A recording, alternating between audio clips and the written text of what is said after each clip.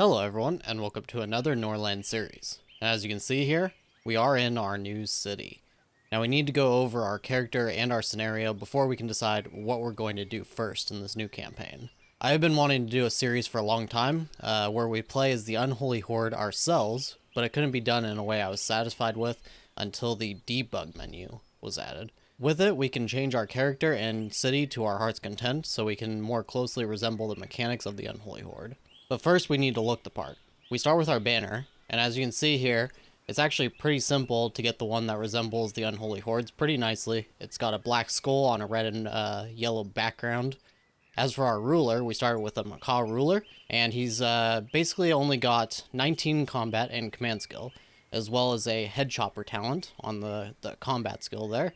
And we used the debug menu to actually do all this. You can pretty easily do this.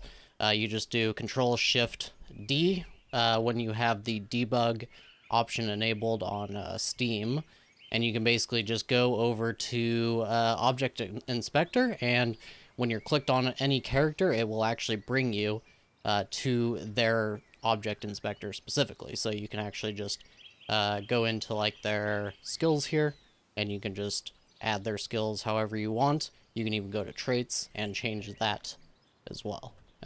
From here, it's all about giving ourselves a balance between the difficulty that keeps the game interesting, while also giving enough of the flavor that makes the Unholy Horde uniquely intimidating. For our purposes, we of course went with the hardcore difficulty. We disabled Ragged Ones and Prophecies, turned on Old Grudges for higher xenophobia, and increased our Iron Mine capacity.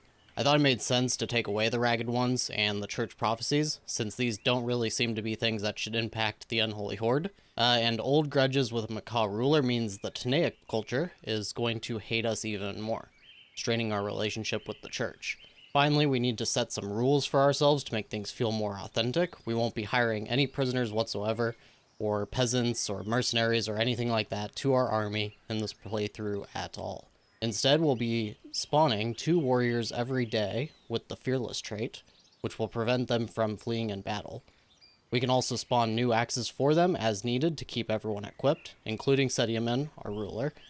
But we can't sell any of them, of course, since that would be a little bit of a, a cheat, to just spawn a bunch of axes and be able to sell them all the time. And as for conquering new lands, we can only do this by using sudden attacks. So you go to the aggression and burn to the ground here. And we would have to burn our cities to the ground. In order to actually take control of them, we will settle the ruins. But we can only do that basically as a stepping stone towards another city. So for instance, or in other words, we would need to sweep all of the cities in our sphere of influence here, destroy all of them first, and then we could capture one of them to extend our range to be able to attack a further city, basically. I thought this would be a good way to prevent ourselves from snowballing too hard. If you have watched the previous series, you know that having vassals basically means that you get a bunch of tributes, and it makes it pretty easy to just acquire endless amounts of gold. That will make the late game a little bit less interesting. So with all of that out of the way, we can pretty much get started here.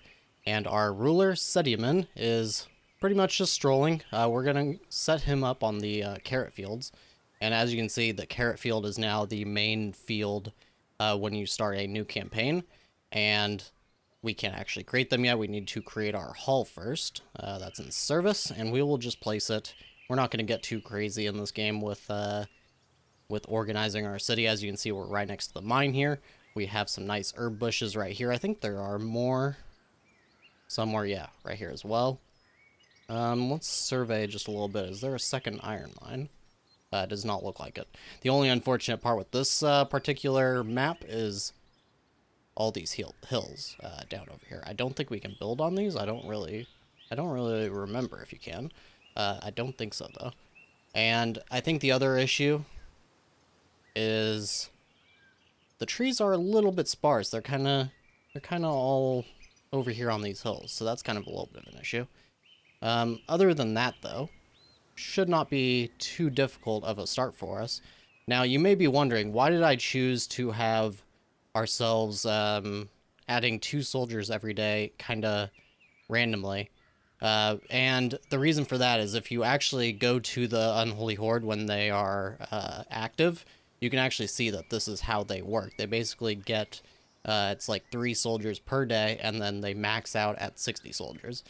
So I thought instead of giving ourselves a cap like that, that we would just do 2. I could have done 1, and I figured then it would make the series a lot slower. Maybe after 100 days, we have 100 soldiers, right? But the thing about that is after 100 days, that's going to take 30 plus episodes. And then if we lose any of those soldiers in battle, then that won't even be nearly enough to take everything over. So I thought 2 was a nice little middle ground if we do not have a cap, but we do not have the minimum amount of soldiers being gained. So either way, we are not going to add any soldiers today. We will start on day 1, and then we will add 2 every day from then on. But yes, we have carrots, and we are going to pretty much just speed along and let Sediman, do his inspections and let these builders get this hall ready. Now, it appears that Mastok, must be these guys, are actually trying to already take over Kalen. So that's going to be kind of interesting to already have a kingdom near us, especially because if we burnt Kalen to the ground at any point, it would cause them to really hate us. But actually, on that note, we're going to have to be strategic a little bit because as soon as we burn down our first city, the matriarch is going to hate us, which means that we are not going to be able to buy anything from them. And I have already tested a little bit, and if you just go and attack people with nothing but axes, you can do a lot of damage for sure. However, if they have any kind of walls or anything like that, or towers with archers in them, you are going to take a lot of damage before you end up hitting your target. And if they have walls, you are basically completely screwed. So you basically need to get some form of armor to make sure that you can protect all of those axemen, rather. And now all of our warriors are going to be level 20 in combat. And the only issue with our army is going to be that we will not have commanders. We will only have Sediman. Beyond that, we will have to hire lords in order to have extra commanders. Now, you could actually, if you wanted to do this, where is it again? Players Town, characters, and you can go here and set that to soldiers. You can set these to knights, and you can spawn them just like that. The problem with this is that these actually count as mercenaries. So after a certain amount of days, you will have to rehire them. I don't even know if you actually can rehire them. I didn't test that. But they will have a contract that expires. At least every single time that I tried it, they do. So I figure that seems like a little bit too much for the purposes of the series, and I figure we will just deal with that little bit of a hardship ourselves. Obviously, after you have 20 soldiers in a squad, you can't add any more. So you will need extra commanders beyond 20 soldiers. So that's kind of what I'm talking about there. So that will be another hardship we'll have to endure. But yeah, that's kind of the gist of what I'm thinking about so far. We're going to need to really build. Basically, what I'm thinking is we're going to be building quite tall with our main city here. Getting very strong, maybe even getting 60 plus soldiers before we go and do any kind of assaults, and just accruing as much light armor and things like that. It's going to be pretty difficult though, because we are Macaw, so the matriarch is just not going to trust us right away. But I think we can make it. I think we can find ways. We'll have a lot of soldiers, so we can be taking out bandit camps left and right. The other thing that we can do is assault villages to take resources. And as you can see, we've got wood here, meat here, rutabaga, that's not very useful, carrots, hops, and more rutabaga. So these are not the best village setups here, actually. At least we can get some wood, which we will probably be low on, and we can also get meat. So that will kind of help us a little bit. Maybe having ragged ones on might have helped a little bit, just to well, not really for any particular reason, but just maybe to level up, like, Sediman even a little bit more, or any other lords that we have, to level them up a little bit quicker. But Otherwise, yeah, I think we just pretty much have to deal with what we have. And we do have the trader coming in, so we will trade with them, and hopefully we can start to buy some armors, or maybe we will just fast track on our own to actually produce them ourselves. Okay, and so here we are at the trader, and of course we're not going to bother with any kind of maces or anything like that because we will have axes, endless amounts of axes. Now, I don't know if we're going to need the paper. We are macaw, so we are trade focused, but I'm not really too sure. I'm not really too sure that we actually are going to need a lot of it. I think we'll hang on to it though for the moment. Let's just look at the researches. And we start with granary, hop field, and beer, mine, and rye field and mill. I don't think we're going to really be worried about producing any hops at the moment. We'll keep the book though, but yeah, we're not really too worried about that at the moment. Let's see here.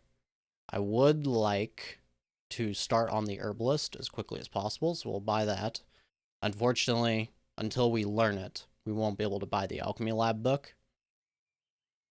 We will also buy... We don't have a lot of money, so we do have to kind of think about this. I think we will just worry about getting our herbalist up and running and then get the alchemy lab. And for the moment, we will just save the rest of our money as much as possible. Yes, I think that's good. Unfortunately, we can't buy any armor yet. What is the relation? 25 that we're going to need. Okay, so we'll just buy this book, and we're going to want to place immediately our library, and we'll place it... Let's place it here. And we're also going to want to place, because I think we're going to be building a lot of stuff.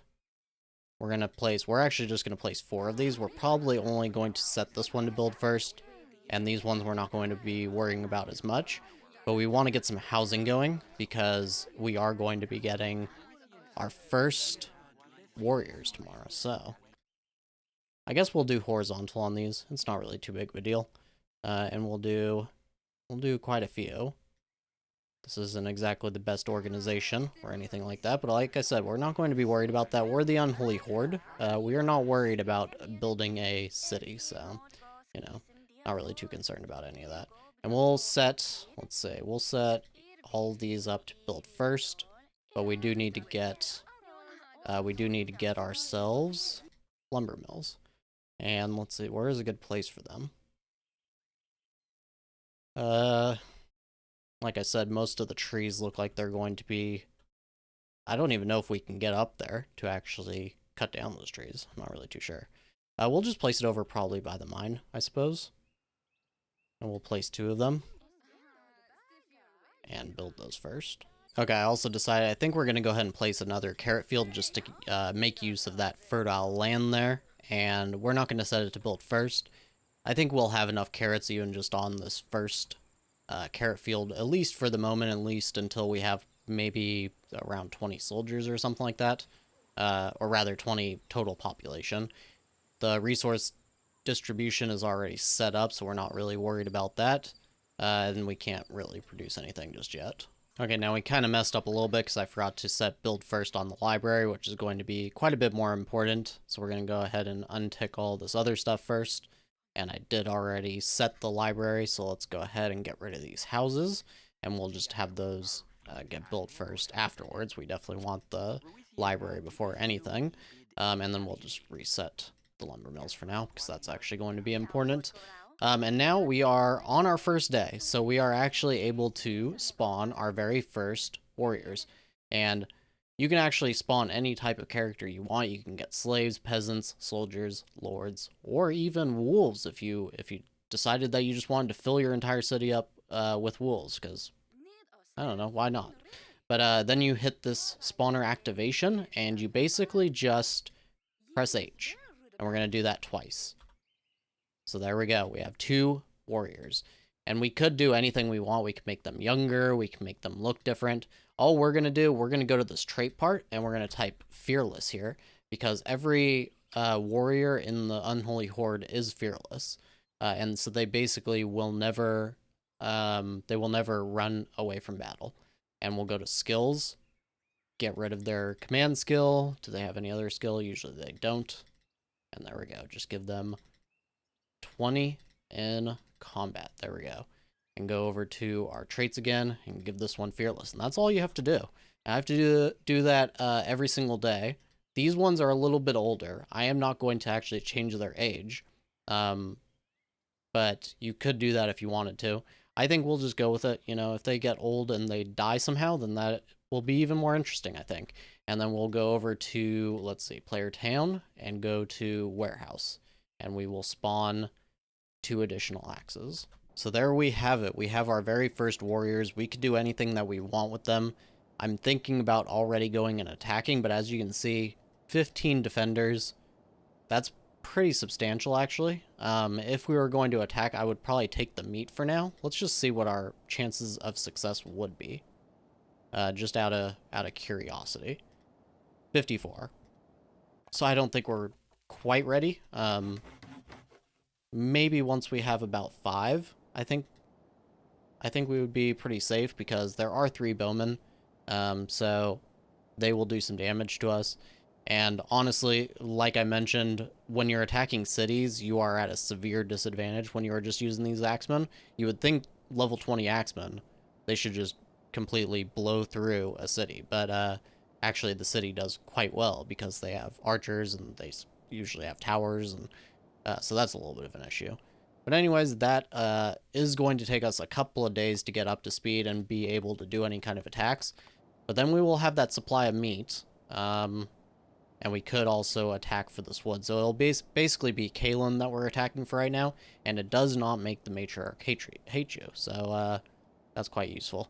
Now, I don't yet see any bandit camps. I think it's going to be day 3 or something like that, so we will have to wait. And it looks like Kalen is going to get attacked pretty soon. That sucks for them. Now our library is completely done, so let's go ahead and get started right away on the herbalist. We'll set the auto learning. Of course, setting him in is quite stupid, but he is learning quite fast. And that's of course because those first levels are just very, very low experience points, but hopefully his intelligence skill will go up pretty fast. And we'll set him up on that. And how far away is that? 15%, okay. Not going to get done today, but tomorrow it will. Now, we're going to go ahead and get rid of these roads here, and we're going to go with something a little bit darker, I think. We're going to go with the dark stone. It doesn't really look that good. I wish they would have maybe just not done all the stone here, because look at this. Personally, I don't think this looks very good together, and you can't override it. So, I mean, the hull looks amazing, don't get me wrong. But it does look a little bit strange. And we'll just have to deal with it, of course. And we'll just do another road down this way. And maybe something like that. That's probably enough road for right now. Okay, now here we are at the trader. And I'm actually thinking we might buy a couple of medical cells just because once we do start attacking, we are going to get injured quite a lot. Like I mentioned, that's just kind of a thing that happens. You take a lot of damage. 5 is just not going to be enough. And at certain points, the medical cells do go up, and I don't really want to risk that, so we will just buy the 3 for now. We could get the Macaw trade. That minus 15 threshold for trade routes could actually be quite useful for us, so that we can still do some amount of trade routes. The goal is going to be to try to make medical cells and sell them. That'll be the first goal. And then we will probably try to make our own armor. That will be the next sort of goal. But we can't really do anything else right now. 360, that's actually pretty expensive. We could sell maybe a couple of paperback, or maybe we just don't buy the medical cells yet. Yeah, 209. I don't know, let's look really quick. What is our relations with everybody? How badly does everybody hate us? Actually, we're pretty neutral, it looks like. Is that neutral with everybody? Okay, these guys don't like us. Sophia doesn't like us. That's just because of culture, though? Okay. And as far as buying and selling and things like that, it's rye and flavorful ale. Wait, hold on. Okay, there's a little bit of a disconnect there. Wait, hold on. Wait. Am I clicked on the wrong... Okay, I'm clicked on the wrong city still. Okay, I was on Sophia. Okay, I am blind. Okay, so rye and flavorful ale there. Iron and flour, rye, and moonshine. Okay, so I don't think we're going to be doing any of these trades right now. We don't really need any of this stuff. We definitely could try to sell flavorful ale, though. That could be an option. Okay, let's go back here.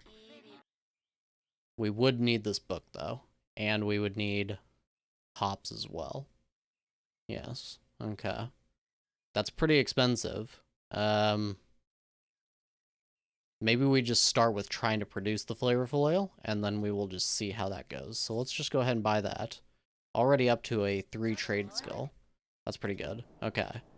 So that's basically going to be our first goal, I guess, is to try to get enough flavorful ale to sell to Sophia. And that means we do not really want to burn any of their cities, villages, rather. Looks like somebody did, though. Because they only have rutabaga anyways, and we don't want to upset them too much. Minus 30. I'm wondering if we could raise that pretty easily. Offering 5 paper, actually. That might be worth it. We're not going to do any peace treaties in the series. I think that's kind of cheating. We're the Unholy Horde, so we'll just probably skip out on any kind of peace or anything like that. But trade routes. Trade routes seems like something we could do. He's trying to learn. Maybe we wait until we get the herbalist done so that we can start harvesting the herbs first. Okay, now I just realized our warriors are quite upset. We do not want them to defect or anything like that, so we're going to hit priority to warriors on this house, and we'll start to also get these built first as well. Like I said, we want to set up this camp first. Finish the lumber mill, yes. Not too worried about that carrot field. Okay, so build first, and do that on all these as well. Okay, so it is day 2, and we spawned our next set of warriors here, and we also spawned our axes. There we go, and we are now at a total of 4. Unfortunately, that means less of our residents are able to be housed because we do not have enough housing yet. But hopefully they will get through a lot of building today. I'm hoping they will build this camp. Are they still working on the lumber mill? Yes, okay. So now they should be working on, hopefully, this builder camp next. Yes, okay, they are. Okay, so that's good. And then, yeah, once they get that done, hopefully they can get through these houses pretty quickly. And now we do have our first bandit camps cropping up. We also have a peace treaty from Sophia. That would actually be very useful for us right now. We're not going to do it, though, for the reasons I mentioned, that we are not doing a peaceful run here. Now, I think that this camp might be a little bit too much for us, but I do really want to try the other one that only has 3 soldiers. I'm just thinking, let's take a look, right? 80%. Like I said, if they have bowmen and they have 2, it could hurt us. It could really hurt us. 87 here, though, so we'll go and attack that one.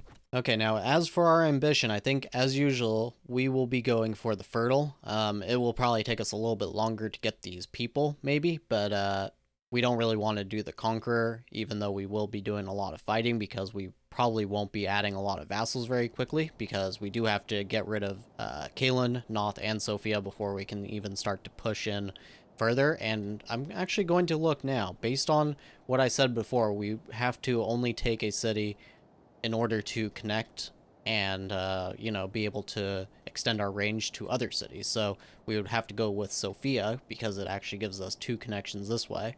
Now, we could cheat and say we'll take Noth, and then we'll, you know, take these guys down and add them in, and then we can also add Sophia in, but path of least resistance, basically. So we would have to take Sophia, and then we would take these guys, and it looks like we would have to take this one as well, I think. Or no, we could actually take this one.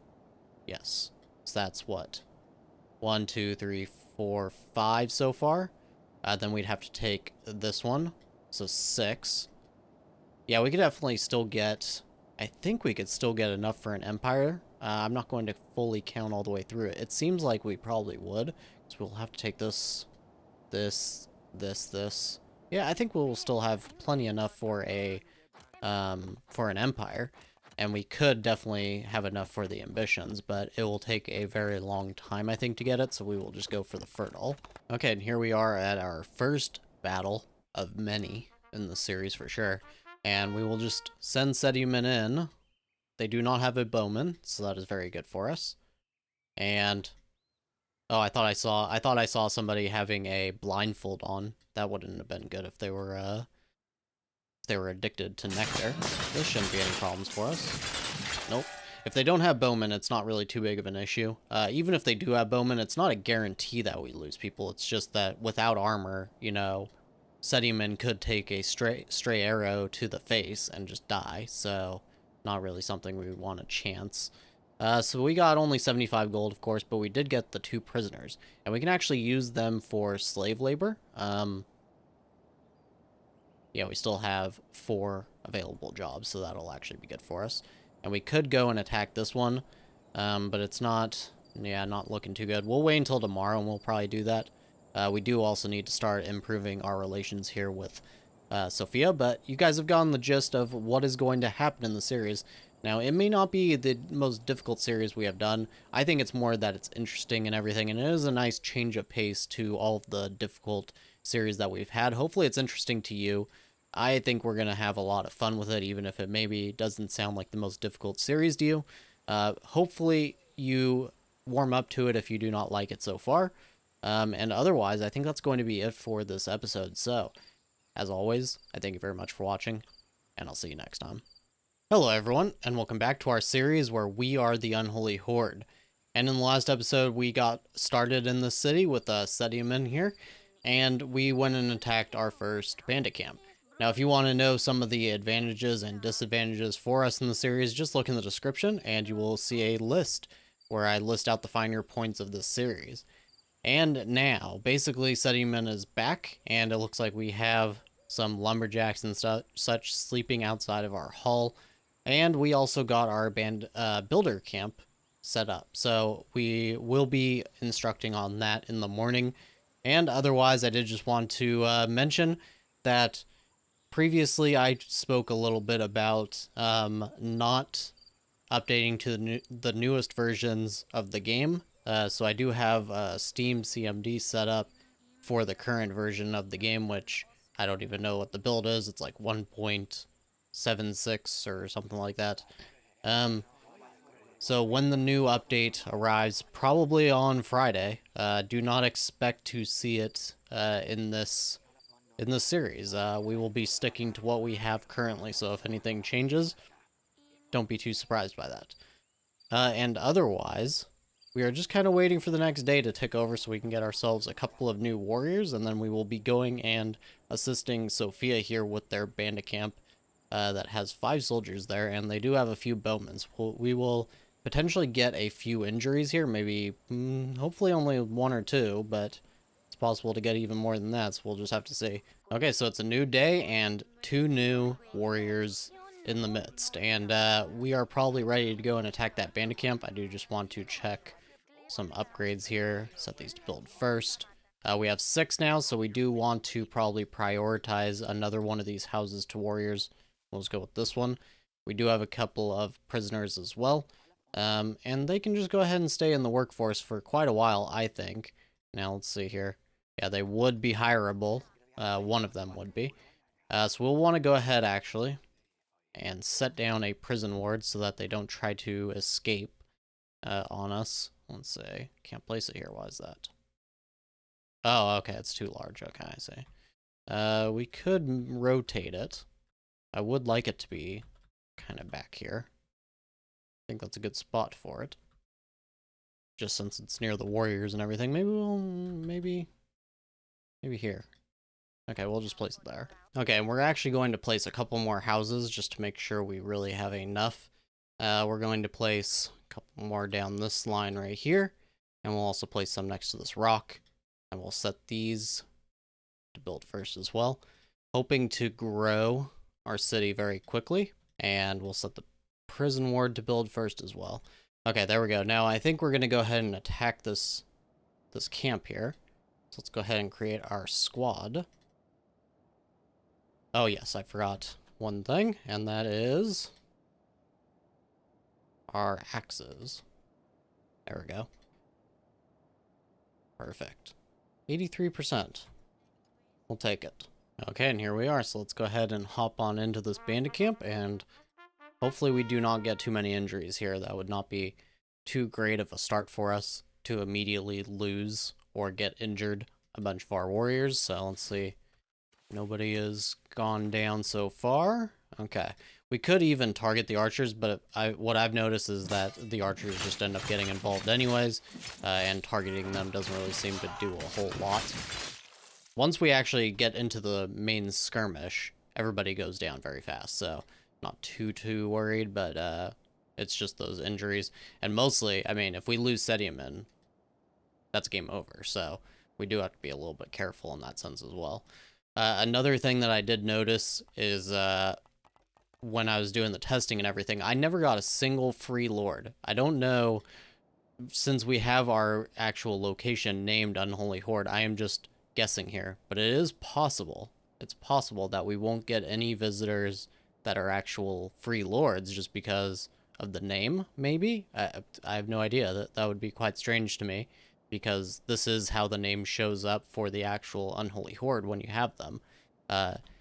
You can go to your player faction, and you can see right here, this is exactly, I think, how it displays. So it's possible. I don't really know. It would be quite funny if just having the same name prevents you from getting free lords somehow, but we'll just have to see. We haven't gotten any so far. Okay, and luckily for us, we were able to just make it to the trader in time, just minutes before they leave. So we'll go ahead and sell these bows and these maces and these spears, because obviously we do not need them.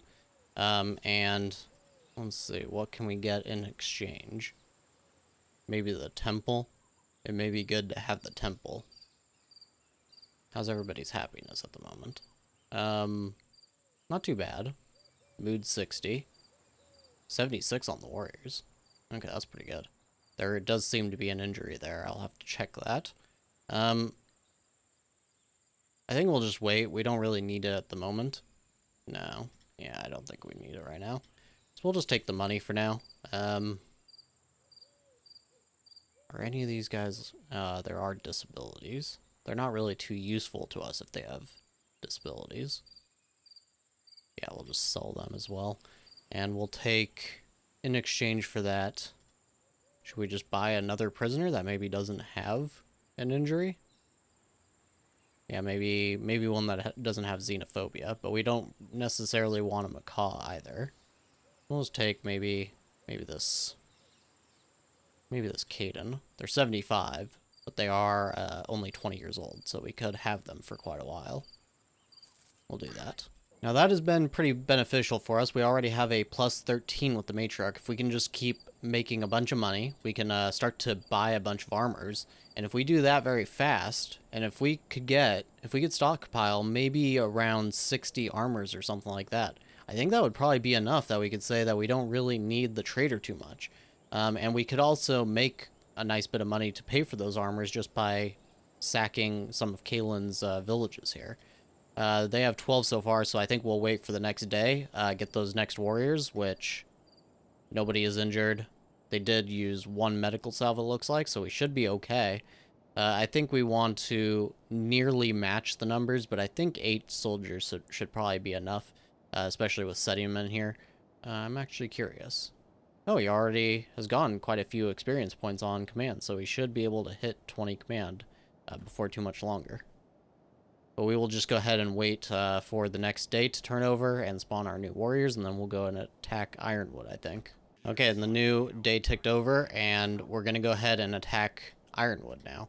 I could actually let Sediaman do his inspections first. I might go ahead and do that. He's contemplating his destiny. So we'll go ahead and do that, and we're going to go ahead and start upgrading these as well. But we're going to go ahead, we're going to set another camp to build first, because we actually want to probably build this stuff just a little bit faster. And which one of these do we prioritize? This one. Okay, so we'll build that one. We want to get it to 6 residents pretty fast, and set that one to upgrade as well. There we go, we have the prison ward, that is good. Build these first as well. Okay. Or not build them first, but just upgrade them. Okay. Oh yes, that's right. You can't even upgrade the lumber mills anymore. Okay, so let's go ahead and wait for Sediaman to finish up these 2 inspections, and then we'll go and attack Ironwood. Okay, so we're done with those inspections. So let's go ahead and raid this village here. And we will send everybody. And I think yep, I forgot the axes again. Auto those, and there we go. 74%. Okay, that is not as good as I hoped. That might be a few injuries. Is it the same here? This one has 15. Do they have... oh, they have 3 bowmen. Okay. That could be a little dangerous. Maybe we should wait another day. Yeah, I'm not really sure I want to necessarily risk it.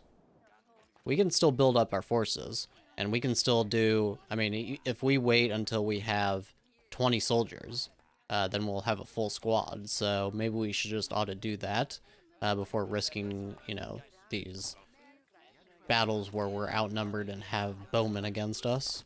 So we'll just go ahead and wait one more day, I think, before we actually go and do that attack. Okay, and here Sediaman is being coronated as the king of the Unholy Horde here, and now he's gonna go drink some beer, and he is actually bloodied a little bit, it looks like. He doesn't have any injuries. He kind of... Maybe I'm wrong. It looks like he's, like, bloodied there. Maybe it just hasn't updated or something. He is also malnourished. I don't really know what that's about. This is one of those bugs that I mentioned that seemed to happen, I think it was after the big summer update, where they just don't really seem to want to feed themselves. And you can't see their needs anymore, so you just kind of just have to hope that they will eat at some point. Maybe it's just that the threshold for malnutrition is lower or something like that, so it looks like they're malnourished, but they're actually okay as far as the game is concerned. I'm not really too sure. Either way, he went and drank, and now he's not even worried about eating for some reason, which is, yeah, just a little bit strange. Okay, and so another new day, and so we have 2 new soldiers, and this time, in case you were wondering, I did remember to actually spawn the axes for ourselves. So we are, I think, ready to go and attack one of these. I think we're still going to go for Ironwood first. We also want to go for Oaken Shield, though, because that will give us a supply of wood. Now, we could wait, like I said, until we have 20 soldiers, but I think we will wait until we have 20 soldiers to really go crazy on attacking things. Like, we will probably start attacking Noth constantly as well, just to get their carrots and I guess their rutabaga, so we can make moonshine, I suppose. But we won't go too crazy yet, but we do want to go ahead and get this sacked so that the timer starts for it to be rebuilt and everything. We want to basically get as much meat as we possibly can, I think. That will make everybody nice and happy in our city. So it's saying 77%, not my favorite, but I think it'll work. Okay, and while we wait for Sediamen to make it over to Ironwood, I think it's time to start placing a few warehouses, because we are over the capacity already on resources, and we don't want everything to keep spoiling. And it'll also help us with the war supply limit anyway, so we're going to place them, let's say, probably just over here. It's not too big of a deal. Cancel that one. And we're going to end up needing a lot of them, because I don't think we're going to go too quickly for the granaries and things like that. It's just not something I'm too worried about. Because these actually, I think they have 20 slots or something like that for war supplies, yes. And otherwise, I mean, the granary is only basically useful for the vegetation. I think it's like 200 or something vegetation, so not even that much faster. So we'll just go ahead and have a bunch of warehouses probably in this line. Just keep it going that way. We're not going to have too many production buildings, so I don't think it's going to be too important really to have them near production sites really. And these lumber mills are pretty close to the hall as it is, so I don't think that's too big of a deal either. Okay, so here we are at Ironwood, and let's go ahead and run on in. Is it still just the 2 bowmen? I think it is. Oh, 3. Okay. So let's see if we take a lot of damage there. It's not looking too... Oh, wow, somebody looks like he just got injured, potentially. Oh, somebody might have straight up died. Okay, yeah, that's not too great. Okay, so of course, Callan has become our enemy, but it does not affect the matriarch's relationship of us, and we got 13 meat, so we will be happy about that. And we could let Sediamen be the only one to eat it, but I'm not really too worried about it. I think we will just go ahead and give it to our warriors, basically. Keep them nice and happy. I don't even know what their mood is at the moment, since none of them are home. We'll go ahead and check that out once they get back. Okay, so we made it home, and we're gonna go ahead and set Sedium up on his new instructions on the field and stuff like that. And we also need to start upgrading these other houses. Okay, that looks good. And we still have a few homeless, it looks like. The day ticked over, so we went ahead and spawned our new warriors. Look at that, 74 mood. That is absolutely perfect. Our army is our jewel in the series, so we absolutely have to keep them super, super happy. And I was wrong. As you can see, we already have a free lord. She is 35. I'm almost thinking that we should try to marry her and have a child, just to really make sure that we do not have a game over situation. We can already flatter her, apparently. I didn't even know this was a thing on Free Lords. Let's just go ahead and hire her. 225. Okay. We will do that. She's 35, so we don't have very long to have a child with her, but it is something that we can do. So, either way, go ahead and get her hired, and then we will try and turn her into one of our actual lords. Okay, so let's see. She is homeless, of course, but we can grant her a title immediately. But she is a little bit of expensive, so hopefully we will be able to get some camps again soon. And we do also have Kortumra here as our priest, so we will want to try and keep a decent enough relationship with him. We'll go ahead and put his house just pretty much up anywhere. Probably at least one line backwards. Maybe, yeah, we'll just place him by the lake. You can just have your house by the lake. There we go, that is good. Kind of out in the boonies a little bit. Keep you out of our way, hopefully. And we will go ahead and set up a marriage here with Sedium. Perfect. And unfortunately, there was a dog merchant. I didn't have a chance to buy that dog. It's probably fine, though. Sedium's mostly happy, so I'm not really too worried about that. Okay, and Polima and Sedium are now engaged, so hopefully they can have a child and continue on the Sedium name here in the Unholy Horde city. So I think that is where we are going to call it. We do have the trader. I'll go ahead and send that, and it looks like Polima can actually be our new trader. That is pretty good. And actually our manager. Let's go ahead and move her over to everything as far as management goes as well, since Sedium is going to be out on campaign quite often. Was there anything else? Just these lumber mills and the hall. Yep, okay. And then intelligence on her is 3, actually. So she's not much smarter than Sedium. We have a bunch of stupid warmongering kinds of people in this city here, so not too surprising. If we're gonna go for flavorful ale, we might want to get hop field and beer first. It will actually help us to learn anyways and get a higher intelligence skill, so we'll do that. And otherwise, that's going to be it for this episode. So, as always, I thank you very much for watching, and I'll see you next time. Hello everyone, and welcome back to Norland, in our series where we are the Unholy Horde. And in the last episode, we actually started doing raids on Kalen over here. I think it was Ironwood was the name of this one, and we got a little bit of meat that we gave to our warriors.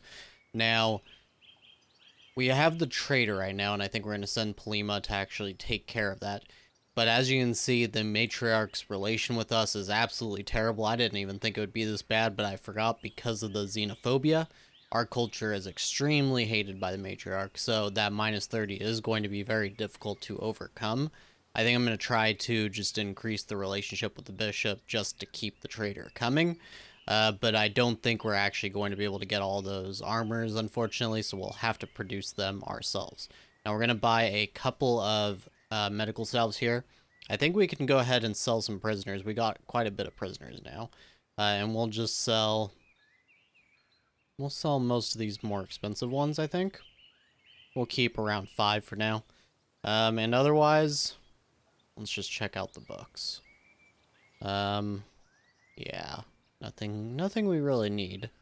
Yeah, we probably won't need the training ground almost at all in the series because of our warriors being so strong already. And sell off those weapons. There we go. And that's looking pretty good. Okay, so we'll probably wait until the next day, and we'll go ahead and go and raid Oakenshield. And we do need to do that because we actually are low on wood. We could make another lumber mill Yeah, we could actually do that. Let's see here. Let's go ahead and do that. Lumber mill. We'll set it. I don't know if this will, like, I think that'll block it off, kind of. So we'll just set it maybe here. And build that first. Okay, so we'll have 3 of those. Yeah. And then we'll just wait for the next day, and we will get our next warriors. And nobody has injuries, so that's pretty good. And then we'll go and do another raid. And there is also actually this bandit camp, so maybe we should take care of that first. It's probably a little bit stronger. Yeah. Oh, and they actually have crossbowmen. Okay. So we'll attack this camp first, and then we'll attack Oakenshield. Okay, so another new day, and we got ourselves our next warriors. So let's go ahead. We're going to wait for Sediamen to finish his deeds here with Polima, who I think is pregnant. Yes, she is. Okay, that's perfect. And we'll actually let him go and flatter the priest. Now, for a second there, the matriarch relationship was down to -11. I'm not really too sure what just happened. It's back all the way down to -26, so that's a little unfortunate, I guess, just because they hate each other again. It only lasted for like a second. Let's see here. Go and do the flattery, and then we'll go ahead and go and attack that bandit camp. Okay, so that didn't really seem to help at all either, so we could gift him, but Sediamen doesn't really have a whole lot of gold, so the only other thing we can do is just try to spend time together. We could even do, like, play dice. Yeah, I don't actually think that this improves relations. No. Okay, it doesn't. Oh, wrong thing there. Alright, it's bedtime, and we'll do that. He has low manners, though, so that makes it quite difficult. We can just keep having Polima, I forgot what it's called. What is it? Praise. We can have her do the praise thing, and she can praise Sediamen to Cortumra, and in so doing, that should increase their relationship a little bit, or at least how Cortumra thinks of Sediamen. But it's not very consistent, but it's pretty much the only other option that we actually have. And he is actually planning a conspiracy now, apparently, so that is going to make things even more difficult for us. Yeah, so unfortunately, because of the -30 to the culture, it seems like it's going to just be very difficult to make this work. Even if we did like a duel, I think this does make a difference, but I don't know how big of a difference. And as you can see, Cortumra still has an axe, and he also has heavy armor. But he is quite a bit weaker than Sediamen. Maybe we should try to do this. Let's try it. Okay, so their duel has begun. Let's see how this goes. Now, Sediamen is quite a bit stronger, but he doesn't have the armor that Cortumra has, and he's already injured, so that's looking pretty bad. It doesn't really matter if he loses, I don't think. I think that Cortumra will still get a little bit of a boost, just because they dueled in general. But I don't remember if it's a actual bonus thought, or if it just removes some amount of the negatives. I don't really remember how that works. We'll go ahead and see. Oh, and he chopped his head off. Oh, okay. Well, that was unexpected. He is the head chopper. I didn't know it was 100% chance. Maybe it isn't 100%, and that just accidentally happened. Okay, well, that did not exactly go according to plan. So, hopefully I think the matriarch won't get upset about that, because it was an honorable duel and everything. Wow, that was quite funny. So I think he's turning Polima into a puppet now. So let's go ahead and attack this camp now. And unfortunately, some of our warriors are quite upset. Why is that?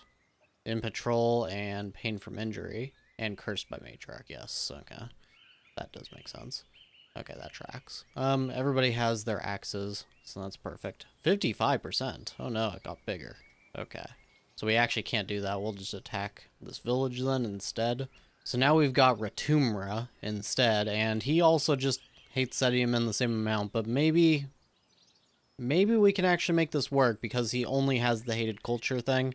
He doesn't seem to have just a totally negative opinion.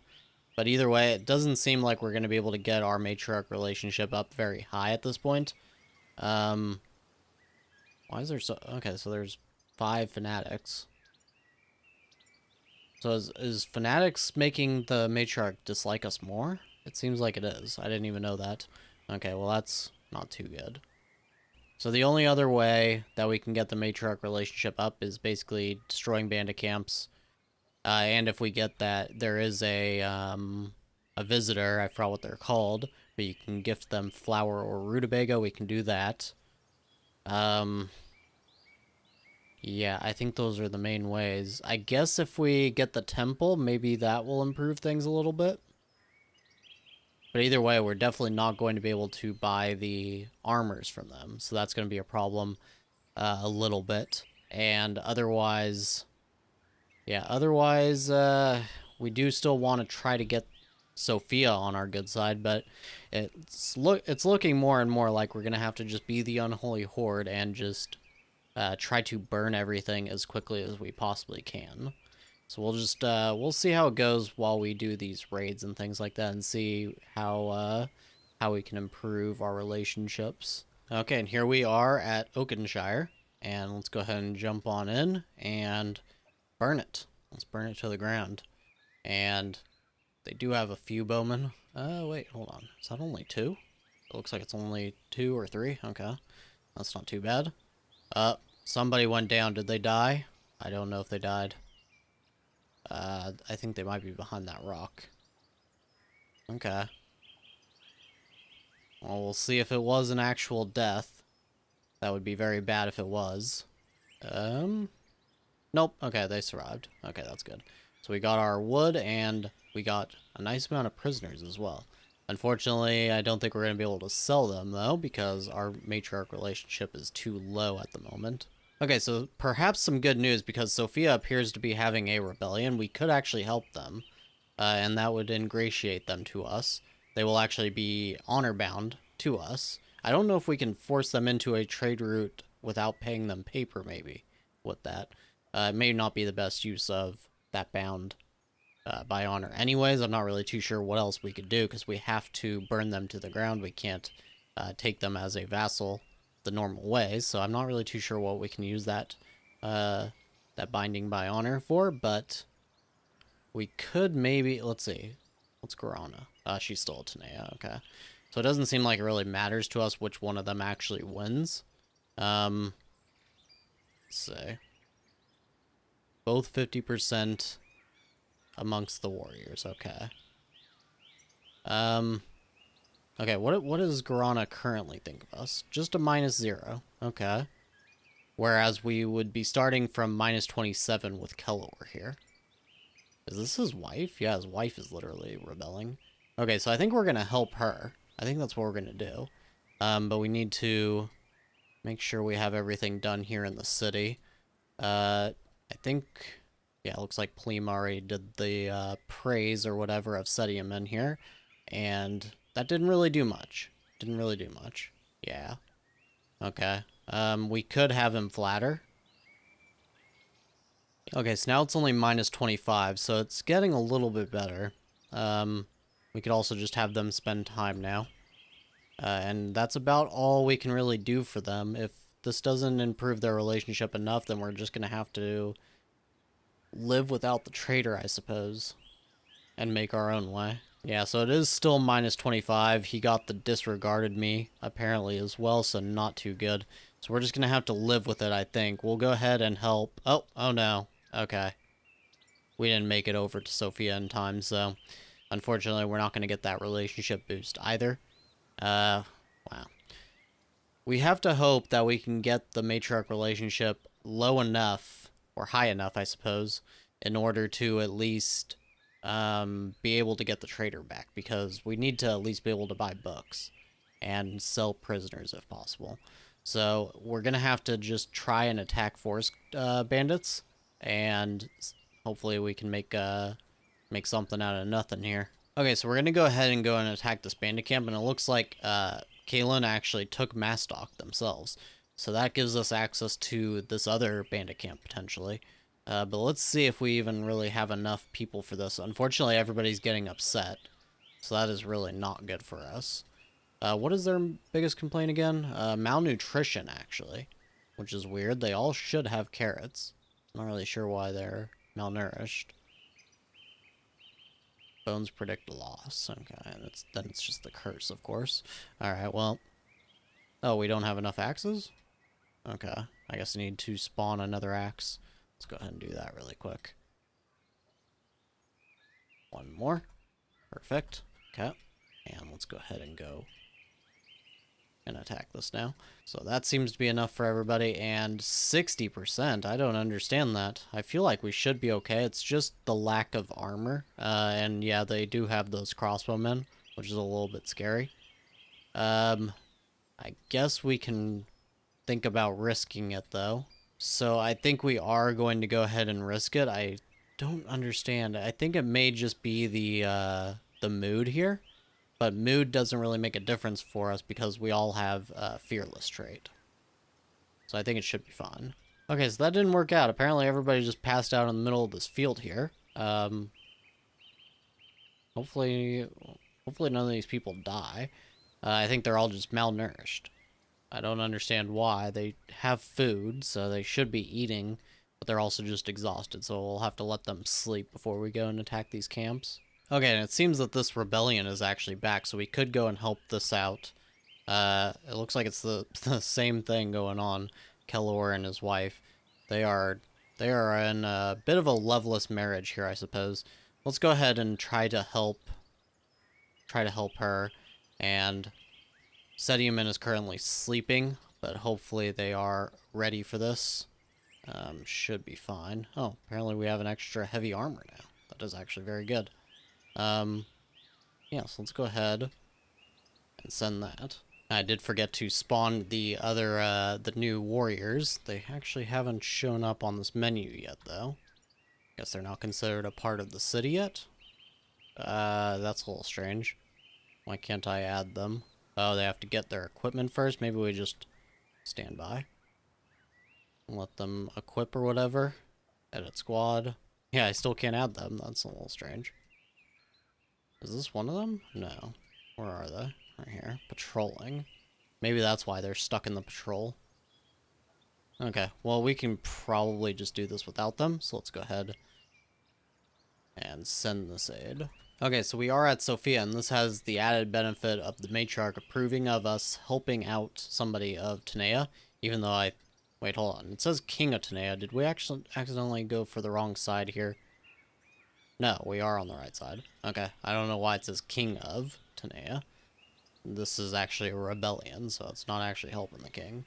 But either way, it seems to actually affect the matriarch the same, so that is very good for us. Let's go ahead and just run on in here. They don't even have any bowmen, nope. But they do have people with armor, it seems like, so that is definitely going to cause a little bit of problems. Oh no, and see, more malnourishment. They need to fix that. That's gotta be why, and they're also just exhausted. I don't understand why they will not sleep before going to battle. I don't really understand what's happening there. And we may have lost a few people. Hopefully, no. Okay, they just kept falling asleep in the middle of battle, so that's not good. Now, as far as this Debt of Honor, what can we do with it?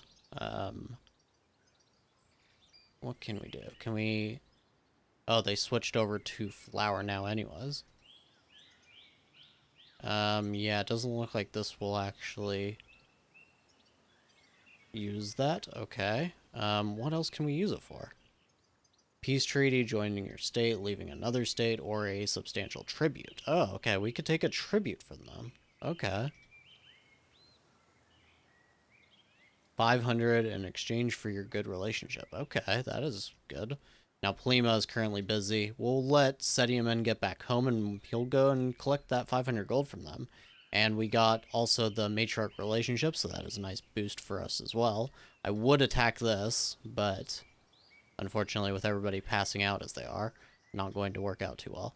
Now, one thing we could do, and it would be a little bit cheap, but we could actually pass the crown over to Ratumra, and then, since he's Nameia, the matriarch wouldn't hate us so much. We're going to hold off on it, but it will be a last-ditch effort if we absolutely cannot get the trader, because we do not have enough knowledge, so this is just not going to work. I guess having the old grudges xenophobia modifier for the game is probably not a good idea when you're playing as Macaw, because, yeah, it just causes the matriarch to hate you too much, and there's really nothing you can do. Even when we're playing as the Unholy Horde, it's going to be very, very difficult to get anything done if you have zero access to the trader. Now, we also have the minstrel here. We're going to go ahead and pay for the heroic song here. So as you can see, we are still just having malnourishment across the board everywhere. I don't understand why. There is food in all of these houses. There is something bugged, and I do not understand what it is, what it could be. Let's see. Sediaman, he's not malnourished anymore. Neither is Polima. But I do not understand why the peasants are not eating. Let's check. Maybe there's something going on here. We don't have the meat, so we'll just cancel that, I suppose. Maybe we should just undo all of this and set it up ourselves. Every day, peasants, carrots, yes. Every day, warriors, carrots. Every day, prisoners, carrots. Every day, unemployed, carrots. Carrots for all, come on. Come on, guys, eat your carrots. So hopefully that will fix things, but I'm not really too confident about it. Either way, we do have our child, and they are also Macaw. Are they good at combat and command? Not so much, but we'll see how they develop. We'll need to actually have them educated by Sediamen just to make sure that they don't end up becoming a Varn. Although, I guess maybe we would prefer them to be a Varn. Yes. Let's actually switch this to Polima. Now, I only picked Macaw because I thought it would be cool to be against the matriarch, but it's not looking like it's the best idea. And as far as the Unholy Horde and the actual game goes, they will just kind of be a random culture anyways, so I'm not really too concerned about it. So either way, we'll just go with this, I suppose. Now, unfortunately, despite our help, Sophia has come to hate us, which is rather unfortunate. We're going to go ahead and collect that tribute, though. Which, here it is. Sediaman. We'll have him do it. And then we'll probably go and attack this camp, or maybe one of these weaker ones. Not too sure yet. Okay, now we did get lucky because on the one day that we didn't have a -25 matriarch relationship, we got the traitor, so that's going to be very good for us. We'll probably deal with this in the next episode, and we also got Shipka here, and she is actually a pretty good commander as well, so we'll be hiring them for sure, and we will just take care of that now as well. And then we will definitely be taking out more bandit camps, and it looks like maybe we can survive with the Macaw leadership. It's possible. It's going to be very difficult, though. And yeah, otherwise that is going to be it for this episode. So, as always, I thank you very much for watching. I'll see you all in the next one. Hello everyone, and welcome back to our series where we have invaded Norland as the Unholy Horde. Mwahahaha, yes. It took me about 100 takes to get that evil laugh perfectly. I hope you guys think that it is very good. No, just kidding.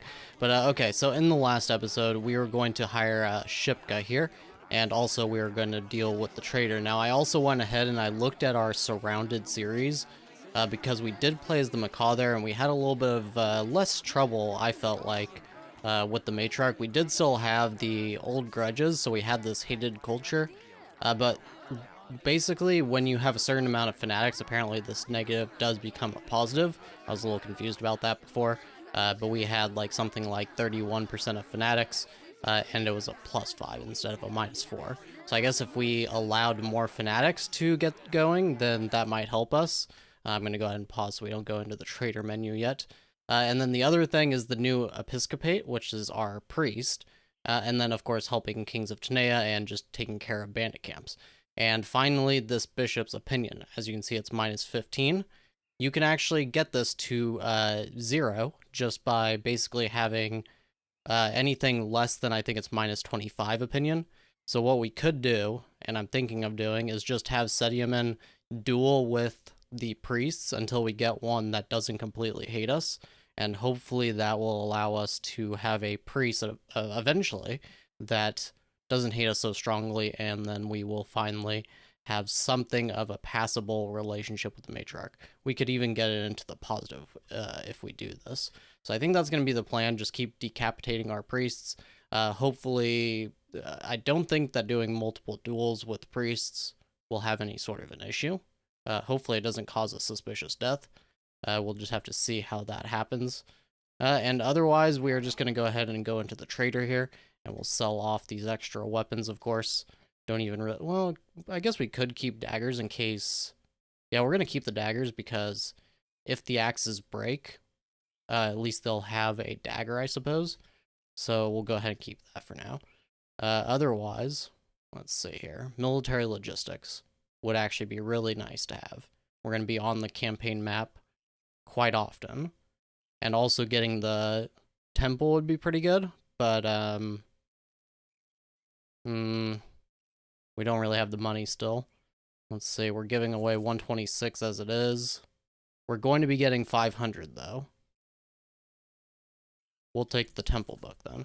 We are going to be getting that 500 because Sediaman is on his way to Sofia to cash in this debt of honor. So I guess we can go ahead and do the temple book as well. And let's see, how's Lima doing on Hopfield? Okay, we need her to finish this hiring and basically go straight back to studying. Okay, so Plima is studying now. We're going to go ahead and place another Lord Townhouse here. And I don't think Shipka... She is a pretty good manager, actually. Okay, so we do want this to be somewhat close to the actual city. We'll just place it... let's see here. Maybe something like this. It won't be permanent. Even like right here, since the warehouses don't really need to keep going down, we can just keep them going sideways. But maybe we should leave. Are these 3 high, or are they? Yeah, they're 3 high. Okay. Back to housing. Lord Townhouse. Okay, so we could give enough room so that we could place another row right there. Yeah, I don't think it's really too big of a deal. We just want her to be somewhat close. And then we'll go ahead and let her take care of some things. I'm not really sure what yet. It's probably not super important. I think Plima has 10 things she's taking care of, so maybe even just like the hall. Or just the warehouses don't need it anymore, that's right. Okay, so I guess we'll put Shipka on the hall for now. And Plima just needs to keep studying and get this Hopfield and beer done so that we can move over. I think we'll go with the military logistics first, just because we are going to be doing attacks so often that'll probably be the best for us, and then we'll go for the temple. Okay, now, hilariously, Guarano is actually offended by sending us money, even though, I mean, this is, you're the one with the debt of honor. You didn't have to feel like you had to give us the money, but they do, apparently. So, okay. This says supported a rebellion, child's enemy, and hated culture, so we still have a negative relationship with them, but it doesn't seem that taking that money from them actually ticked them off, even though the flavor text says so, and it's not actually necessarily true. So we're going to get home, we're going to have Sediaman probably duel with Retumra here, and hopefully kill him, and then we'll hopefully get a better priest. And then we'll go ahead and start sending out, it looks like we have a village defense here from Sofia. Really, Sofia? Really? Come on. I would think it would be Kalen, because they hate us quite a bit. Yeah, well, okay. I guess we'll have to deal with Sofia trying to attack us, which I'm not really too happy about. But I guess maybe if we knock them down a couple of paces, maybe they'll be a little bit more open to having a good relationship with us. Okay, so they are dueling now, and let's see how this goes. So far, Sediaman, oh, he just got a big injury right there. Okay, never mind. This should be over now. Retumra lost his axe. Decapitated? Okay, perfect. He didn't lose his axe either. So let's see. No suspicious death, it looks like, at least so far. So let's hope we get a better priest that doesn't immediately hate us. And look at this. He hated him completely, but now he's dead, so he has actually a high opinion now of the person who murdered him. So that's good. Okay, so we have hit day 11, so I went ahead and hired 2 more warriors, and as you can see, Sediman is sleeping in today. I'm going to let him sleep a little bit longer. He was exhausted from that fight with the priest, and once he wakes up naturally, we'll go ahead and head out. I think we're going to go ahead and attack probably this camp of forest bandits, maybe. There's 11 of them, though, actually, I just realized. Okay, that is pretty strong. Let's see, who has the least amount of bowmen? That's going to be kind of important for us. Yeah, this one has a lot. This one probably does as well. Okay, yeah, so we're probably going to go for this one. I would have liked to take this one out so Sophia would hate us just a little bit less, but it looks like that's not going to be in the cards just yet. Maybe another day or so. Shipka can actually send out a squad with us as well, due to her combating command skill, and we should probably actually go ahead and grant her a title right now before I forget about that. Of course, he woke up to do that, so we'll go ahead and let that go through, and then we'll send Shipka and Setium in to attack that bandit camp. Okay, and that worked out perfectly, so we have our second Macaw ruler here, and she could actually also go and settle some ruins for us at some point once we take over Noth, Caitlin, and Sophia. So we already have our next, basically our first vassal kind of prepared and all that. So let's go ahead, send Setium in, with a max army, of course. And where's all their axes? Okay, I guess I have to spawn a bunch more axes. They must have gone destroyed, or maybe they have them in patrols right now. Let's take a look at that. Where are our warriors? Are they carrying? I don't even really see a whole lot of warriors in this area at the moment. That's not one either. Okay, well, I'm really not too sure. I guess I'm gonna have to spawn a few more. Okay, so I just went ahead and spawned 20 extra, and as you can see, we still have 9 extra. I'm okay with that. Obviously, our plan is to just not sell them anyways, so it doesn't really hurt us if we just... or it doesn't really hurt the challenge, I suppose, of the game to just spawn some extras. So we'll go ahead and send these now. It's saying 80%. We should be okay, though. Quite a big horde here, you know, so to speak. A little bit of a pun there for you. Okay, so as it turns out, Sophia actually sent this attack rather quickly, so we're going to have to defend Moonvale before we can go and attack that camp. Just waiting for our squads to get out of the province really quick. Okay, here they come, so we'll go ahead and divert them back over to Moonvale. Okay, so the squad is almost here, and as you can see, it is Guarana. That is their actual ruler, so I'm kind of hoping that we don't kill her, because as far as Nameia goes, she is probably the most ingratiated to us because of that rebellion that we helped support. If another Nameia takes over, then that's not going to help us. They'll hate us even more. So hopefully she actually just stays alive. I would still like to eventually do a trade with them, even if it's flour that they now buy, I guess. Yes. Okay, so that updated, so that does kind of hurt us. We could also just maybe sell them moonshine instead.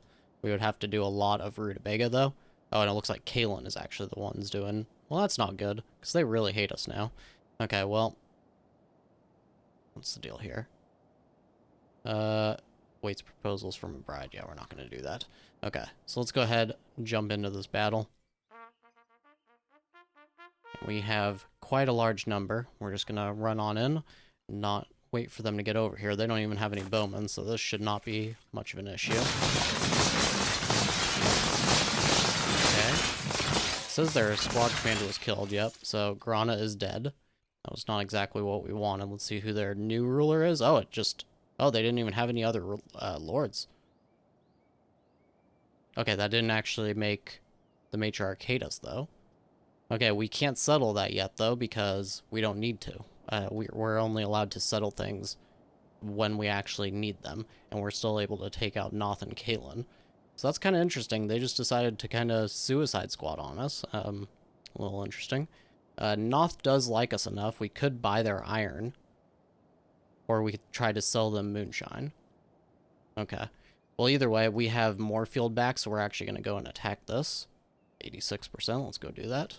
Okay, and here we are at Moorfield now, which I think changed its name. I think it was like Ironwood or something. I didn't know that happened when villages got burned. But either way, let's send them in. And it looks like they have 3 bowmen, so this may be a little bit of damage that we take. Hopefully nobody dies. Somebody already went down. I think... couldn't have been him. He's still up and running. Okay, so maybe somebody just looks like they went down. Either way. Yeah, I can't see anybody behind any of those rocks. Decapitations is always so funny to see. Alright. No real problems there. Yeah, we did not lose anybody, so... Another 4 prisoners and 12 meat. And on the way home, we will attack this bandit camp. There we go. And we did get our new priest here, Am Thompson. And he doesn't hate Sediaman too badly. He actually may like him a little bit because he wanted us to attack these guys, Kalen, and we did that. So he's actually kind of a little bit happier right now. So hopefully his improved mood and okay, spoke too soon. Well, okay, now he hates them, and it's minus 45 for just the hated culture penalty. I don't really understand. Oh, and relationships. What does that mean? Is it because he also hates Una? And I don't know why it keeps flashing on these tooltips. It's gotta be because of that. He has a high interest to Una, maybe that's why? Huh. That could be why. No, wait, no. Yeah, I'm not too sure. Okay. Can't go for fertile. We'll go for economic. I think we should be able to get that going. Okay, yeah, I'm not really too sure why this keeps happening, so I guess we could try to improve the relationship and see if that helps. I can't think of another reason that would happen. Okay, we'll wait for Sediaman to get back home and we'll see if he can't improve his relationship with M. Thompson by himself. Okay, another day and we were busy, so I just went ahead and spawned our newest warriors and gave them some axes as well. Now here we are at this bandit camp, and it looks like they do have a tower. That is kind of going to be the bane of our existence, honestly, is them having towers. So hopefully we do not lose too much here, but I am expecting some kind of casualty. And it looks like this guy is infected. And pain and shock and all that, so he's not going to be a part of this battle. I think we straight up lost somebody. No, he's still alive, okay. That's good. Now, I think they should burn down these towers pretty quickly compared to some of our other series, so that is quite nice. Get in there and kill them. Somebody is already without an axe, okay. But either way, we lost 2, oh no. But we needed the money, so we will take that either way. And we'll just have to be a little bit more careful with these attacks. Okay, and while I did say that we only can take land by burning them to the ground, I did not say anything about doing any other kinds of attacks. So we can actually threaten them with plundering, and then we could go and burn Noth to get their 1,500. And I'm thinking we're not really going to care about sending them moonshine. It's way too much of a production setup for us, and this is just not the series for it. So we're not going to worry about that. So there's really no use for keeping friends with them. They will be they're decently strong. I think they probably maybe already have, yeah, they have towers. I don't know, it looks like maybe they have a gate. It's hard to tell on these icons still for me. But either way, I think we should be able to defeat them. But let's see, this will give us, I think it's 2 days, yeah. Refuse to pay within 2 days. We will have the right to plunder their city. And this will stop. Oh, it says the matriarch will still be upset with us. Okay, I thought that doing it without the sudden attack might be okay. Let's see, what's the difference with sudden attack? It's the exact same. Okay, so we can't really do that. Can we demand tribute, though? Possibly? Let's try it. Should we have Polima take care of it? How's she doing on her inspections? She's fine. Okay, we'll send her to demand some money from them. Because I am just kind of curious to see what happens if they refuse anyways. Now, we are still having this problem with the malnutrition, and now it's turning into starvation. So some of these people are going to die, and I don't understand why. I don't get it. Okay, so it looks like the residential houses for the warriors are stocked with carrots, but...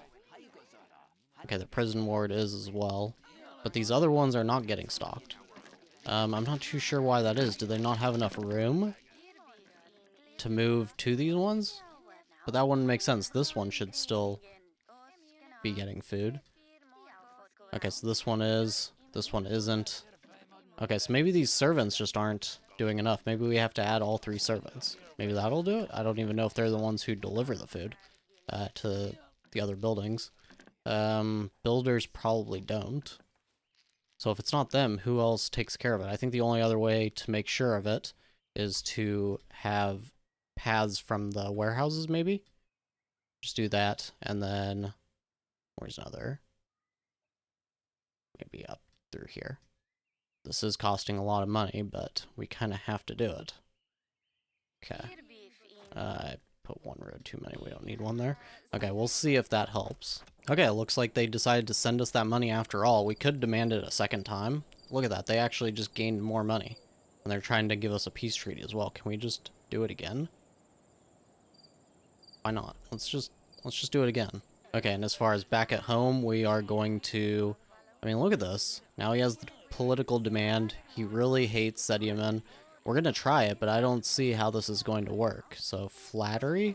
Now, I think another way that we can actually increase the matriarch relationship that I forgot to mention is that a well-mannered king will actually get a boosted relationship there as well. It's very minor. It's like, I think it's like 5.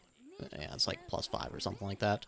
And it's for 5 or higher manners, I believe. So even if these flatteries don't work out, it's still good to do just to get the experience and manner skill. And then hopefully we can make the matriarch like us just a tiny bit more just through that. Okay, and it looks like they are still doing it. They are still giving us this money for free, which is nice to see. Should we try to do it again? Look at this. They're not even giving us money from their treasury, apparently, because it's still at 1,700. How strange. Okay, well, it looks like we can just infinitely demand money from them. I don't see a reason not to do that. Okay, so it seems the option to demand tribute from them has just disappeared for some reason. I don't know, maybe it's not actually updating the amount here. That would make the most sense. And we did take 1,500 from them, so that would explain why the option just isn't there. I would expect it to be grayed out, but I don't see it anywhere else. Yeah, I'm not really too sure. We could still just threaten to plunder them. Will it actually... It doesn't look like it's going to affect the matriarch now. I'm not really sure why or what has changed. We'll go ahead and wait until the next day and see if their treasury amounts actually update, though. Okay, and it has kind of worked doing the flattery with M. Thompson. As well, I had Shipka actually praise Sediamen to M. Thompson, and that seems to have helped as well. Now, what I'm thinking is potentially if I can turn Sediamen, or if I can have Sediamen turn Shipka into a puppet, then maybe I could have her seduce M. Thompson on Sediamen's behalf. I'm not really sure if this will actually do anything. I've never actually tried it. Would be kind of interesting, though. Otherwise, I can't think of any other things that we can do in here that will change things. We could just keep flattering and praising, of course. And, yeah, that would be the only thing we can do. It seems that I can't have Polima praise Sediamen, so I think maybe it's praise on behalf of the one lord that you're choosing and not the person who's actually doing it. So it doesn't look like we can do that. We could apparently have our wife seduce M. Thompson. We're not going to do that, but if we could do that with Shipka, and if that improves his... Oh, it looks like it will improve. Relationship with your ruler will be +42. Okay. So turning Shipka into our puppet in order to do that could actually be a pretty good idea. We can't... Oh, we can do a praise here. So praise Sediamen, Polima. Okay, so we'll just try to do that and turn her into a puppet. Okay, now the hop field and beer is done, so we're gonna go ahead. We're not gonna do granary. We will do... Flavorful ale is probably the best to have her do. We do want to get military logistics, but I think we'll put Shipka on this and just let her sit on it for however long that takes her. I am trying to get Sediamen to turn her into a puppet right now. Let's see if that actually works. It looks like she keeps ignoring the conversation for some reason. Not really too sure why. Okay, yeah, I don't know. Let's just let that go and see how long it takes. Okay, so I think it worked finally, and let's go ahead and see if we can't have her now seduce. Looks like still doesn't let us. Target's level of interest in this lord should be high. Okay, so whose interest is not high enough? Looks like... Oh, whoops, that's Polima? Shipka? Okay, so it looks like the interest of Shipka to M. Thompson is too low, but I don't know why that would matter. Okay, I guess... Okay, it's only +35 between M. Thompson and Shipka. So Shipka shouldn't matter here because she is a puppet, so I don't think she will actually refuse me, but somehow we have to... how should we do this? How do we increase the interest of Amtumsen to Shipka? Maybe the flattery will work, or maybe just spending time will work. So we'll try that. And otherwise, looking over here at Knot, they're back up to 1100 in gold, but it seems like there must be a limit to the amount of times you can do it or something, because it's the option is still not there. So it looks like we're not going to be able to do that. We could go and take out Whitebridge now, and I think we are going to go ahead and do that. I did forget to spawn the warriors for today, so let's go ahead and do that. Okay, so there's our two newest warriors, so let's go ahead and go and attack Whitebridge here. And we'll just go with Sediamen this time, I think.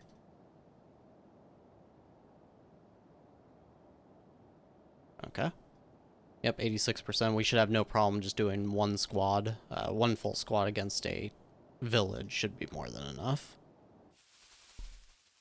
And otherwise, I think that's where we're going to be calling it for this episode. Let's see. How did this go? Oh, they haven't actually spent time together. Okay, so we'll have to check in on that in the next episode.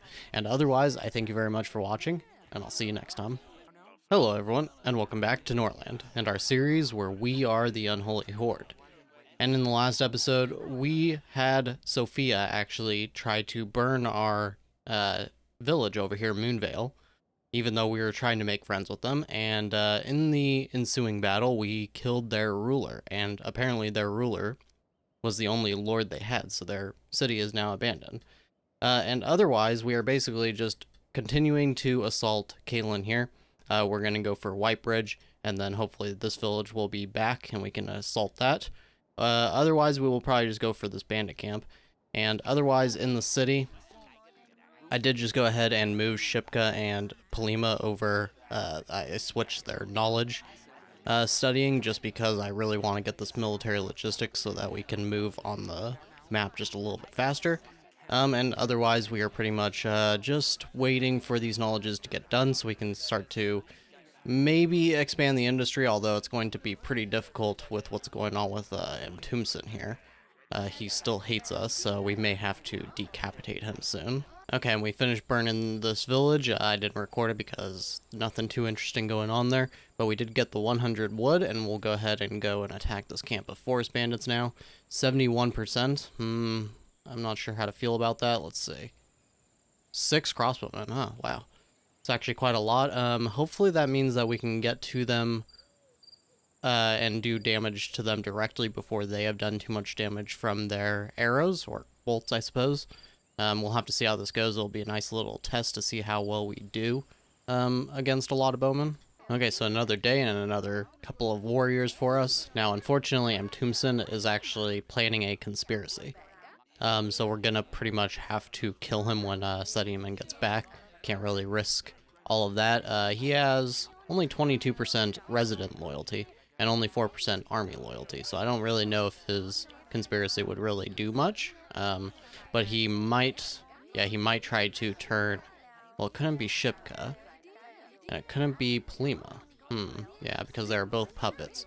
So actually it might not be that big of a risk, but it may, yeah, I don't know. I think we're just gonna have to kill him, just to be safe. I don't really want to risk that he starts an uprising against us. Okay, now, and as far as housing, we have 66, I believe. There should be 11 houses here, so that should be 66 total housing spaces. We have around 50 people, so we're going to go ahead and build a few more houses just so that I don't forget about it later and have a bunch of homeless people. We'll just build maybe 4 more across right here. Actually, we could even... Oh, yeah, the herb bush is there. Do not want to collapse those. We'll just start with this. And otherwise, I don't think there's anything else on the industry we really need to worry about. How are we doing on forests? Okay, 9%.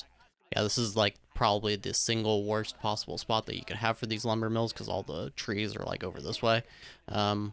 We could move them, but honestly, they're so scarce anyways throughout this map that I don't think it's going to matter too much. As far as the herbalist, we need to get that up so that we can get... I would like to get an alchemy lab. that would actually be a lot better than the flavorful ale, and we could just use flavorful ale as kind of a secondary thing that we could produce just for our own town. I don't think we're going to be able to make many trades, so we'll just have to see. Now, whoever this poor sap is here in this province, they're a little unlucky. They have Noth here attacking one of their villages, and they have Kalon actually attacking their city directly. I don't know what they're trying to do, but that could be pretty bad for them. They could be trying to make a vassal out of them. And if they do that, then Kalon will actually be kind of a difficult neighbor of ours to actually deal with, because they will have 3 vassals. They'll keep accruing money and things like that, so we'll probably have to knock them down somewhat quickly. Let's see, are we able to... Oh, we are able. We're able to demand tribute again. Maybe we should do that. There's 22 of them now, so it might not be the easiest thing to do. I am kind of curious, though, to see if it works. Shipka isn't doing too much important, so let's just go ahead and send her to do this. Now, as you can see, we are starting to lose peasants, I think. They're exhausted, they are hated by the matriarch, of course, and then there's starvation. And they're still just not eating on their own. I do not understand what this is. This was an issue we had in our last campaign as well. I feel like I'm missing something that has to be super obvious, but I can't understand it. There's carrots. Well, there's not carrots in stock everywhere. And look at that. There's 24 in stock here. Something is going on with the distribution here. And I don't know what it is, but maybe I just wait for those servants to go and then put them back in, and then I don't know. I feel like I've tried everything here. And there's just, for some reason, there are carrots in a lot of the homes, but then in other ones, there just isn't. And it's very, very strange. Luckily, we did get the trader today. That is going to be quite helpful. But let's go ahead and go and deal with this attack. I suppose we have the perfect series. You know, we can actually deal with all of our citizens starving in this series compared to other ones. But this feels like a very buggy situation that, well, it's just not helping us out very much. And unfortunately, we did actually get a lot of damage dealt to us here. We might lose several people. Hopefully not too many. Yeah, it looks like we are losing substantially here. I do not like that at all. Let's see, though. Yeah, did a couple of them... Okay, I thought that was our people that surrendered. That's theirs, okay. They should not surrender because they are fearless. Okay, we lost one. We can actually handle that. Unfortunately, we don't have medical cells, so we're going to need to buy some, which shouldn't be too much of an issue, considering, well, we have the money.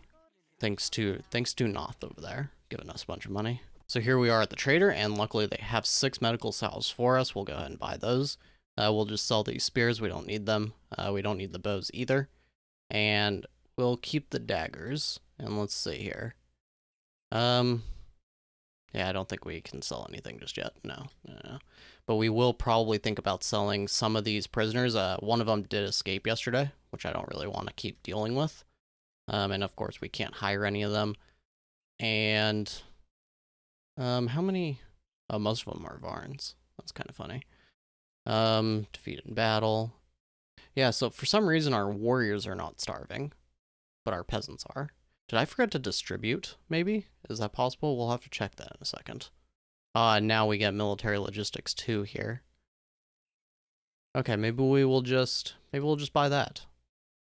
It's very, it needs 13 intelligence, which nobody has. So maybe we'll buy it and just not learn it yet. Yeah, okay, because that's gonna take forever. Okay, and otherwise, nothing really important here. So we'll just take the money, and we're just gonna sell off all these prisoners because we're gonna even get a few more. We don't really need the work, yeah, we don't really need any slaves at the moment. So, a resident has left the province. I forgot that they can actually do that. Why does that say -20? Hold on here. Oh, -20 workplaces. Yes, okay. I don't think that's actually accurate. But I guess we'll see when it updates. Okay, and unfortunately, Noth has refused our demand for tribute this time. There's 20 of them. We could probably attack them. Let's see here. Do we want to rob them, though? Or do we just want to do the burning to the ground? It will very, very much upset the matriarch. I don't think we're ready to do that yet.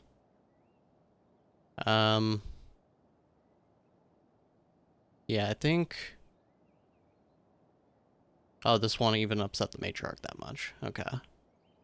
It's only the aggression. Yeah, okay. -5. Okay, that's not even that bad. Okay, let's go ahead and just threaten to plunder them.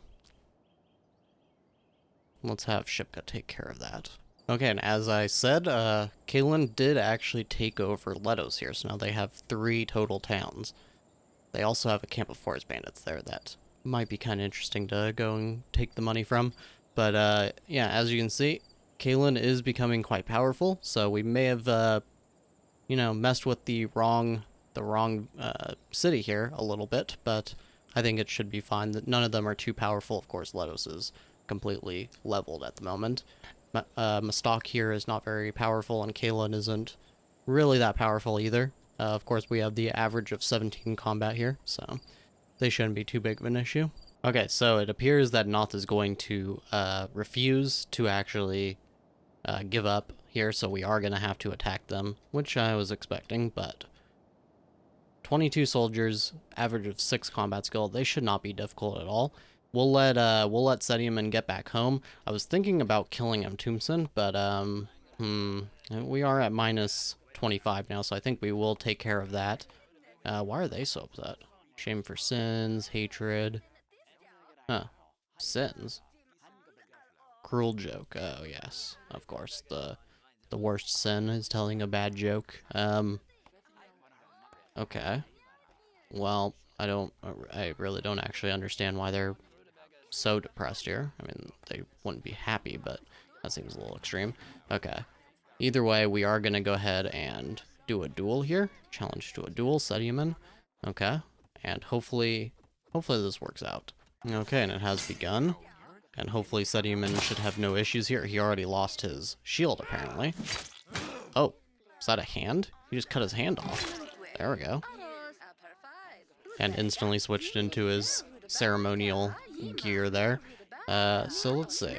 Yeah, and once again, +10 now with the person that killed him. That was quite funny. So either way, we don't have the bishop hated opinion anymore, so I don't understand. Oh, it's Oh, it's -13 now, but it hasn't updated here. Okay. So that's good. Hopefully we can get the traitor again. Basically, I think the plan is to just kind of, basically just keep accruing medical salves from the traitor when we can. And once we have what I feel is enough to get us by until we can make our own, we need the alchemy lab. But once we do that, we can actually start to start sacking these different cities. We'll definitely be going for Noth first. But either way, let's go ahead. Are we ready to attack them? Yes, we already spawned our new soldiers for the day. So let's go ahead. Let's just do this. Sediaman. It looks like some have injuries, and I'm just going to go ahead and tick that off. Does that only... Yeah, okay. That seems to be good. I did not spawn new axes, I don't think. Let's see. We have enough, though. Okay. That looks good. I do wish... Maybe we should wait for some of them to use the medical salves, because I would like to send at least a full squad. Okay, so now the medical salves have been finished, and we'll go ahead and send this attack. Oh, is he... Wait, what? Okay, there we go. That was quite funny. Okay. I am just an idiot. Okay, so... Do we have enough axes for everyone? Perfect. Should we just send Shipka as well? We'll do it. Send Shipka. Alright. Send us an extra 5 soldiers there. That seems good. 64%. Okay. That is kind of worrisome. What we're going to do, the traitor did come today. I don't really want to risk this too much. So we're going to go ahead, disband these, and we will wait. And hopefully we can get some medical salves here from the traitor. And then hopefully we can send pretty much all of our soldiers. We only need 4 more. So hopefully they will have enough for that. Okay, and once again, of course, the bishop hates us. So I think this may have to be the cycle, is that we basically kill our bishop kind of when we need the traitor. and try to do it as close to the time the trader is going to show up, which will lower or raise our matriarch relation, and then we can, then when he shows up, he's going to hate us again, but at least we will have been able to buy things from the trader. So let's go ahead and sell our weapons here, and we got just enough medical salves. That is absolutely perfect. We will take it, and otherwise, let's see, still can't get the alchemy lab until that herbalist is done. We'll just take the money then, and we're going to sell these prisoners once again as well. Now it says minus 21 on the workplaces, so there's too many available jobs, which is a little... I think it's just because of all the builders we have, we can pretty much take those off at this point. Yeah, we can just... don't really need the workers here anymore. We can probably leave like one. Yeah, just one. And let's see. Carrot fields. Where are all of our jobs taken up? Currently. Does not seem like there should be 21, right? Oh, 11 now, it says. What am I missing? Let's see. 3 servants, 2 builders. This does not seem right. Let's see. Oh, it's because we're down to 14 peasants now. I didn't realize we were so low. I thought we were still at like 20 something. But yeah, it's just because look at that. Everybody is starving. Literally everybody. Let's take a look here. Peasants. Oh. Huh. I don't know how that got set like that. Well, that would explain it. So only one peasant was able to eat a carrot every day. Well, that is certainly... here I thought it was a bug, and it was just something that I probably did, so... Okay, hopefully that will fix that. And otherwise, let's see, are we ready then? Let's let our warriors use the medical salves, and then we'll go and attack Noth. Okay, and the medical salves have been finished, so let's go ahead and see. They didn't get any kind of reinforcements. That's pretty lucky for us. Let's go ahead, send everybody that we possibly can here. That little jolt that it does up always kind of scares me, because if you click that, I think there is now a fire button, but still kind of always gives me a little bit of a pause. Like, oh no, am I gonna click the little minus sign? Let's go ahead. 70%, okay. I like those odds. I think that'll be okay. Okay, now here we are at Noth, and let's go ahead and go on in. They do have 6 on towers right now, so that could be dangerous for us. That could actually be very, very bad. Let's hope that we can just get in there, kill off Amnepra here very quickly, and then take care of these archers. Looks like we are taking some serious damage. Hopefully nobody dies. It looks like Draga's still alive there. Let's just hope their squad collapses very fast here. I'm very worried for Shipka and Sediaman, honestly. It could easily die here. Especially Shipka's squad is dropping fast. Are they both attacking it? Okay. Speed that up a little bit. Okay. So far, not too many losses. This is going pretty well, I would say. I just hope Shipka can survive this. Where is she? She's down. Okay, I didn't even realize. She's down behind that rock. That is actually possibly perfect. She is bleeding, though, so hopefully she doesn't die from the bleeding. Okay. Of course, her squad is now gone. Hopefully they're not all dead. This may be one of the most expensive, like 700 gold trips that we have made. I'm not too sure it was a good idea, actually. But it was a good test. 10 dead. Oh my goodness, 10 are dead. Shipka is still alive, though. So we basically got like 100 gold for each death that we had. So I don't think that that's worth it. I think in the future we should probably have a lot more forces before we go in to make attacks on cities. But it is good to know just how well we can do on a direct attack on a city. And this is before gates as well, so we'll have to take that into account later. But either way, that is going to be it for this episode. So, as always, I thank you very much for watching, and I'll see you next time. Hello everyone, and welcome back to our series where we are the Unholy Horde here in Norland. and it has been a little bit since our last episode, but we're not going to dwell on that too much, and we're just going to jump right back into it. So in the last episode, we went and attacked Noth to steal from their treasury, and unfortunately, we lost a lot of soldiers. This was a nice little testing ground. So now Noth, of course, they hate us even more substantially than they did before. But yeah, this is kind of an eye-opening experience where we now know that we can't just rely on brute force. We still have to have some strategy, and we definitely have to have numbers when we're attacking cities more directly. Otherwise, we also kind of figured out our issue with food in the last episode, which was just an idiotic thing on my part where I forgot to set up the maximum amount of carrots to peasants every day. It was set to 1 instead, so everybody was starving to death. That should really help us to have everybody eating again for sure.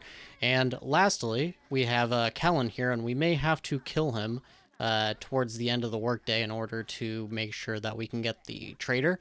But we'll just kind of play it by ear for the moment.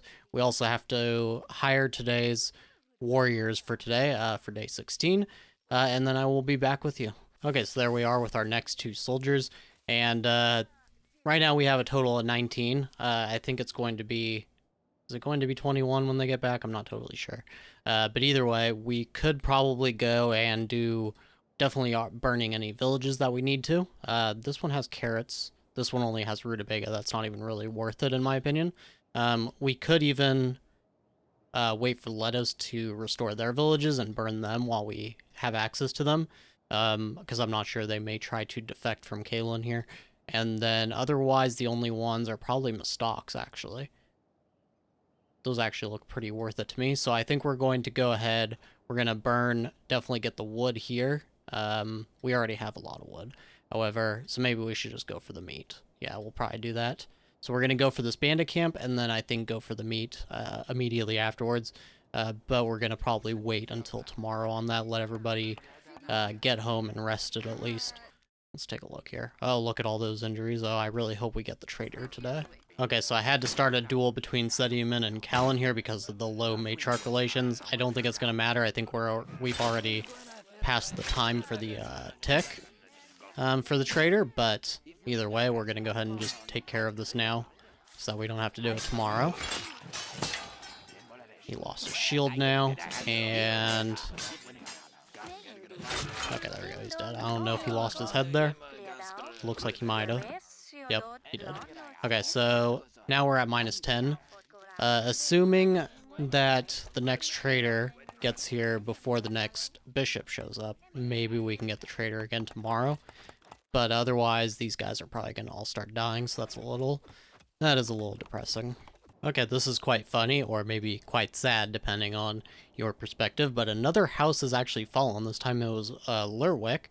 So this is the second time this has happened, and usually when this happens, it's because of the Unholy Horde, or just them, the city just being a little too brazen, I suppose you could say, and attacking when they only have their one lord, their ruler, as the head of the army, and then they go and attack, and they just get themselves killed. And that is a good way to kill your house. I've not seen that in other series, so it's kind of funny that this has happened twice now, because this city here attacked us, and we killed them, and that's all it took. They just fell apart immediately, so I don't know, that's a little surprising. I don't know if something has changed in the AI's aggression or something to cause them to actually do that, but it is quite funny to me. Now, we sort of lucked out here with our new bishop, Zacharias, because we were able to flatter him, and it actually worked out. It got us from -25 to -20, so now we're trying to praise Sediaman using Shipka, and hopefully this will raise the relationship even more. It says up to 11, so that could be pretty good, and that may stop us from needing to actually kill off our priests over and over again, because that is, it's a little annoying and very, very tedious, so hopefully we won't have to do that anymore. And it did work out, it looks like. So -9 now. That is the best relation I think we have had with a priest so far. So we could do, any number of things. We could gift him, and that could get us to a positive relation. Sediaman, I don't think he has. No, he only has 400.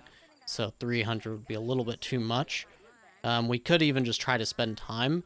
but then one of them may insult the other, and that could be a problem. So I'm gonna try to just avoid it, and hopefully they don't start hating each other for no good reason. And yeah, hopefully this is the end of our time of having really bad relations with the priest, but I don't expect it will be. So now Sediaman finished learning the herbalist, which is pretty good. We will probably set that up right away. So let's go ahead. Where would be a good spot for it? Probably just right over here next to these lumber mills. Maybe even a little farther out. Yeah, maybe right about here. Maybe one over so that we can place both of them here. I don't want to place one there and risk knocking over that bush. It's still kind of inconsistent to me. Sometimes it seems like you don't have to actually place it on top of to destroy them, so I don't even want to deal with it. We're going to set these to build first, however. Okay, perfect. And we will now go to our knowledge again. And we are going to go, let's see. Sediaman is how smart again? He has a 3 intelligence, yes. Not very smart. Maybe just, we don't really need the rye field and mill right now. I don't think we're going to make any use of that. Or even the granary, really. So I guess temple is kind of... Oh, he can't learn that? Hold on, why? No lords available. Oh, he's... Okay, yes. He's stuck on the mine, of course. Do we want the mine? That is the question. I don't think we really care for it right this second. Because we don't really need... Well, we could actually start stacking up the iron. It wouldn't be a bad thing. But more importantly, he needs to get a little bit smarter before he can really learn green books. So I guess we will just go ahead and go with the auto-picked option there. Okay, so it happened again. So apparently at the beginning of the day, for whatever reason, the priest kind of seems to just become the enemy no matter what. He went all the way from -9 or whatever it was to -28 again, just because the new day started. So I don't think we're going to be able to really do anything about this. It could also be, it could be because of this political demand, maybe. They are in need of places for pious prayer and demand the construction of a temple. That could be part of it. In fact, it probably is. I know to an extent, for sure. Not having a temple irritates the church, so that could be a part of it. Maybe once we get the temple, it will be a little bit better. Maybe we should just take Sediaman off of the mine and put him on the temple then, but it's going to take a while, and I actually think that Shipka will probably finish Flavorful Ale more quickly, and then we can put her onto the temple. But either way, we're going to go ahead and hire some warriors, and then we're going to get out and do some fighting. Okay, so we have a nice solid 21 soldiers. We're going to attack this bandit camp, I think. There is one here, but it's a little more powerful. I don't want to risk anything too much here. So we'll go ahead, attack this. It's only got nine soldiers, so we should be okay.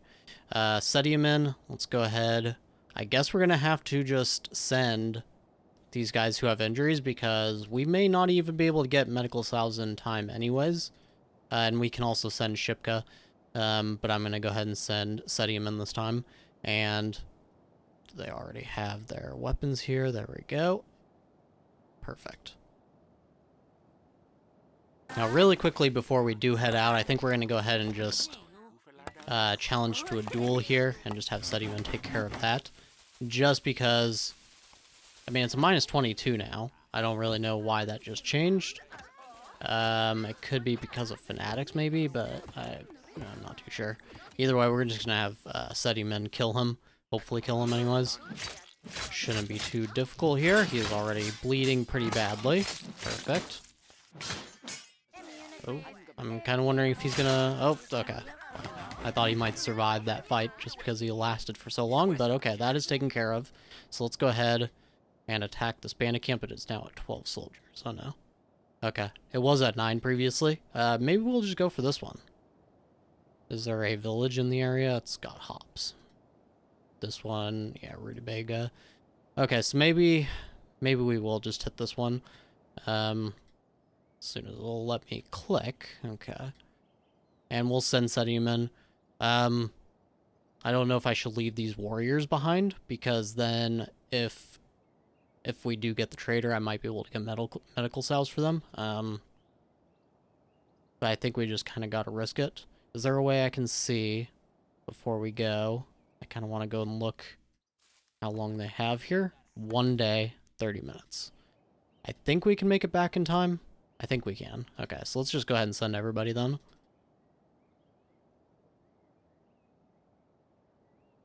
There we go, and we'll also send Shipka here. Perfect. Now, I actually think that is where we're going to call it.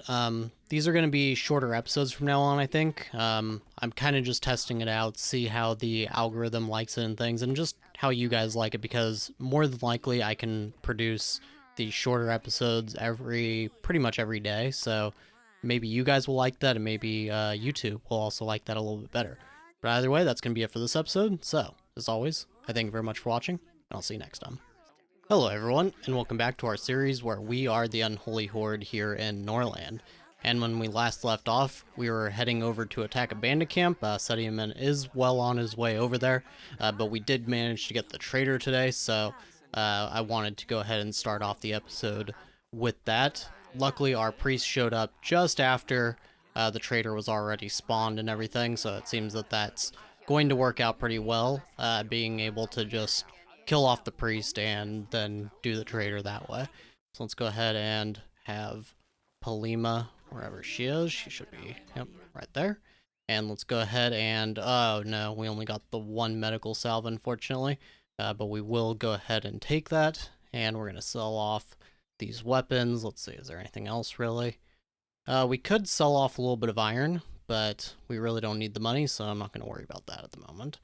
Let's see. Lords and warriors do not receive penalties for wearing heavy and light armors at low skill levels. Well, I don't think that applies to us, since nobody really has a low skill level. Yeah, I don't think that applies. The armory isn't really going to be good for us. Recruits isn't going to be good for us. The alchemy lab, finally. That is the one thing that we did need. We didn't buy that already, right? No, we didn't. Okay.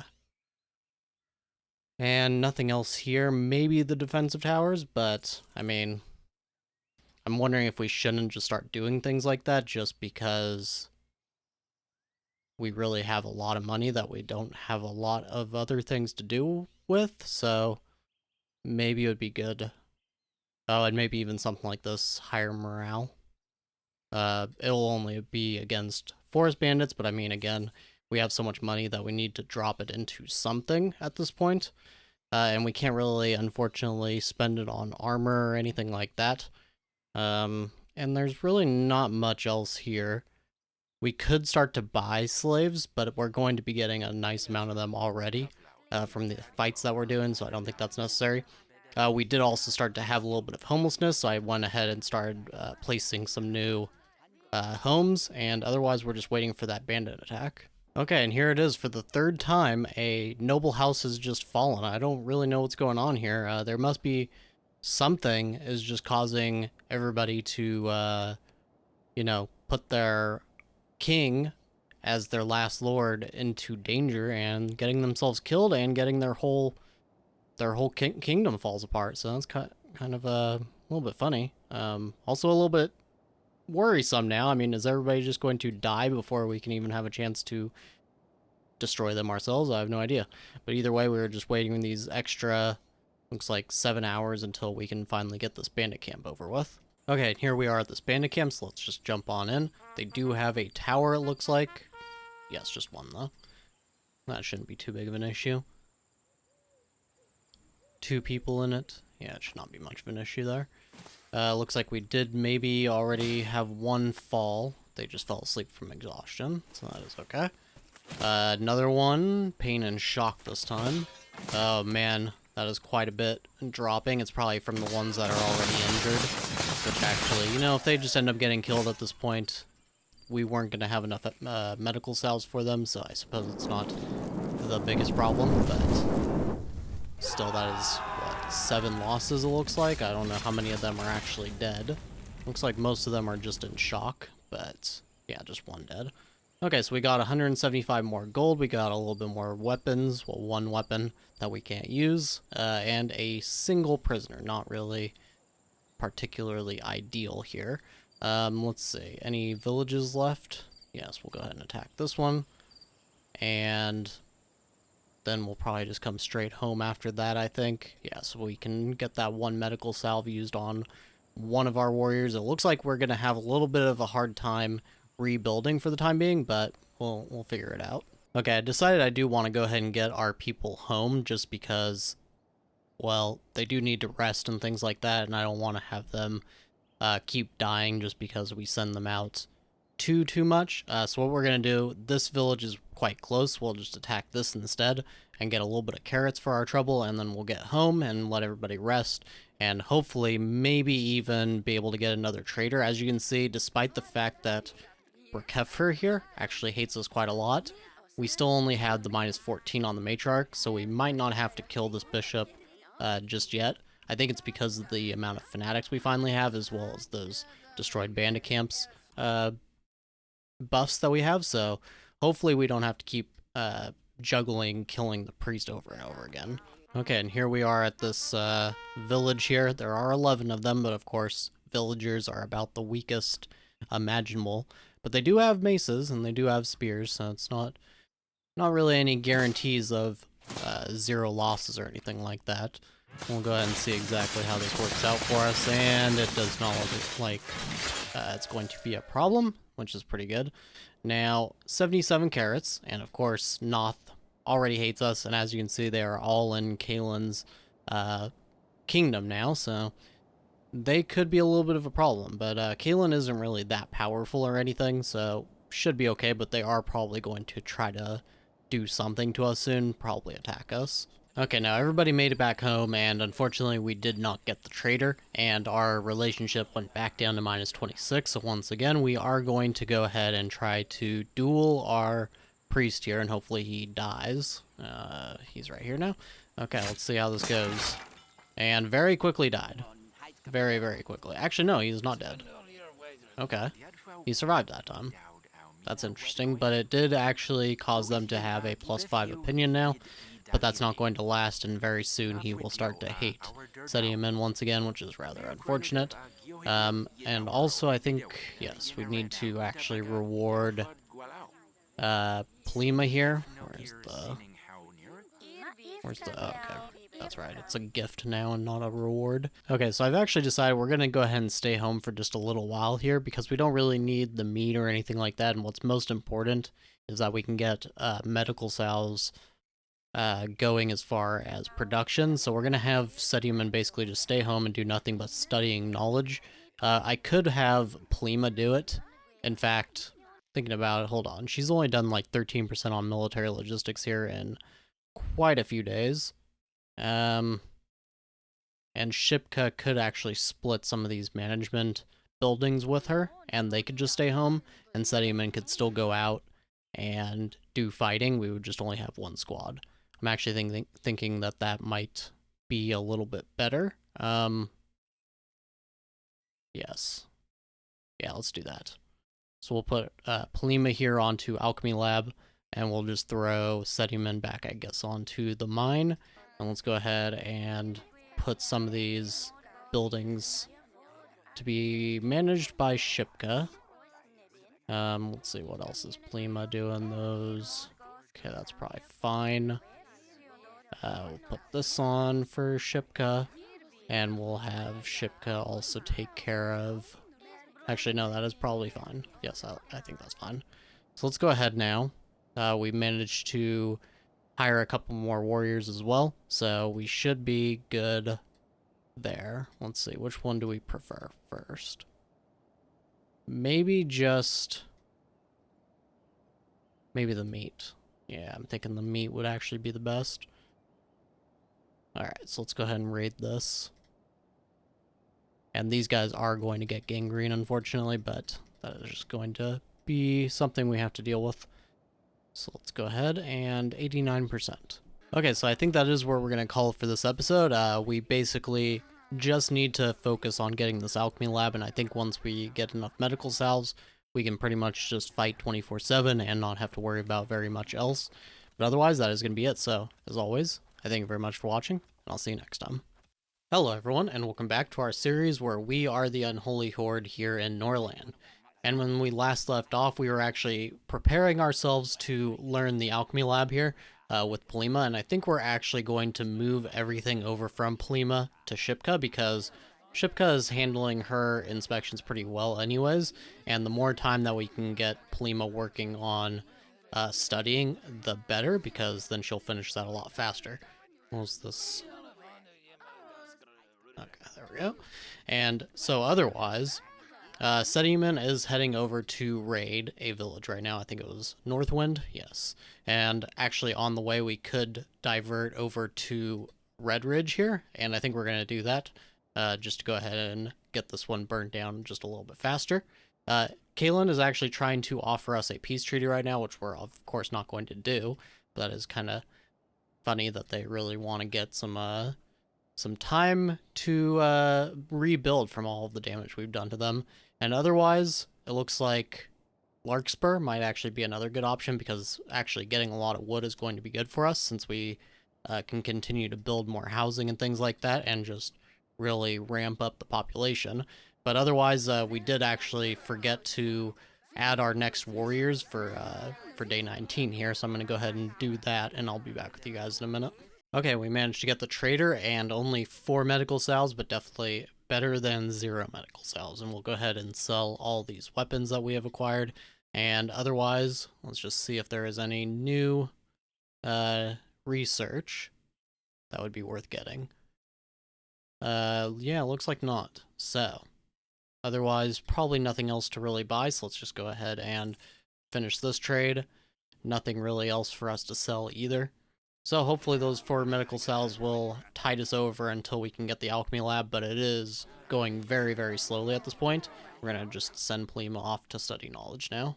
Okay, now Shipka is actually wanting to murder Rockefer, so we're actually going to have them duel.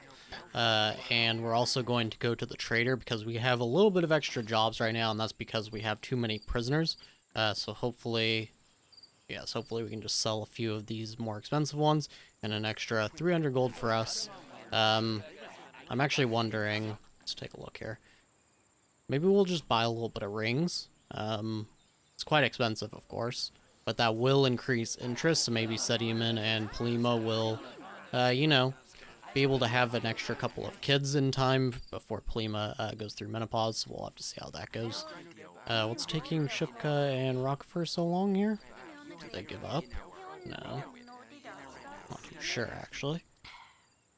Okay, well, I'll update you guys when it's all done. Okay, so they've started their duel, and it looks like Rockefer has already lost his hand. I don't know if he just lost that or if he already lost it.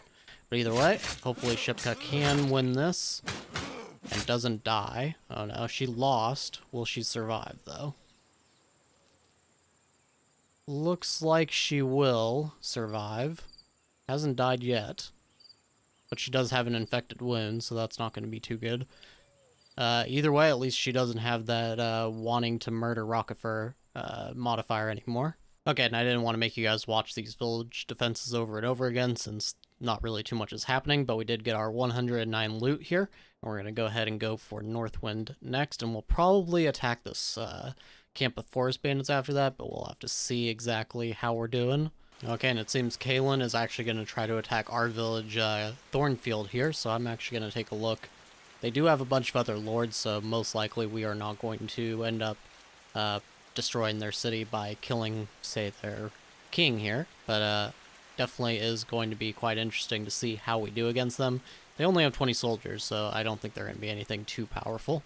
Okay, we managed to take care of Northwind pretty easily, got the 13 meat, and no losses, so let's take a look here. 60%, I think we're just going to go ahead and go home, and hopefully, well, right now Polima is only at 18% on the alchemy lab, so I don't really know if we can finish this in time to be able to send Shipka back out, so we may just have to send Sediman out on his own again. Unless we manage to get ourselves another commander, which it's not going to be Nameia here, because she is not very good at that. So we may just have to continue doing solo missions. Let's take a look, actually. Maybe we should just go for these other villages? Why can't we do this? Oh, because they're not, yeah, they're not bordered. I always forget about that. Okay. Yeah. There's nothing really else to actually go for as far as villages go, so I think we will just go ahead and go home and get ready for this village defense instead. So now we have the trader once again, and this time we have, it looks like 5 medical cells, which we are very happy about. And otherwise, we will just take a look here. Positive thoughts during trades between kings. We don't really need that. Yeah, nothing really exciting here. We could just buy a little bit more rings, I suppose, but we're already giving 232, and we don't really have anything to trade. I don't really want to throw a bunch of gold away right now. I would rather stack this up. If we can get to like 10,000 or something like that, then we can start to really buy things out from the trader. But we're just gonna hang on to it for now, for for a rainy day at some point. Okay, and at least so far, it doesn't look like our two herbalists are actually doing that well clearing out all these bushes. There are a lot of them. In fact, it may be good to place one up here, but I think for right now, we're just going to go ahead and upgrade the ones that we have, and we will upgrade both of them. And this will get them an extra worker and a little bit faster of a production speed, I think. I think that still applies for this. Production increases by 10%, yes. So that should help. It may even be good, like I said, to place one maybe like up here, but we would probably also want to place a house or something here so that they don't have to wander too far. But we'll go ahead and see how this works out with the two of them being upgraded. Okay, so once again, Rockefort hates Sediman very much, and he is also becoming an issue because he keeps buying daggers for all of his followers, and he has a fair amount of followers, so I think it's going to be time to kill him when Sediman gets back home, and that will probably, have to just keep going. At least we occasionally get a priest that is okay with our king for a short amount of time. It seems like this strategy is going to work of just kind of killing them off when they become too troublesome. But otherwise, yeah, we'll just have to wait until Sediman gets home to take care of Rockefort. Okay, and Sediman has arrived back home, so we're going to go ahead and set up his duel with Rockefort here. Luckily, he has some injuries, but they're mostly cuts and minor bruises, so that's not too big of a deal. At least he doesn't have any inflamed wounds. However, I know some of our warriors do, and probably about to have gangrene come up, so that's going to pretty much kill them. There's probably some of them already with gangrene, I would imagine, but maybe not. Onset is in 20 minutes, okay. Maybe some of them won't be able to get their medical salve in time, but most likely with that walk, they are going to end up dying, unfortunately. So we'll just have to deal with that. Okay, so their duel has begun, and Sediman shouldn't have too many issues. Nope, of course he didn't. But Rockefort did survive, which isn't exactly ideal, and it does not look like their relationship really improved either. So this could actually be pretty bad. Yeah, I do see that attack on our village as well. Let's just go ahead and wait until he follows Rockefort home and just see how that looks once he's in bed. Actually, you know what? There's no reason for Sediman to actually deal with that. Let's go ahead and just defend this village first. Yes.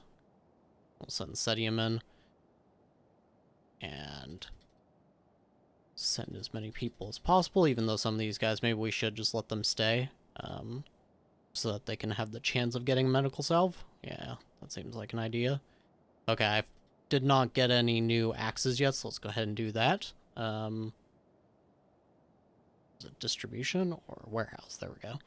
Because we just had more axes than we really needed, so I had no need to actually spawn them before.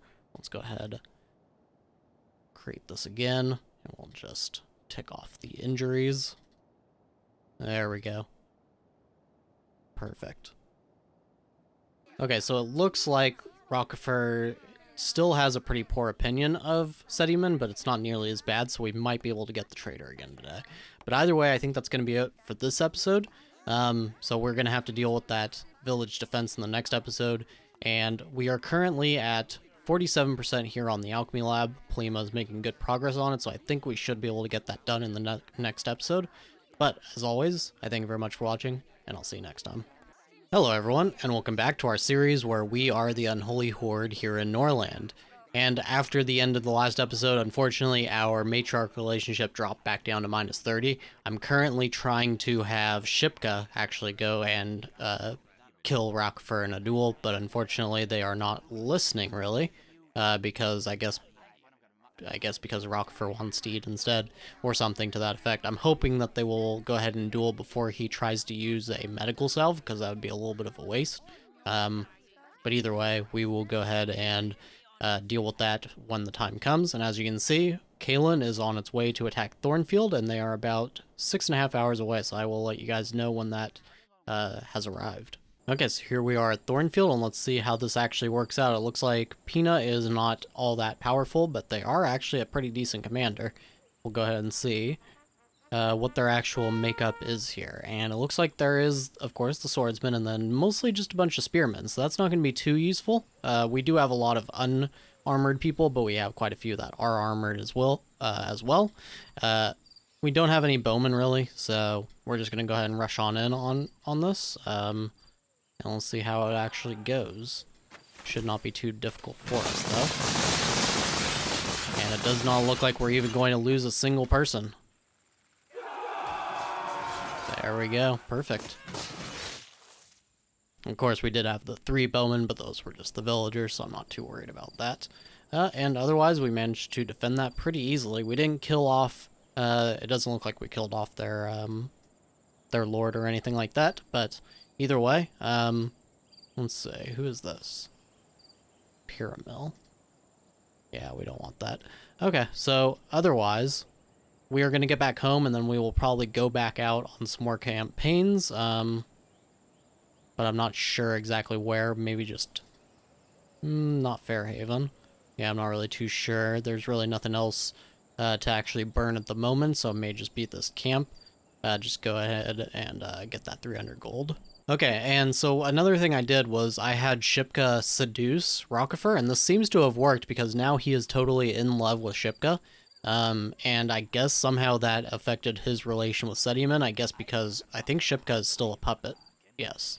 So that might be part of it, or maybe it's just, it says relief of relations, so I guess just because he loves Shipka, he's more accepting of our king, or something. I'm not too sure. But either way, minus 15 on the matriarch relations, so that is definitely something we can work with. Okay, so we hired our next wave of warriors, and there is actually a camp here that's a little bit closer, and this one is actually attacking Kalen now anyways, so it'd be less gold value anyways. So let's go ahead and just attack this closer one, and we'll send Sedium in again. We'll just leave the injuries ticked off just in case, even though I think everybody is healthy now. And there we go. 68%. And now at home, I actually upgraded these herbalists up to level 3, and it seems that they're still having some problems, so I think we're just going to go ahead and place another herbalist. We'll place it up here. Hopefully this doesn't... Okay, did not take out that bush. And we'll place a house here as well. Maybe just next to the water. There we go. And we'll set these both on build first, and that should be fine. Okay, and here we are at the trader, and a nice 8 medical salves this time. We will take all of those for sure. And we're going to sell all these weapons, and probably nothing else. I actually stopped our lords from eating meat, so I may go ahead and give this to the warriors or something. I haven't really decided yet. But otherwise, Macaw trade. It may be time to just go ahead on something like palisades, just so that we can go ahead and start using up some of this wood. There's not really a good need for it because we don't have really anything attacking us, but it is an option anyways, just to go ahead and, like I said, use up a little bit of wood. I think that's probably going to be it for the moment, though. Okay, and here we are at this bandit camp, so let's jump on in. And probably not going to be too exciting, of course. They don't even have a tower, so we're probably not going to take very much, if any, real damage here. We'll go ahead and see just how that actually works out. Oh, they do have crossbows. Okay, that could be quite damaging. Looks like somebody lost their armor at least. But nobody actually died, and we captured 8 of them. That is actually perfect. So actually, let's see. Can we make it over to this trader in time before they leave? Is she going? I think so. I don't think she's going to make it in time. I don't even know where she is. Oh, she's right here. Just in time. Okay, we're going to go ahead and sell off all these prisoners, since we're going to get a fresh batch anyways, and that'll get us a little bit of extra money. Okay, and we have finally done it. We have learned the alchemy lab thanks to Plima and her very, very hard work studying all this, and we're going to go ahead and go... Is she at 6 or 7 intelligence? And it looks like 7, so we're probably going to go... we're going to go probably for the volume 1 on this, I think. There we go. And... Are we ready to move anybody else over to anything else? I think I think we're just going to leave it for now, and we're going to go ahead and get this alchemy lab started. Okay. And we'll place one. Oh, is that going to affect? Actually, do these? Oh, these do affect. Oh no, I didn't even think about that. Okay, let's move this over. It looks like that is still going to be in the range of effect, though. Ooh, I didn't even think about that. So it is kind of upsetting some people, but it's not anything too terrible or anything. Maybe we just let it go then and just not actually place any of these alchemy labs in a position where it's going to make them upset. Yeah, I think that should be fine. So we'll just place 2. And hopefully 2 will be enough, but we may even need something like 5 based on our last series where they really did not want to build or produce very quickly. So actually, you know what? We're just going to start off with a lot of them. We're going to start off with 5, I think. Yeah, there we go. And we will set them all to build first. Okay, now we had another incognito guest, and I tend to just send them away at this point. But it's saying, unfortunately, he escaped custody, and as we know, continued his vile entertainments in your land. It is a pity that he left unpunished, but we will pray that Mother Sophia punishes him with her divine hand. So I think you're able to occasionally find them somewhere, but it doesn't look like that actually happened this time, so I'm not really going to worry about it. But sometimes you can make like 500 to 1,000 gold or something like that. Off of dealing with them, so that is something you guys could do. I'm not really worried about in this campaign specifically, but something to think about for sure. And we're not even going to bother with this camp. It's just so far away, and there's really no point, honestly, to go all the way over there for 125 gold at this point. And we don't really need to do much more raiding at this point. I think we're just kind of waiting to stack up our medical salves so that we can go ahead and not worry about the trader anymore and just start sacking city after city, pretty much. And then we will just start to take over the continent. Okay, now Polima is already making good progress on the military logistics, but we're going to go ahead and switch her back over to dealing with some of these buildings so that it's not all Shipka anymore. And maybe we won't even have Shipka do this for very long, but I do want to keep her in the city for a little while longer, at least until we have another full squad. So otherwise, let's see. She's dealing with 7 things. Okay, we'll actually put her on the hall as well. There we go. And otherwise, I think that is where we're going to call it for this episode. So in the next episode, I think as long as these buildings all get done with the alchemy labs and we can start producing those medical cells pretty quickly. We have 164, so that'll be a nice bit of medical cells for sure. And as long as we have a solid amount of them, then we can go ahead and make our first attack here on Noth. They'll probably be a little bit of an issue since they probably already have, they have walls, so that's going to be an issue. But we will definitely be able to start making our attacks, and we won't have to worry about the matriarch definitely hating us, which they will. But otherwise, that's going to be it for this episode. So, as always, I thank you very much for watching, and I'll see you next time. Hello everyone, and welcome back to our series where we are the Unholy Horde. And this is going to be a bit of a marathon episode where we start off really conquering, or really burning to the ground, some of the cities that are around us. Before we can actually get started invading, though, we have to build up our forces a little bit more, which is going to take a few days. And we are also going to need to get our medical salves up and running and things of that nature. Looks like Shipka's a little bit upset.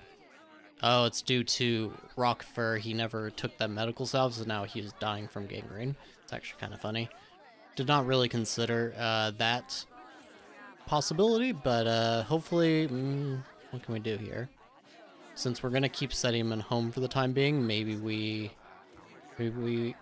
have Shipka and Sedium do a flesh wolf hunt. Maybe that'll help. Not really too sure if that'll help. We'll have to see if that actually helps. But otherwise, we are just basically going to be stocking up everything that we can. Medical salves and people, and of course axes for them.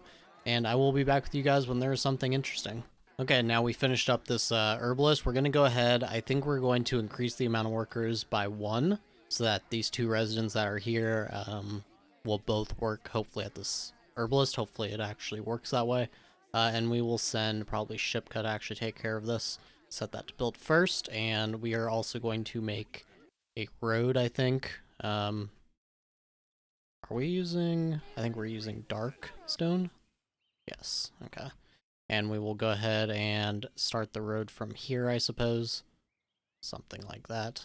Not really anything too important. I don't really care exactly how, well made the road is. That should be fine. And hopefully that will get through some of these. This is the one nice thing about where we started, is there are a ton of these herbalist bushes, so we are going to definitely be making good use of them. Okay, and it has happened. The matriarch relation has dropped below -25, so I think it is also time to go ahead and try to kill... Oh, wait. Visit the sick. Is he stuck in bed? No, he's not. Okay, I don't... Usually that only happens when he's stuck in bed, but I guess he's probably pretty close then to actually being incapacitated, but we're going to start this duel as soon as possible. I guess maybe it hasn't actually figured it out, like the game hasn't figured out that he's going to collapse soon, because we're not able to challenge him yet. Yeah, not really too sure what's going on there. Okay, and we have gone one of our alchemy labs finished, and the other one is getting close. We're going to go ahead and start our medical salve production, and we're going to go pretty much all the way. I mean, this is the only real production we're doing anyways, so set it as high as we can realistically get it to go. Okay, it even goes past 1,000. We'll just do 1,000 for now. And otherwise, we may even want to make another herbalist, because yeah, we don't want these bushes to have a bunch of herbs left over in them. So we'll make even another one, I suppose. And we're going to place it... I really do not want to end up knocking one of these over, so probably not here. Actually, this might be okay. I think I'm going to save scrub it, though, just to make sure. Okay, and did not knock any down that I saw, so that should be okay. And build this first. And these are both level 3s already. Yes, they are. Okay, that's perfect. Okay, so now I have decided to start increasing from level 3 to level 4 housing, just to go ahead and up the mood of our peasants. It's not too big of a deal, but we do want them to be happy enough and producing medical salves without too many complaints, like good little soldier minion. I'm not really too sure what we should call them, but either way, that is what we're going to do.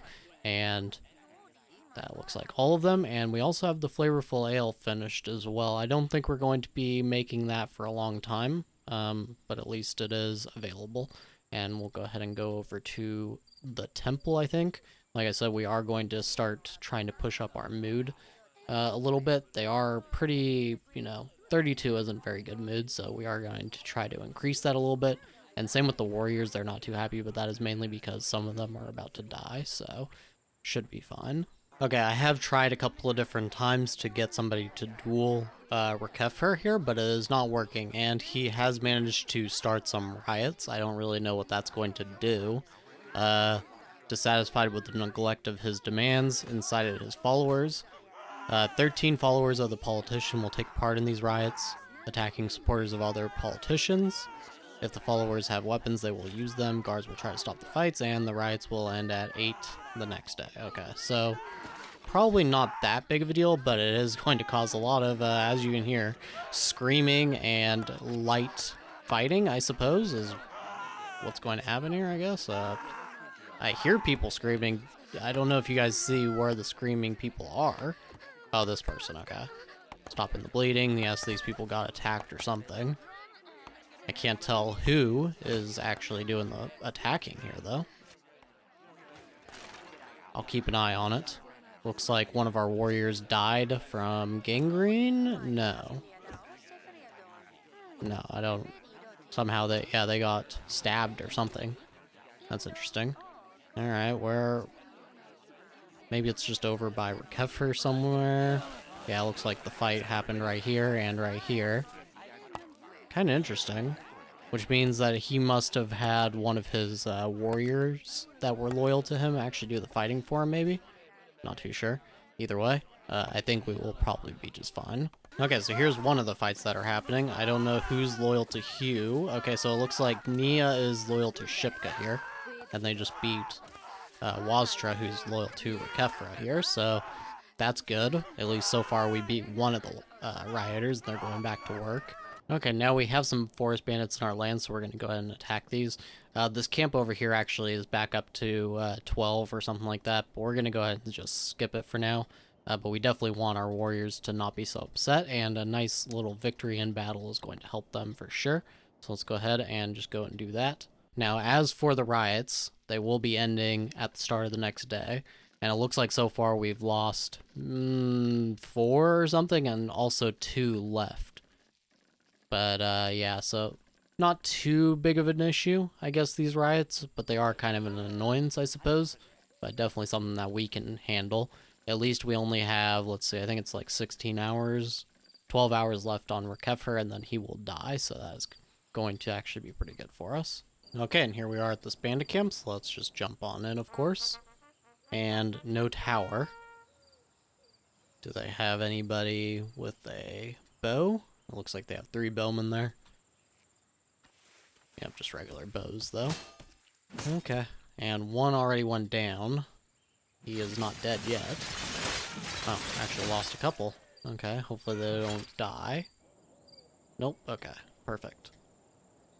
We will take that and add a little bit of money, and only 2 prisoners, sadly. While we're at it, though, I think we're going to attack Lockwood just because we are getting kind of low on carrots. I may have to build another carrot field. I think we have 3 right now, but we'll just go ahead and take these 99 from Noth here.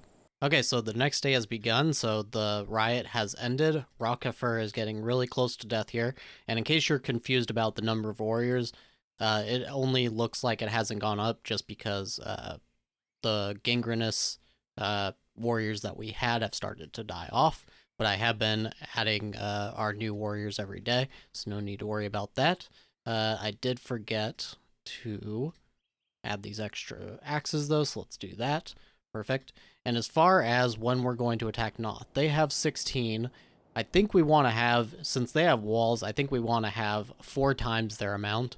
This is going to take a little while. We need, what is that, like 64 soldiers to really comfortably beat them, which is obviously going to be too much compared to what we actually have for people who can lead armies. So we are going to need to find somebody else. But Kelton did just become a teenager, so if we waited out 6 more days, Kelton would be able to join us. He would be a pretty weak commander as far as it looks right now, but it is an option, and we could even throw Polima into the mix if we needed to. So I think we are going to need to wait. Let's see, that's going to be 16 more days before we can start attacking in earnest. I think we can do that. It will be a little bit boring maybe for you guys, but hopefully I can just show you guys what is exciting going on, which isn't going to be too much at the moment. But, you know, we do need to make sure we are well prepared so we are not just killing off all of our warriors every time we do an attack. Plus, this gives us time to make some medical salves. Okay, now this is some not so great news. Because of the death of our bishop, it was, despite dying from gangrene, that is considered suspicious death, even though dying in the middle of a duel is not. So yeah, I don't understand that. It seems any natural cause of of death for the bishop is actually considered suspicious to the matriarch. So they're just gonna hate us now pretty much forever. And there's, you know, nothing that I'm gonna worry about on that because we don't really need the traitor at this point. So I guess we'll just have to live with it. Either way, I'm just gonna skip this battle, and I will be back with you guys when it's over. Okay, and there we go. We got our 99 carrots, and as you can see, we also have a defense here. I think we might want to get home first. We have 5 prisoners. We're gonna need them because we currently have a bunch of open jobs because of all these alchemy labs and such. I'm gonna set these actually to priority. I don't really care too much about like the lumber at this point. We just want to be able to get our medical salves and our herbs. Perfect. Okay, and this one as well. Okay, and maybe, let's see, the hall is set. We don't really care too much about the carrots. We can just keep burning down villages for food if we need to. Okay, so that is probably pretty good for the moment. Okay, now Sedium made it back home, and we're going to send them right back out to Moonvale. We just wanted to get those prisoners into our village, And let's go. Perfect. Okay, and there we go. Should not need more than 20. Kalen really is not that powerful. Wait, actually, is it Kalen? Yes, it is. Okay, it is Kalen. They're not that powerful. Honestly, really not much more difficult than Noth, so I'm not really worried about it. Mastok is actually going to be the more difficult because they have a nice, solid population here. Yeah, 9 versus 7 on Noth, so that is actually going to be a little bit more difficult. They may even have defensive towers and things like that, so that could be kind of a difficult battle for sure. Let's go ahead and wait for Kalen to make it over to Moonvale. Okay, I'm going to go ahead and move a couple of things over to Shipka here, just because Plima, she's not overwhelmed, but she does have, you know, it's halfway through the workday, and she has only gotten through 2/3 or so of her inspection, so I don't want to really overwhelm her in the end. So we'll just take her off the builder's camp, and we'll put those onto Shipka. Ship's already on these snoozed ones, so that's perfect. I think everything else is probably fine. Is Shipka on this? Yes, okay, perfect. Okay, now I did forget to put Kelton here onto some kind of knowledge. He's got 3 intelligence already, which is actually not too bad considering how stupid some of our people have been in our actual lords. So that's actually quite funny. We may just put him on something like Hammer of Bandits, not anything too important, but you know, something that when learned will help us a little bit. So let's go ahead and just set him there. Okay, and this defense is almost here, and they have 14, it looks like. A 10 combat skill, and a pretty weak commander in Vetch's he is 44 years old, and this is the king, so if we were to kill him off, that would hurt Kalen substantially, and we may end up wanting to go and attack them before Noth, but we'll just have to see how this goes. Actually, the balance of power is not quite as far in our favor as I would have hoped here, but I don't know if it's just incorrect a little bit, because that is a pretty weak commander. But either way, we're gonna sit back, I guess, let some of the villagers get a little bit of shots off on them. Okay, and they do have, I didn't even think about how many bowmen they would have. I'll just run in then. So far we haven't, oh, we killed, I think we just, yep, killed their ruler. Alright. Okay, maybe get in there and kill off their bowmen there. Okay, so we killed off their ruler. Let's see how, wow, down to 7. They have Amma here as their new ruler. So I think that they're going to be the ones that we go ahead and attack. And let's see, we have plenty of people to do it. So should we just do it now? Let's just, yeah, let's get Sediman home. And then we will send him and Shipka, I think, to go ahead and attack Galen. Okay, so we do have a few warriors that need to go ahead and use medical salves, so we'll let them do that. And I guess we'll just send this off in the morning once Sediman has had a chance to rest and all of that. Okay, so now it is the next day, and we hired our new warriors, and Kalen does have a couple of reinforcements here, but it's not anything too substantial. It's really just, of course, the person with the sword is always kind of a little bit of a worry, but should not be any too big of a deal. So let's go ahead, burn to the ground. And this is kind of one of those moments, there's no going back from here. We're basically never going to have the trader again. We're going to have a hard enough time just being able to trade with any neighbors, but it is time to do it. So, well, not Shipka there. Let's go ahead and fill up this squad. Perfect. And Shipka. There we go. Okay. 95%. Let's see how that actually works out. Okay, we managed to get the script tonic. This is actually going to be pretty useful for us if we can continue to get this every so often, because, well, we can actually use the books here that we can't get through the trader anymore to just make us a little more powerful. But unfortunately, there really isn't a whole lot. Have we gotten a single loyalist? 18. Oh, wow, that is actually quite good.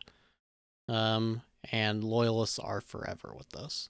But we don't actually have the Caden dictionary, I don't believe. No. So that will be a little bit difficult, but it still seems worth it. We don't really have a whole lot else to spend on, and we will definitely get correct cutting, but we will need the Varn book or dictionary at some point.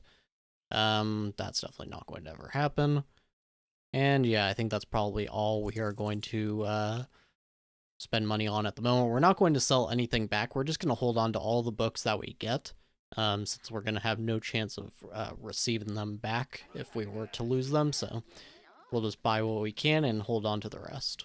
Okay, and we pretty much are here at Kalen, and that is still only 9 soldiers that we're going to be fighting. They do have 2 towers, but otherwise, while this will probably give us some decent losses, I don't think it will be too difficult to actually win this. Looks like there are 6 in the towers. It may even be good to just have Shipka not waste walking distance and just attack that tower right away. Sediman should have no problem taking out these 2 squads himself. Oh, and they did get pulled in there a little bit, unfortunately, but that's okay. So go ahead and attack this tower now, and you attack this tower. Perfect. Alright. And that is pretty much over. That was actually even far easier than I expected. I thought we would at least lose somebody, but we only lost 2. That is definitely not bad at all. And Kalen is down now, so now we are no longer connected. And if you guys do not remember, here are the rules. So basically, we have to burn to the ground if we're going to attack somebody, unless we just attack their villages or, you know, take their money or something like that. And we cannot settle the ruins until we have nobody else we can attack. So we would have to take out Noth first, and then we could start to settle one of these cities, and we can pick whichever one we want. However, we should probably pick one that is going to connect us to the most additional regions. So probably we would want to go for this one, so we can go for both directions this way. As far as burning, we would have to burn this one, and then we would burn this one, and then we could settle another one of these 2, and so on and so forth. So probably we're going to go for Noth next. Well, we are definitely going to go for Noth next, but then we will probably resettle this city. And then I think we might go for this one next, and then this one, and then we will probably settle this one so that we can take out these 2 guys, or something like that. We'll have to see as it goes on, but that's basically the general idea of how this works. Okay, so we just got home, and we do have quite a bit of warriors that have injuries right now, so we're going to let them use medical salves, but I did notice Noth actually had their either their treasurer or maybe it was their king in that city defense we just did. So we killed them, and now they have the minus 30% army reduction. So we need to actually go in and attack Noth before this disappears. And they only have 8 soldiers right now, so we should be able to take them out rather easily, but we're going to wait for, like I said, everybody to get healed up and stuff like that. And then we will send Sediman and Shipka back out to take care of Noth, and then we can send Shipka to settle this city. Okay, it appears everybody is done taking their medical salves, so let's go ahead and create our squads. I was going to let Sediman go to sleep and stuff, but honestly, they look like they're mostly fine. So let's go ahead and just get this done and over with. And auto that. And Shipka, fill your squad up as well. Perfect. And that is 2 full squads this time. Oh, it looks like we need to... I actually did spawn the axes, but apparently not enough. Let's go ahead and go to our town, our warehouse, and we're just going to spawn like 10 more axes just so that I don't have to keep doing that. I don't know where they disappear to sometimes. Probably just because of patrols and things like that. But either way. Do that again. And Shipka's. Perfect, okay. Let's go ahead and go over to Noth, and they are going to have a bad day today. 95% even with just the 1 squad, it says. But they do have the walls, so that's going to be definitely an issue for us. Now, one thing I did just want to point out is that because of our hatred from the matriarch, as you can see, our peasants are very upset. They have things like matriarch does not like the king. They also have the king is cursed by the matriarch.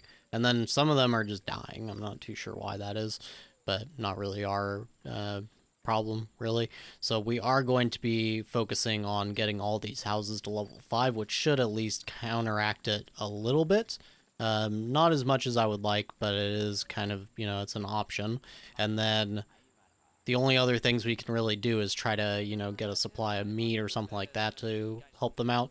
But otherwise, we're going to have people leaving, and that's fine because all we really need is for our herbalist and alchemy labs to have people working on them, and we are totally fine. So, just something that I wanted to point out in case you guys ever try to do this. It is something that you really want to keep an eye on, is just matriarch's relation and general mood in the city. Luckily, our warriors are doing okay though. So here we are at Noth, and like I mentioned before, they do have the walls. That is going to be certainly an issue. They also have these 3 towers. That's also going to be an issue.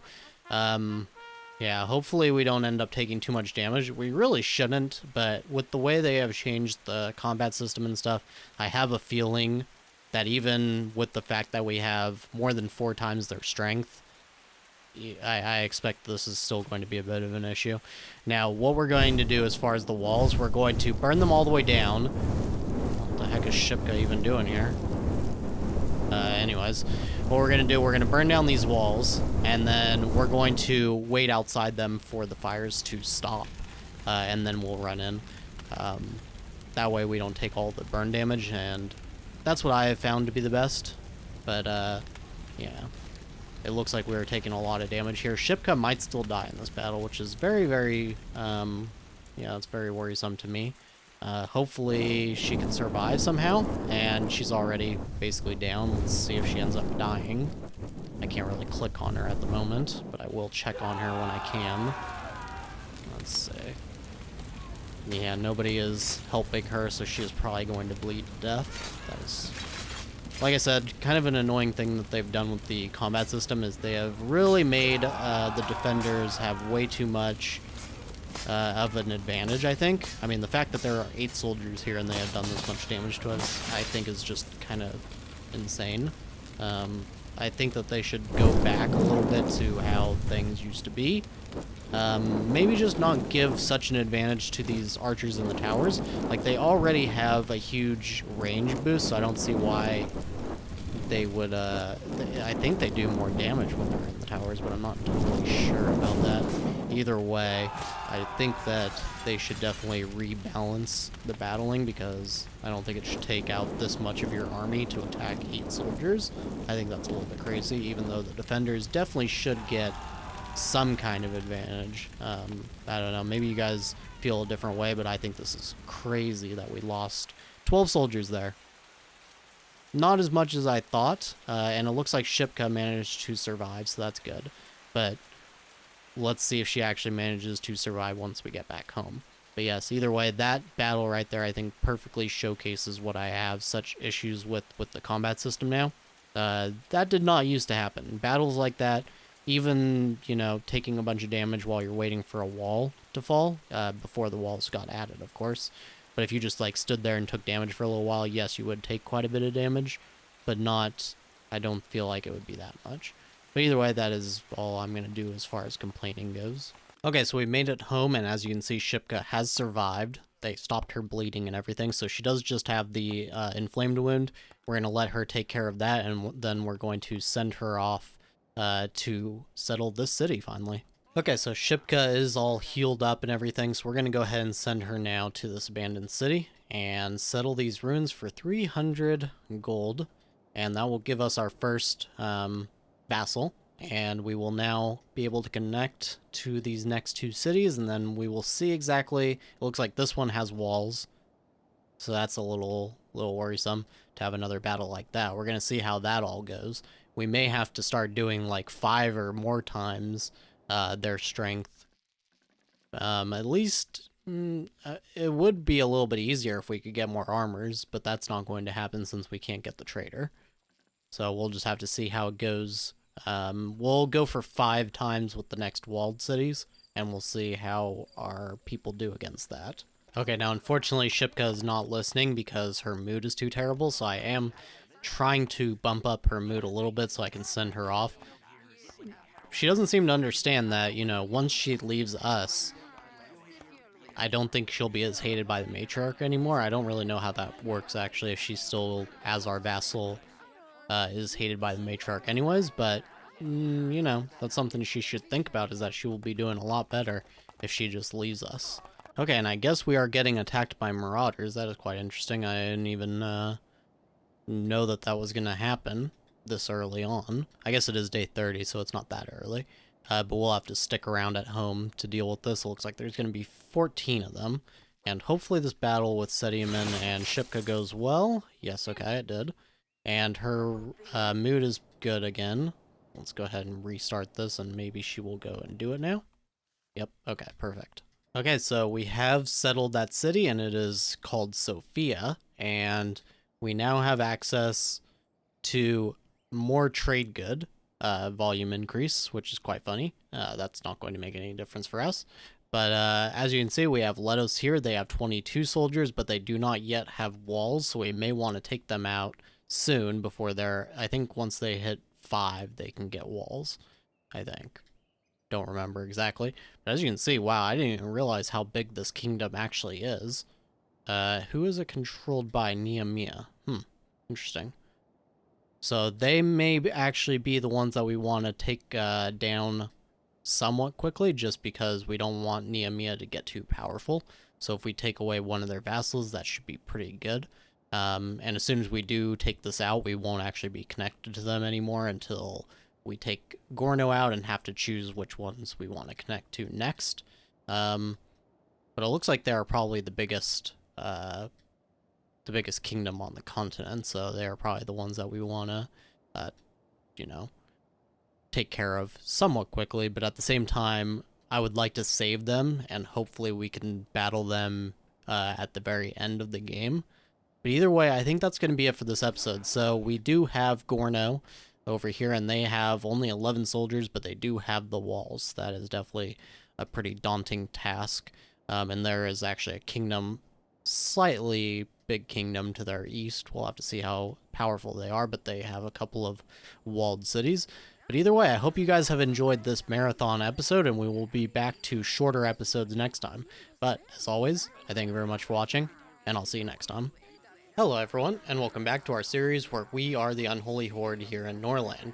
And you may notice that we have gone down about 5,000 in our gold, and the reason for that is a comment that somebody made that we can actually just put all of our money into roads and we can just get it back later. I wasn't considering this, but I figured, yeah, that's actually a good idea, and we may as well do that. So I covered a large amount of our city with just flat roads all over the place, including where our bushes are here, and all the way down actually to leading a path out of the city as well, which will get our army outside of the city a little bit faster as well, at least when they go in this direction. If they try to go upwards, then, well, I figure that I will figure out a road situation at another point for there. I'm even thinking about doing one to the west so that the trader can get to our city a little bit faster, but that's something that we can worry about later. So as you can see, we covered all this bush area as well, but all the bushes are actually covered, are fully harvested at this point. So I decided that I won't put roads to this little hamlet area that we created over here, and when I was building these roads, I actually saw that we even have more bushes down here to the southwest. So I think we're actually going to move this little, I guess, hamlet, as we will call it. I guess we're going to move it down here instead. We'll put one here, and we're going to move this house as well. And we may even build another one, because as you can see, that is a lot of herb bushes, so a good potential for even more medical cells. We're at 33 right now, so I'm not going to worry about it much more for the moment, just because I think we're probably set. But I do want to look around and see if there were any more bushes that I missed, and it doesn't seem like it. So yes, it looks like this is a nice little area to have a mini town, or yeah, like I said, hamlet. But either way, we managed to take over Sophia in the last episode, and we now are connected to Letos and Gorno. And I was talking about maybe having to wait on Gorno, and I think that is going to be the plan because they do have these walls. And I think at this point, because we do not have armor or anything like that on our soldiers, we're going to need to really have substantial, overwhelming force to take out any walled city. So we're actually going to hope that Gorno somehow falls apart through their own, incompetence, basically. And if not, then we'll have to probably get we'll probably have to like double our army size to actually deal with them. So we're probably going to be going for Letos next, and Letos has 22, but they do have towers, but they don't yet have walls. They might get them soon, though, so that's kind of an issue as well. So for right now, we're just kind of building up our forces again, and yeah, like I said, we don't have the armor. It may have been a good idea to try to manage our matriarch relation a little better and try to buy some armor, but I don't think that was ever really going to happen, being a macaw and everything. So either way, this is where we're at, and I will let you guys know the next time something interesting happens. Okay, now our son Kelton finished up the Hammer of Bandits knowledge, and we're going to go ahead and take him off of the granary. I don't think we need that right now. I think what we're going to go for is probably correct cutting. Getting even more wood will actually be kind of useful for us, just in that, well, basically, we are going to want to maybe make some walls just to have them around for possible defense. It's probably not going to be necessary. How did we even end up with this book? Did I buy this? I don't remember buying Caden Training. We don't need that. Yeah, we don't need that at all. I don't know, maybe we just got it from somewhere. Maybe I did buy it. I'm not too sure. Either way, we're going to go on correct cutting because, yeah, like I said, we are going to want to potentially have some walls just for the sake of having a little bit of defense. Not super worrisome, but just something to get. Sediaman is almost done with the mine, but this is kind of pointless now because we are probably never going to be able to get the books necessary to make armor or anything like that, so we'll probably still just put it to use anyways, but we're not going to prioritize it or anything like that, of course. And actually right now, looks like we have most of, basically all of our production buildings, like herbalists and stuff like that, are staffed with workers, but it's the lumber mills that aren't. And that is, maybe once all these houses get done, we can just use this builder's camp, and then we'll be able to actually produce wood again a little bit better. But either way, we're going to take Sediaman off of the granary here, and maybe we should just give up on volume 1 here and just put Polima onto volume 2, because she's only 59%. Oh, I guess Sediaman has the inspiration right now as well. Okay, well, I think what we're going to do, we'll just go for the Palisades, I suppose. We don't really need the temple that badly. It's not going to really do much. Apparently we have some homelessness already. That's a little worrisome. We'll put Sediaman on the Palisades, though, and we'll just keep going for volume 1 for now. I mean, it's 59%. It shouldn't take too much longer for her to get done with that, then we can just put her straight onto level 2. Okay, so I did go ahead and place a bunch more houses just to make sure that we can deal with any homelessness that might arise, and is arising. And on another note, we are getting really low on carrots, so I'm going to go ahead and prioritize all of these carrot fields, and in order to offset the amount of workers that we're missing, I guess we're going to have to deprioritize the herbalists. That should be fine. We already have almost 500 herbs, which is getting actually a little bit close to our capacity anyways, and I would rather keep the medical salves flowing in until we have a little over 100 probably, just to be absolutely safe. And apparently that those marauders are actually here, and we also have bandits. Yeah, those aren't too worrisome. We will have to deal with that, though, at some point. But let's go ahead and create ourselves our army, and we only have enough for one squad. I guess we could have Polima actually join in, just to be absolutely safe here. I think we might do that. Yeah, we don't really want to chance this too much. We'll just have her stay at the back so she doesn't get injured. And go ahead and hit that now. Stay in the back. And get Sediaman over here first. And get Polima over here as well. This shouldn't be much of an issue. There are 14 of them. And of course, they do have 14 in combat skill. But we are much stronger than that, of course. The only issue is that they all pretty much have armor, and we don't. But the good news is once we kill them, we should be able to hopefully take some of their armor. So that could be a good thing for us. Already getting some volleys here. Let's just go ahead and have them run on in, actually. We'll have Polima get over here. What is she? Okay. And the battle has begun. Sediaman is on. Oh no! He got knocked out. Hopefully he does not die. That would be so terrible if he dies here. Pain and shock. He's not dead yet. He is that a moderate or is it severe? It just says bleeding. Okay, so he might be okay. Hopefully he does not die. Why is she not getting involved here?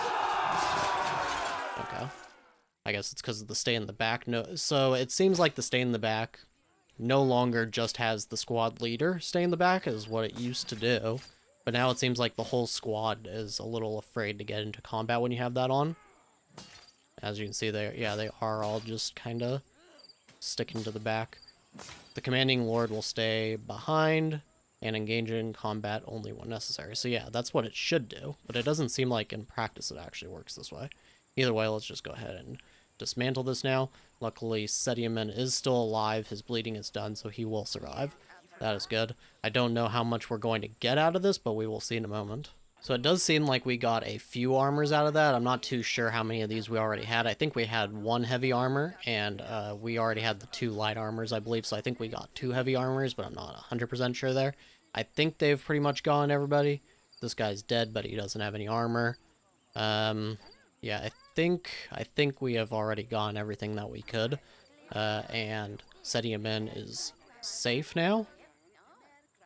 He does need to eat, so we'll have him do that.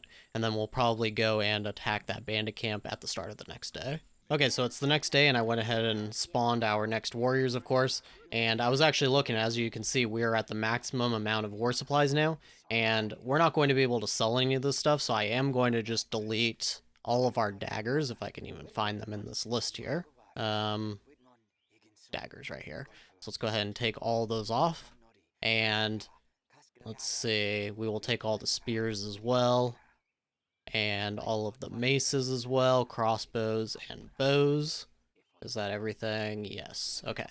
Because we're not going to be able to use any of that. We are exclusively using the axes, so we don't need any of these other weapons. And we do want to keep the armors. Okay, that is pretty good. And otherwise, I think we are probably ready to go and attack that bandit camp. So let's do that. And I have been keeping a close eye just to see if anybody even comes to visit. And it seems like because the matriarch hates us, it seems tied to that because we get no visitors whatsoever. You would think somebody from Letos might even just come to visit, you know, just sometimes, but that does not seem to happen. Even though we're enemies, you would still think somebody would eventually show up, because that does happen. Just because you're enemies with everybody doesn't mean that nobody comes to visit ever. So I think it's tied to the matriarch relation. So it seems like what we're going to have to do, we can make, we can spawn characters as knights, and then they would at least be able to command a squad. And I think we may have to start doing this so that we can command more than one squad. Because otherwise we can pretty much only use Sediaman and maybe his child once he comes of age, and maybe Polima, but that would be pretty risky because she's not very good. So the only downside with the knights, I mentioned this at the start of the series, is that they count as mercenaries. So basically, you will have to rehire them with gold in order to actually keep them. That's probably not too big of an issue for us now. We do have the money, and we're pretty much just stacking it up and having no use for it. So it'll probably be okay. But in the event that they leave due to their contract expiring and us not being able to pay them, what we'll probably do is just take the loss there, and we will not like spawn another one to take their place, and we'll just wait for the next day. That way, you know, because it feels a little cheap to just keep being able to spawn knights endlessly, but at the same time, you know, it is a little, it does kind of suck a little bit that they decide to just leave. I don't know why they count as mercenaries. It must just be like an oversight by the developers, but either way. So what we're going to do, we're going to attack this bandit camp now, and there are still only 6 of them, so we should be fine with just the 1 squad for now. So let's fill this up. And 91%, of course. And I think that is where we're going to call it for this episode. So we'll hit this camp at the start of the next episode. And I think then we're going to start thinking about taking care of Letos. But they might be getting those walls soon. They're up to a population of 5 now. So that's going to be potentially an issue. What's this now? Somebody wants to break free. Nameia. Who's Kalor? I don't even... Are we connected to these people at all? Oh, it's somebody from Nameia. Yeah. Okay. Who? Oh, they didn't wait for our assistance anyways. Okay. I don't know who that is, though. Is that somebody important? Okay, no, it's just Arden. Okay, that's probably not going to be an issue. But it looks like they may potentially be getting weakened as a kingdom, so that's quite interesting. But either way, then we will attack Letos in the next episode, and it looks like they may be a little bit of an issue, but we'll just have to see how it goes. So, as always, I thank you very much for watching, and I'll see you next time. Hello everyone, and welcome back to our series where we are the Unholy Horde in Norland. And as you can see, we are getting close to this bandit camp, and we're just going to jump right on in here to start this episode. No reason to wait around, there's only 6 of them, so I probably don't even need to show you guys this, but I have been skipping a lot of battles at this point, and I figure we might as well just enjoy the time that we have. So after this, we are thinking about attacking, I believe it's Letos, the city of Letos, but we are going to need to wait a few days because we have only about 32 soldiers in total, and we need to, like I mentioned in the last episode, actually get a few knights to be able to have more squads. We did almost lose somebody there, but he did survive. But anyways, so we are going to probably wait, I would guess, about 6 days ish. If we can at least double their numbers and they don't have walls, I think that we should be okay. They will have the towers, which is a little bit worrisome, so maybe we should try to get more numbers, but I think we could, swing it. And I'm not really too worried about losing people. It's just the time investment, really. So yeah, we're going to get home, and we're going to wait until the next day, get ourselves probably... Actually, we'll wait on the night. We'll wait on the night until we actually have the numbers that we want, and we'll spawn the night last because, as I mentioned in the last episode, they will be counted as a mercenary, and so they will have a contract that will expire. So that's not something we really want to risk happening. But either way, we'll get back home. Luckily, we are acquiring more prisoners. We may actually want to think about having another prison ward. Yeah, we're going to need one. Okay, let's go ahead and place that now. Doesn't really matter too much where. I like to keep them close to the warriors, but otherwise, not really too big of a deal where it goes. We'll just place it right here, and we'll rotate it so that it's in, up here by the water where we're not really placing anything right now anyways. And I guess we'll just throw a little bit more roads right here so that they can get to their work sites and other things in the city just a little bit faster. Probably don't need it underneath the building. There we go, and we still have 1,200, so we're doing okay there. Okay, so I'm looking at this, and this may actually be an idea. Voynadar here is a Marauder Knight, and you can hire them. I don't know, I guess this wouldn't count as us hiring like a prisoner or anything like that, and it wouldn't count as a mercenary either. So I think this, is kind of an exception to our current rules for the series. So we could hire him. We would then have to withstand an attack from his Marauder kins, but they may drop us armor, so it actually may be a bit of a double-edged sword for us. Or, it may just be something that is, really good all the way around. So let's just do that. Actually, hold on. What's his... I didn't even look at the cost. Maybe I should, get an idea of that. Doesn't actually say. It just says hire. So I guess you don't actually hire them. I thought that there was a gold cost to this, but we'll just see how that goes. Okay, and look at that. So yeah, 12 command skill, and he's also got 15 in combat because he is, of course, a marauder. So this is actually perfect. Now we won't have to get ourselves another knight. I do wonder how long that the marauders take to attack. I think I've done this before, and it was only a couple of days or something like that, or like maybe a day. So we'll have to deal with that attack, and we should be fine to deal with it. We may lose somebody, but I think that this is definitely a big win for us. Okay, now the marauders are on their way. I haven't seen exactly where they're coming from yet. Oh, it looks like right here. 1 day, 4 hours. But as you can see, we are really low on carrots still. We are having problems actually producing them, apparently. I think it's just because the fields actually need to be repaired and things like that. What we're going to do, I think we're going to leave Sediamen here in the village, and we're going to actually go, or in the city rather, and we're going to go and attack Woodford here. And they have 80 carrots, and we should be able to get back in time before those marauders get here, so let's go ahead and start this attack. We could send Sophia. We're not going to bother with that, though. Voinadar. There we go, and auto that, and perfect. 90% of course. And then what we're going to do, I think we're going to move a few things over to Setium in here, because Polima is a little overwhelmed, as you can see. I don't know why, I think maybe her mood just got low, and so she didn't want to spend as much time, maybe, on the inspections or something. Let's go ahead and take care of the knowledge here. We don't need the granary, so let's go ahead and go, let's go with, let's see, what's his intelligence now? It is 8. Actually, he is the smartest amongst us now. Let's go ahead and put him maybe on military logistics then. Auto learn is fine. And then we'll put Setium in on this. Basically things that are a little farther away in the village, maybe. I guess there really isn't too much else that is, though. We'll put Setium in on these herbalists too, then. And I guess the lumber mills. Hopefully this is enough. Yeah, I think maybe it's just poor mood or something like that, and she was busy doing other stuff. So hopefully that'll be okay.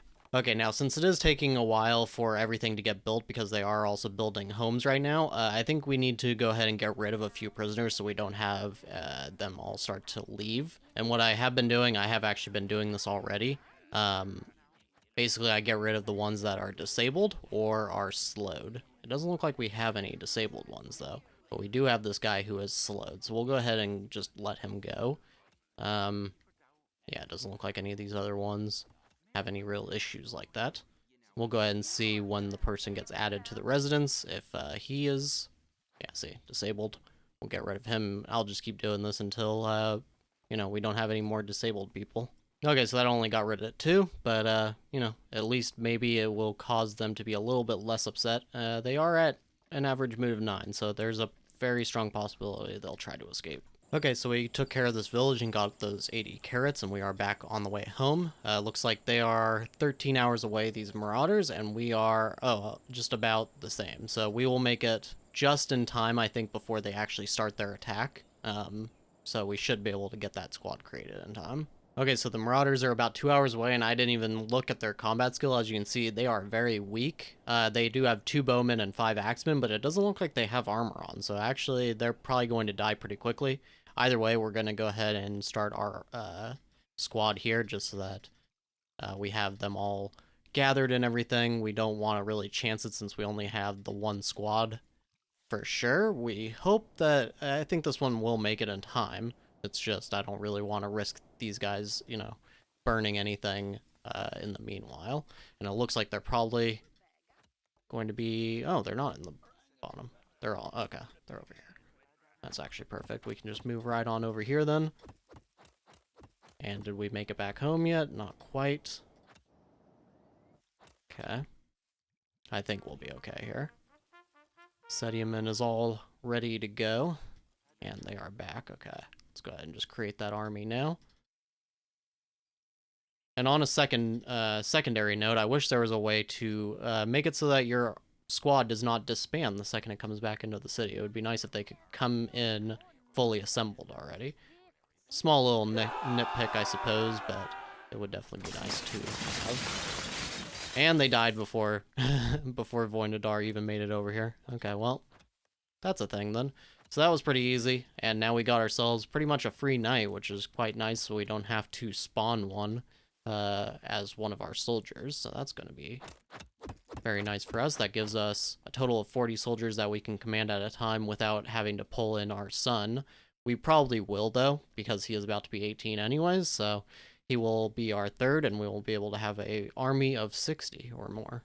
Okay, now it looks like Caden are starting a riot. I think this is against the Varns. So we could just let this go because we don't really care that much about how many Cadens or Varns we have. And if they just attack each other, that's probably okay. I mean, I don't... Oh, and it looks like it's just the prisoners as well. Okay, maybe we should put this down then?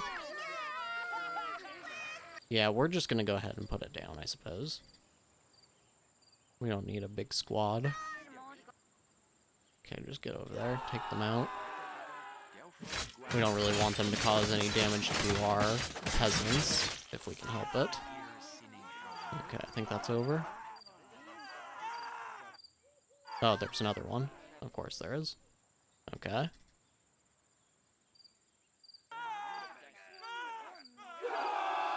Get on over there. And is it over now? No. I think that's the only other one though. Yep, riot is over. Okay, well, did we lose any prisoners? It doesn't really, it looks like we might have lost a couple actually. Not too sure. Either way, that's over. I guess that wasn't too big of a deal. Now, since we are still having problems producing enough carrots, I think I'm going to make a few more carrot fields. We'll just make 2 more for now. We're going to set these to build first, of course. And I think we're going to untick these houses for the time being until we get the prison ward done and those fields. Okay, so we just got our warriors for the day, and I think that's probably what we're going to call it. So we haven't yet attacked Letos. They are at 11 soldiers, so we could actually send this attack now. I think 43 should be plenty. So should we wait for Kelton maybe to come of age, and then let's see. Yeah, so he should become of age today, I think. So let's wait for him to do that, and then we will send him, and then we'll end the episode. Okay, so I'm not too sure what's taking him so long to age up. I feel like it should have happened already, so I guess it is going to be tomorrow. So we're just going to go ahead and send this attack. Oh, and they just got back up to 19 soldiers. Okay. I think we could still do it. I'm just worried that they will spawn the walls before we get there. Let's just go ahead. Let's just set it up, and we'll check on it before we actually get there, and if it looks like it's getting too dangerous, then we can always just back off and go ahead and do Voynadars here as well, of course. Now, how did we get these guys? Where'd these guys come from? Why are they so weak? Hold on a second. I don't know how to feel about that. Yeah, one of them's Caden too, so there's no way that that I messed something up, when I spawned them. That is quite strange. Did we somehow hire those marauders from before? Let's see. Where is there's Sediaman? Where is Voynadar? Right here. Okay, let's wait until those people get here. I want to see who these guys are.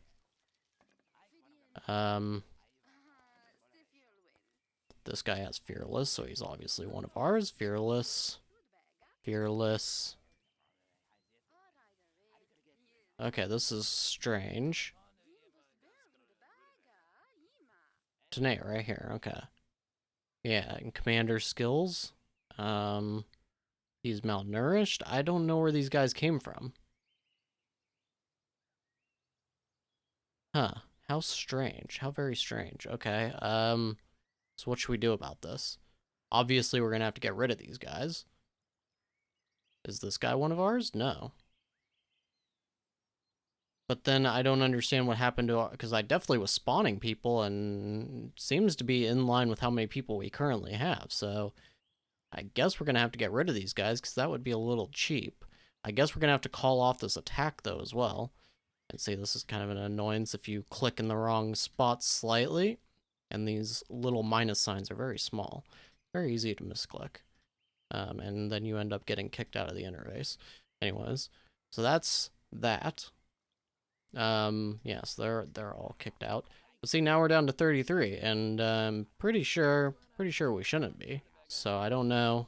Maybe I messed something up in this interface here. No.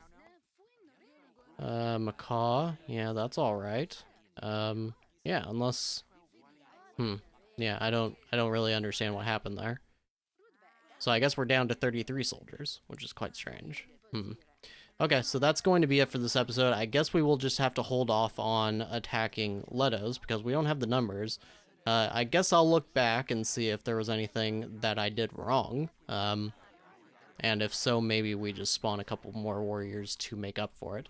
But either way, that's going to be it for this episode. So, as always, I thank you very much for watching, and I'll see you next time.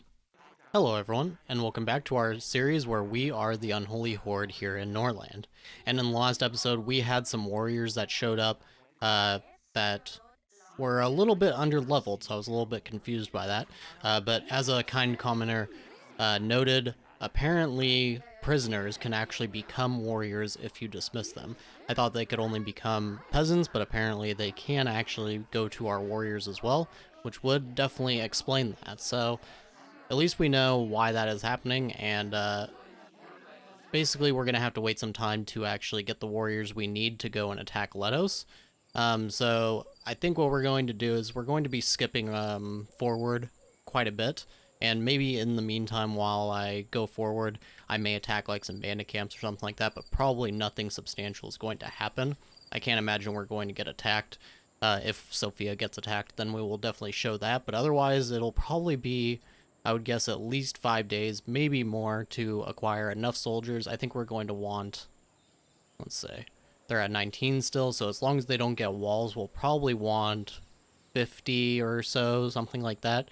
So that's going to be actually probably closer to 10 days. So yeah, we're just going to be skipping forward, and by that point, Kelton will also be of age. So I may show that, but otherwise I will just let you guys know if anything substantial happens in the meantime. Okay, a very quick thing here. I didn't think that Kelton would get through military logistics so quickly, but as you can see, he's already at 61% compared to Polima at 70% on the first military logistics, so there's really no reason to actually keep her on this. It's just kind of wasting her time. We'll go ahead and put her, I guess, on Temple instead, and hopefully she can get that through. We could even maybe go with defensive towers, but I think we're probably fine with where we are. For the moment, as far as we need to get our actual walls before we're worried about towers. But either way, I just wanted to let you guys know about that. Okay, now some good news, because Kelton has come of age, and we have also given him a title, so now he is officially one of our landed lords here. And good thing he already got his heavy armor and axe equipped. That is good.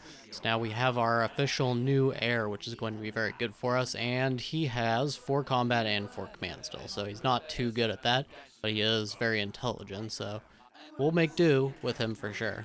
Okay, very quick here. We are at the Scriptonic again, and we got the Eternal Loyalist book here, so we're going to go ahead and buy that. I think we're just going to sell Military Logistics 1.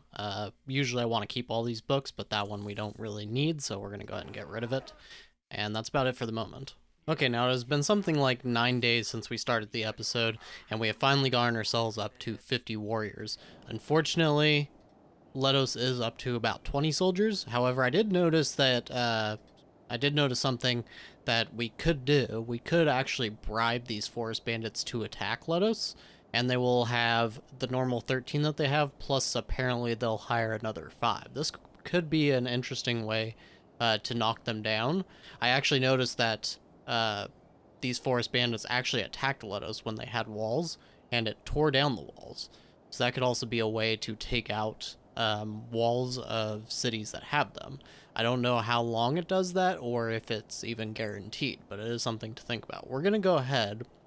We're going to send a messenger to go ahead and do this, and we're just going to see what that, how that affects everything.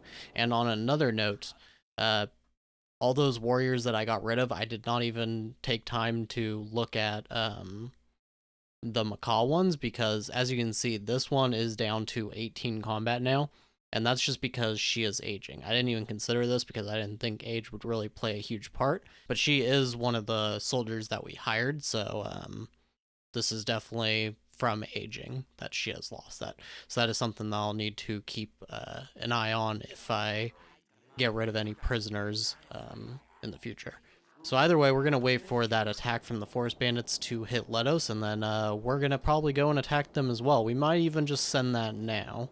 We will need to send Voynadar and Kelton here as well. I think we should have enough weapons, hopefully. Not Plima. Let's go with Kelton there. And definitely enough weapons, okay. And yep, everything looks good. Okay. Now it's already saying 81%, but we'll have to see exactly how that goes. And we may have to kind of have them circle around somewhere, maybe aim them at this camp or maybe at this village or something like that, just to make sure that these forest bandits have the chance to attack Letos first. Okay, apparently it was a good decision actually to start this attack on Letos, because as you can see, Sofia is about to be annexed by Nameia. So if we can cut them off by killing off Letos, that will actually prevent this attack on Sofia. So it's very good timing for us. Okay, now unfortunately that bribe apparently only attacked the village. I don't know if it actually tells you that. It says attack a town or villages in the province of Letos. And I guess it just decides on its own. So they went ahead and are going for the Wolford village, so that's not really going to help us at all. They're at 21 soldiers. This could be a little bit, this could actually kill off quite a bit of our army, but let's go ahead and let's just try it. We have to in order to save Sofia anyways. And they do have 2 towers with 6 on them, it looks like. Which shouldn't be too bad. If we can kill off a Monkotep here, then that should actually make them fold rather quickly anyways, so I'm not too worried. But they do have a lot of armor. That is a lot of armored soldiers. So that's actually a little scary. Hopefully Kelton doesn't get killed here. I would actually almost prefer Sedimen to die. Well, okay, well, maybe not, but Sedimen is, of course, in 40s. Looks like they are folding very, very quickly, though. We haven't lost anybody yet. Very good, okay. I am happy about that. And everybody can go ahead and attack this one as well. And they can just go for the second one together. Perfect. This is about as well as it could have gone, honestly. Barely any losses. Did we kill, yeah, we did kill their lord as well. No surprise there, really. We are trying to burn them to the ground, so killing off the lords is kind of a necessity. And that is that. So 3 dead. That is actually really good. We also stole 433 and killed off their noble family as well. The only downside here is that their village did have carrots, so that was actually quite nice for us to be able to steal their carrots all the time. For some reason, the food is showing 124 out of 0. I'm not sure what's going on there. Maybe it just needs to update. Not too sure. But either way, we will have to find another source of food, but I think we should be okay. I have, what is this, 6 carrot fields now, so I think we'll be alright there. And otherwise, let's look at Gorno. 42 soldiers and walls. That is going to be very difficult to topple. We could try to bribe these forest bandits again, and hopefully they would attack Gorno. Yeah, they can't even attack a village, so that would actually be perfect. So we'll bribe them, and what we're gonna do, we're gonna need to sell off a little bit of our roads. We're probably okay to get rid of some of these ones over by the bushes, just because we aren't really harvesting from them right now anyways, due to the fact that we are pretty much focused on getting food. So let's just sell until we have maybe around 500 gold or so. Something like that. Perfect. Okay, we'll leave the rest there. And otherwise, we'll wait for everybody to get home, and we'll wait for these bandits to go and attack. If they would burn down these walls, that would definitely be perfect. Oh, and they're being attacked by marauders. That is perfect as well. Let's see how that goes. And it did not take down their walls. It did knock down a lot of their soldiers, though. So that's good. Oh, I guess Sofia was involved in that. That's quite funny. They're not a very helpful vassal for that. Either way, let's wait and see what happens with the forest bandits. Okay, so that messenger is nearly at the forest bandit camp by Gorno here. So we're going to actually just go ahead and send our attack at Gorno, because whatever happens there, we probably want to attack them before they recover from that marauder attack they just experienced. So let's go ahead. We do have a couple with inflamed wounds. We're just going to send them. I think we should be able to get back in time that they can still use medical salves. Make sure to give them all axes, of course. And just fill up these squads. It looks like this guy can't even move. It looks like 2 of them can't, actually. That means we're going to be down at least 2 soldiers here. That is not really my preference, but I think we can still survive. Burn to the ground. 61%. And we can't bring Sofia in, which is rather unfortunate. But, okay, let's go.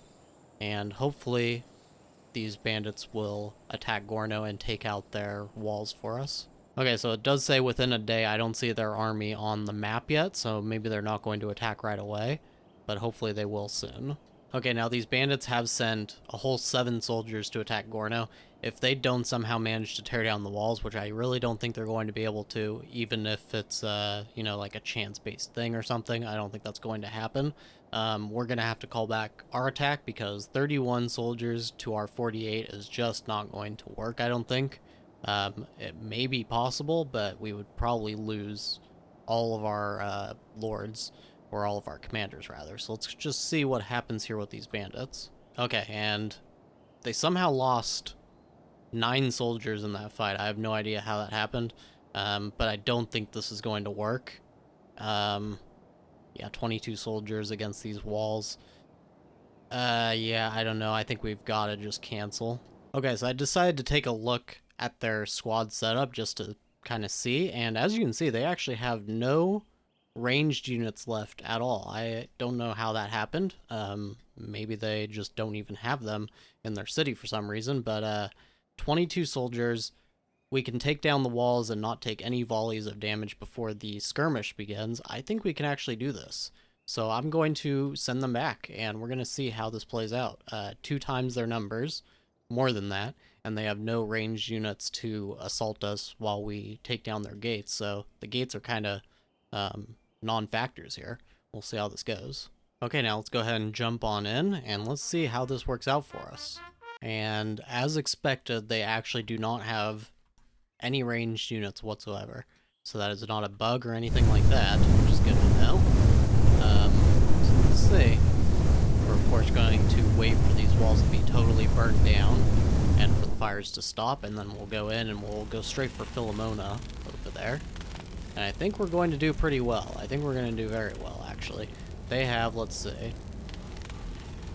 average of 9 combat skill, mostly macemen here. All their swordsmen are actually in the back here a little bit, so they will also be delayed to getting involved only by a second or so, but it may buy us enough time to kill off Philomona, or at least her best warriors. So let's go ahead and get on in there.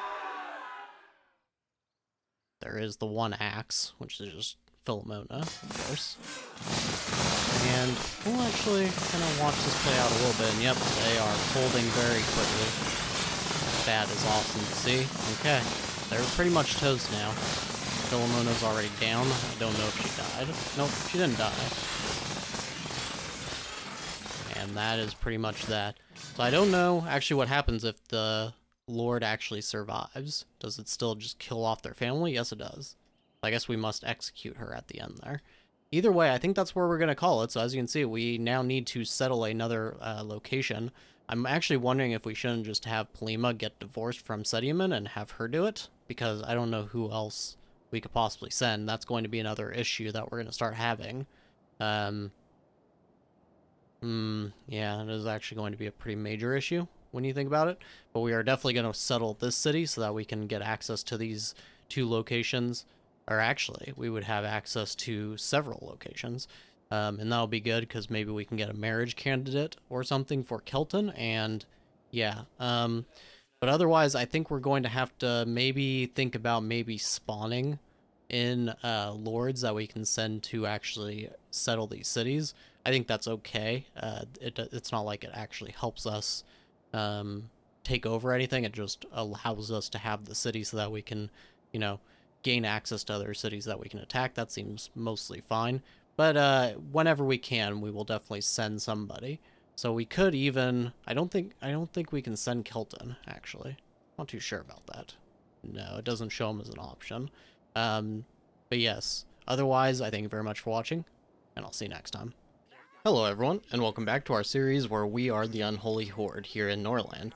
And a happy Thanksgiving to all of you who are celebrating that, and let's go ahead and get into this episode. So, in the last episode, I mentioned that we might try to divorce Polima so that we could send her off to this abandoned city. However, I completely forgot we do not have a priest anymore.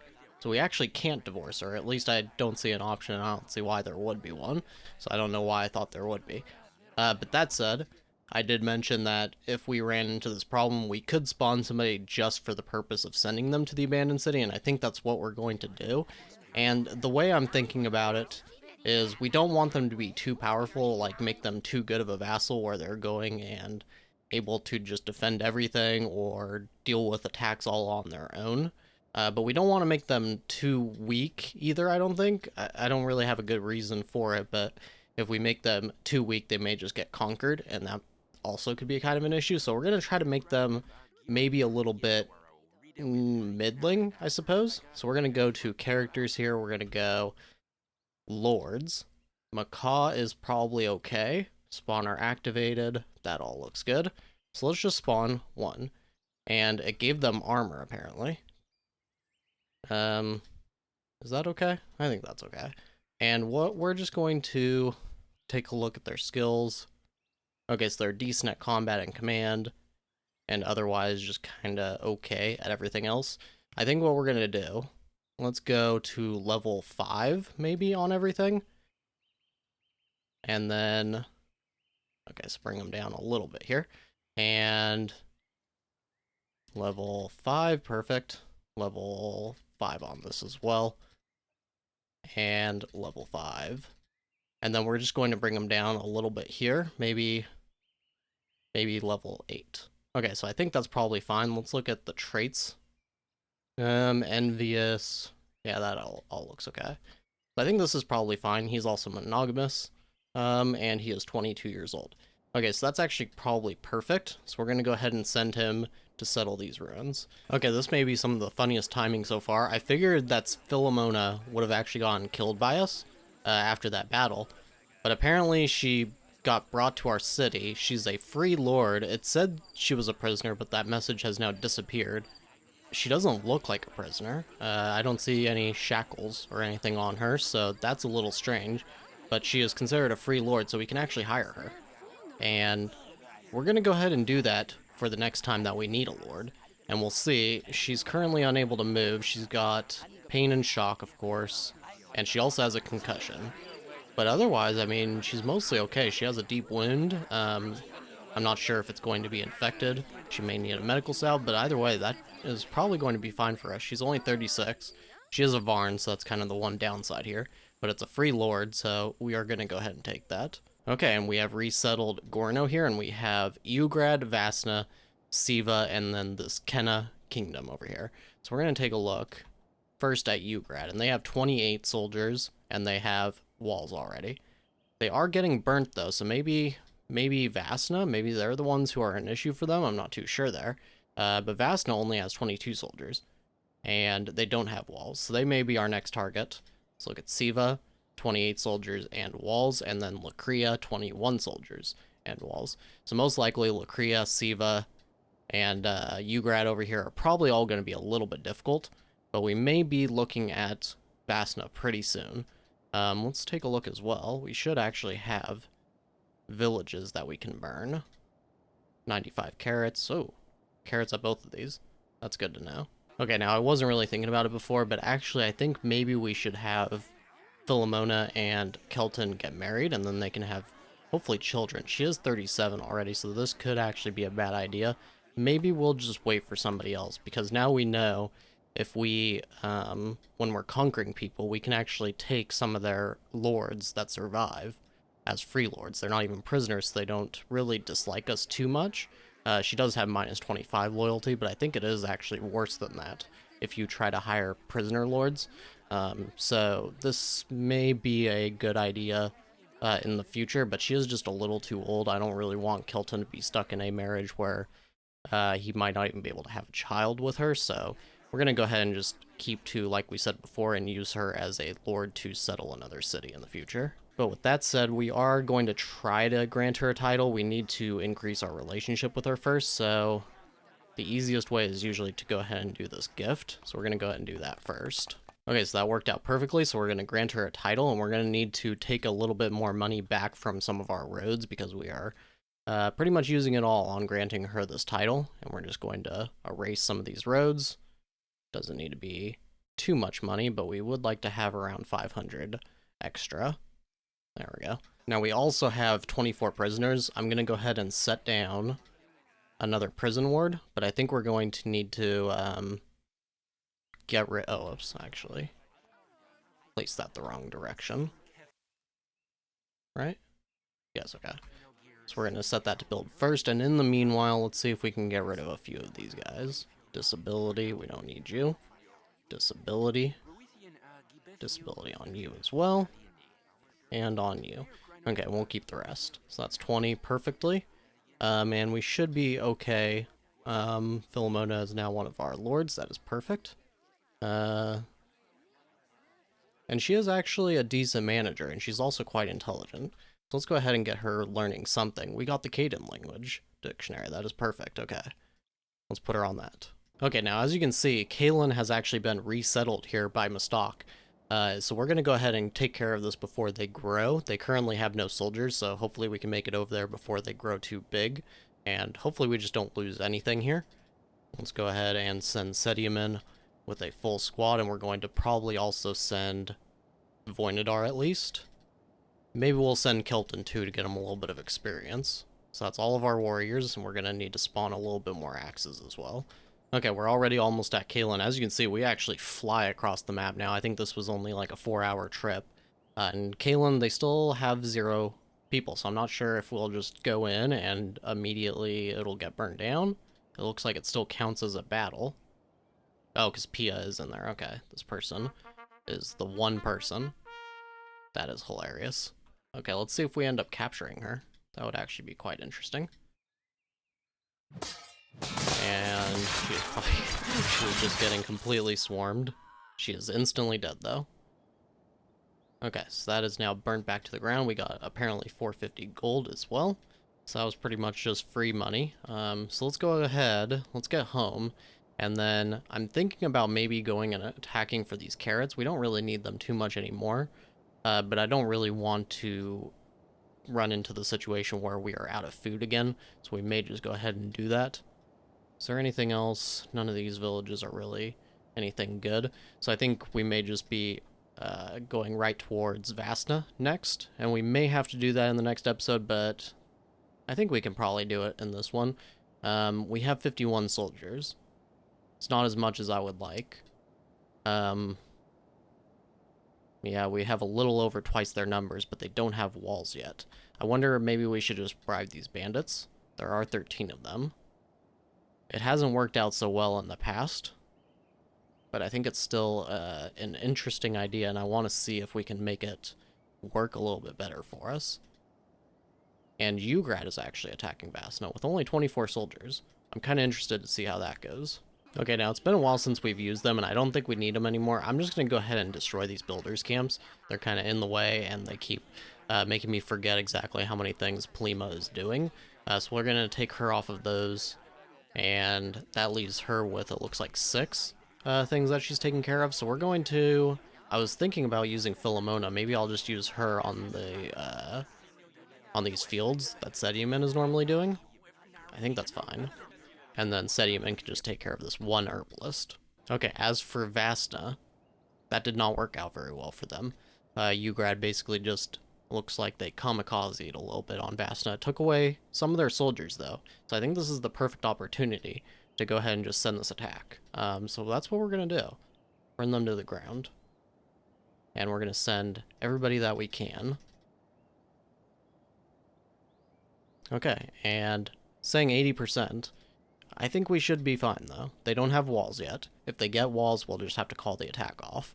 And if they start to rebuild before we make it over there, that could be a little bit bad. Okay, something is going on with Sediumin's squad here. They just stand here and they're saying taking equipment from the warehouse, but it doesn't seem like they're doing anything. I'm going to disband that and see what happens. And it looks like... yeah, it looks like Kelton is just kind of stuck.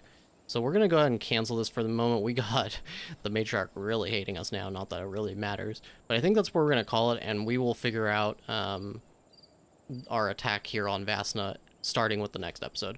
Before we go, though, I did just want to mention that Norland is actually being nominated for a Steam Achievement, or Steam Award. It's the Labor of Love Award. So if you go to the Steam page for the game, there is an announcement about it, and you can submit your nomination for Norland for the Labor of Love. So I would highly recommend doing that. Of course, I've had some small issues with this game, but clearly, obviously, I love it because I've been playing it for so long.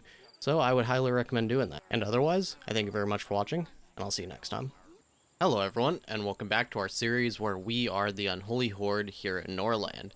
And we have a very interesting start here. I didn't even know this was possible, but the Inquisition is on its way. Now, most of you may know that this happens usually when you become the Emperor. The Inquisition will basically assault your city because they don't want to share the power like that. And basically crowning yourself Emperor is putting yourself above Mother Sophia and all that. So let's just go ahead and read this. And beloved child, with a heavy heart, we have long witnessed your descent into the abyss of sin.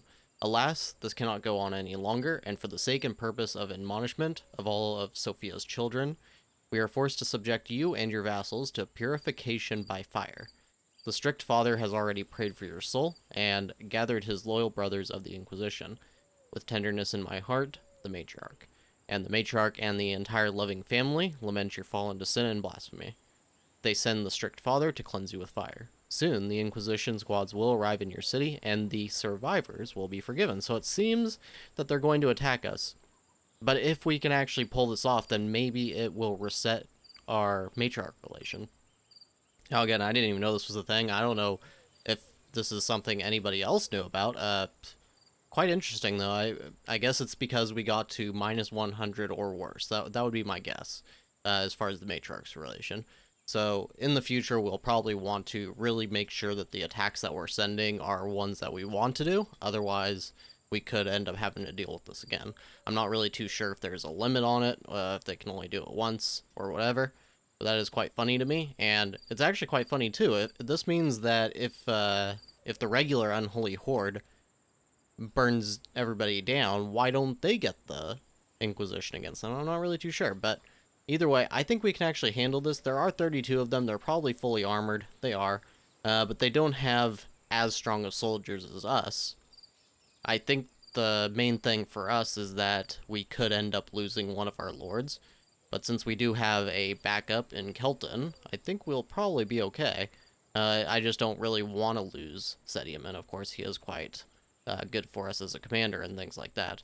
But either way, we're going to wait until they get here, and it looks like the next day will tick over, so we should have around 55 soldiers for this fight. That's almost double their numbers, and I think we should be okay, and we should be able to win this. Okay, so the Inquisition is on our doorstep, and they are just about here, so let's go ahead and create our armies. Sediumen and such are all sleeping, so they might have a little bit lower morale. 42 mood for Sediumen, 43 for Kelton here, and we don't even know what Voyned ours is. Hopefully he's okay. And let's go ahead and fill all these squads. And the main issue here, like I said, we don't have armor for anyone really, so they could die pretty easily actually in this fight. But I think damage-wise, we should be okay. It's really just how many of our people are we actually going to lose here. We're going to set this one up here. Are they coming from the south, it looks like? Yes, okay. Let's go ahead, just move them down this road here. Where's our last squad? Right here. Okay. And hopefully they actually choose to come this way. I think they might go for these buildings. I don't think they act like bandits, though. So I don't know if they're going to try to burn any of our buildings or if they just want to kill us specifically. Let's go ahead and see what they decide to do. Right now they are just sitting there. And okay, they split to 2 armies and they are coming this way. Perfect. Okay. Oh, one of them. Oh, they are going for that building. Okay. One of them's going. Oh, I don't really like that. Maybe we try to stay right here so that we can pull both squads. But they do have bowmen too. Looks like 2 crossbows there. I can't tell here yet. Okay, just 2 crossbows. So they are going to start firing on us shortly here. Sediman, you get over here as well. Maybe we just let Sediman fight this squad and they fight this squad, actually. Like I said, I don't want the crossbows to be able to fire volleys at us. Let's have you target archers. And let's have you target archers as well. Take out those crossbowmen. Alright, that seems to be going okay so far. Let's speed this up slightly. Philomona is having a nervous breakdown. Okay, I don't really care about that right now, game. This squad is falling apart very quickly. This one seems to be doing okay. It's now starting to collapse a little. Okay, that's going very well. Sediaman is doing pretty well. Why does he have a sword? We'll have to do something about that. Okay, well, yeah, this went even far better than I had anticipated. Yep, okay. That is over. The Inquisition could not stand against our might. And right now I'm seeing minus 25 here. I don't know if that's going to improve further.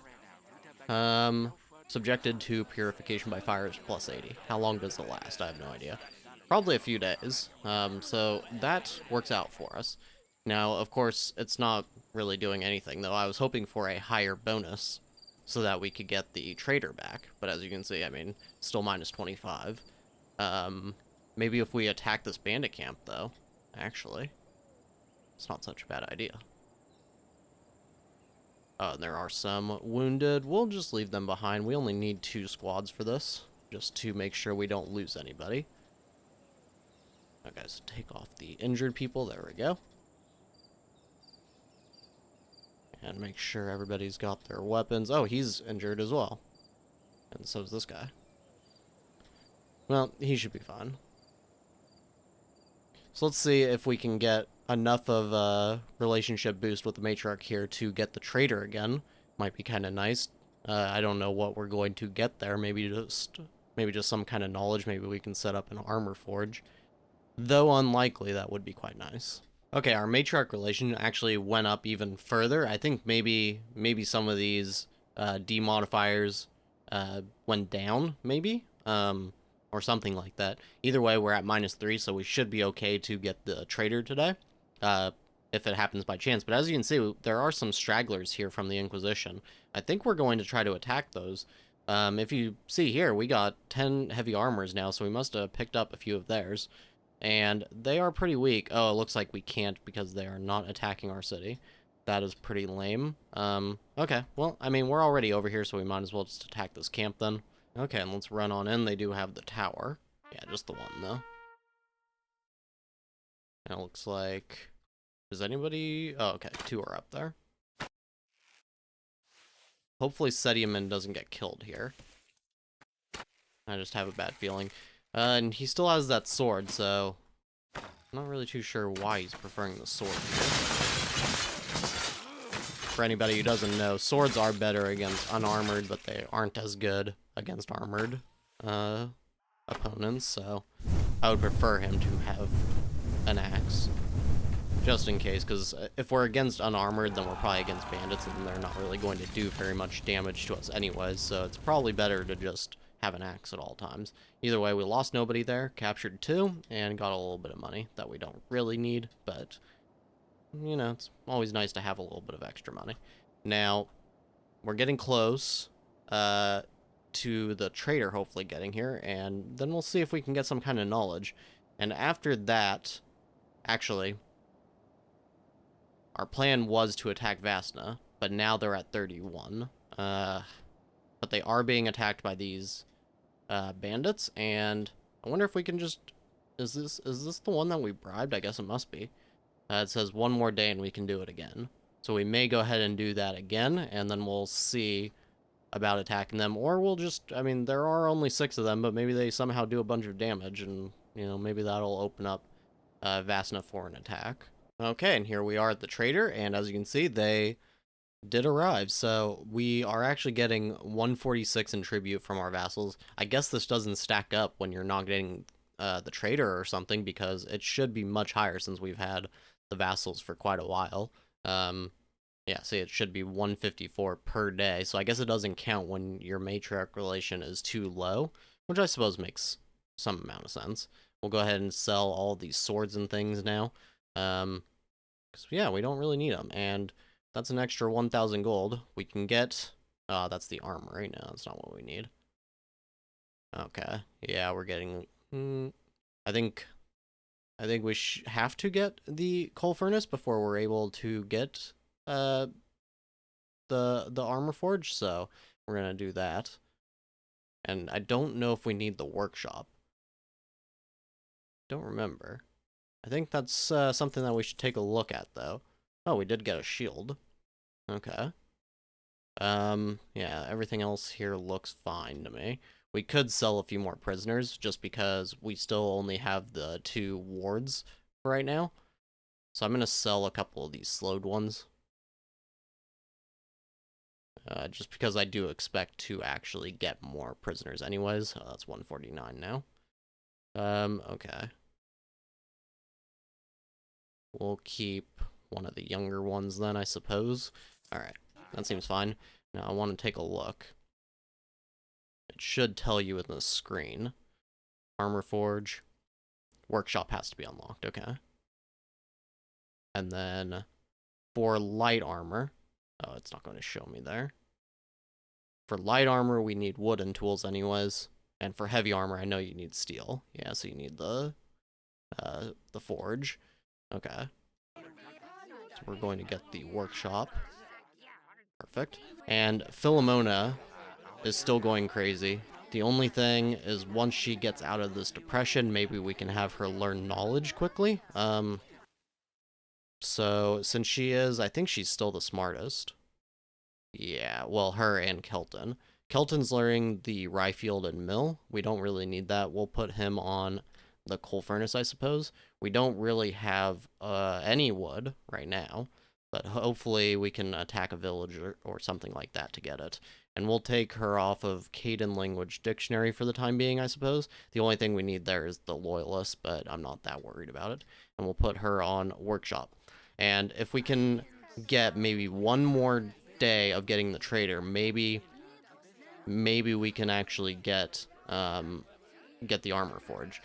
Right now we're at minus 21, and as long as we don't go and attack anyone, we should be fine.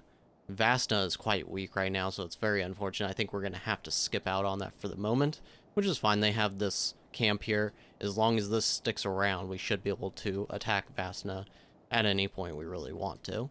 So it doesn't look like there's any village that we can attack for wood right now. So yeah, we're just going to have to wait. Okay, and I actually had to go into the debug menu to take off the sword from Sediman, and Kelton had one as well, and so did Plima. Now, hopefully they will go and grab an axe instead.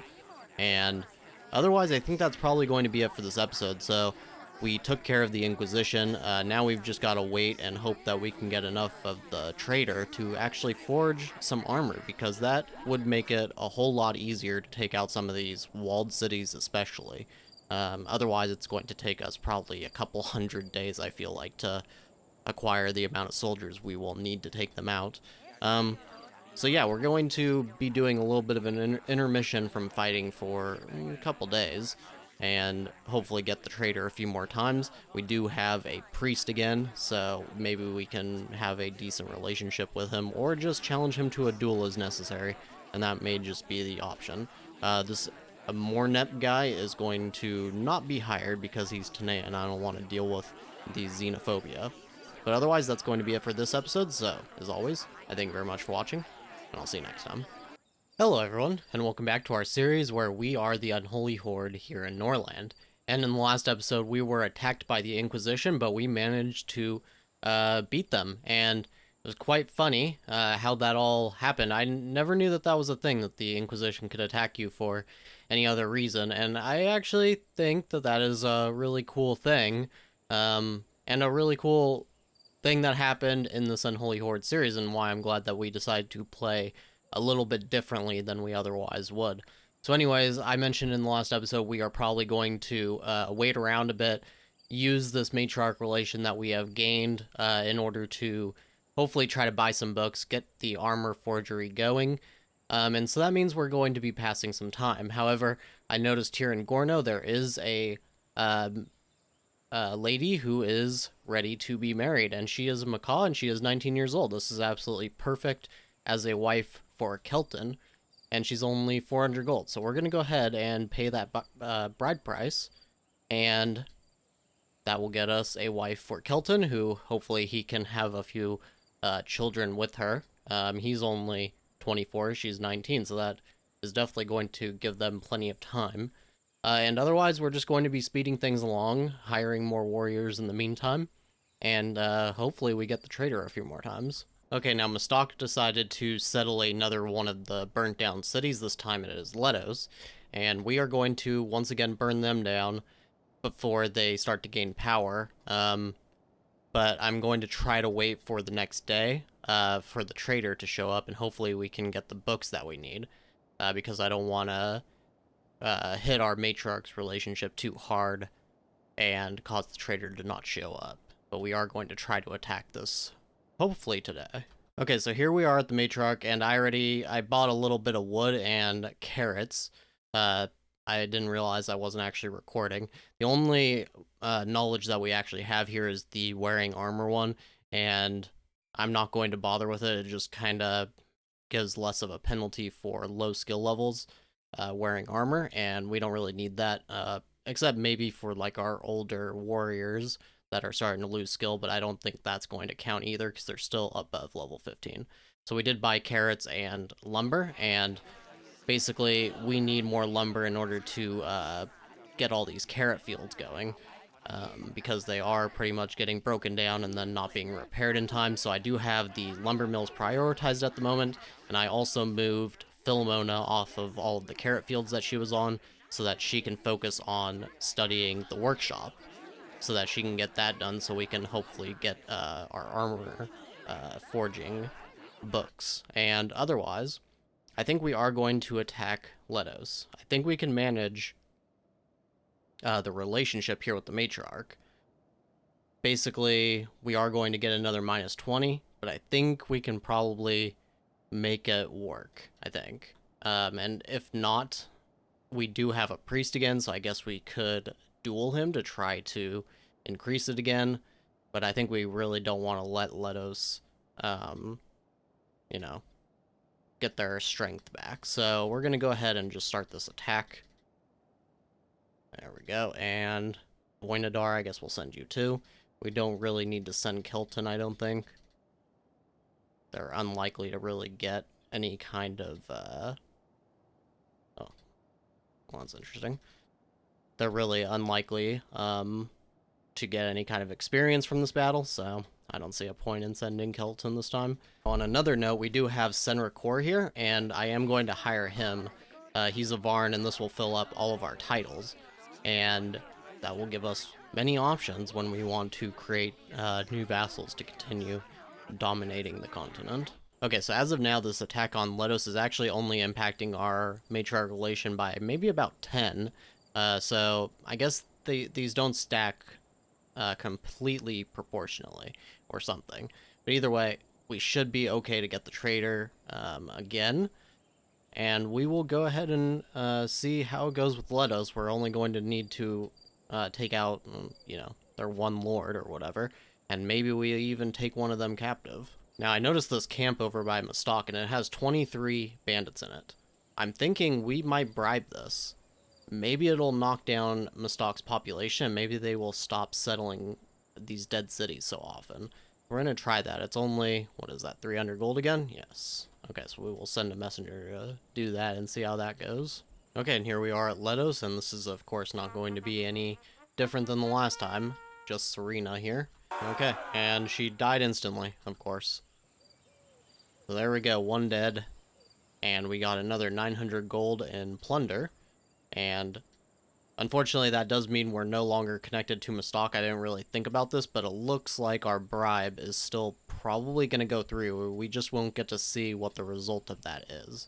Hopefully it goes through, because otherwise we just kind of wasted 300 gold potentially, assuming it does not get sent back to us. Now, on another note, we have Tornet now in the city, so we're going to go ahead and give her something to do. Maybe she's not very smart, so let's see, what would be a good option for her? Maybe the coal furnace, since that's going to be something that can take a while and we'll be fine if it takes a little while to get done. And then Kelton can be set onto something a little more productive, such as the Caden Language Dictionary. And we also have Senric Core here, and he's actually very smart. I didn't realize just how smart he is. I wonder if he's the better option than Philomona. Well, he's actually a good manager as well. Okay. We'll just place him on, let's say. I'm not really too sure here. Can he? No. Okay. What can he go on? Maybe defensive towers or something to that extent. Yeah, I don't think it's going to really matter too much. Okay, we'll just place him on defensive towers, I suppose. Now, on the way home, I figure we're going to go ahead and attack this camp of forest bandits. It's very close by. It'll hopefully make Sophia a little bit more happy with us. They're a little bit upset with us right now. Not too bad, but enough. And it should also improve our matriarch relation a little bit. Okay, and here we are at this bandit camp. So let's go ahead and head in. And they do have a tower. Just the one, and just 2 people in them, so nothing too damaging to us for sure. And we have a lot of people now with armor, which is very nice to see. Perfect. Okay. Get the tower, everybody. They are just burning these towers down so very quickly now. I don't know what exactly affects that, actually, but it does seem like they burn them down a little bit faster compared to in the past. Maybe it's just their numbers, but I think it's more proportionate to something else. Maybe it's, I don't know, maybe it's the commander somehow. I don't understand how that could happen either. Either way, Sophia's a little happier with us now, and we are heading home, and then we're going to try to get Sedium and Senric Core to be a little more friendly with each other so that we can grant him a title. Okay, so we did receive this message back from the messenger that went to get these bandits to attack Mistok, and it seems that they are still going to do it, and including those 23, they're going to get an additional 5 from the ones that we hired. So that should, maybe it'll take out their walls. I'm not totally sure, but we will see soon, hopefully. Or maybe they will just end up burning one of their villages. Now, we have been getting quite lucky as far as the trader goes, and here we are once again at the trader. And we're going to just check and see if there's anything useful here. Not so far, at least. Now, I don't know exactly how it works if Philomona finishes the workshop. If she finishes the workshop, if that will refresh the stock in the trader. Probably not, so we'll probably have to wait at least until tomorrow. Maybe a couple more days, depending on how long it takes for the next trader, before we're able to actually start buying our armory forge books. Okay, and I had Sedium do a hunt here with Senric Core, and now he should be giving him a title, but they're trying to attend, I think it's Kelton and Tornet's marriage ceremony. Okay, and I believe they are now officially married. Seems like. Yes, okay. So now, hopefully he will go and immediately grant this title. Yes, it seems he is. He was trying to buy his own rings. We'll go ahead and stop that for the moment. Okay, there we go. Now we have the maximum amount of lords. And hopefully not too long until Kelton and Tornet have themselves a child. He is also trying to do a political demand for attacking Lacria, which is these guys. And we're not going to do that anytime soon, so hopefully he can somehow... maybe... Let's see, I could challenge him to a duel, maybe. Just something to improve his relationship with Sedium. I guess we'll just do a flesh wolf hunt at the next possible time. Okay, I was just looking around at more camps, and as you can see, all these camps in this area are actually pretty powerful. It doesn't look like there's one in Lacria, but that is fine. We could potentially start to bribe these to try to take down some walls, and it looks like Vasna's ruler also just died, so that is probably going to hurt them. I'm going to wait until we get that next trader, because there's no sense wasting the money if we're not going to be able to use it to actually attack one of the cities. But we could definitely spend the money and get all of these bandit camps to attack, hopefully, the cities that they are occupying. That would definitely make it a lot easier to topple them. Now, unfortunately, we are out of carrots again. I really do not want to end up with losing a bunch of peasants again, so we're going to go and attack Silverkeep and Winterhall as well, which both have carrots in them. We'll send Sedium in, fill up his squad. It appears we are actually low on axes again. I don't know how that even happened. We haven't really gained that many warriors, so I don't really know. I'm gonna just give us 30 something. There we go, that should be plenty. I'm sure a bunch of them were getting destroyed in the last fight, so that's probably part of it. Yeah, as you can see, absolutely none of them really had weapons. We'll send Voynadar as well. And it looks like none of these guys have weapons either. Okay, so I need to spawn even far more than I thought. Let's just give ourselves 55, or actually maybe 65. And that's getting pretty close to full. Can I just... There we go. Actually, that did not refresh. Okay. There we go. Okay, and I think we're going to send Kelton as well here. Just because, really. No particular reason. And I think that's where we are going to call it for this episode. Looks like our priest is actually going crazy. That's kind of funny. But either way, in the next episode, we will deal with these attacks on these villages, and we may go ahead and get ready to attack one of these cities, assuming we can get the trader and get workshop finished, which Philomona is eating instead of studying.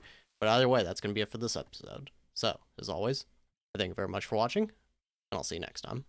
Hello everyone, and welcome back to our series where we are the Unholy Horde in Norland, and in the last episode we were working on the workshop, and we were also going and trying to get a little bit of carrots from Lacria, and we actually finished up the workshop book, and we're going to take Philomona here off of the rye field. I think we're actually going to put her on the Caden language dictionary just because she is pretty much doing really, really well on this studying, and she was already part way through this anyway, so we're going to do that.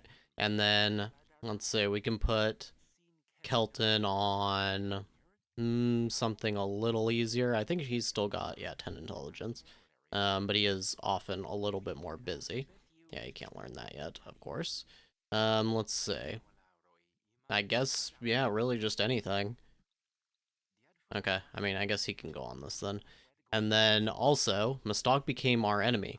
And so what I decided to do, I'm going to have Kelton just stay home.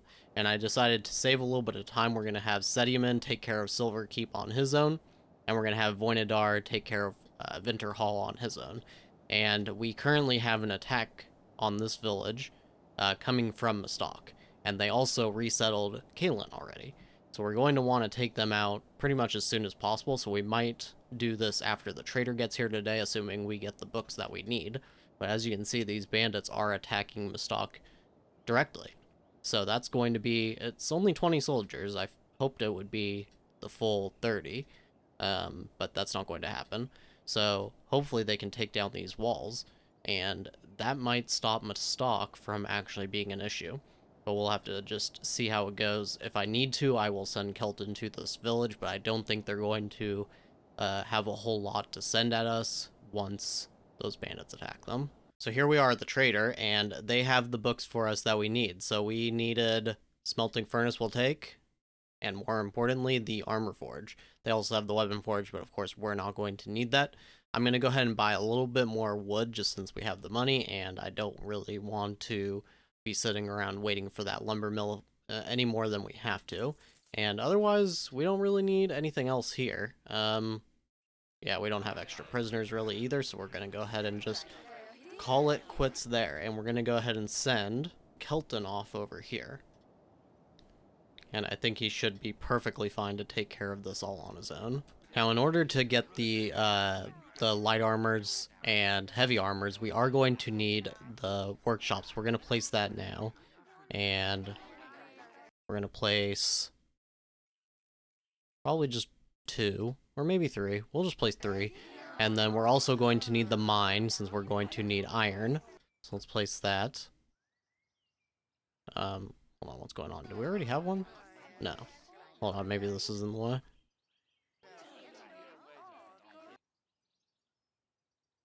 Okay, maybe this is in the way too. Hopefully. Yes, okay. Perfect. Let's place that there. Maybe we'll just move this in. Can't. Okay, maybe one of these workshops can fit there. Yes. Okay, we'll do that. And yeah, this is a little disorganized now, but I'm not really too worried about it. There we go. Okay. So we have the mine down. We have our workshops going as well.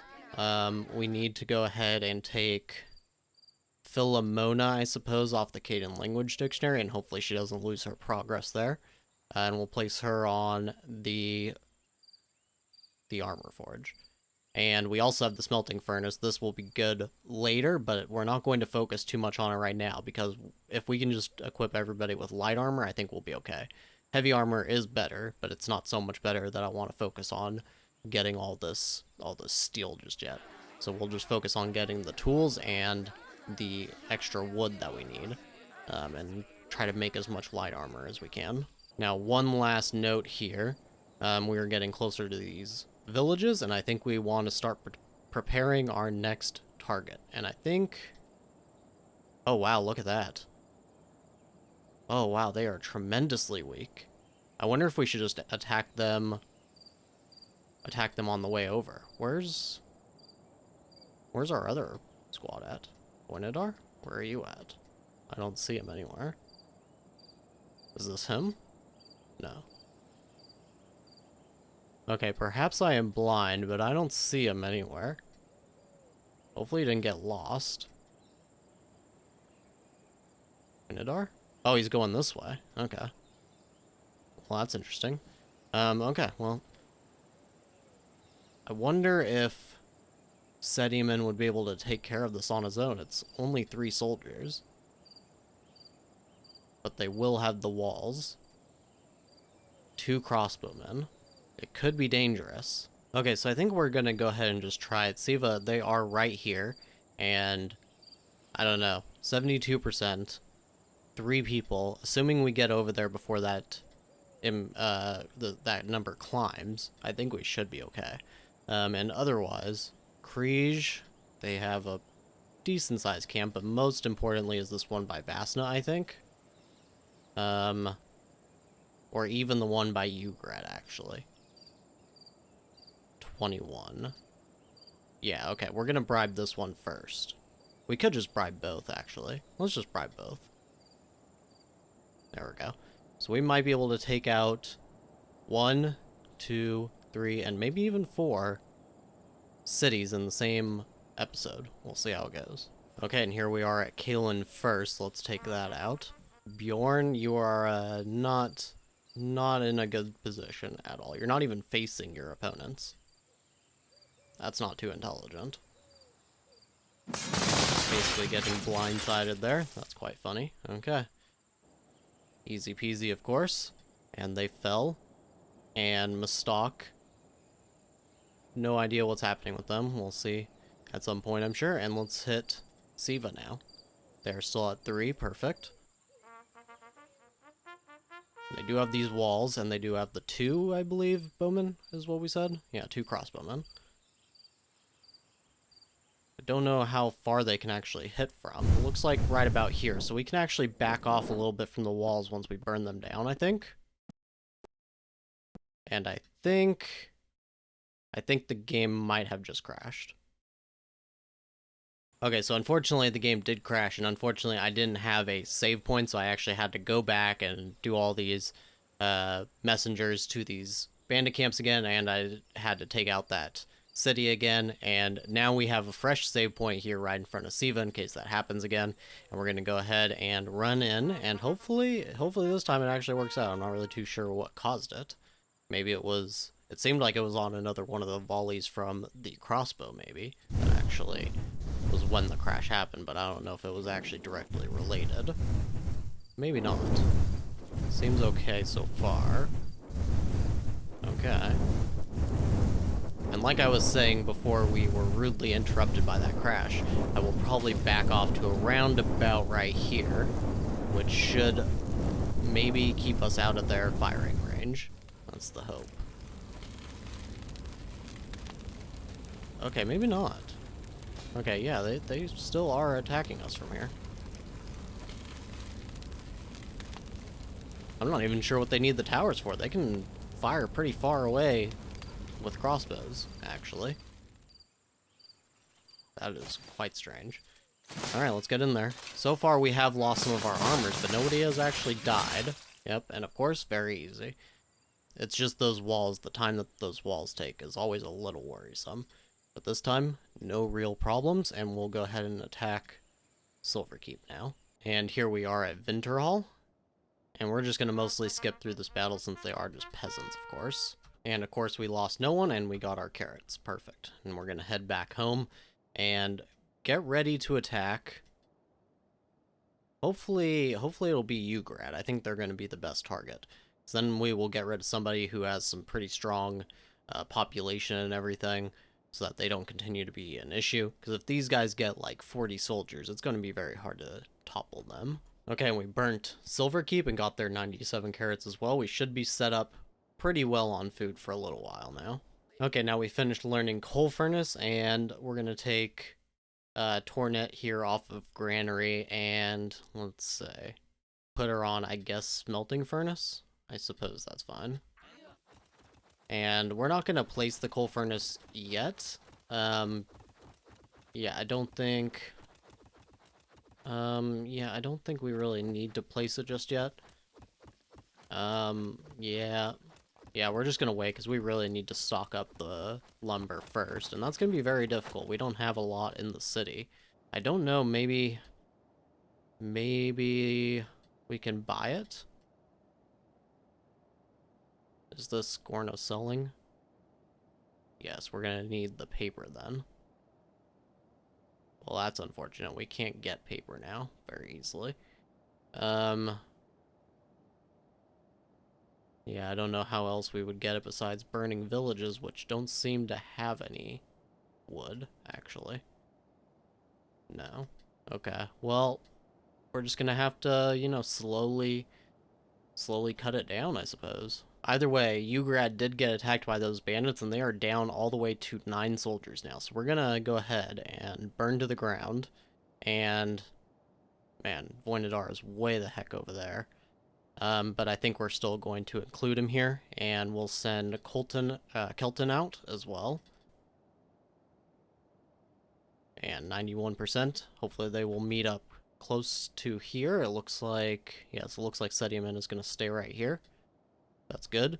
And otherwise, that is probably where we're going to call it. I don't know what's going on with this bandit camp just yet.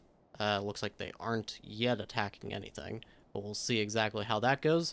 And otherwise, we are building towards having armor finally, and our city is getting rather large. This is not really what I was expecting, to have such a densely packed city, but it does seem to be happening, and I don't know what the heck is going on with Kelton here. Armed and ready, it says, so I don't know why he's just running in circles. It does seem like the combined armies sometimes have a little bit of an issue like this. They are just kind of running back and forth. They're just sort of pacing. So we'll see exactly what happens there. Maybe I can fix it off screen. But otherwise, that's going to be it for this episode. So, as always, I thank you very much for watching. And I'll see you next time. Hello everyone, and welcome back to our series where we are the Unholy Horde here in Norland. And in the last episode, we were attacking Ugrad, but we had a little bit of an issue with Kelton's squad not wanting to actually fully assemble and head out. But apparently just reloading the save fixed that, so I didn't even have to worry about it. And they are now on their way, so they are going to Ugrad now, and it's going to take them about 8 hours. So that's actually pretty good, thanks to the military logistics book that we now have. And as you can see, it happened slowly, and then all at once, our peasantry has really, you know, rebounded since all of the losses that we had due to the issue with food that we had. And so now we actually have some extra jobs, and I think what we're gonna do, I'm thinking that we go for lumber. We're going to need the lumber to create coal and all of that sorts of things. So we are going to create another lumber mill, and we may even want to think about moving these. to try and get maybe some of the lumber that's over here. Or, I mean, I guess over here still has a good amount. Yeah, and then we would probably want to go and hit the north side. So actually, we're gonna move this out maybe a little bit, maybe right here, and then we're going to move this one here, and we have two more right here as well. We'll just put these something like this. I don't want to put this one here because it'll probably knock over that tree. So I guess here. And then we're going to make a little bit more roads. We have 1,300 in gold right now, so I'm not really too worried. Okay, so that's a nice bit of roads for them to get to the actual lumber mills, but also to get over to the trees fairly quickly as well. I can also probably even do more roads going in this direction, and we might end up doing that just to get them back and forth a little bit more quickly. But at the moment, I think this is okay. I want to save up the money to recover all these bushes so that our herbalists are able to get to them all in time. Okay, now since we actually have the room here, I'm going to go ahead and place down a alchemy lab just to fill up this space, and probably another herbalist as well. We do need the more jobs anyways. We're going to place it down one so I don't knock over that bush that's there. That's probably fine. It does kind of waste a little bit of space, but I'm not too worried about it. And we will also build first on this mine, get that built up so we can start getting the iron. I don't even know what's going on. I guess one of these prisoners was trying to escape, maybe? Did not work out too well for him, though. Okay, so we are here at Ugrad, and funny thing, the bandits that we had bribed actually just attacked Ugrad right before we got here, and I think they had like 8 or so soldiers, and now they are down to 3. So, perfect timing, but at the same time, I probably should make sure that those actually go through before we get there. It worked out, but in this case, it did. But in the future, we do want to make sure that they actually do get those bribed attacks off before we attack. Either way, Ugrad is super weak, and it looks like these bandits are at Vasna as well. So we may be able to go straight from Ugrad over to Vasna, take them right out. And then we're going to have to think about Lacria, and they are quite powerful. So hopefully they get some sort of bandit camp there. Otherwise, we'll just have to build up our forces and actually attack them solo. But either way, let's jump on in. And since there are not many soldiers here, probably not going to be anything that difficult. But let's keep our fingers crossed, because as you know, these walls can make all the difference. And there are actually more than 3 of them anyways. There are 3 here and 2 on this tower, so those numbers were kind of a lie. Let's go ahead and burn down these walls before anything, though. Actually going kind of slow as far as the walls go. I'm a little worried now. What the heck just happened to Kelton's force? His entire force just died in like 2 volleys. That doesn't even make any sense at all. Are they all dead? No, they're sleeping from exhaustion. Oh no. Well, you guys could try sleeping in the future. That would very much be good. Let's hope Kelton does not die. He's not bleeding, yeah, he still has his armor, so he actually should be okay. Let's go ahead and speed things along to get this fire dealt with. And now they're all just running away. Why are you running through the fire? Well, that wasn't smart of them. Okay, speed up again. Okay, let's get in there. And we're actually going to have Voynadar take out these towers if he can make it over there before he gets drawn into this skirmish. Seems to be working. Okay, good. Just so we can start to take out these towers a little bit, you know, on better time. And get over here now. Okay, so I thought that that entire squad just died, but luckily they only actually fell asleep from exhaustion. But that is still a little worrisome, because if that's going to happen, then do we want to go straight for Vasna with only 40 soldiers? Let's see exactly how this looks. They're down to 1. Okay, well that answers that question. Hopefully it is actually down to 1 and not like a 10-soldier defense that says that it's only 1, but we'll see. Okay, and we've arrived here at Vasna, so let's run on in. It says 1 on tower, And none on legs, so it's just the commander, of course. And that seems to be correct this time. Okay, that's good to know. Maybe I just read the number before wrong. Maybe I read 3. It was actually an 8. I am not too sure. That would make a lot of sense, actually. Either way, let's burn down these walls. And I'm just going to speed through this part this time. Okay, and we are through the gates now. Kelton is leading the charge this time, which is good. All of his soldiers were pretty useless in that last battle. Come on, hit the tower. There we go.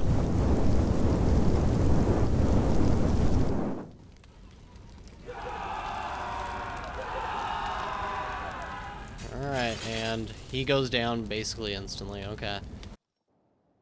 So there we go. 2 more cities taken down right here at pretty much the start of the episode, and we will have to deal with these guys eventually, but I think they're going to pretty much be one of our last cities that we deal with, just because I don't want to connect right here just to attack this. I would rather start taking out Kenna here and just moving all the way through, sweeping through to getting to this Western Kingdom, which seems to be holding up pretty good, by the way.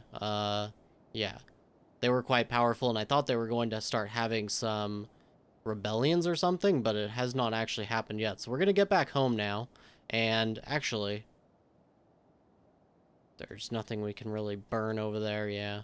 This is the only unfortunate thing, is now that we've taken out all these cities, there are actually no villages that we can really burn, except for Lakria's. And they have 28 soldiers, so I kind of want to see, what does it say our success is? 64, so yes. We would lose, like, this entire army, most likely, attacking them. We're going to have to see if we can't find some way. I guess we'll just wait for a bandit camp, bribe it, and then we'll just kind of see what their defense is going to look like after that, and then we're going to have to just, you know, we're just going to have to attack it at some point. I'm not going to worry too much about losing soldiers. Okay, so we actually unlocked our temple, and as you can see here, it is absolutely gorgeous. This is from the new art that they have added, and I think it just looks absolutely fantastic with all that stone and everything like that. And we're going to place probably 3 of them. Yeah, because we need definitely at least the 2, but we also need it for the prisoners, I believe, and our lords, so yeah, we're going to need 3 of them. And we'll set these 2 building first. Going to take a lot of lumber, so we are actually, now that this tree got taken out, we're going to place another lumber mill, and I think we're going to place another one, but maybe not yet. We're going to wait until these trees get taken out, and we're going to set this to build first as well. Actually, we should probably tick it off here, and then reset it. I think this resets the priority, but I'm not totally sure.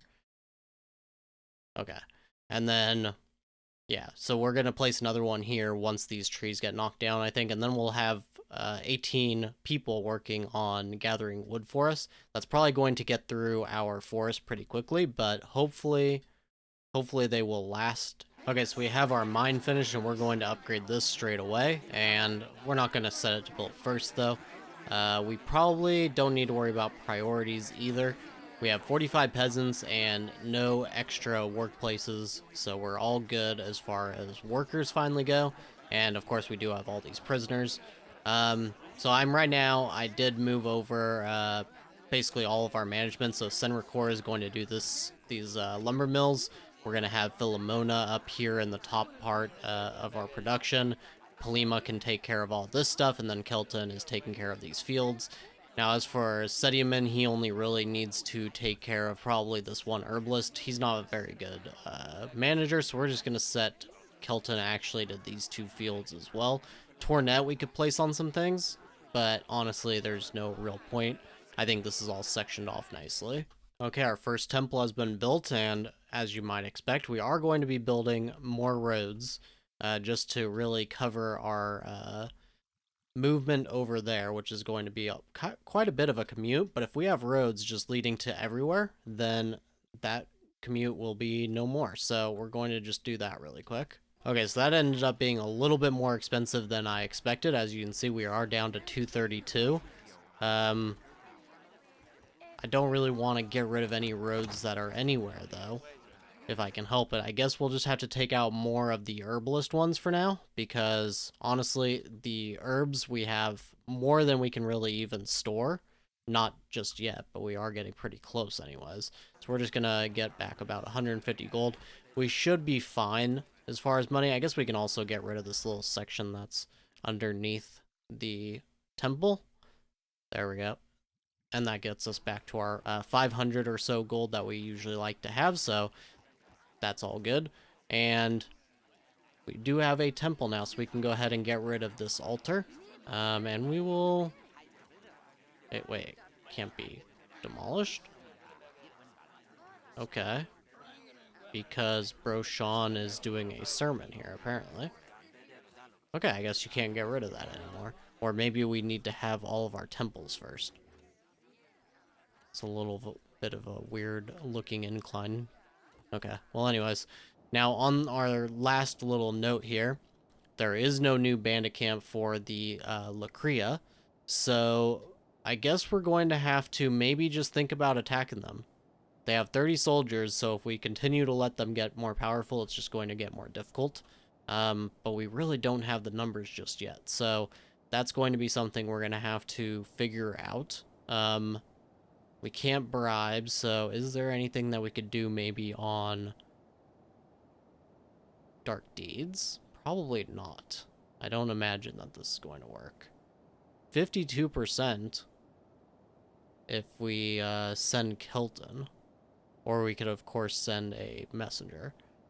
Okay, and then that could assassinate their ruler. But I don't see how that really helps us. Maybe it'll give the army debuff for doing that? I'm actually not sure if it will. It should, in theory. 52% is really not that powerful, though, and it could just waste the money, so I'm not too sure about it. But either way, that's probably going to be it for this episode, so we will be dealing with Lacria in the next episode one way or the other. And as always, I thank you very much for watching, and I'll see you next time. Hello everyone, and welcome back to our series where we are the Unholy Horde here in Norland. And it's been a couple of days. I tried to pass some time so we could try to get a bandit camp here in Lacria, but it is just not really working out. And their villages aren't being rebuilt at all either, so I don't really know what's going on there. But either way, we do have some issues going on as well with our lords. Most of them are starting to have issues with Sediaman, and they don't like him too much. And Philomona actually is getting low loyalty as well. And I think part of this is because they keep wanting rewards and stuff, and now I can't really afford it. So that is probably going to cause a little bit of an issue. Kelton is no longer super happy about Sediaman either, and he has a good army loyalty, so actually I am trying to have Sediaman do attacks a little bit like on bandit camps and such without bringing Kelton with him. And otherwise we did have to build a few more carrot fields to try to feed all of our people.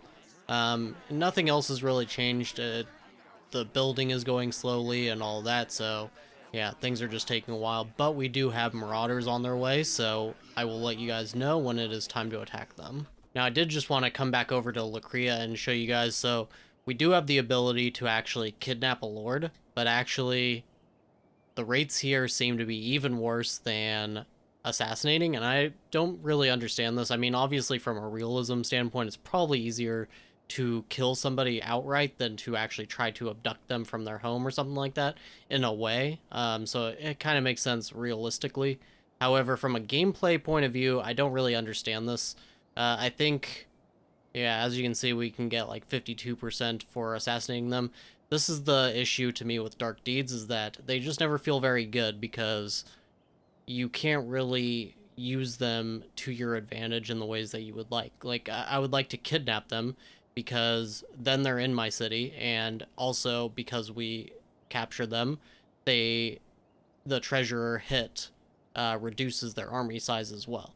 I think that still works with the assassination, but then you get to actually have a lord versus, you know, just having to kill them outright. As well, I think that kidnapping is 500 gold as well, versus killing them is 400. So, I mean, this just doesn't... I don't really understand this. I think that they should change this. Kidnapping, I think, should be a little bit better, you know, in some aspects. I guess it's more expensive because of the fact that you are getting a lord out of it and that you could try to ransom them.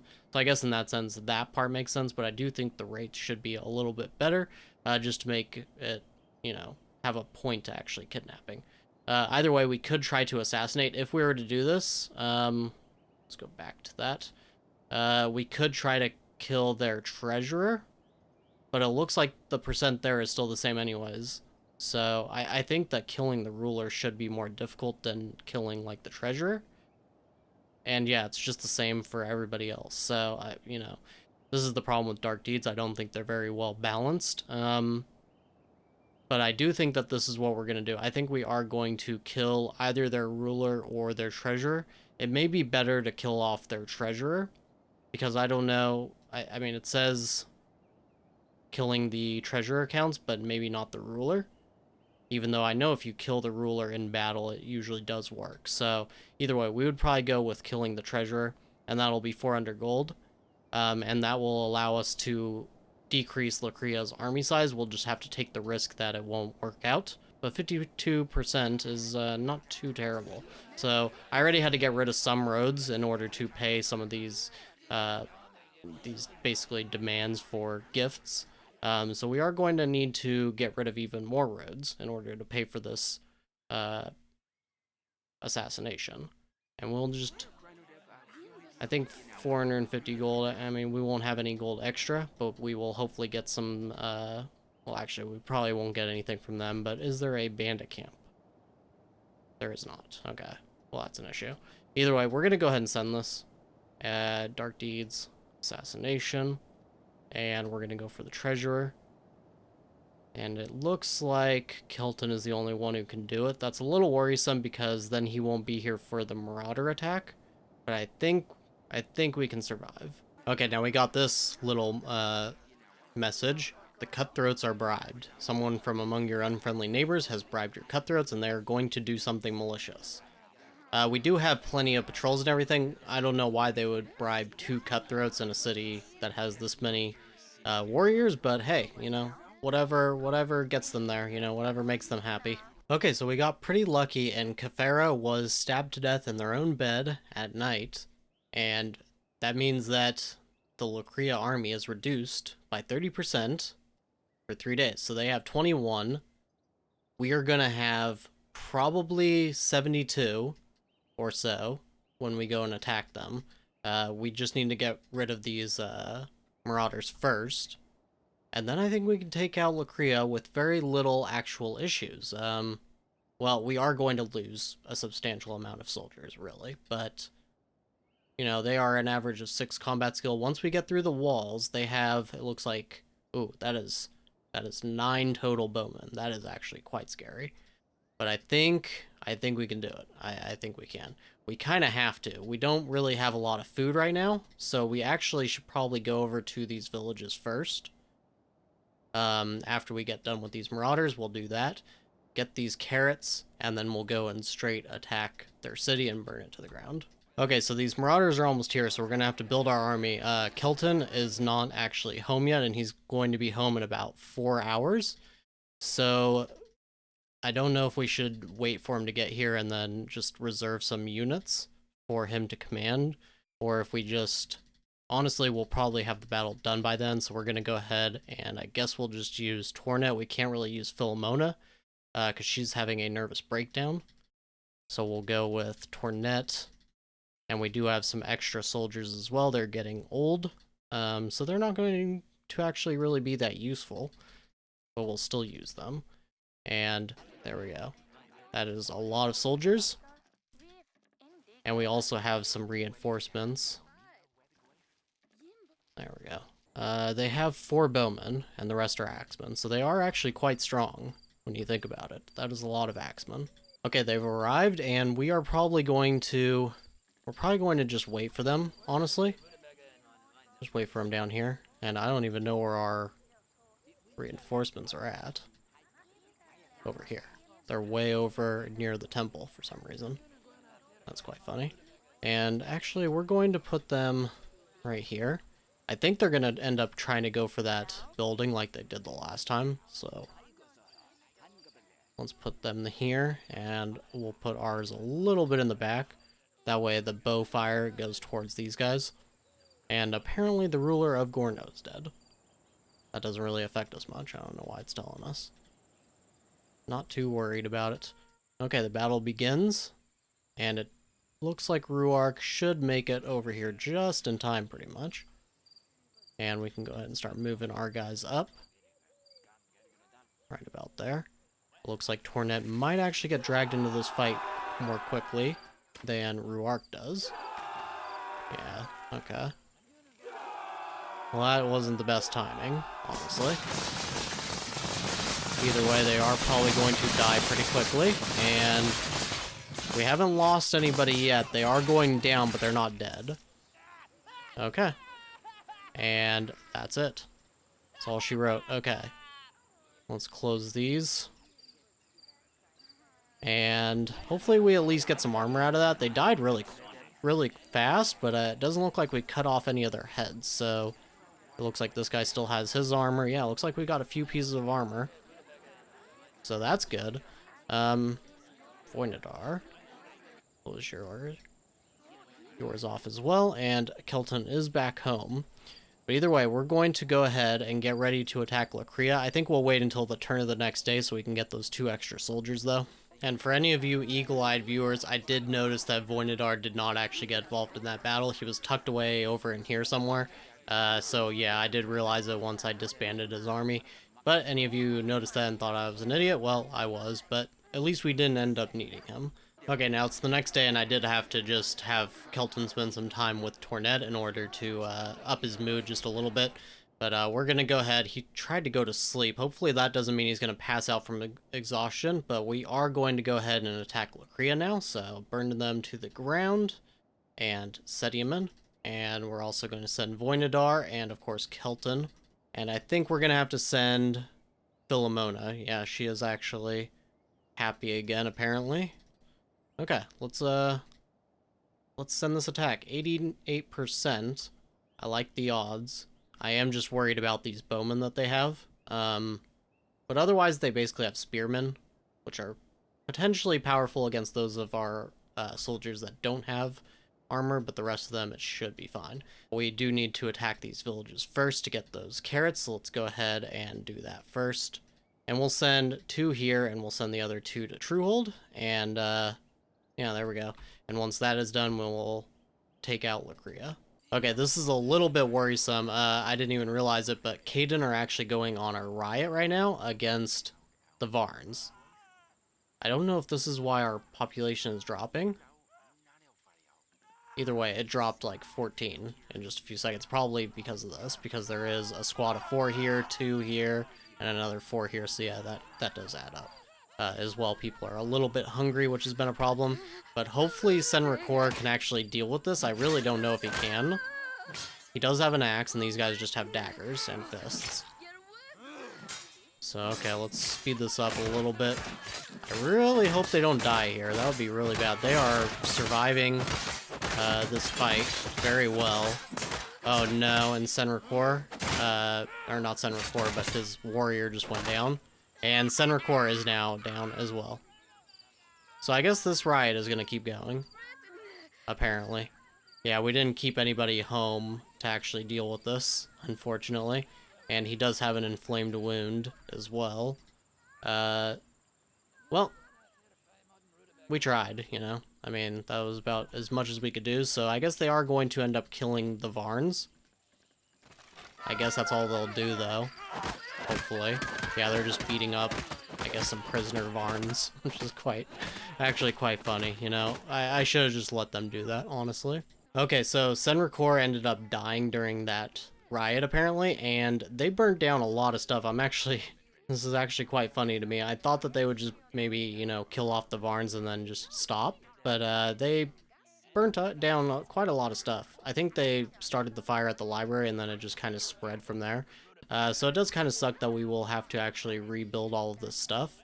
However, I'm okay with actually having let this played out just because I find this to be quite a funny result. Just because we went out to be super aggressive, this is what ends up happening in our city. I don't know, I find that pretty funny. But we did lose center core, so that is a little unfortunate. But otherwise, it works out for us. Okay, we are going to send this attack now. It's Lacria, but we are going to have to do this in the next episode. I know that I talked about doing that in this episode, but we are just going to have to wait. And otherwise, that is going to be it for this episode. So, as always, I thank you very much for watching, and I'll see you next time. Hello everyone, and welcome back to our series where we are the Unholy Horde here in Norland. And here we are at Lacria, and we're about to jump on in, but look at this. Looks like Kenna here is actually attacking Gorno, and they are on their way, and they are only 14 hours away, so we are pretty much getting this done with just the amount of time to spare that we needed. Because if Gorno, of course, gets taken over, then that would be a problem for us. So let's go ahead and just jump right on into this battle. And it looks like there are 12 on foot. And we'll have to see exactly how many are in the towers. I think it was 12 or something like that was what I saw. No, actually 8. Okay. That's not nearly as bad. It is still going to be a lot of damage here, though. Kelton, Philomona, and Sediman are all kind of...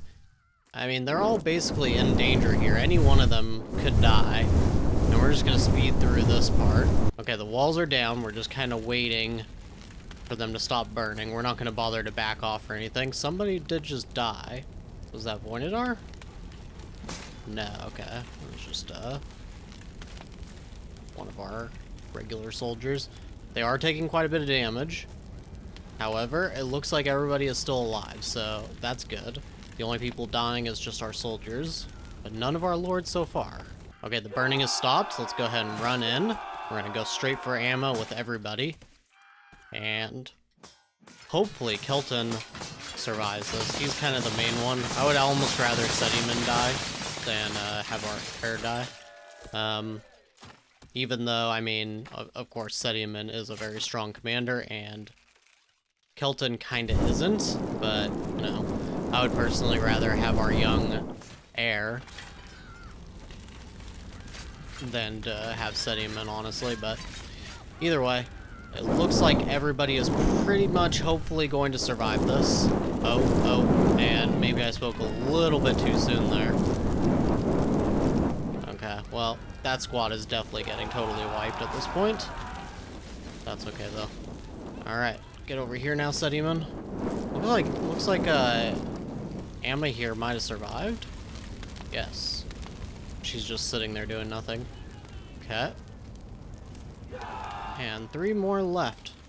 So I do want to see what the actual numbers of losses are. It looks like we did lose some, but a lot of them are just in pain and shock. So 11 of ours died. That is pretty good. That is actually really good, all things considered. And we captured 6 of theirs and killed 6 of theirs. And then got 400 gold back. Not nearly as much as I would like, honestly. I think we're going to go ahead and hit... we need the money, so I'm gonna see about hitting this one. 76%. Do they have a lot of bowmen?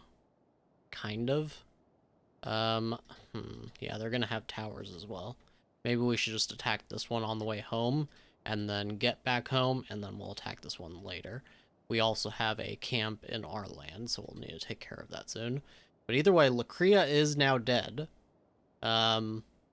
So which one are we going to settle next? I think we are going to settle the old Lacria. But we need to get a lord free. So let's see. We can't divorce anybody right now. Yeah, we can't divorce just simply because we don't even have a priest. So we're going to have to find a way to get these divorced or something like that. Actually, Tornet is not... Wait, who was it that was married to Sekarauer or whatever his name was? I don't even remember what his name was at this point. I think it was Tornet, right? No, Tornet is Kelton's wife, yeah? Yes, okay. So it would be Philomona then, I believe. Okay, we can send her out, to settle Lacria once she gets back home. Okay, and here we are at this bandit camp, so let's just jump on into it. It looks like there are 2 on towers. And we're just gonna let this squad stay back so it doesn't get totally wiped. We don't really need them anyways. Most of them are pretty exhausted from the fight before.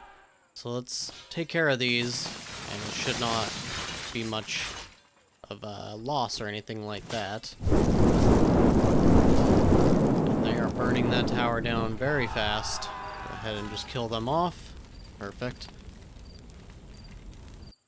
So now we'll get home with a little bit of extra money. 250 there, plus the amount that we got from plundering Lacria, so that's 600 total, plus another 14 prisoners, and the 170 carrots, which we do need. So let's get back home, and we'll go ahead and attack some camps after that. So we made it home, and as you can see, Nameia was one of our prisoners that we got from Lacria, and I decided to go ahead and just hire her since she is a macaw anyways, so she is going to make a pretty decent lord for us that we can send to settle some ruins later on.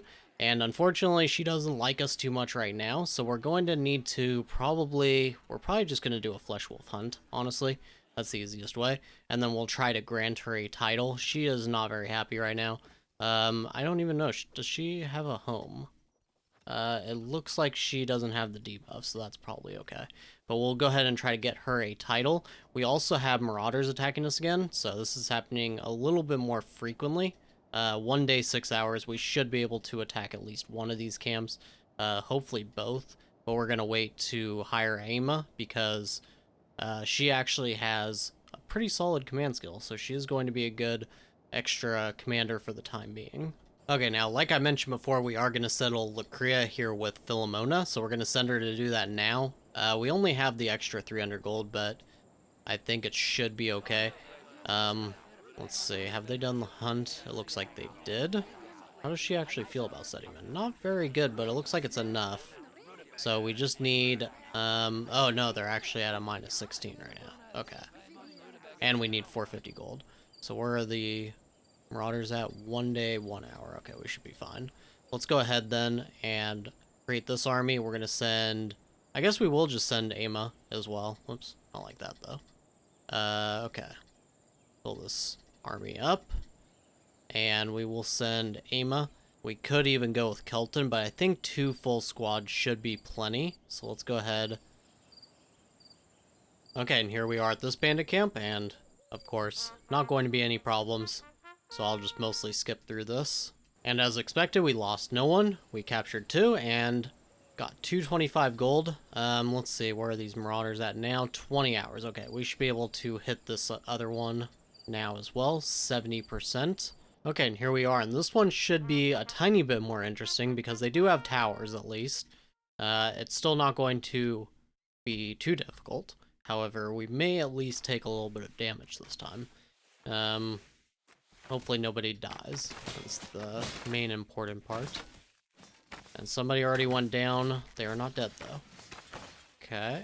And this one is just about destroyed. There we go. Now go for these towers. And that should be no problem really at all.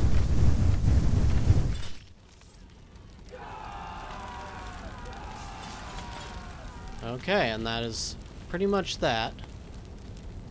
Let's see, I think we probably lost a couple, yeah, 3. But we captured 4, and 400 gold. So in total, what is that? 625, perfect. Okay, now we finally had a child be born, Serrano here, and that is Kelton and Tornet's child. So finally we have a next generation heir, and we're gonna actually try to go for another as well. And Emma is still pretty upset here. Defeated in battle and all that stuff. But apparently she doesn't hate Sedimen quite as badly now. I don't know if that's because they were in an army together or what. But we're going to try to have them Flesh Wolf hunt again, and hopefully that will be enough to get this title granted to her. And otherwise, I think that's where we're going to call it. So I guess we will be dealing with the Marauders in the next episode. And as well, we will see exactly who we're going to be connected to here, the purple. I don't know who that is exactly. And we will also be connected back to this kingdom that we will be sweeping through hopefully quite soon. So otherwise, that's going to be it for this episode, and as always, I thank you very much for watching, and I'll see you all in the next one. Hello everyone, and welcome back to our series where we are the Unholy Horde, and we have settled Lacria finally, so that is pushing us further and further to the west. Unfortunately, look at these for villages. 2 Rutabaga villages for Kenna, so that's useless. Yalma does have 1 for wood, though, so we might actually be able to raid them a little bit and get ourselves a nice stock of wood, which is going to be good because we really need to rebuild some things and all of that. So we're also going to need it for coal as well. But they do have this big camp right here, and we might actually go ahead and just bribe this right now. It's a nice 16. They have 36, so I don't really want to attack them directly with those walls. So we are going to go ahead and bribe them, and we'll just send a messenger to do this. We want to attack this village, but we do have these marauders that are going to be here in about 8 hours, so we're going to need to deal with that first, and then we'll probably send Sedium to just take care of that. Now, Kenna has 54 soldiers. That's crazy. And as well, they have the walls. Esna is 43 with an even stronger army in total.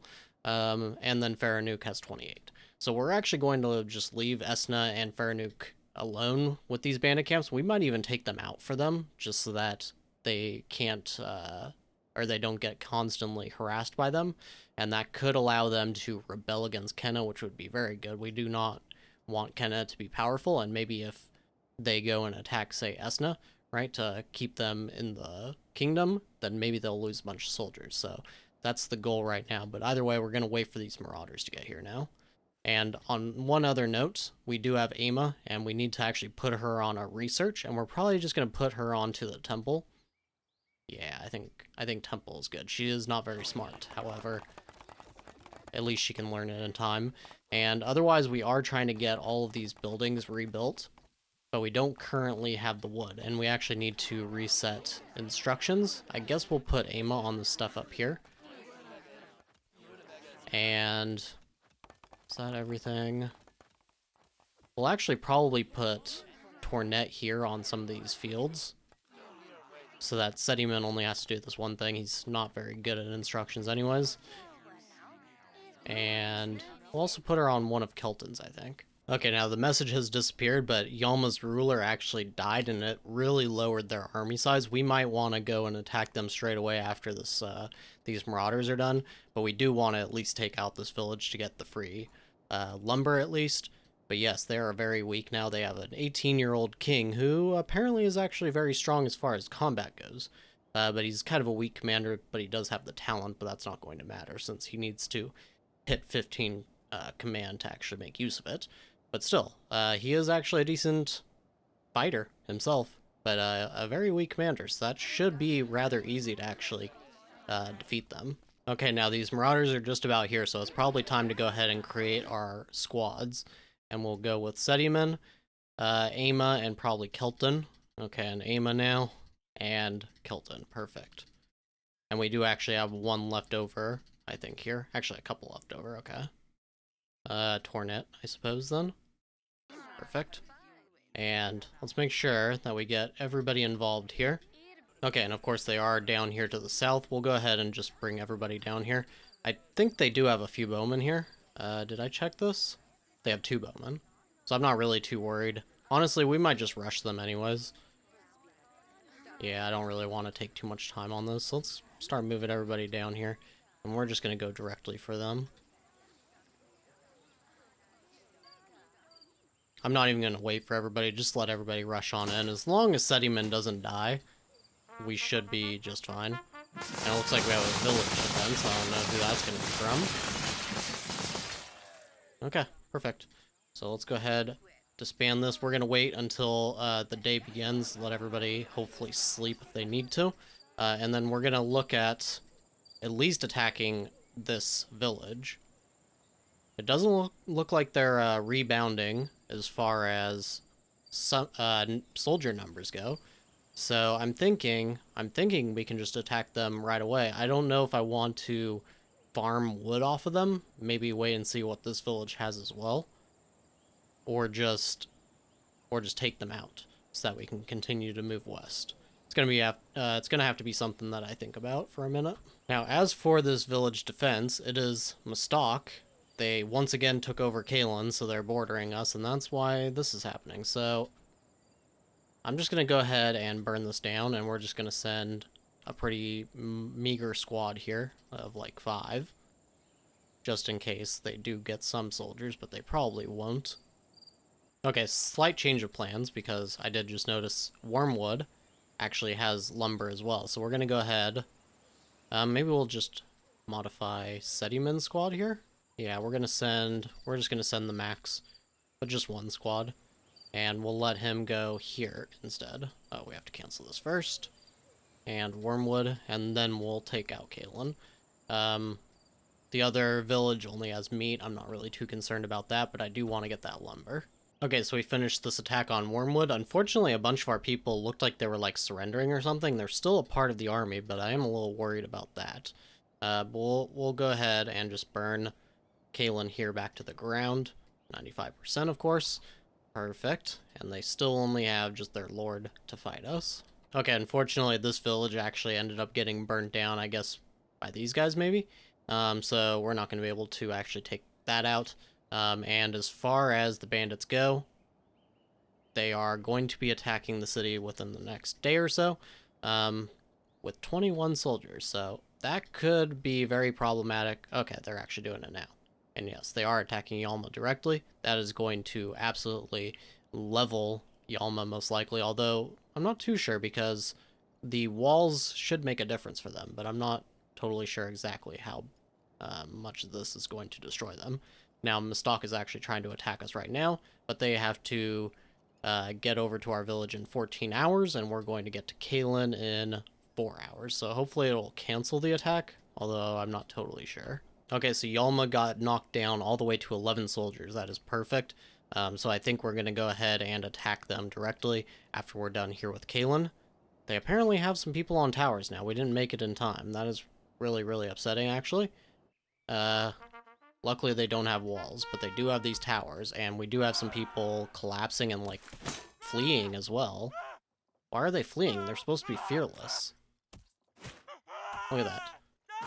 This character knows no fear and will not flee. Fleeing. Okay, well, you know, game is lying to us, I suppose.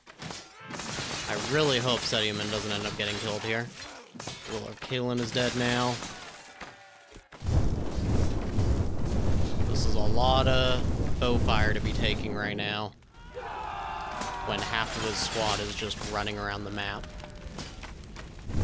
But it looks like he should be fine.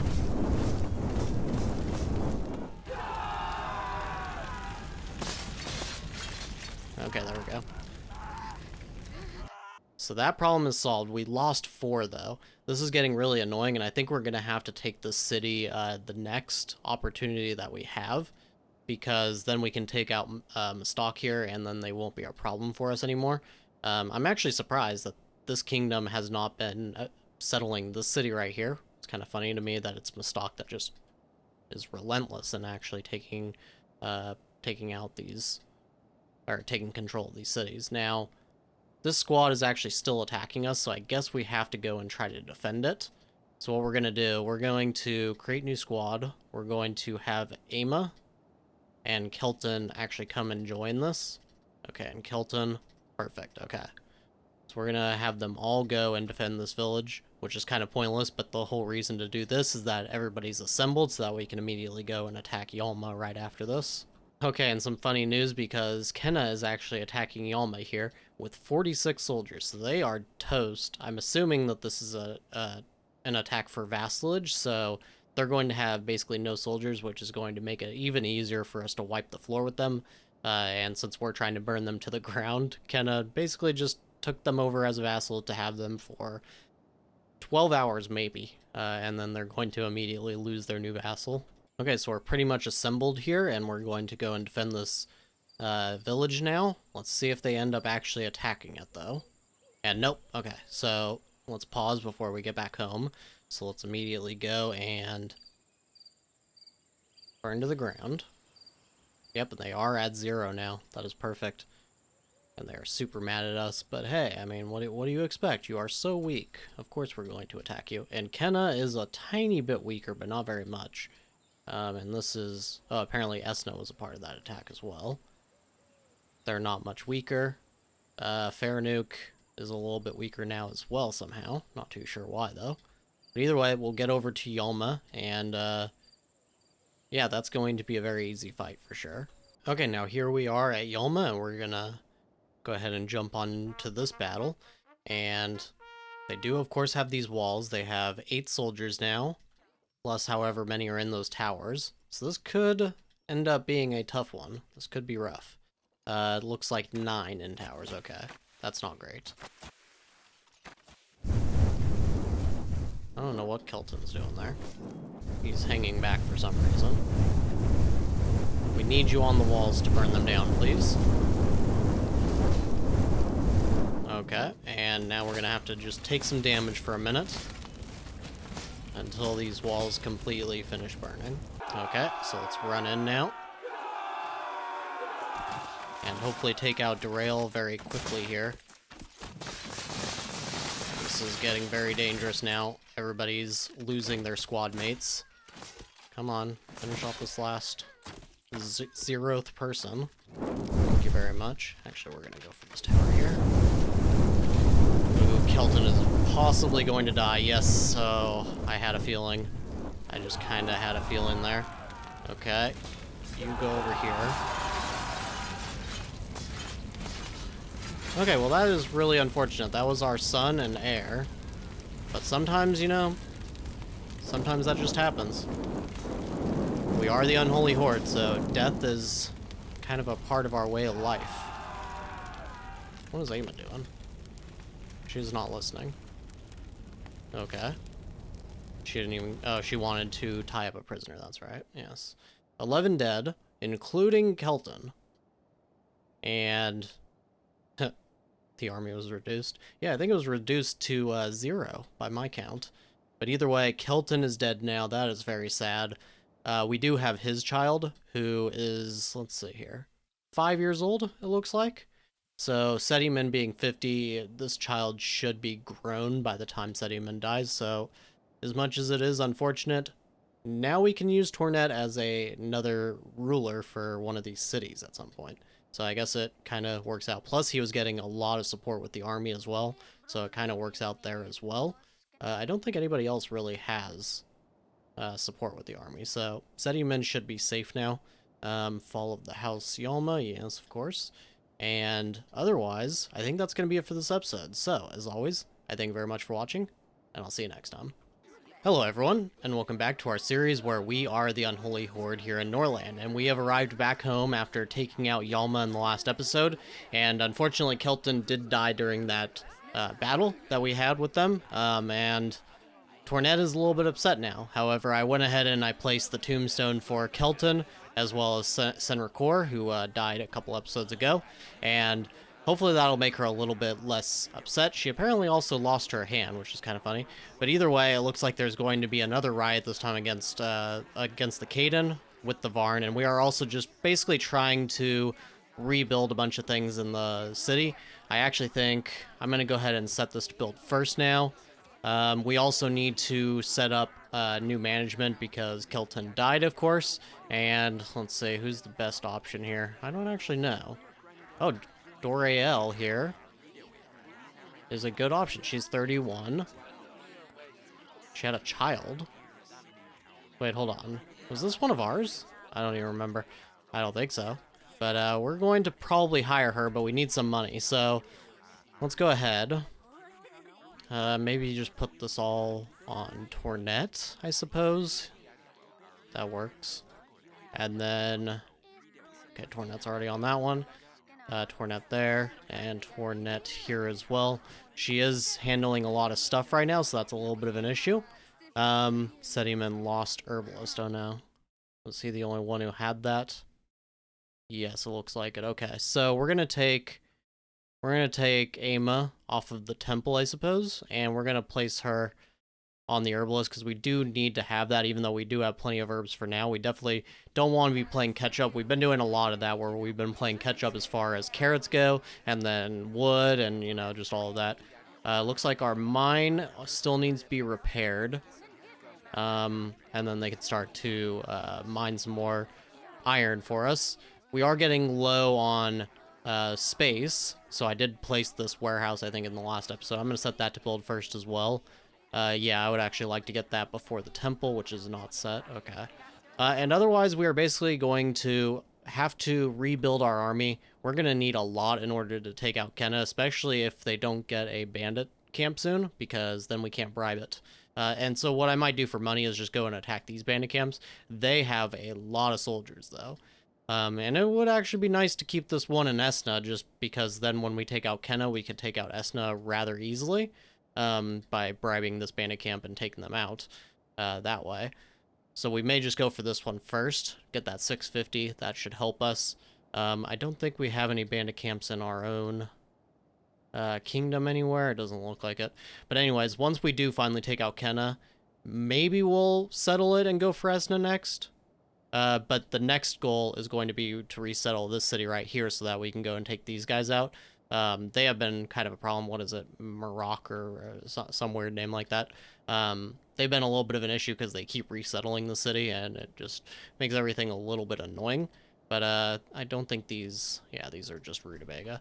So either way, that is about it for the moment. I will let you guys know when we're going to attack that bandit camp. Okay, so we are getting ready to go and attack that bandit camp. However, Nameia has finally gotten her relationship up to 31 now with Sediman, which is quite a big jump. It was minus 15 or something like that. But either way, she is ready for a title. However, we need some money. Let's see, how much is it? 454. So we're going to have to get rid of even more roads, which is totally fine. We'll just get rid of these ones over towards the lumber mills this time. And we'll just get rid of most of all of it, honestly. And see what we end up having. 668. Okay, so we don't have enough yet for Doriel. But let's go ahead and grant Nameia a title. And then we're going to go and attack that bandit camp. Actually, we can get rid of all these roads over here, I think, as well, because we're not yet using them. Definitely everything in this section. That's another 300. Okay, we're a little bit short of hiring Doriel now. What was it again? 516. Okay, we can actually do this now. Okay, so Nameia got her title, so let's go and hire Doriel here. And then we'll worry about improving our relationship with her once we get back home, I think. So she has a home, right? Yep, she's all good there. Okay, so we're going to go ahead and go and attack that bandit camp now. And it has 26 soldiers. Okay, that should be okay. We could even bring, like, Sophia or any... We don't need their tributes, come to think of it. So that's 53% right there. We can actually make pretty solid use of them. I didn't really consider this. But I'm actually wondering, are we able to use them in burning to the ground? Nope, you can't. Okay, well, that's fine. We'll just use them for these bandit camps then. So we'll just send Sediman, and he is getting old, of course. What is he now? 50 years old. Okay, that is not too bad. We can keep him around for a nice long time still, I think. Okay, so create that. Do we just want to go with the one then? Okay, maybe another squad. We'll send you, Nameia, and we're gonna tick off the wounds here because there are some wounded. We're actually out of medical salves. Oh no, I did not even realize this. Okay. That is going to be something that we need to keep in mind then. So these should be enough, I think. 75%. Okay. We're going to call that good enough. What? Send. Okay, there we go. So we're going to call that good enough. Hopefully we don't lose too much, but I don't think we will. I think it's just probably because they have towers and things. But they have, it looks like 9 bowmen, or is this a fist? This person is just using their fist, or are they... Is their bow invisible? Not really too sure. But either way, probably around 9 or 10 bowmen, so probably shouldn't be too bad for us. Okay, so I went and took a look at our knowledge, and apparently Alchemy Lab was also somebody who ended up dying. So we're going to have to relearn this as well. Doriel, luckily, is a nice 6 intelligence, so that is definitely something that we can work with. We'll put her on the Alchemy Lab. And Hopefully she can learn that pretty quickly. Luckily, she's going to be home, so she can just go ahead and study for the most part. We're not going to put her on managing anything. She's only at 5 management anyways, so we'll just keep her basically just studying, and hopefully she can get the alchemy lab done pretty fast so that we can start getting some more medical cells again. Okay, so this is pretty bad. That riot has started, and look at this. Polima actually seems to have joined them, so she is not a part of our lords anymore, and she is, yeah, she is a part of this riot. I'm not really sure why a lord would join a riot like this. That is quite strange, but luckily we do have the ability to defend ourselves a little bit here. Looks like I need to spawn a little bit more axes soon. But let's just go ahead and create this, and let's hope they don't end up killing Polima. That would be pretty bad. We'll speed this up a little bit. And... oh man, this is... she's gonna die, isn't she? Oh, give up. Nope, she's dead. Okay, well, that is another loss. We now are down to really not the best lords anymore. This was pretty much our best manager. She was also quite intelligent, and yeah, just because of this one little riot, that's what happened. So, like I said in the last episode, we are surrounded by death at this point, and it appears to only be getting worse. So, hopefully this is the end for our losses. But if not, you know, could start getting a little bit bad. So we're gonna have to go ahead and pick between Ama and Tornet to take over for her as far as management goes. Looks like Ama has the 9 management skills, so we'll probably just pick her. Luckily, we do have Dorael here, who, you know, isn't very good at very much, but she is at least intelligent, you know. Mostly, we're just going to use her. I think this is going to be our pick for the next person we have settle a city. Yeah, because Tornet at least can be kind of useful as a commander. Yeah, so I think Dorael would be our next settler. But either way, that's another loss, so not ideal. It doesn't look like we can place her tombstone. I don't know if we're going to be able to at all, because she technically left the city, so we'll see how that goes. Okay, at least until we get back home so I can place Ama on a few more things, we're going to go ahead and have Dorael, and we may just have to have her stay on a couple of buildings, because this is a lot for Ama to deal with, but I went ahead and placed her on all of the stuff that Polima was previously doing. Did I check the hall? I did not. Okay, so the hall as well. So here we are at this bandit camp, and let's go ahead and jump on in. It looks like there's only 5 on towers, so that should not be too difficult for us to handle. We'll go ahead and send in our reinforcements here first. I thought we had 3 squads join us, so one of them didn't make it or something like that. Hopefully that doesn't affect us too much, but yes, there is only 5 on these towers, so that's not too bad. Just hopefully we don't take too much damage in these arrow volleys on the way to taking out these melee units. Oh, Ama just went down, and she's dead. Oh no. Okay, so Ama is dead. Now we just need to really hope that Sediman does not join her. Why are they not? There we go. Yeah, they're fighting that other squad. That's totally fine. Just Rams Matt can actually just distract them for a minute. Okay.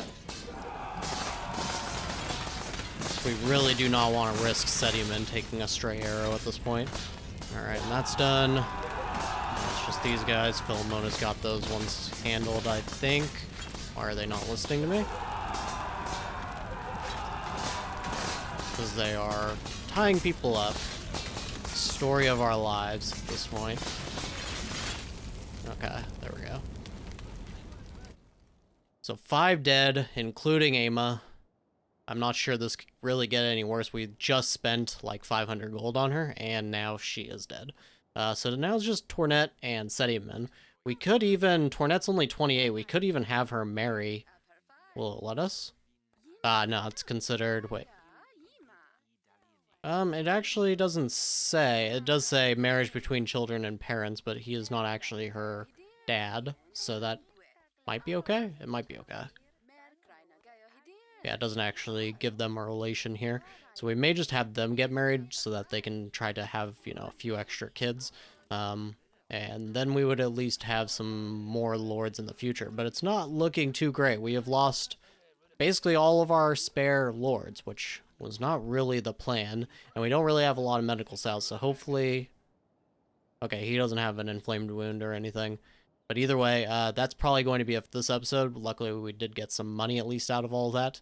But Kenna is still looking like they're going to be a problem. They could actually attack us, and I think they would do some serious damage. So hopefully they don't decide to get smart and do that. But otherwise, that is going to be it for this episode. So as always, I thank you very much for watching, and I'll see you next time. Hello everyone, and welcome back to our series where we are the Unholy Horde here in Norland. And in the last episode, we lost Polima during a riot, and Ama while we were attacking a little bandit camp, of all things. So, not improving so much after our loss of Kelton in the previous episode to the last one. And we have another issue because Mustok here, once again, settled another city. This time they went with Letos here. Luckily for us, Truehold has some carrots in it, so we're actually going to go and attack this before we burn it back to the ground. And that'll at least get us something out of all this trouble. And maybe this guy, Zadislav, will actually come and join us. And then we can turn him maybe into a lord, although Caden, it's not going to be the best one, but... it would be something, and we need to restore any amount of lordship that we basically can. We also have a bandit camp in our land, so we might attack that on the way home, but we basically need to get back home so we can get this money that we need to turn Dorael into one of our lords. Now, back in our city, we have Ama dead, of course, like I mentioned, and we're going to have to pick who's going to take over her stuff. So, I think... I don't know why it says that Tornet is only dealing with one thing. That's definitely not accurate.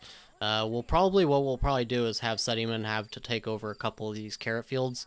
So we're gonna go ahead and we're gonna have Dorael, I guess, take over all this stuff, and we'll just move a couple of them over to Tornet. So basically, have Sediman on these three, I think, and then Tornet can take over 3 of these alchemy labs. I think that should be okay. And that'll hopefully just be temporary until we can get a better manager to join back into our city. And unfortunately, this leaves us with very little research that we actually still have. I think because Sediman is getting old as well, we're also losing stuff just based on that. We lost Military Logistics Volume 2, so we're going to also be moving even slower, you know, in addition to all the other issues that we're having. Currently, we're learning Alchemy Lab, but we need the Herbalist, I think, now. Yeah, we lost Herbalist. So we're going to need to move somebody over, and I guess it's going to have to be Tornet, because she is learning the Smelting Furnace, and that's not going to be too useful to us if we don't have our basics. So we're going to go ahead and set that up to Herbalist, and then we don't really need the Palisades. I don't know why I still have that cooking, because... or even is it? No, I don't even see it here. Am I blind? Yes, I am blind. Okay, there we go. And we will go... is Sediman the smartest? No, he's only a 4 intelligence. Oh my god. Okay, we'll put him on... could maybe go for the mine, but I don't think that's the best idea. I think we should probably go for something like correct cutting, because if we're going to rebuild, we are going to... we're going to need the wood for sure, so we'll wait until he gets home and then we'll set him up on that. Okay, so we're done at Truehold and we got our 85 carrots, and I don't think we lost anybody. So we're going to go ahead and go to Letos now, who now have 5 soldiers, so... might not have been the best idea to actually wait, but hopefully we should be able to take them out without too many losses here, but it is not something we want to do, is have to face resistance every time they resettle these cities, so we do need to... basically what we're going to do, we're going to eventually take out Kenna. It's looking like it's going to take a while, but once we do, we'll want to settle Letos, so that we're following our rule where basically when we settle a region, we want it to only be for the purpose of connecting us to other regions, and we don't want... basically, we don't want it to be limiting us in our reach. So basically, we don't want to go for this city because it will only connect us to Mustok, whereas Letos we will be connected to Mustok and this kingdom down here. This is to make it a little more difficult for us, because the more places that we're connected to, the more likely they attack us. And that makes this challenge, you know, not too easy, because we do get free soldiers and all of that sort of thing. So let's go ahead and get in here to Letos and They only have, they just have Zlatoslav, and then everybody else is apparently on the towers. So let's actually have this squad just go straight for the tower, because they are faster anyways, and this should get Sediaman not taking as many volleys, because if he dies, it's nearly game over at that point, because Tornet is not going to be a very good commander. Dorail is not a very good commander either, and we'll basically just have our child, who is not, I think they're like 7 at this point, so not even old enough really to make much of a difference. And Zlatoslav should be done here. There we go, and he actually died. Okay. We'll take it. Okay, so we lost 1, and took out Letos again, and we got ourselves another 260 gold, so that's 450 that they're on their way home with. I feel like it should have been a little bit more than that. But either way, that's taken care of, so our next goal is to take out this bandit camp, I suppose, and basically just keep rebuilding. Luckily, we have a few medical salves, but probably not enough for all of our soldiers, so we're probably going to experience a little bit of death. Okay, so we made it back home, and as I mentioned, we're going to have Sediman take over on managing a few of these buildings from Tornet here, and probably just the 3 I think is okay for now. Tornet is going to be dealing with a lot. Let's see if we can have her marry now. Political demand attacking Gorno? Okay. I'm not going to worry about that right this second. Let's have you get married to Sediman. And why would they want us to attack Gorno? Demands to attack a village or city of faction Gorno. They are our vassal. You absolute moron. Why would you want us to attack our vassal? That doesn't even make sense. How can we attack them? Is that even a thing we can do? That feels like a bug. Yeah, that doesn't really make any sense to me, how we can even do that. We would have to release them from our vassalage first. So that's a little strange, but either way, let's go ahead and put Sediman as well on correct cutting here. Oh, he doesn't know foreign language. Whoops, okay. I didn't even know that. Okay, let's put him on something else then. Maybe... No, there's not really any other good options because everything else is too high level for him to even learn in any amount of reasonable time. Maybe I guess the armor forge, although probably have to go with the workshop first, so we'll do that. And otherwise, let's see where things stand here with Dorael. 404. Okay, so we have enough in gold. We just need to improve Sediaman's relation with her. We could give 150, but I think that comes out of our treasury, so we would have to have them Flesh Wolf hunt together. And we'll have them do that, and then he can do his little marriage proposal after that. Okay, so that Flesh Wolf hunt worked out perfectly. However, for some reason, Dorael is really trying hard to carry this Flesh Wolf back to the I don't even know where she's going. Oh, is she going over the temple? She's going the long way. She started over here. She could have just walked just like this. Very interesting pathing. But either way, I'm trying to have Sediman grant her a title, but she's running away with this wolf in her hands for some reason. But either way, eventually he will get over to her and grant her a title, and then he can get married to Tornet. Okay, I was expecting a ceremony, but I guess because we don't have a priest, they won't even actually, like, do a marriage ceremony at all, so they are, I assume, just married right now. I think.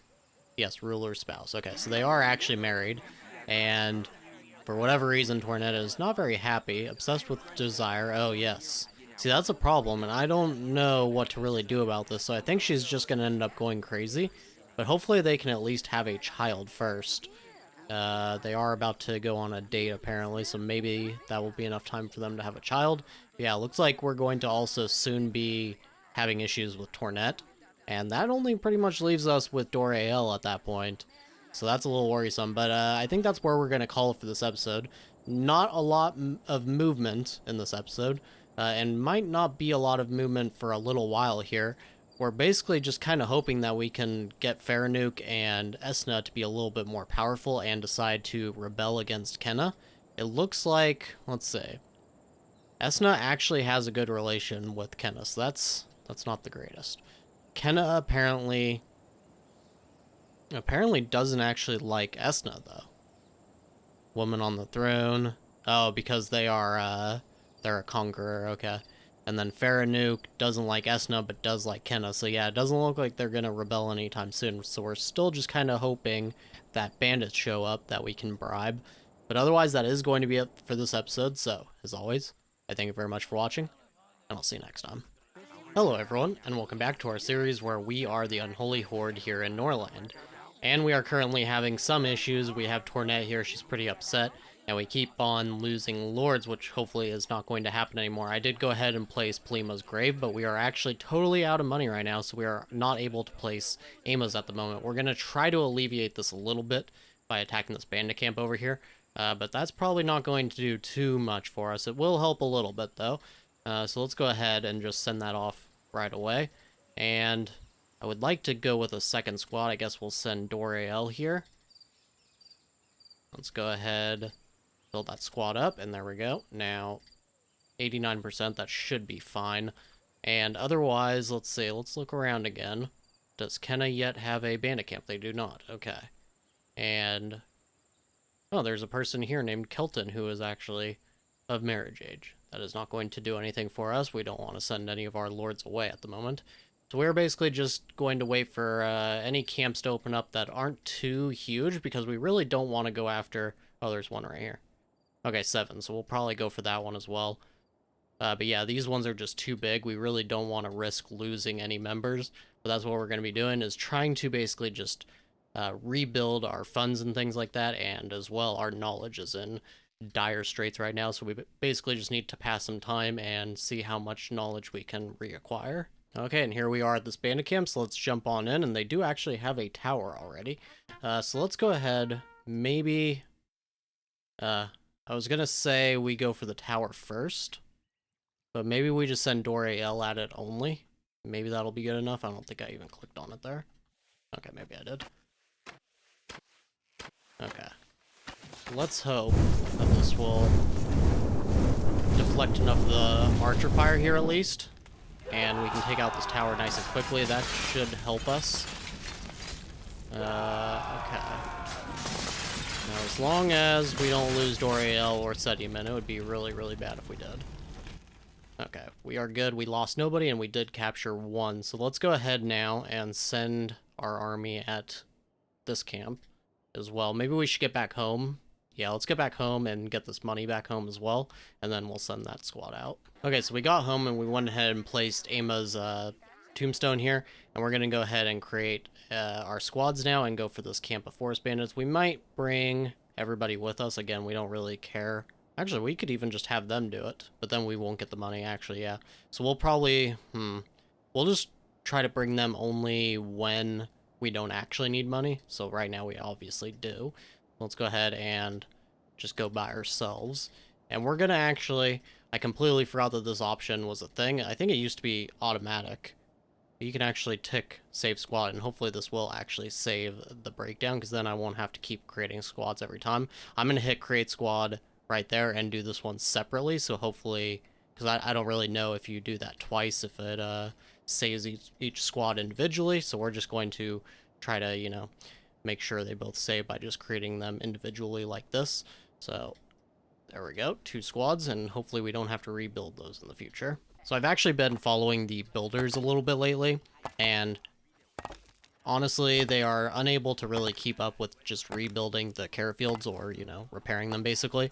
So even though we had to delete them before, I think we're gonna have to rebuild our builders camps, and we're going to just place, we're going to try to only place 2 of them, because we really don't have, as you can see, we have -8 workplaces, which means we have 8 available jobs already, so this is going to take away from our production a little bit, but we are going to set these to build first, and hopefully they will get those done at some point.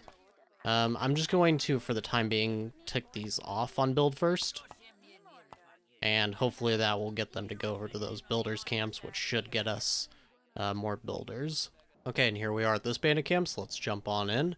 And they are pretty weak, so this shouldn't be too big of an issue, but we are going to send Sediman right at the melee squad here, and we're going to send Doriel here after this tower again, and hopefully this works out just as well as it did last time. Looks like mainly the back forces there are taking all the damage, which which is definitely... Honestly, that's good for us. We don't want a chance losing another Lord, so I'm happy with that. It looks like this squad is actually going to go after Doriel. That kind of works out, honestly. And see, this is another thing that I wish didn't happen. If you send them out a squad, they should keep going after it until it's dead. Instead, you have to click on it every single time the squad leader, I think, is what happens when the squad leader dies. It, like, resets the squad. I don't like that. I wish they would change that. We do have this bandit camp down here over near Gorno that we want to take out. It'll get us nearly 500 gold, which will pretty much catch us up as far as our funds go. We have been having a little bit of struggles with that. Okay, so it's the next day, and we're going to go ahead and get the ball rolling on this bandit camp over here. We're just going to go it alone so we can get the full amount of money to ourselves. And it looks like saving that squad worked out perfectly. Let's just make sure, yep. So it appears that it saves the squad, but it takes away their weapons. So it is kind of nice to know. Same thing here. We're just going to switch out these ones with injuries, I suppose. And... Yep, okay. And auto that. Perfect. And we could bring Tornet, but we're just going to go ahead and leave her. Hopefully... maybe we should bring her. Yeah, the only thing that is bad about this is we don't have military logistics anymore, so unfortunately, it takes us a while to actually get there. We're not even going to bother to save that squad since we hope that Tornet will not need to go during these battles. But yes, without military logistics, it takes us quite a while to get to pretty much any destination and back quickly with our army. But hopefully, not too much goes wrong in the city in the meanwhile. Okay, so here we are at this bandit camp, so let's jump on in. And they do have 5 on these towers. Not ideal. This could actually be kind of bad. But, you know, this is the risk we knew we were taking, so we are just going to have to deal with it. Now, do I want to send maybe Tornet at this tower and Sedium at this tower, maybe? And then, because I think Doriel is probably the fastest of our squads, and it looks like that's probably true. Wait, why did... Oh, whoops. I clicked the wrong one there. Okay. Setting menu, go there. Okay, perfect. Now, we have lost quite a bit already, and we haven't even made it over, really, to the actual battle. But, it looks like it's okay now. You get involved here, Doriel. And, oh, no. Why? Okay. That's fine. Now, Tornet's squad basically got wiped out. Let's see how many deaths that is. 5. Okay. 5 is manageable. And we didn't get nearly as much money as it said, and it seems like that's been happening because we had like 400 gold one time, even though we faced like 25 or something bandit camp soldiers. So, yeah, I'm not really too sure what the money situation is here. But there's another camp down here that has 11 in it. I think we should probably go ahead and just take care of this now. You know, so that we can just get the money. I mean, we're already going to have inflamed wounds on our soldiers, so they're probably going to die anyways. But yeah, so get any money that we can. That will help us, especially since it looks like we are going to be able to get the trader. Hopefully that is today. That would actually be pretty good. Although, actually, come to think of it, if they do make it... Oh, no. Oh, it's going to take them a full day to get back. Okay, well, I guess we just go ahead and keep going for this bandit camp then. So even if the trader gets here today, we won't be able to make any use of it today. But hopefully we can if we get the trader tomorrow. Okay, so we made it over to this bandit camp now, and as you can see, we did end up getting the trader, so hopefully that doesn't, you know, cause us to have bad luck tomorrow and not get them when we actually need them. I keep forgetting, you can actually just click on squads from the bottom here. It makes it a lot easier to know which one you're actually clicking, right? So we're going to go ahead and send Sedium at this tower again. We'll send Doriel and Tornet straight at the melee squad there. And hopefully Sedium doesn't get killed here. He still has his armor. It looks like there's quite a few people, though, that are running on in and do not have armor, and actually it's Sedium's squad only that has the armor. Of course, that's because we created, we always create his squad first, so of course they're going to have the armors, so that's actually fine by me. So they're all done here, looks like, yes. Okay. And I do hope at some point they will add some form of auto-targeting. Like, I feel like you should be able to have an option, right, on their little squad screen here. That's target automatically or something like that. I don't know why Sediman's not even listening there, but basically target automatically, and so they will just go and attack whatever squad that the AI decides is the best. That would be nice for when you have these multiple squads and everything, because yeah, I've mentioned that it is a little bit annoying. Sometimes the the hitboxes or whatever on these icons just don't seem to work properly. Other times, you know, most of the time they do, but sometimes it doesn't. So anyways, we're gonna get back home. It looks like that's going to take us 1 day and 6 hours, so we're not even gonna get back home until nighttime tomorrow. So we may miss the trader yet again, honestly, but hopefully we can get them the next day. Okay, so some new good news. Serrano here has finally become a teenager. This means we can use him on knowledge, of course, but he's only got a 1 intelligence, so it is going to take him a while to actually be any use there. But I am thinking we'll just place him on something pretty easy. We could even place him on the workshop now, but I think we're going to go for the mine so we can start to stock more iron up. We'll probably just end up selling some iron to the trader, because we have so many other things to build. I can't even really build more warehouses right now. But yeah, so now we finally have Serrano able to help us out in the actual city. I guess he's got good manners skill. It's definitely not the skill I would have preferred him to be strong at, but at least he has a okay combat and command skill as well, so hopefully that works out. We could even just have Sediman be the one that teaches them, even though, yeah, he has a 0 teaching skill, so it probably won't work out. We could have Tornet, maybe, because, well, actually, no, Doriel might be the best, because she's got a solid teaching skill, and she's good at combat and command, so that might be able to transfer over. Okay, we'll have to wait until they get home, but we might go ahead and do that. Okay, so we made it home, and we're going to go ahead and set up, like I said, this education, and we'll do warfare with Doriel. And also, unfortunately, because we got our priest, it is kind of making things difficult, because he doesn't like Sediman much. We already had him spend time with Sediman, but I think maybe we could try to praise, maybe? Does this work?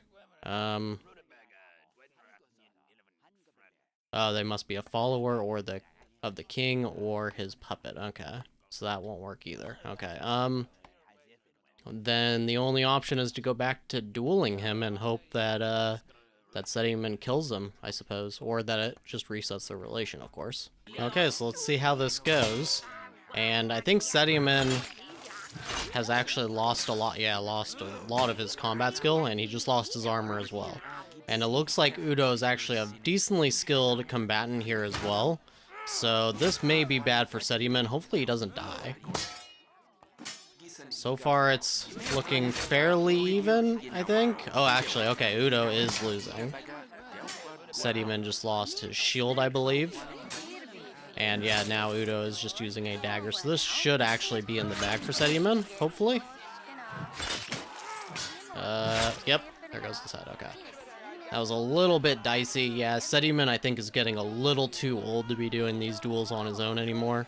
Luckily, he didn't, like, get his hand cut off or anything crazy. But it looks like prisoners are going to start another rebellion, so we basically need to stay in the city as much as possible. Unfortunately, provoked a duel. What? Now there's apparently... Wait, hold on. Provoked a duel. Yes, but we've done this in the past and never got a negative relationship here. I'm not really too sure why that happened. Huh. So now the matriarch hates us again. I don't know why this happened exactly. Weird. Okay, well, it's not a suspicious death, but it is going to prevent us from getting the trader anymore. So hopefully, I mean, the only thing we can really do is just set all these now. We got our builders camps going, so we're just going to set all these up on build first to rebuild them. And hopefully they will actually be able to get the food in time. I was hoping to get the trader so that we could buy a little bit of food, honestly, but that is no longer in the cards for us, and I think that's where we're going to need to call it. So Sediman is upset now. This is kind of the mid-game loop. Every single campaign that we have is once we get to the mid-game, everything just kind of falls apart, and I hope the developers at some point kind of do something about this. I don't think you should be pushed all the way back to 0. I think it's mainly because I always try to build outwards so much. I try to have as many peasants as possible and things like that. I should probably slow things up a little bit, but it is nice to just expand industries and keep doing that over and over again. But we are in the mid game now, and this is what's going to happen. We're going to need to keep rebuilding everything and trying to get back to where we were a few episodes ago. But either way, that's going to be it for now. So, as always, I thank you very much for watching, and I'll see you next time. Hello everyone, and welcome back to our series where we are the Unholy Horde here in Norland. And I did just want to quickly go over something you guys might have seen in the last episode on the side here. Gorno is having currently a conspiracy against them, as well as a politician's uprising by the same person. Now, we're not going to help with this. The main reason is that Natala is already one of our enemies, and Romsmat here is actually a macaw. So if he does overthrow her, that would actually be good for us. Now, it was originally just a conspiracy. Maybe I could help them with the uprising itself. Yeah, the rebel politicians send aid, and then they would be bound by honor to us. But honestly, we have other issues because one of these cities is probably going to get resettled again. And as you can see, Nameia has resettled Yalma as well. Now, I already looked at their villages here, and it's just wood and iron. I don't think we really need to bother sending anything out to take care of this, so we are just going to want to take out Yalma. I'm actually thinking, though, let's see here.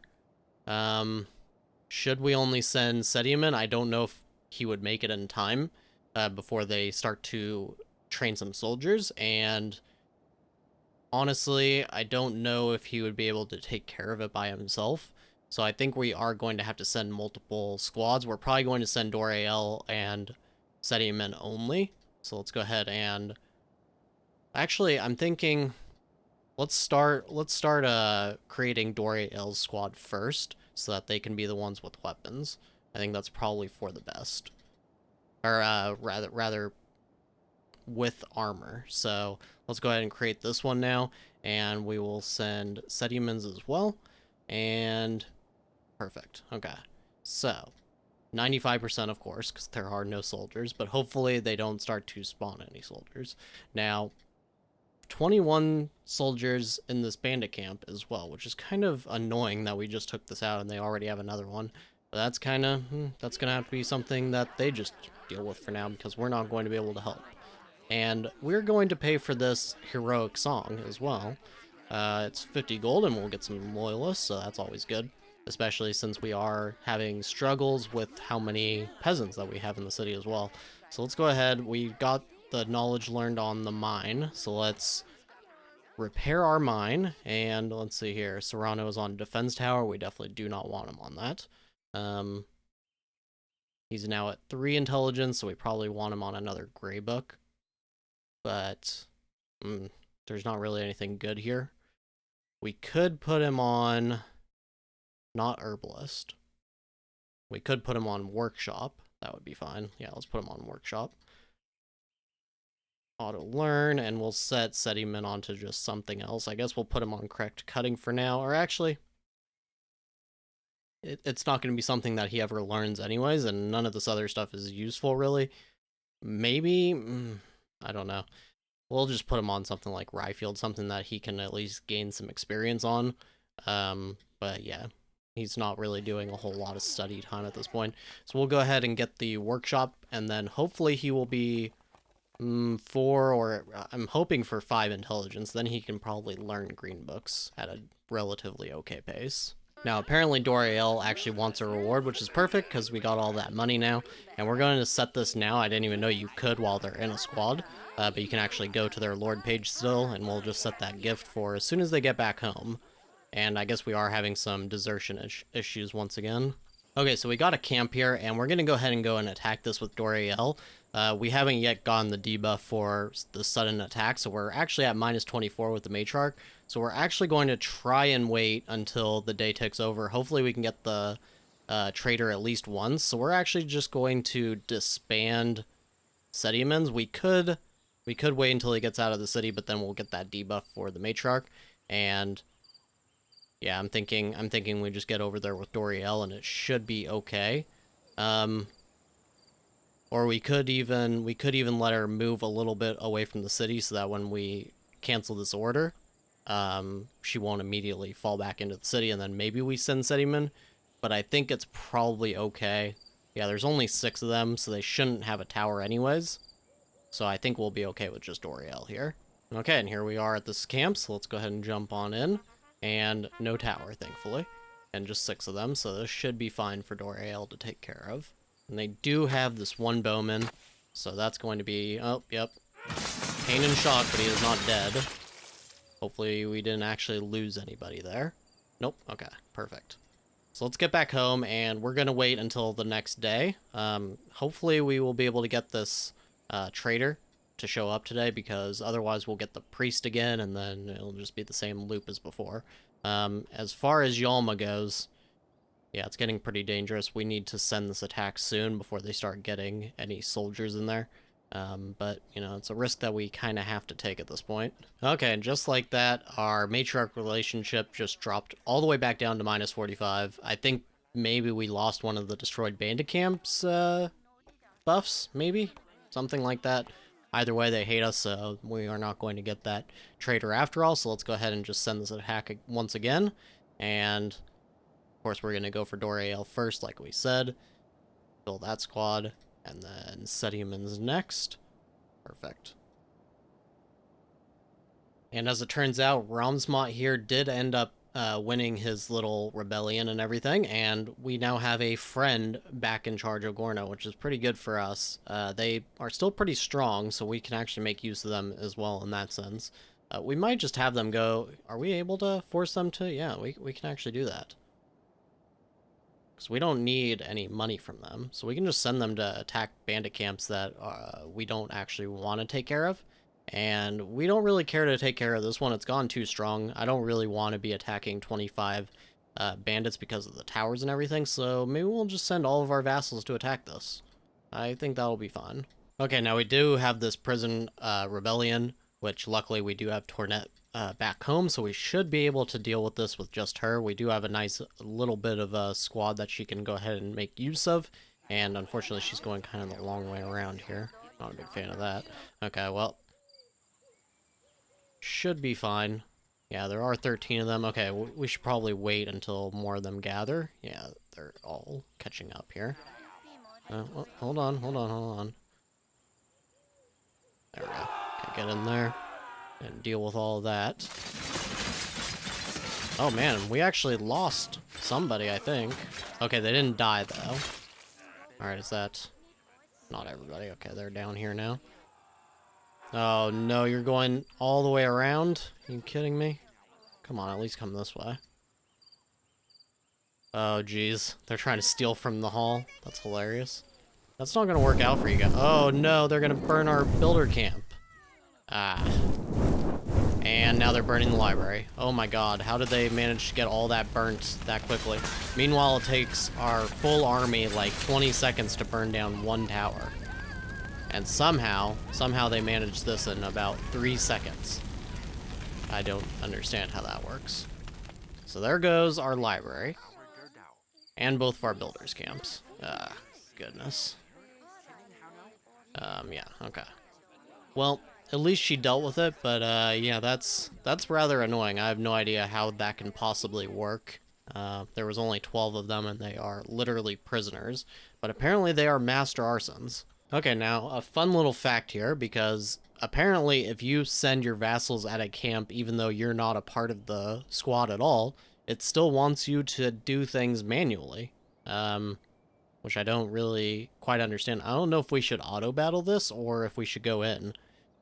I'm not really too sure. I think we're gonna try to auto-battle it. I think that's probably the better option. Maybe. I know they rebalanced the auto-battling, so maybe it's not too good, but I don't really want to get involved in this. And yeah, the ruler of Gorno just died, so that's not too good. It looks like they might actually lose this fight. Oh, wow. Yeah, they did. They completely lost. That's actually crazy. Yeah, so that knocked Sophia and Gorno down quite a bit. Okay. We can actually have them attack this again. But, yeah, maybe we should have just done that manually.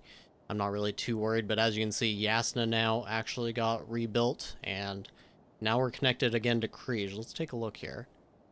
Yeah, they really do not want to give us any help at all in this game because those are completely useless villages. Either way, I think that's probably going to be it for this episode. So basically, we are going to be dealing with Yalma. They now have 10 soldiers, so this is going to be a little difficult. It may even be better to just redirect over to Vasna first, since it's so close and we can guarantee that we'll knock this out before they get any new soldiers, I think. Of course, it will make the matriarch completely hate us again, but I'm not really too worried about that. At this point, yeah, I mean, minus 59, what's the difference between that and minus 39? We're not really expecting the traitor anymore. It seems like it's going to be basically impossible, and maybe we can get them like one time every 15 days or something like that. But yes, so that's going to be it for this episode. So, as always, I thank you very much for watching, and I'll see you all in the next one. Hello everyone, and welcome back to our series where we are the Unholy Horde here in Norland.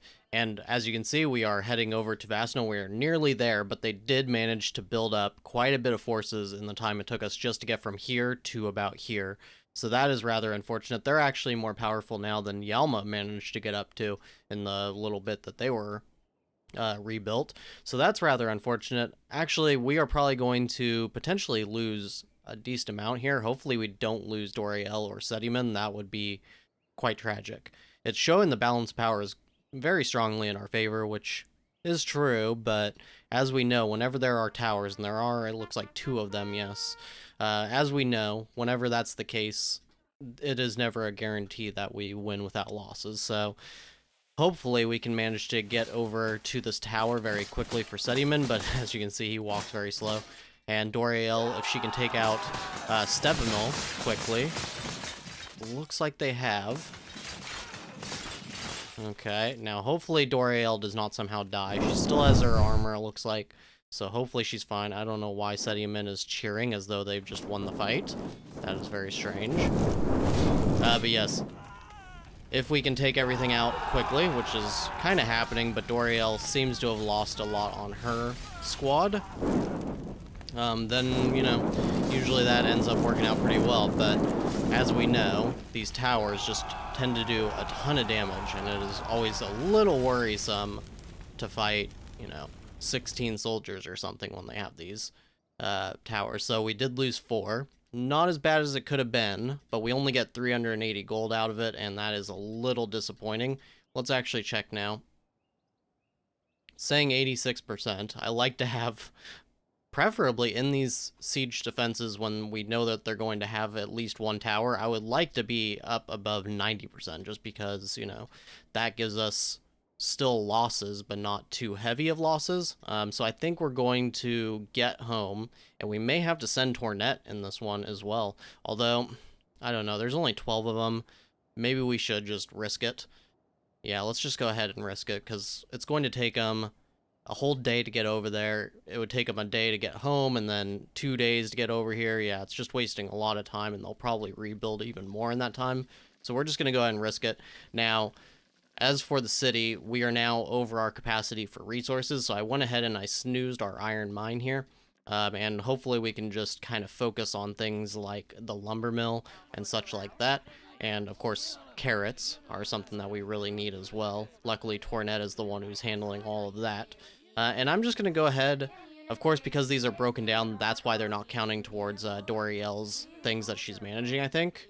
Or, well, actually, Tornet on this one, but Doriel for these ones. And then, of course, these are burnt down, so we are going to be repairing those. And otherwise, yeah, we are just kind of trying to get back to a stable position in the city. But, you know, it's taken a little bit of time for sure, and we are still bleeding warriors because they get injured and we don't have enough medical salves, so that is a little bit of an issue. Okay, so now a bunch of fires broke out, and as you can see, some of our people are actually burning to death in trying to fight these fires.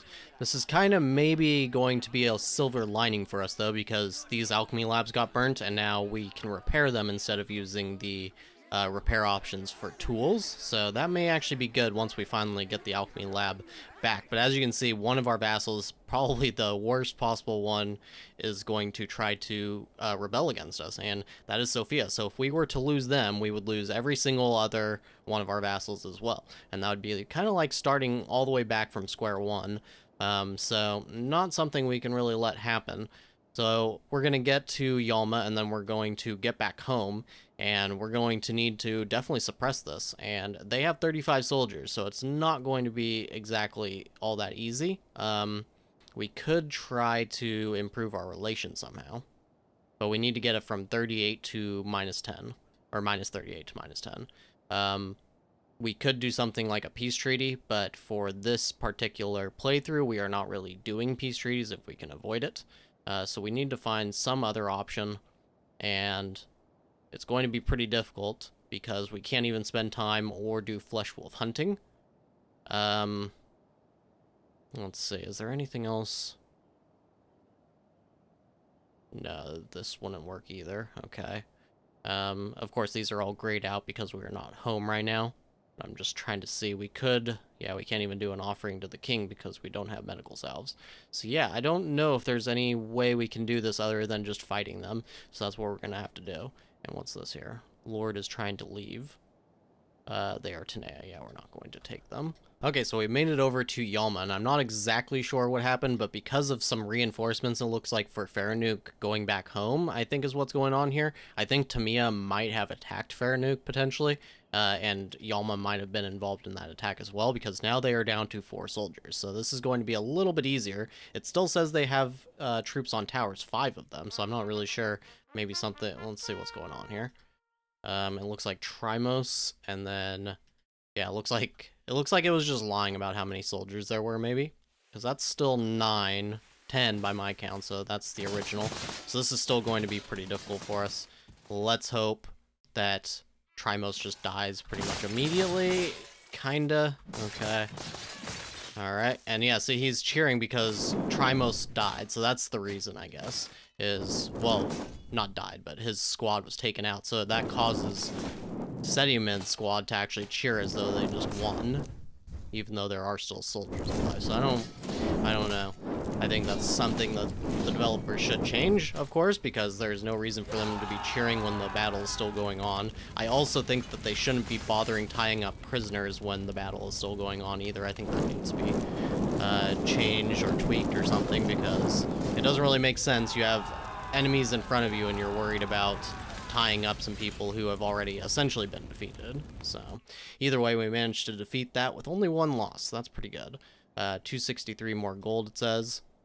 Yep, 643. So actually, we will be doing pretty good again on money. And we captured Trimos. Okay, so that is something. Hopefully, I don't remember what their... I think they were Caden. I want to say they were Caden. So probably... I mean, we'll probably take them, but not something that's going to be too totally useful for us. Now, as far as Kenna goes, they are just getting way more powerful. I think what we're going to do... I think we're going to turtle in for a while. Like I was talking about a few episodes back, we may want to just go ahead and rebuild our army and just focus on that and rebuilding things in our city. So that means if they settle more cities, maybe we'll try to take them out, but only if they don't have very many soldiers. But otherwise, we'll just kind of sit back at home and just basically build up our forces. We have enough money, we have enough pretty much everything, so we can just take out any bandits that are in our city, or in our province. We might take these ones out on the way home.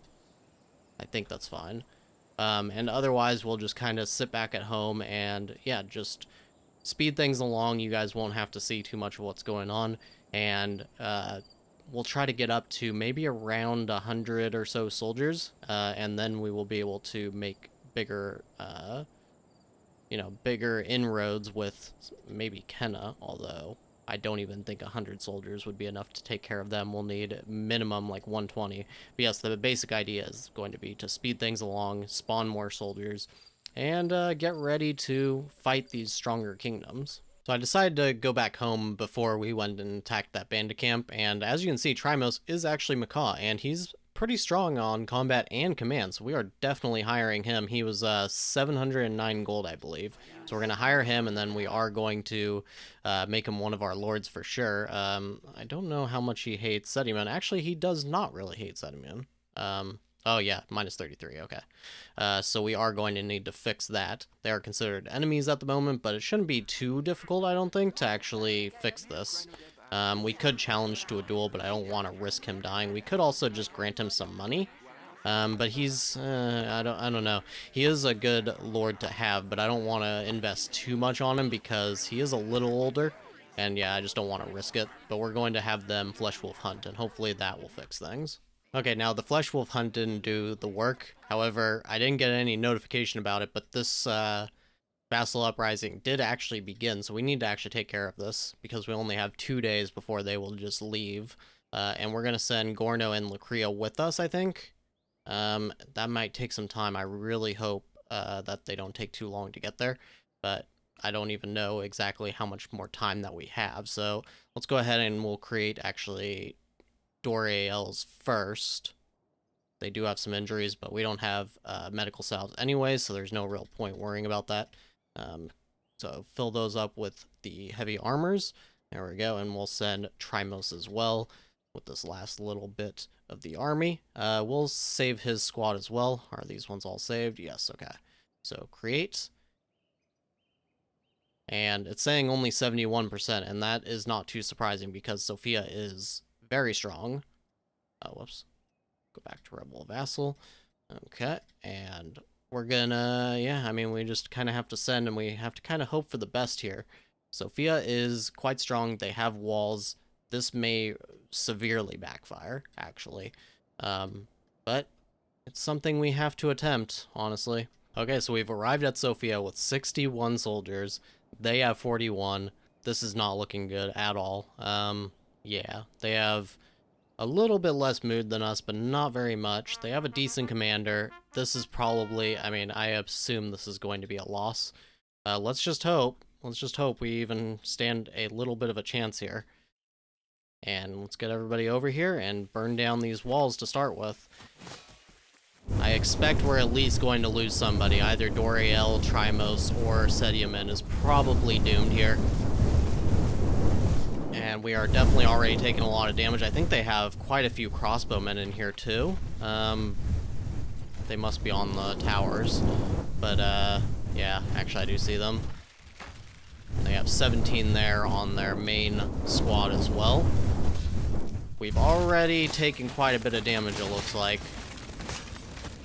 Oh, actually, it looks like they're going to run through the walls. Okay, let's... Okay, hold on. Back up here, because if they're going to run through the walls, that is fine. But we don't want to get pulled into those burning walls, so let's back up a little bit. Okay, it's kind of working. Okay, now get in here. Okay. Trimos is now dead. It's not the worst loss. Let's see how this goes. Okay. They are definitely pretty confident to just come through the burning walls and attack us like that. Let's speed up just a little bit here. A lot of skirmishing going on and not a lot of deaths, surprisingly. Nobody has really lost yet. Yeah, this is actually quite surprising. Okay, now they are starting to collapse a little bit.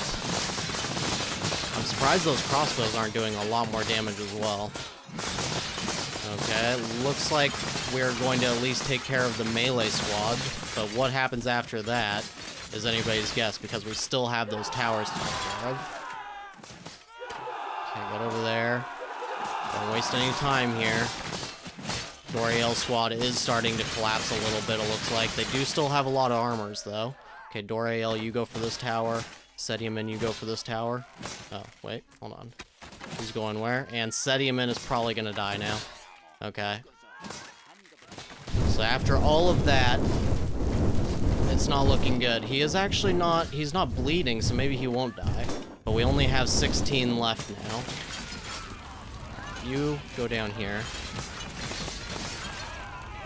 You. Already this tower is almost done. Okay. That's actually really good. Doriel is still alive. 10 left now. Oh, they're really falling now, though. Alright, Trimos is now... Doriel is now dead as well. Get over here. It looks like we are just going to win by the skin of our teeth, basically. Wow, that was very, very harsh. That was very harsh. 21 dead. Ruark is going to remain our vassal. The problem here is that he still hates us, so he is probably going to attempt to turn on us again at some point. That may have been better to just let fall, because now look at Gorno. They are probably going to try to rebel against us soon as well. They only sent like 8 soldiers in that fight, so that is not good either. Sediaman managed to survive. He's probably going to die, though, because we don't have any medical salves. So that's another problem. Yeah, and I don't know. If we had let them just rebel, though, we would have lost Gorno and Lacria as well, and we would have basically started from scratch. So this is quite problematic. And this is one of the problems with just the only thing that we can do is attack things. We can't really do any diplomacy because that's against our rules. But yeah, that's probably going to be it for this episode. We do have a bunch of carrots now. I don't even know where all that came from. So that's, you know, one slight silver lining for us, I suppose. But yes, otherwise that is going to be it for this episode. So, as always, I thank you very much for watching, and I'll see you next time. Hello everyone, and welcome back to our series where we are the Unholy Horde here in Norland. And as I've been mentioning, we are going to be speeding things along so that we can try to rebuild our army, which is especially necessary after a bunch of losses against Sophia in the last episode. And apparently Tornet here, she's having a little bit of a nervous breakdown, and now I guess she's fighting the peasants, so that's definitely real good. And Sediaman is quite upset now as well. He needs to do a flesh wolf hunt when he gets home, but since Tornet's gone crazy, I don't know if that's going to be possible. Now, one of the things that's caused her to go crazy is this, what I believe has to be a bug, because she really wants to attack Gorno, who is actually our vassal. So I don't really understand why she wants to do this, but yeah, that is a thing. So I don't know if maybe there is one thing we could potentially do, and that is bribe this camp of forest bandits. I don't know. It'll cost 300, of course, but I don't know if this is a bad idea, if this will actually count, like when the forest bandits actually hit Gorno or one of their villages, if that will count towards her demand. But yeah, I don't know. I don't really like this, and also she's not very, like, popular amongst the residents and such, so I don't really understand why this political demand is so important to her, really. So I think they should rebalance that just a tiny bit. But either way, I think we're just not going to do this, and if Tornet goes crazy, I mean, that's kind of her problem, I suppose. And yeah, hopefully we can get some additional lords popping up somehow, but yeah, it's just going to take quite a bit of time, so I will let you guys know when something else interesting happens. Okay, so it has been a while, about 5 days or so, and as you can see, we are at Kenna right now, and they only have 11 soldiers. So let me paint you a little picture. So their kingdom here kind of rebelled against them, and Kenna decided not to even fight them and just basically allowed them to all go free. And then Kenna went and attacked Lacria, and we tried to defend it, but we actually didn't make it there in time, which is why I actually was not recording when all this happened. But Sediaman got all the way over to about here, and Kenna attacked, and their leader died. So now Conthor is leading, and they are down to basically no soldiers whatsoever. This was basically a big stroke of luck that I didn't really expect, so I wasn't recording during when all of it went down. But so what I basically did was I had Sediaman just kind of wander around here while another squad showed up, and that is where we are now. I basically had to hire a knight who is now dead anyways, because he was actually defending a village against bandits. So that's where we are now, and we are just about ready to go and attack Kenna here, and honestly, it's about as easy of a fight as we could expect. Okay, and here we are in this battle, and not even going to lie to you guys, I have had to save scrub a couple of times here, and the reason is kind of simple. So basically, they just won't listen, these squads. They get over to the walls, and they either won't burn them, or sometimes Sediaman will just kind of hang back right here, no matter how many times I try to direct him to actually attack, and it's getting us killed, quite frankly. So hopefully this time will be the, you know, lucky attempt that they will actually listen and start burning these towers immediately. But let's see, so he does seem to have made it past the point where he usually freezes, but as you can see now, this squad is just kind of standing here and they're just not doing anything. And there we go, now they kind of did. So we're gonna go back and we're gonna try it again. Okay, and here we are again, so let's hope this time things work out. Oh, that squad went forward a little too quickly. And in the meantime, I'm just going to explain the strategy a little bit here. So we want to burn down the walls, and then we are just going to rush through them and try to take out these squads. Now, I know I have mentioned that it's actually better in general to wait for the walls to stop burning. But yeah, as you can see, same thing is happening, so we are going to be going back. But yes, we're going to rush through while they're still burning, and we're just going to tank that burn damage. But yeah, we're just going to back up until this stops. I don't really know what's going on here, if it's because the guy that's designated as squad commander is dying or something, but they are just not, they don't want to listen. So, yeah, now they did, but as you can see, we've lost half the squad at this point, so we are going to go back. Okay, so it took several more tries to actually get them to all be burning the wall at the exact same time. So now, finally, I can actually do this battle, and if, you know, if we lose everything, that's totally fine. I don't want them to stop at the walls and basically just take fire the entire time and just die. So we are going to need to make every second count. Like I said, we are going to rush through these walls as soon as they're done being burnt down. And that's going to cause us for sure to take some serious burn damage, I expect. Let's hope we just don't die at the walls themselves. We made it through. Okay, that's a start.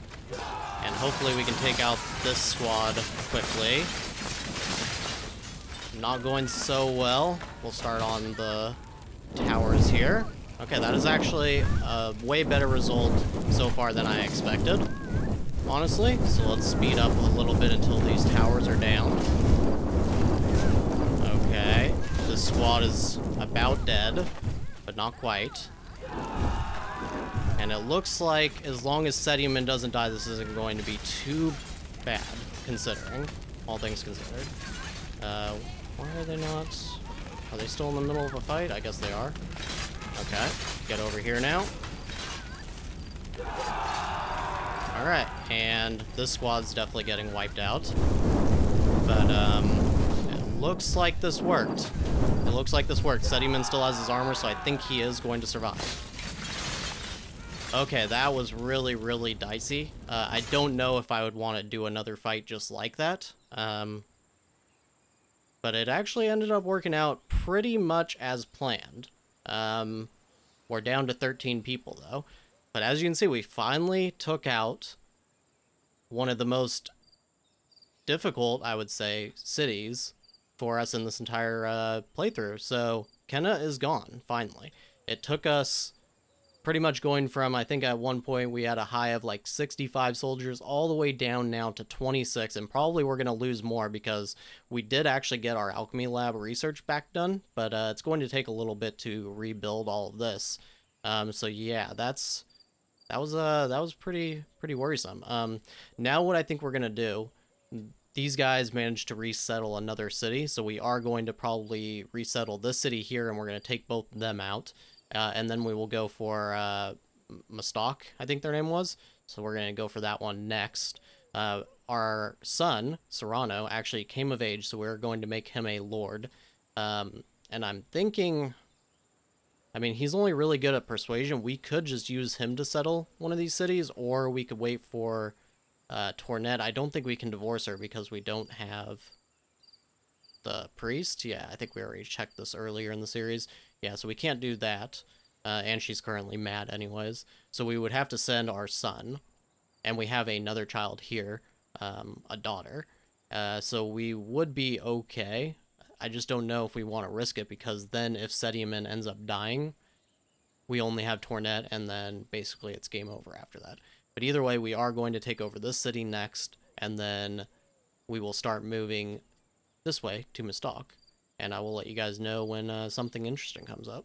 Okay, so we've been home for a little while and managed to give Serrano his titles. Now he is our newest lord, and of course he is only really good at persuasion still. However, we are going to be needing him because we need to create some squads right away. Sediman has an inflamed wound, but luckily we managed to get our alchemy lab research back completed, but unfortunately the ones that we were able to repair that were burned still needed to be repaired with tools. So good thing to know, just because destroyed building gets burnt, doesn't mean you can just repair it for wood anymore. You still have to repair it again for the tools, which is a little unfortunate, but we will just have to hope. We have, I think, 22 hours left until Sedimen has gangrene, so hopefully today, they will actually make medical salve for him to actually take.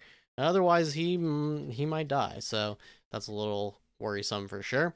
But either way, we need to create these squads because we have marauders attacking us, and there are 20 of them. So this is basically the worst possible scenario to have after all the fighting we've already done. They should be, yep, they are about to enter the city right now. So this could be pretty bad for us. Let's hope we don't end up dying. I think the best option for us, we don't, of course, have bowmen, you know, as we all know at this point. So we are just gonna basically have to run on in, and we're gonna try to get Serrano and Sedimen to stay close together so that they get involved in this fight as quickly together as possible. And we'll move Serrano a little bit further up. Same with Sedimen. Alright, so it's looking like we're going to need to meet them about right here. And let's just hope, I mean, this is... It looks like there is a few bowmen, and there is one guy here with a dagger as well. Serrano may die in his very first fight, and it looks like that is what's going to happen. I would be shocked if he survives this. He is still alive. Yeah, he is actually still alive. I don't know why Sedimen isn't really doing anything in this fight right now. Okay. This is actually working out. We are... Oh, wow. I think we lost 7 people during this fight, it looks like. Yes. And I guess we had reinforcements that I didn't even notice. Okay, well, I should have used them, but... The important thing is that Serrano managed to survive. And he's got the title, I'll be back. I don't know why nobody's helping him out of his chains here. There we go, okay. So we managed to survive that, and I think that's where we are actually going to call it for this episode. It has been a lot. This has been definitely an endeavor, but we managed to get the most important thing done, which is taking out one of the biggest cities on the continent. And I guess Lacria is getting attacked by bandits. That's not really our problem. And yeah, in the next episode, we will probably be settling this city. We could do it now, 300, and we could send Serrano, but... I think we need to rebuild our army anyway, so we might as well use Serrano for that purpose. Plus, he knows the alchemy lab, so we really need to try and get anybody else, to actually do that. But I don't know how we're going to get another lord. But it seems that Sophia is going to try to rebel yet again, so that's pretty bad as well. Unfortunately, we can't use anybody to actually suppress this, and... yeah, there's no way that we can improve the relation either. So they are definitely going to rebel, and we're going to have to neutralize them again. Let's see, what are they at? 37. Oh no. Yeah, we might lose all of our vassals, come to think of it. And then we will, at least all of these will still be abandoned, and we'll just have to hope that we can resettle them ourselves before they get resettled by somebody else. But either way, that is going to be it for this episode. So, as always, I thank you very much for watching. I'll see you all in the next episode. Hello everyone, and welcome back to our series where we are the Unholy Horde here in Norland. And in the last episode, we dealt with Kenna, who had become one of the strongest cities we have yet had to deal with in this series, and now we are severely diminished on the amount of warriors we have, and we have 2 uprisings, one from Sophia with 43 warriors, and one from Gorno with 44. This is insurmountable for us. There is no way I can see to actually manage to take even one of these rebellions down, so we're going to have to just let it play out, and then we will sack their cities and turn them back into, well, burnt cities, and that will be kind of the goal there. And we'll probably take that opportunity to burn some of their villages. This one is rutabaga, and I think this one was like herbs or something, or maybe hops, so that's going to be useless. We could, I guess, take the wood from Gorno, but we're also going to lose Lacria, so hopefully we can get over there again and at least get some stock of carrots. We'll probably connect ourselves to Gorno, and then we will just basically burn Lacria, their villages, every chance that we get. And in the meanwhile, we'll try to get over here to the east so that we can take out these guys so that they stop settling more cities. And then we'll probably go for Mistok, do the same thing there, and all the while we will be stocking up a whole bunch of carrots, so that will definitely help us. And otherwise, we are finally getting our production of medical salves back up and running, and we did manage to get Sedium in one, so he is not going to die, luckily. And otherwise, we are just kind of waiting. There's not really a whole lot to do but keep rebuilding our forces and getting ready to destroy Sophia. Luckily, there is this camp of forest bandits here, so we can actually bribe this once we sack this, or burn this village, rather. And then we can have these forest bandits help us out in weakening Sophia. Basically what we have done with pretty much every city up to this point. So that's about it for the moment. Okay, so Sophia and Gorno finished rebelling from us, and in the meantime, we went and attacked this village and also bribed these bandits. Unfortunately, despite having 34 or something in their camp, they only sent 21, but they are attacking Sophia directly. And let's see, that's 5 hours. This gets there. Okay, so this is going to get there probably before these guys make it back home. So hopefully they can do some serious damage to Sophia's numbers. But even if they do, I don't think it's going to be enough for us to attack them just yet. We'll probably have to bribe them a second time. But it is a start, and I think within the next couple of attacks we can probably take down Sophia. The only unfortunate part is that yet another one of these cities has been settled again, and by the time we get over there, Gorno is probably going to help them rebuild and be kind of powerful, so it is going to be a little bit difficult, I think, to take them out again.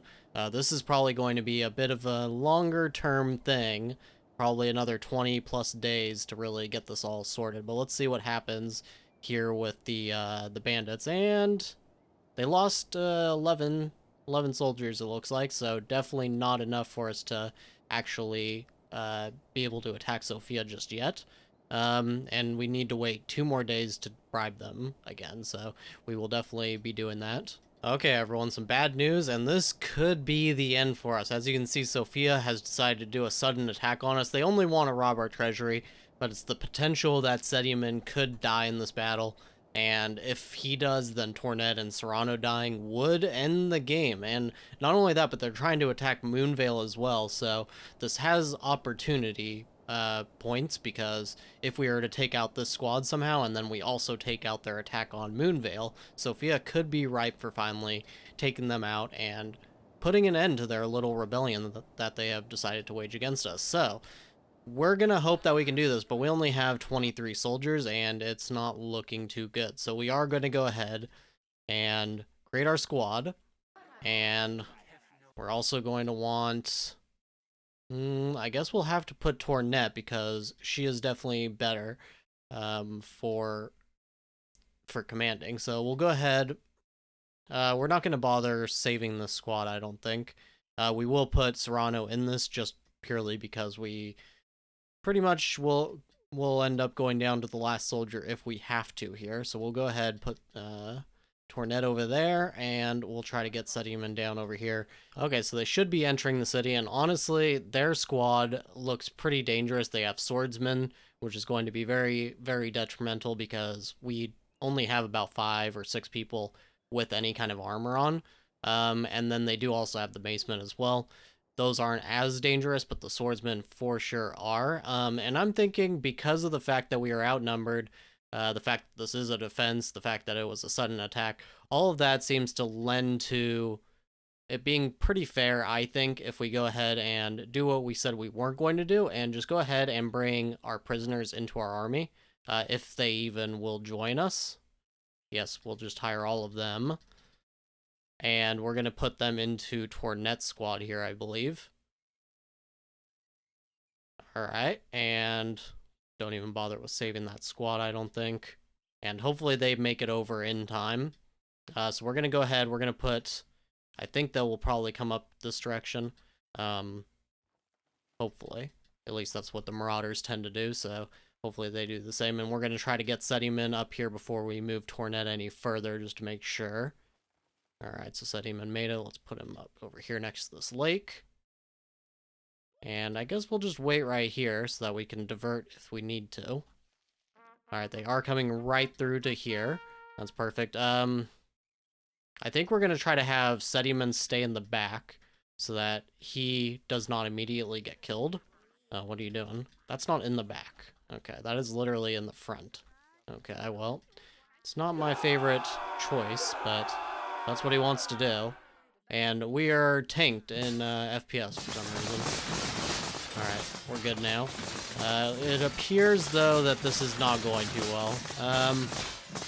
They still have 30, and we are already down to 28. Yeah, not going too well at all. Okay, this squad is starting to collapse a little bit, but not fast enough. Okay, Tornet is probably about to die. Sediman squad is still doing okay.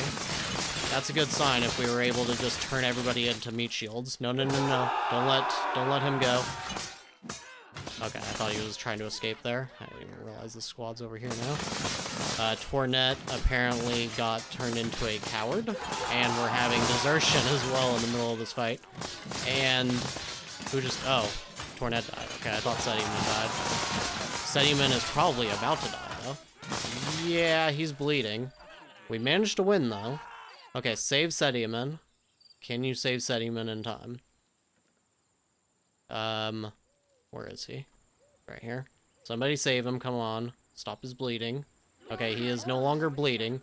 So we lost Tornet. That is quite sad. However, she was, I believe, too old to bear any more children. So we couldn't divorce her either. So, I mean, it's pretty bad, but it's not as bad as it potentially could be, I suppose. But now we only have one manager, and it's Serrano, so that's not great either. So we're going to go ahead and put him onto everything that Tornet was doing, which was a lot. And this definitely kills a lot of the potential of our city at this point. I don't even know how we're going to do any of this, so it actually might be best to lower the amount of alchemy labs and stuff that we pursue at this point. If we can just maybe, let's see, if we can just maybe have 3, and then we can probably lower the amount of carrot fields as well by maybe 3 as well, and we'll see how this goes. If we can still produce the amount of food we need to just keep, you know, most of the people healthy that we need to run these alchemy labs, that should be okay. And otherwise, yeah, we are very, very, we're weakened for sure. So 7 of them survived. I would actually have loved to chase them down. I don't think that's going to be... It might actually allow us to do that, but I don't know if it's going to really work. Either way, they are down to 28 soldiers now. So if we manage to bribe this camp of forest bandits again, I think we can actually take out Sophia. Hopefully they will still attack this village. And we'll have to send, I guess, Serrano, because Sediman can't really do it with all of his injuries. So we'll see what happens, and I will let you guys know. Okay, so as you can see, Sophia did decide to attack Moonvale with only 3 soldiers, and this is Ruark, which is their king. So if we are able to actually take them out here and kill Ruark, then that would substantially lower their army size, and all we would really have to do is take out this village, have these bandits attack Sophia, and then it would be basically a cakewalk to just walk on in and sack their city, which would definitely be some good payback after them deciding to rebel and destroy pretty much our entire, you know, unholy empire of sorts. So let's run on in here and let's hope. Let's just hope that we can kill this traitor. And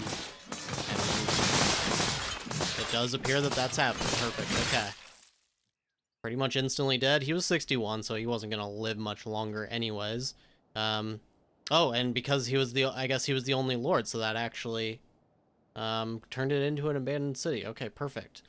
So we are going to go ahead and settle this with Serrano right now, and probably call it for this episode.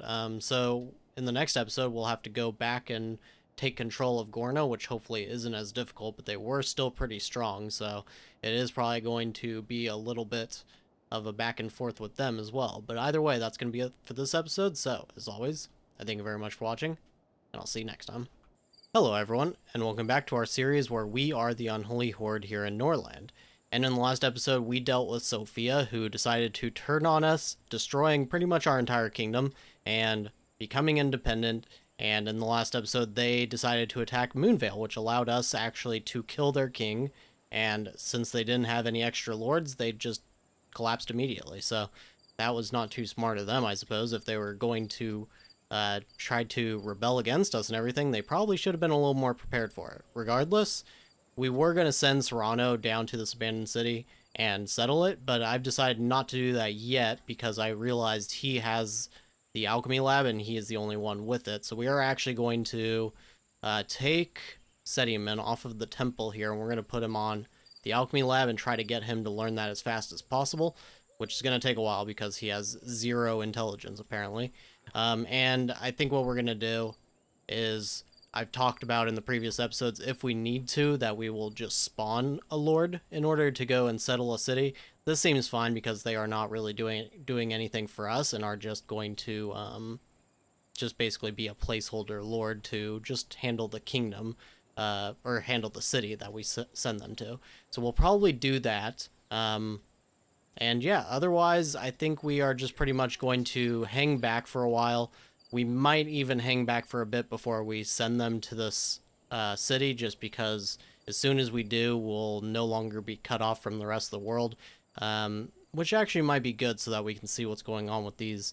I think it's one that has wood and the other one has meat, so probably nothing too substantial there. But I think we are just going to hang back for now, rebuild our forces and stuff, get ready to actually attack Gorno, and in the meantime, we're just going to be passing more time like we did a couple episodes ago. Okay, so a little bit of time has passed, and basically I've just been kind of managing the moods and stuff of Serrano and Sediman, and I did decide that we are going to settle an abandoned city, but it's not going to be the one that Sophia used to be on. It's instead going to be this one by Mistalk, and the reasoning for this is basically, I think one mistake we made was basically just kind of trying to push around and take out the big kingdoms first, because all these other cities eventually try to settle another city, and that caused us to need to go and burn it back down, and it was just taking a lot of time that we could have been spending on other things, as well as we were probably losing, I mean, I know we lost some soldiers in some of those fights as well, so that's what we're going to do. We're going to settle this abandoned city, so we are going to spawn a lord. So let's go, and we're just going to spawn them right about over here. So characters, instead of soldier, we'll pick a lord, and still Macaw is fine. And so we got Pirslov here, and we're just going to leave them on the skills that they have, and traits are all probably fine. Maybe we give them Fearless, though, just like the rest of our lords tend to have. So he's 18, that's perfect. We don't really need to do, I don't think, anything else with him. No. Okay, so that's perfect, and let's just send him to settle the city right away. Perfect. And then we'll try to take out Mistalk as quickly as possible, and we're going to keep doing that. So we're going to take out Gorno, and then we'll go for these guys, and we'll need to take out this one as well. And then, let's see, yeah, so we'll then just take out all these kind of mostly solo cities. As you can see, this one got resettled once again, so that's not good. So it is going to take quite a while longer before we can really get back to where we were, but at least it's not totally starting from zero, I suppose. Okay, so we did settle Caitlin. As you can see, Mistalk has a substantial amount of population, and they're going to be quite difficult to take down. Probably not too bad. They don't have the biggest army, but they will have walls and probably a lot of towers as well. And what I've decided actually is that we are going to start settling every abandoned city that we create. I didn't want to do this before because I feel like it gives you way too many defensive options, but I feel like if we had done this before, we would not be stuck where we are right now. And so that's kind of my fault. But we are going to go ahead and spawn 3 lords right now. So go back over to our spawner, and we will just do 3 of them. And we don't need to change anything about them either, so we will just go ahead and send them off to settle all of these abandoned cities. I don't know if we're able to settle this one. Yeah, it is bordered with Kalen there. So we'll send Lotta here. We'll send... Oh, yes, we need the money, so we'll go ahead. They haven't even been using this road. They always like to go to the west, or they just like to kind of zig right around this road anyways. So we're just going to go ahead and remove all of this. Okay, and I just went ahead and removed all these roads leading to this herbalist since we're not using it anyways. And we'll go ahead now and settle these other 2 abandoned cities. And this should prevent us from having that problem ever again. We probably won't have any issues defending our lands at all, really. It'll just be the other big issue here is that we might start dealing with a lot of rebellions, which is going to be kind of a little bit of an annoyance. But you know, that's something that we can definitely handle, I think, in comparison to having to burn these cities to the ground constantly. And yeah, we'll just make sure that we don't actually use our vassals for anything specific. Okay, so we've settled all of our new cities, and Mistok is quite powerful in comparison to Gorno over here. They only have 29 soldiers, they have a lot lower of a population, and they have this bandit camp that we could bribe. I think we're going to go ahead and think about doing that, but before that we're going to want to take out these villages. So we are going to take probably a little bit of time to build up a little bit more warriors, I think. Because then we can just attack these villages without any losses. We probably won't have any losses as it is, but I don't really want to chance it if we don't have to. Okay, so we just got back from a bandit camp, and we actually have a bride available here from Gorno, and they are actually also trying to demand tribute from us, by the way. We are not going to do that, of course. But this bride, she is blind. However, she is only 314, and she will make a decent bride for Serrano. We are equal opportunity in the sense we just need somebody to help us produce more children, which will allow us to have more lords later. So we're going to send Serrano to go ahead and do that. Also, I did notice that there is actually a bandit camp with 32 soldiers here in Mistok, so we will probably target Mistok first, get rid of the weak links first. And so they are probably, Gorno is probably eventually going to try to attack us because of demanding this tribute that we are going to refuse. So we'll probably go for Mistvale first, and we're just going to attack it now. I think we can handle 7 soldiers by ourselves with just Sediamen. We do have some inflamed wounds from that attack on that bandit camp, however, so let's take those guys out. Okay, so we do need a couple more waves of attacks with the Mistok over here with these bandit camps. So in the meantime, I decided that we would help out a rebellion here at Gorno, and it seems that they have more than half of the army on their side, maybe. Yeah, it looks like there's only 15 on the side of Grimmin here, and this will help us because we will get a favor with the new king, and we can use that to steal basically a bunch of money from them. So I thought that would be a good idea, and like I said, in the meantime of waiting for these camps of forest bandits to be able to attack Mistok again, we'll go ahead and do this. And so you might notice that we have 43 soldiers. I've decided that we are going to spawn basically 10 days worth of soldiers all at once. This just makes it a little bit easier on me because doing it every day is a lot of clicking around in that interface. So I decided to just give us all the way up to day 110, which seems not too unfair anyways. So we're going to go ahead and hop on into this battle now. And yep, it looks like they do have only 16. So that is, I guess it is exactly half because their rebellion here is 15 soldiers, so not too big of a difference.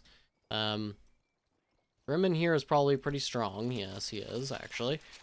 But they mostly have just crossbowmen and spearmen, so since we do have a decent number of armored foes, this is probably going to be relatively easy, I would assume. Yep, looks like they are falling already. Not as fast as I would hope, though. Yeah, it looks like Morona is actually almost going to die in this. That's not too good. But it looks like we have won all the same. Perfect. And it looks like we lost 12? But that was mostly theirs. Now they are bound by honor here, so let's go ahead. Demand tribute, right? That's probably the only... I mean, we could demand vassalage, but of course that is not something we're doing in the series. So we'll have Letta go ahead and do that, I suppose. She is blind, so she's going to have a hard time finding her way over there, but she'll just bring a guide with her, and it should be fine.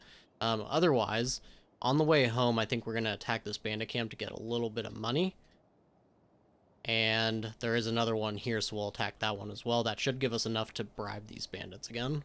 But otherwise, I think that's going to be it for this episode. So, we do have quite a bit more work to do, but we are gaining ground again, and I don't think we should have as many problems this time around since we have all these cities settled.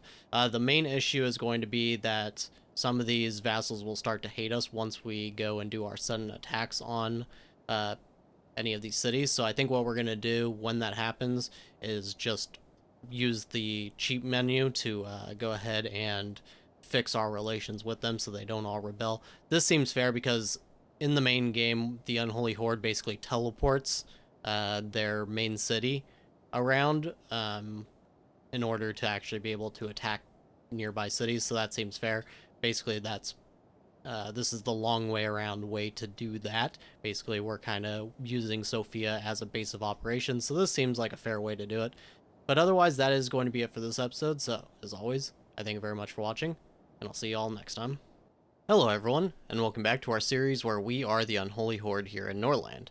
And in the last episode, we assisted Gorno with a rebellion and put a new queen here on the throne who owes us a favor. We're trying to demand some tribute for them for that favor, but currently Letta is unable to walk because she is in the final stage of her pregnancy, so we're going to have to wait pretty much until tomorrow, I think, is when she has that baby, and she should be able to go and do that. And then after that, I think we're going to bribe this camp of forest bandits to attack them. I don't want to send it now because obviously we want Letta to get over there and take their money first. But they are actually weaker right now than Mustak is, so I mean, we're basically going to bribe both of these camps either way. But we might have to just wait and take care of Gorno before we take care of Mustak. Because currently this camp isn't really all that powerful, and they're probably not going to do too much damage to Mustak. They'll do a little bit, but it's going to be very dicey to actually be able to take care of them, whereas I think we can take care of Gorno just a little bit easier. So right now we are just waiting for Letta to overcome her pregnancy here, and we do have the money, luckily, to bribe these bandits. Now, on another note, luckily Diarmuid here has become a teenager himself, so he can actually learn some things. Currently, we have Mernefa here, our daughter. She is 15. She's getting close to becoming an adult. We've just had her learning any gray books that we can possibly have her learn so that she can raise her intelligence. She's currently level 5. I think she is just about good enough to start on anything that is a green book. So we're just going to take her off of Ryfield and Mill now. We're going to put her, I guess, on the Armor Forge. I think that's an okay option because once we have the Smelting Furnace, the Armor Forge, we can start basically making the tools and the steel that we need to start creating armor, which is going to be very good for us. And once she learns that, I think we'll put her onto military logistics so we can move around the map a little bit faster again. And otherwise, we're going to go ahead and we're just going to place Diarmuid here on basically anything. Actually, we can have her double up on maybe like the herbalist.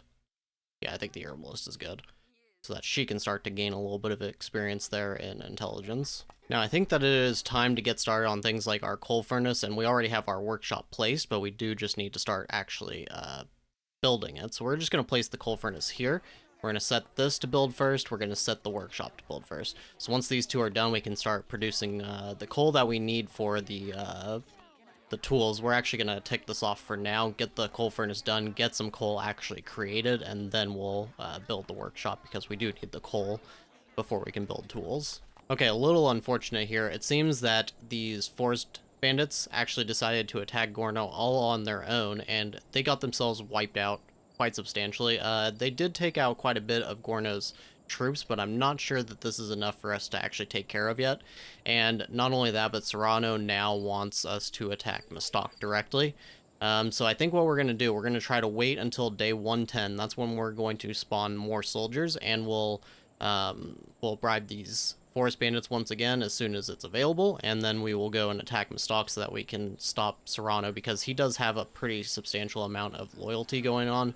We don't want him to start any issues with Sediumens, so we are probably going to have to attack Mustak first. Okay, I was about to send Letta to actually bribe this camp of forest bandits, but something interesting happened. So as you can see here, we have, if I can click on their squad, Greyland here, he is trying to attack Letos, and they have like 18 of their soldiers. Now, I don't think we can make it over to Mustak in time for this attack to get back. However, I do think they're probably going to take a little bit of damage because Letos does have 13 soldiers, and they do have some bowmen. I don't know if they have a tower or not. I don't think so. Wonder if there's a way to look here, actually. I don't think there is. Yeah, I don't know if they have a tower, but either way, they should be able to do at least a little bit of damage to Mistok. I don't know why we're not getting a notification, so I think they're probably just trying to, like, take their money from their treasury or something like that. But either way, we are going to try to attack Mistok. They have 41 soldiers, but it looks like taking out their army, it should be 22 or so, and I think we can probably handle that. So we're going to go ahead and try, and the worst case scenario is that we have to back off of this attack, and the matriarch is just upset with us. We're going to send Serrano, and he can have all the armors and things like that. And we'll also, of course, send Sediaman. Perfect, okay. And it's saying 95%, which is no surprise, because even with those walls, if they do not have a full army in their city, then we are going to be doing pretty well. On that note, though, we are still going to send this bribe just because in case this doesn't work out and we do have to back off, we do want Letta to get over here and bribe these bandits to attack them directly as well. Okay, so we've gotten pretty lucky because we managed to get over to Mistok before their squad arrived home. Unfortunately, apparently they were trying to get Letos to become neutral because they're no longer a part of our kingdom. And one of their kings actually died, I guess, so now it's Patet here. So once we kill her, they will actually just be unsettled again, so that's going to be a thing that we're going to have to do shortly. We might even just do it right after Mistok here, but let's go ahead and jump into this battle. They have 3 towers, it looks like, and the walls, of course. And it looks like they have 14. Yes, okay, so that's definitely doable. I think we're going to have to do what we did last time and just rush through the burning gates. And hopefully that works out. So it looks like 23 in total here. A little bit scary, but I think we can do it. I think we can do this. I'm a little worried for Serrano and Sediaman here, but hopefully we can make it work. Walls are almost down. Come on. Okay. Do not want to waste any time here. And just rush through the gates, and please do not die.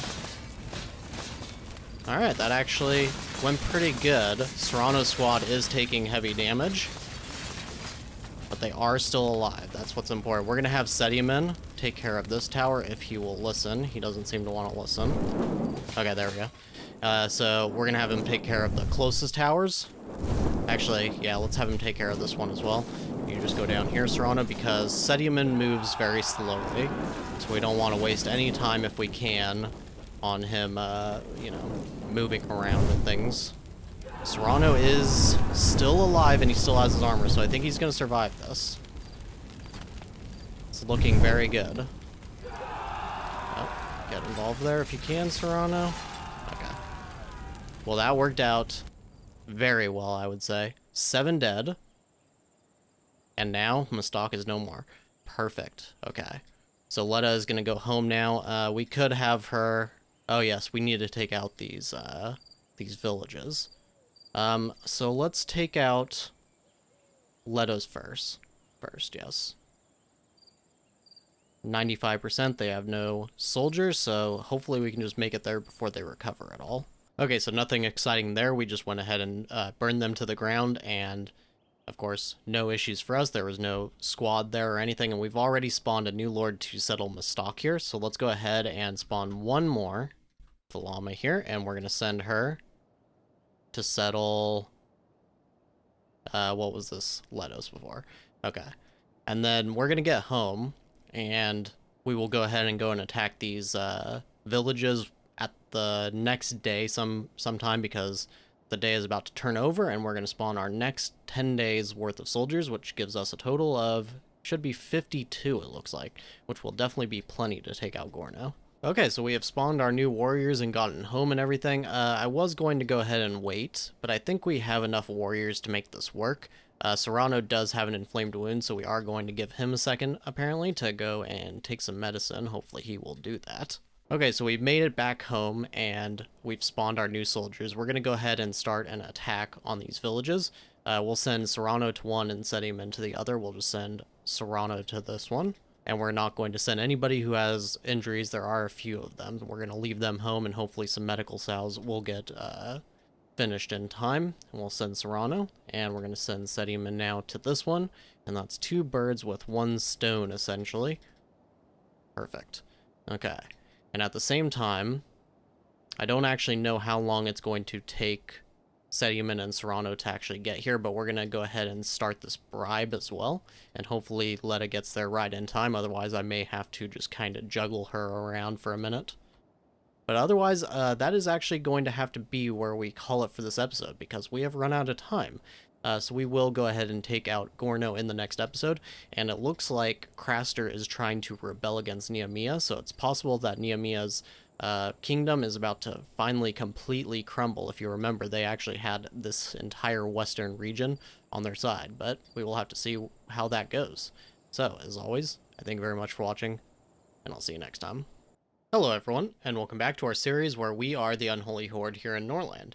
And in the last episode, we dealt with Mistok, we burnt them back to the ground finally, and we resettled their city. And now we are working on Gorno here, and we finished burning their villages, and we're going to actually attack Gorno now because this camp of forest bandits that we bribed has finished attacking them and brought them down from, I think it was about 42 or so to now 29 soldiers. And so we're going to go ahead and burn them to the ground. And I went ahead and I actually turned one of our warriors into a knight so that we don't have to send Letta on this, because she is blind and she's essentially useless anyways. So we're going to go ahead and get started here with Sedium. Or, well, actually, let's go with Serrano first, like we've been doing. And it looks like we only have 2 armors now. But either way, let's go ahead and fill up Sedium's squad now. And we're probably going to start discontinuing using him as a major commander because he is quite slow now. So we'll probably be using Purina if she can survive this attack. We'll hit save squad there. Let's make sure all these are saved. Perfect. Now it's saying 68%. That's a little worrisome, but I hope we can actually pull this off. But they do have 29 and we have 53, so this may be quite a big loss for us. We'll have to see exactly how it goes. Now, as far as things in our city go, we now have the coal furnace and the workshop being built. We are also building a mill and a couple of rye fields here. We finally unlocked rye fields, so I went ahead, I decided to look and see exactly what the game says, and it says 52 rye can be produced by 3 workers versus 14 carrots. So I do think that the rye, even though we'll have to use the mill to turn it into flour, I think that this will probably end up being better for us. So I went ahead and I switched 2 of our carrot fields to rye fields. Hopefully that works out pretty well. And then we also have the armor forge finally being created. So obviously, I'm actually going to snooze this for now because it's not really important until we have the coal furnace and the workshop going. And then I also built a bunch more warehouses so that we can actually hold all of the stuff that we're going to be producing, because we really had too much iron, and we're also going to need the resources slot for coal, and I think maybe tools? I think tools as well. So that's pretty much that for the moment. There's nothing really else new in here. I may place some more roads since we do have some extra money, but for right now it's probably fine. So here we are at Gorno, and as you can see, they are now down to 20 soldiers. I'm not too sure what happened here, but either way, they do still have a strong combat skill. Now they are up to 10 there, so this is probably still going to be pretty difficult, but hopefully a little bit easier. Luckily, we have a very strong mood and things like that, but we'll see exactly how this goes. So we're probably going to do the same thing. I thought that those burns, at least when I tested it originally, when the combat system had changed, there was a lot more deaths from burning when you pass through the walls. Like, your lords would just die right here at the wall. But that hasn't seemed to happen when we've been trying it here, so we're going to give it a shot and just see exactly how that goes. At least if Sedium dies at this point, he is 74 now, so it won't be that detrimental. But, you know, it's not really worth it if we start having lords die from it. Is kind of the thing for me. Alright, so let's rush through. Sedium survived. Not too sure. This squad is not doing very well. Yeah, it's pretty much completely wiped out already. Okay, yep. And looks like they're doing pretty well here. Fortunately, there's 2 people left over there. We'll have Sedium go for this tower.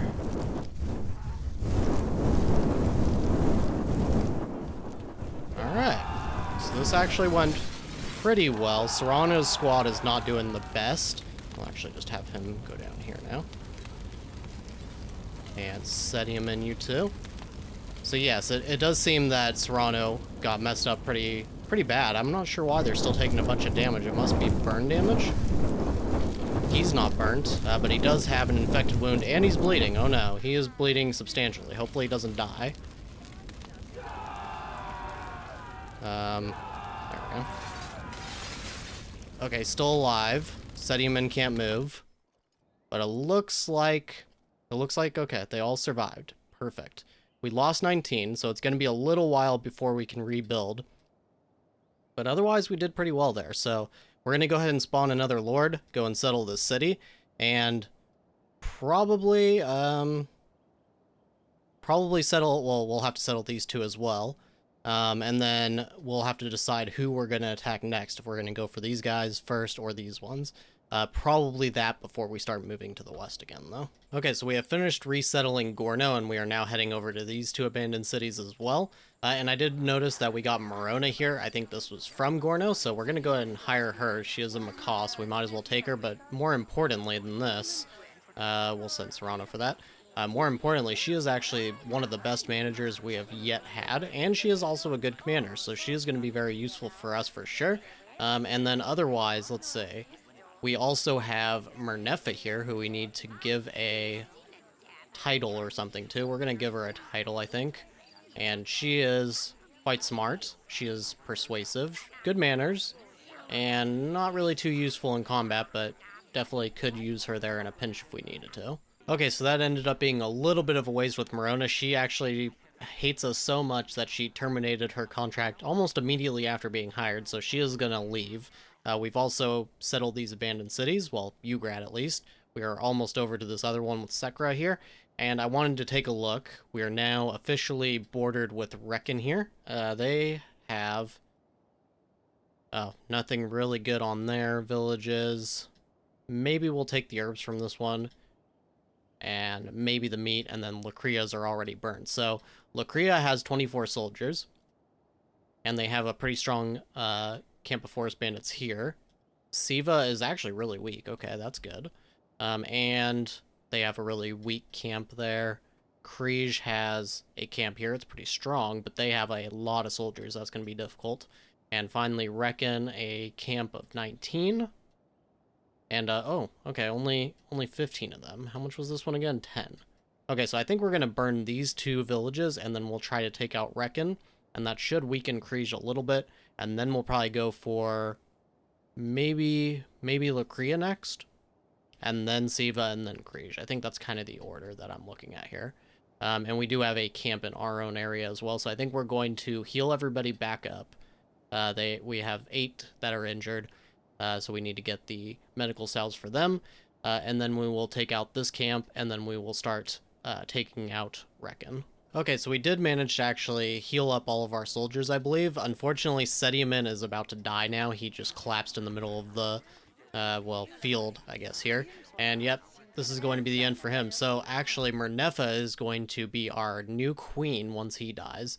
It wouldn't be Serrano, because Serrano is actually Sedium's grandson, whereas Mernefa is directly his daughter. So we'll be having Mernefa, and that is actually fine by me. She is good at persuasion and basically all those kind of in the city things like intelligence and manners and that sort of thing. So Serrano can keep being basically our lead commander, and we'll just have Mernefa for everything that's going on in the city. So that's actually perfect. But we have these bandits trying to attack us, so we're going to actually take care of them now. Apparently they were bribed, and that's part of why they are so powerful now. But we're going to actually try to bring Noth and Sophia with us, I think. So we'll go ahead and get Serrano here and fill his squad up. Apparently it didn't save this time. And we'll send maybe Letta, I think is probably okay, just for this. And don't bother saving that squad. That's fine. And we'll have them, like I said, join up with Sophia and Noth. That should be enough. It's saying 69%, but I think it'll be fine. And then also, there is now a rebellion brewing here in Lacria, so I'm thinking that we may try to help them out, or help out this rebellion, rather. And if we do that, we can hopefully take out some of their warriors in the process. Actually, we could help either way. It doesn't really matter, but we can take some money from them, and hopefully they lose some warriors in the actual fight. So we'll go ahead and probably start that after we're done with the bandit camp. So here we are at this bandit camp, and I figure I will bring you guys along for the ride since it is fairly large. We have enough soldiers that I think will be okay, but it is one of the larger ones that we've had to deal with, so we'll go ahead. We're going to actually send... Let's click from the bottom here so we can actually click everybody. We'll send Letta and our 2 reinforcements at the main squad, and we're going to send Serrano here at this tower just to get rid of it, if he'll listen. Yeah, see, they do that sometimes. They just kind of like freeze in the field and they won't do what was ordered to them, which is always a little bit annoying. Yeah, it looks like they collapsed, which is unsurprising. Let's go ahead and assist them a little bit. Letta took some serious damage, it seems like. Yes, that's not good. Okay, I don't know what's going on here exactly. I guess they have one person that they just surrounded. Alright, you can just go for this tower. You're not really being very useful here anyway. Alright. So as expected, that did not really cause too much damage to us, but Letta definitely took a little bit. And this guy with the dagger is just kind of standing there. That's fine, honestly, as long as you get out alive. The 1 dagger warrior there. Okay, so 6 dead, 1 escaped apparently. That's not too good against 1 bandit camp, but we'll take it. We were gonna go and assist the rebellion here in Lacria, but unfortunately it already went through. They did lose a substantial amount of forces, I think, maybe 10 or something like that. But not really enough that we're going to be worrying about them yet. But Silverkeep does have carrots, so I'm thinking that we will go and raid this. I would actually prefer to have only Serrano go just in case. But it should be fine, we'll just send them both. Alright, so they can go and do that, and I think that's going to be it for this episode. So, in the next episode is probably when we will take out Reckon. They are currently dealing with these forest bandits, apparently, that are going to attack their city without even our intervention. But they have some reinforcements from Crises, which is why it looks like they have a strong army, but we should be able to take them out no problem. And then we will move on to Siva, probably, and Lacria after that. But either way, that is going to be it for this episode. So, as always, thank you very much for watching, and I'll see you next time. Hello everyone, and welcome back to our series where we are the Unholy Horde here in Norland. And here we are at Reckon, and we're about to attack them. We were going to attack one of Lacria's villages, but it actually got burnt before we could arrive there. So we just went and burnt this village to get their lumber, and now here we are at Reckon, who has just been attacked by some bandits and have very few soldiers left with them. I think it's about 7. Yeah, so they've got 5 on towers, and they've got the 2 on foot. So this shouldn't be too difficult, although they do have the walls, so that is a little bit of a problem. Hopefully we can just rush on through right after we burn down the walls here, and hopefully we can do a nice bit of damage before they kill all of our soldiers here. Looks like we're doing okay so far on damage. Nobody lost. Okay, 1 person lost. And we do have a few people that are, I guess, just collapsing from pain. From a previous fight, so hopefully... Oh, Letta's not listening. Well, that's not good. Okay, this does happen sometimes, and I'm not too sure why. It just says part of a squad. They are not really wanting to listen here. Okay. They kind of... Oh no, they're just standing there. That's not good. We do not want them to keep taking all of this fire damage. Okay. See, I do not know why that happens exactly. It is a little bit... It's a little bit scary when that happens. Either way, they finally got involved here. Let's go ahead and take out this last tower. Alright, so that shouldn't have been nearly as damaging, but as you can see, it definitely was. So we're going to need to get home, and then we actually have a rebellion to deal with. I'll show you that in a moment, but Lacria is actually having a rebellion brewing, so we are going to try and assist that. But I think, who is this? Athera here? I think she is a Varn. Yes, she is. So I don't know if we want to assist her. I guess it doesn't really matter because we're going to burn them to the ground either way. So I think maybe, let's see. Let's aid the rebellion. I would like to get home because of all these injuries, though. So it may just end up going through without us. But yes, let's get home. And then we were previously going to go with Siva next, but I think we may end up burning Lacria to the ground first. They are pretty even as far as strength against us, but we would have to burn down Siva's villages and then bribe this camp, whereas we can basically just help with this rebellion, bribe this camp, and then we should be able to take down Lacria no problem. And then at the same time, we will basically be back to where we were a few episodes ago. Now, that was kind of my bad, because I pretty much should have expected this, where they basically just keep resettling cities. I just did not realize that it would happen so quickly. And it seems to be very consistent, where at least one city gets settled like every 3 days or so. So now that we are basically resettling the cities ourselves, that shouldn't be as much of an issue. Let's actually go ahead and go to spawn a lord here. Yep, okay. And we're going to send Tyrol here to settle this city. Perfect. Okay, so we're going to get back home, and then, like I said, we will start to deal with Lacria after that. Okay, now here we are in the city, and Sediaman has actually died. So Murnefa is now our queen, and she is going to be a pretty good queen, I think, as far as the intercity kind of shenanigans goes, because she is quite persuasive, good manners.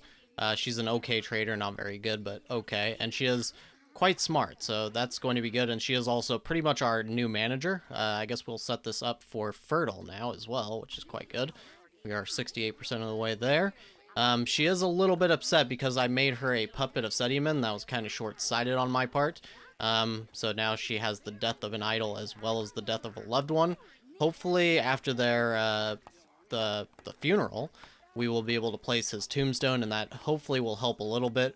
We have these hop fields now and a mill, so we're going to be creating some flour. Hopefully that'll be a little bit more efficient for us. If it works out pretty good, then I may just turn all of our carrot fields into hop fields. We also now have our workshop and, of course, the coal furnace. So we have the tools being produced, and we have our armor forge being worked on now as well. So hopefully before too long we can start to get some light armors. It's going to be a while before we can get the heavy armors, because we will need to get steel, which is going to need the smelting furnace. And I think I'm going to take Serrano off of the smelting furnace, actually, once the temple is done by Diarmude here. And she can go ahead and learn smelting furnace, and Serrano can actually go over to correct cutting, because he's the only Varnish speaking person that can actually learn that. And then otherwise, I don't think we really have much more knowledge to worry about, so we can basically just let everybody do whatever they want at that point. But yes, that is basically the plan right now. I'm just going to take him off this now for when he gets back home. Okay, so we made it home with everybody, and unfortunately that rebellion already went through with Lacria. Currently, Lacria has 22 soldiers. Siva only has 14, but they are stronger, and I really don't want to deal with these villages yet.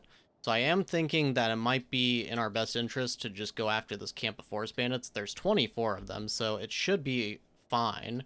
And hold on, what are they doing? Attacking a village. Okay, so let's go ahead and bribe this for an attack. We're going to send Letta.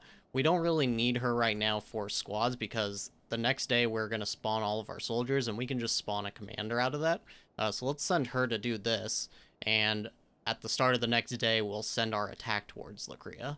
Okay, so something strange is beginning to happen. As you can see here, Kriege is actually attacking Vasna. We got no notification for this whatsoever, and over here on this side, the same thing is happening with Nameia.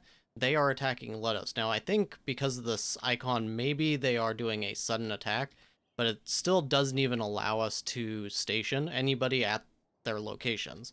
So I think something may be a little bit bugged here, and I don't understand this. I feel like this just makes no sense to allow, because obviously at a certain size on your kingdom, they're just always going to, there's always going to be somebody that can get attacked in this way, and not even giving you a notification just seems kind of bad from a gameplay perspective. I don't know why the developers keep doing things like this, but I did decide to look through the debug menu a little bit, and we can actually just send them home. I think we're going to do this. It works on two fronts. First of all, they don't attack a city that we then just burn to the ground and resettle for nothing.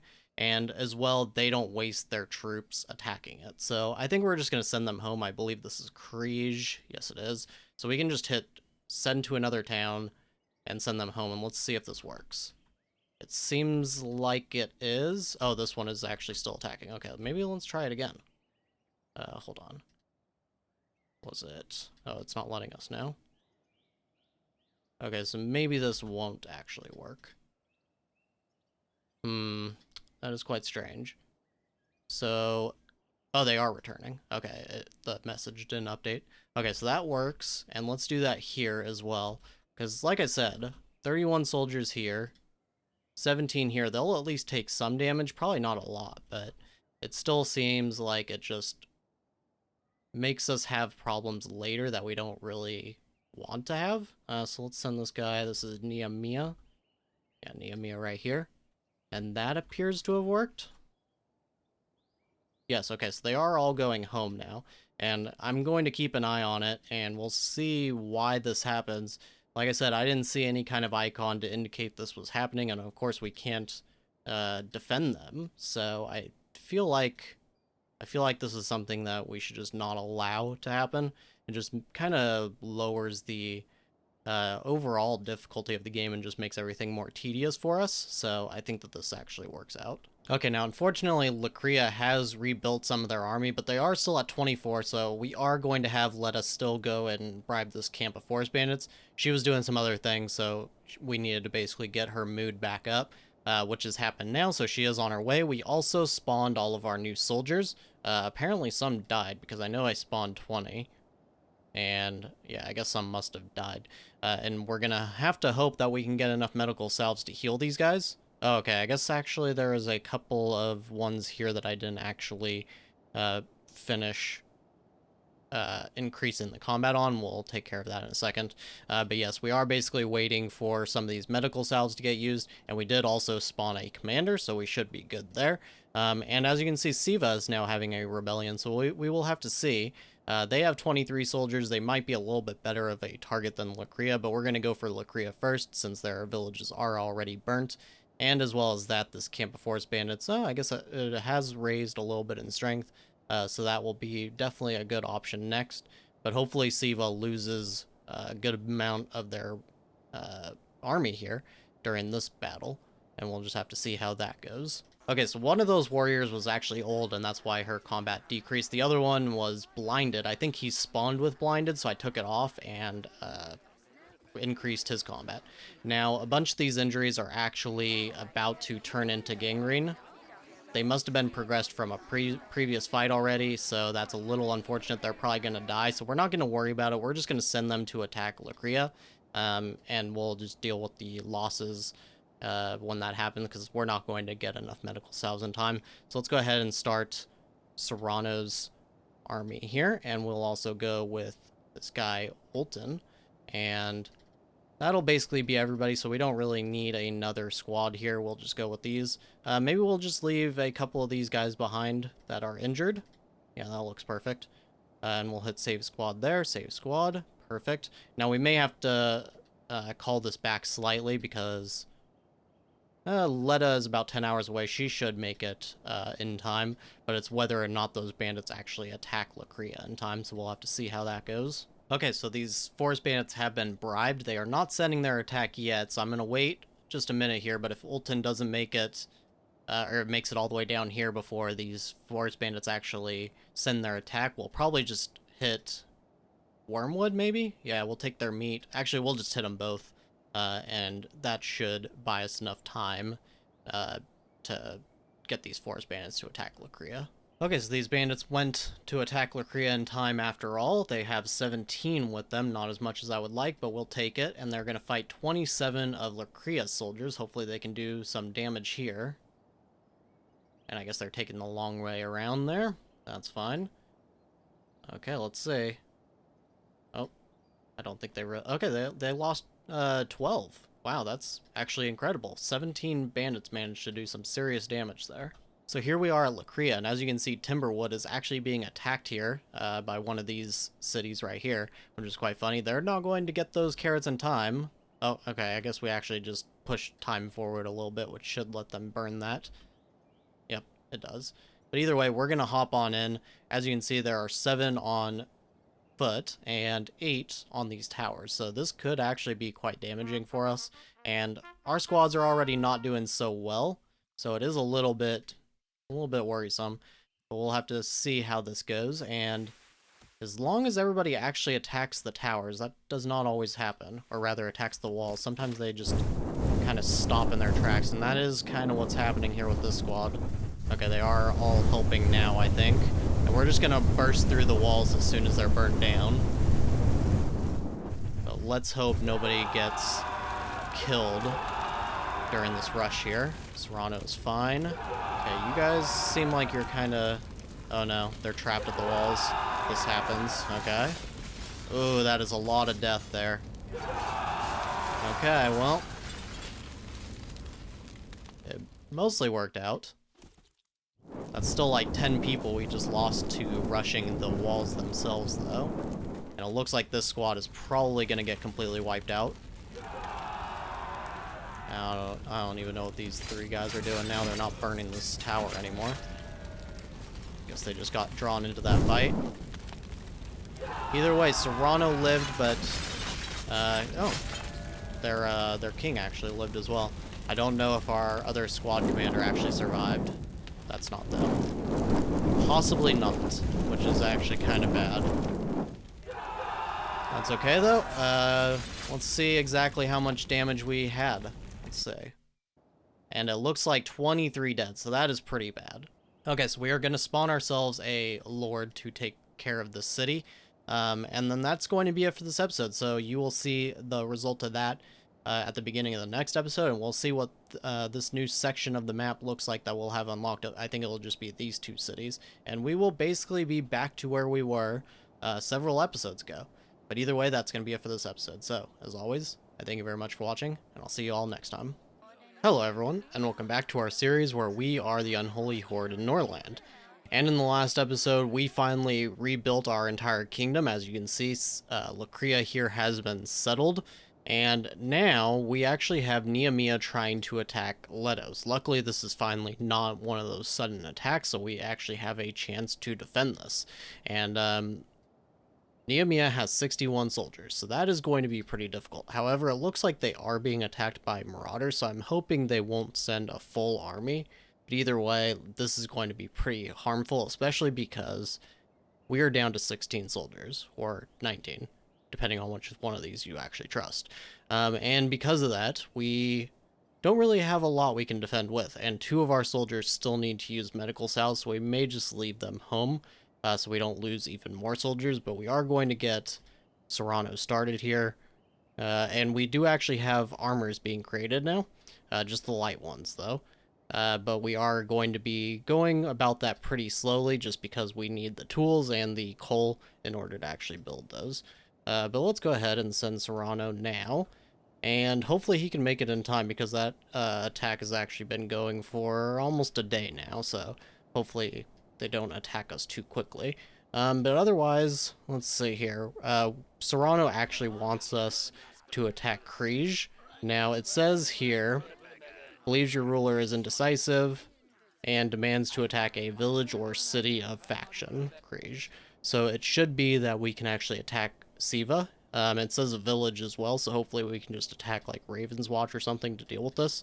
But otherwise that might be a little bit difficult if he starts getting really upset. Okay, so taking a look, and Nameia is sending their forces down to attack Letos, and they are all pretty much fully armored with swords, as well as a couple of macemen, and 13 plus in combat. I don't think we can actually deal with this, so I think Letos is pretty much gone. We're just going to go ahead and cancel our defense here.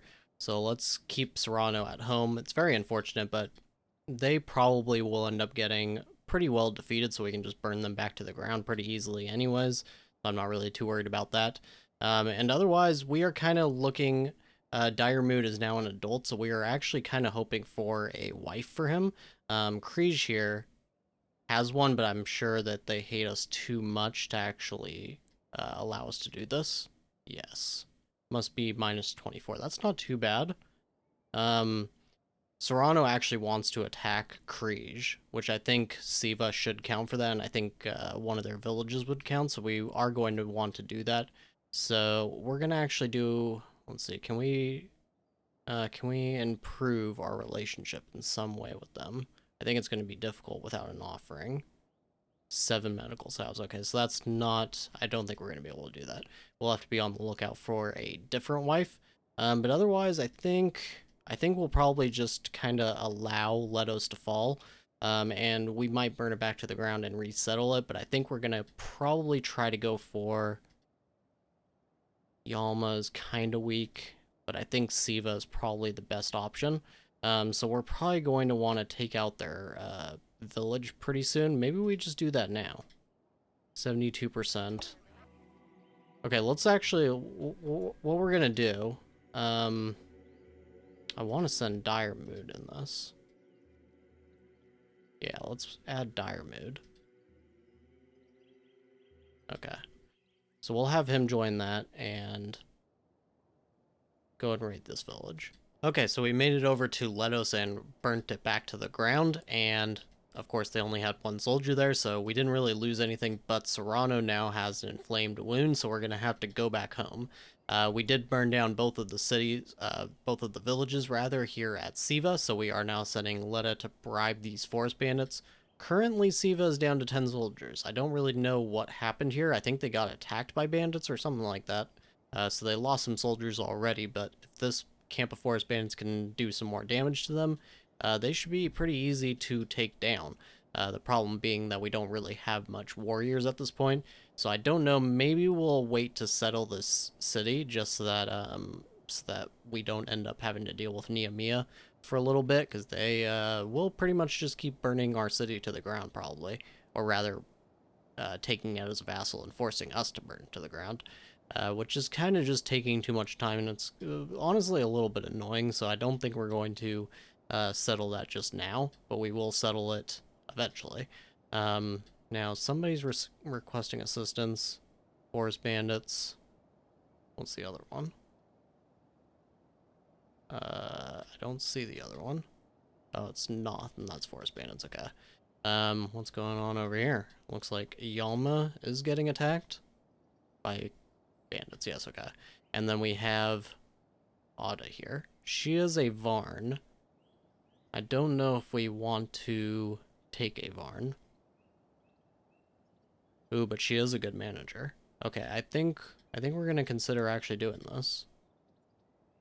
But we'll have to wait until Serrano gets home, and we'll take her as a wife for Dire Mood. Okay, now we did end up having these forest bandits attack Siva. Unfortunately, it only got them down to 11 because Kriege was actually defending them. So 11 isn't too strong, but they are pretty decent combat soldiers, so I don't think we're going to be able to deal with that, especially because apparently a bunch of our warriors ended up dying, probably from gangrene, or maybe they even just left the city, potentially.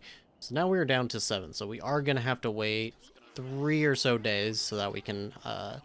spawn our newest set of warriors, and until then we're not going to be able to attack anything. Now luckily we did get Ada here, and so she is now handling all of our fields for us. We are now working on moving all of our carrot fields over to rye fields so that we can hopefully have a little bit more efficient food. We're just doing one at a time so that we don't lose food production too much.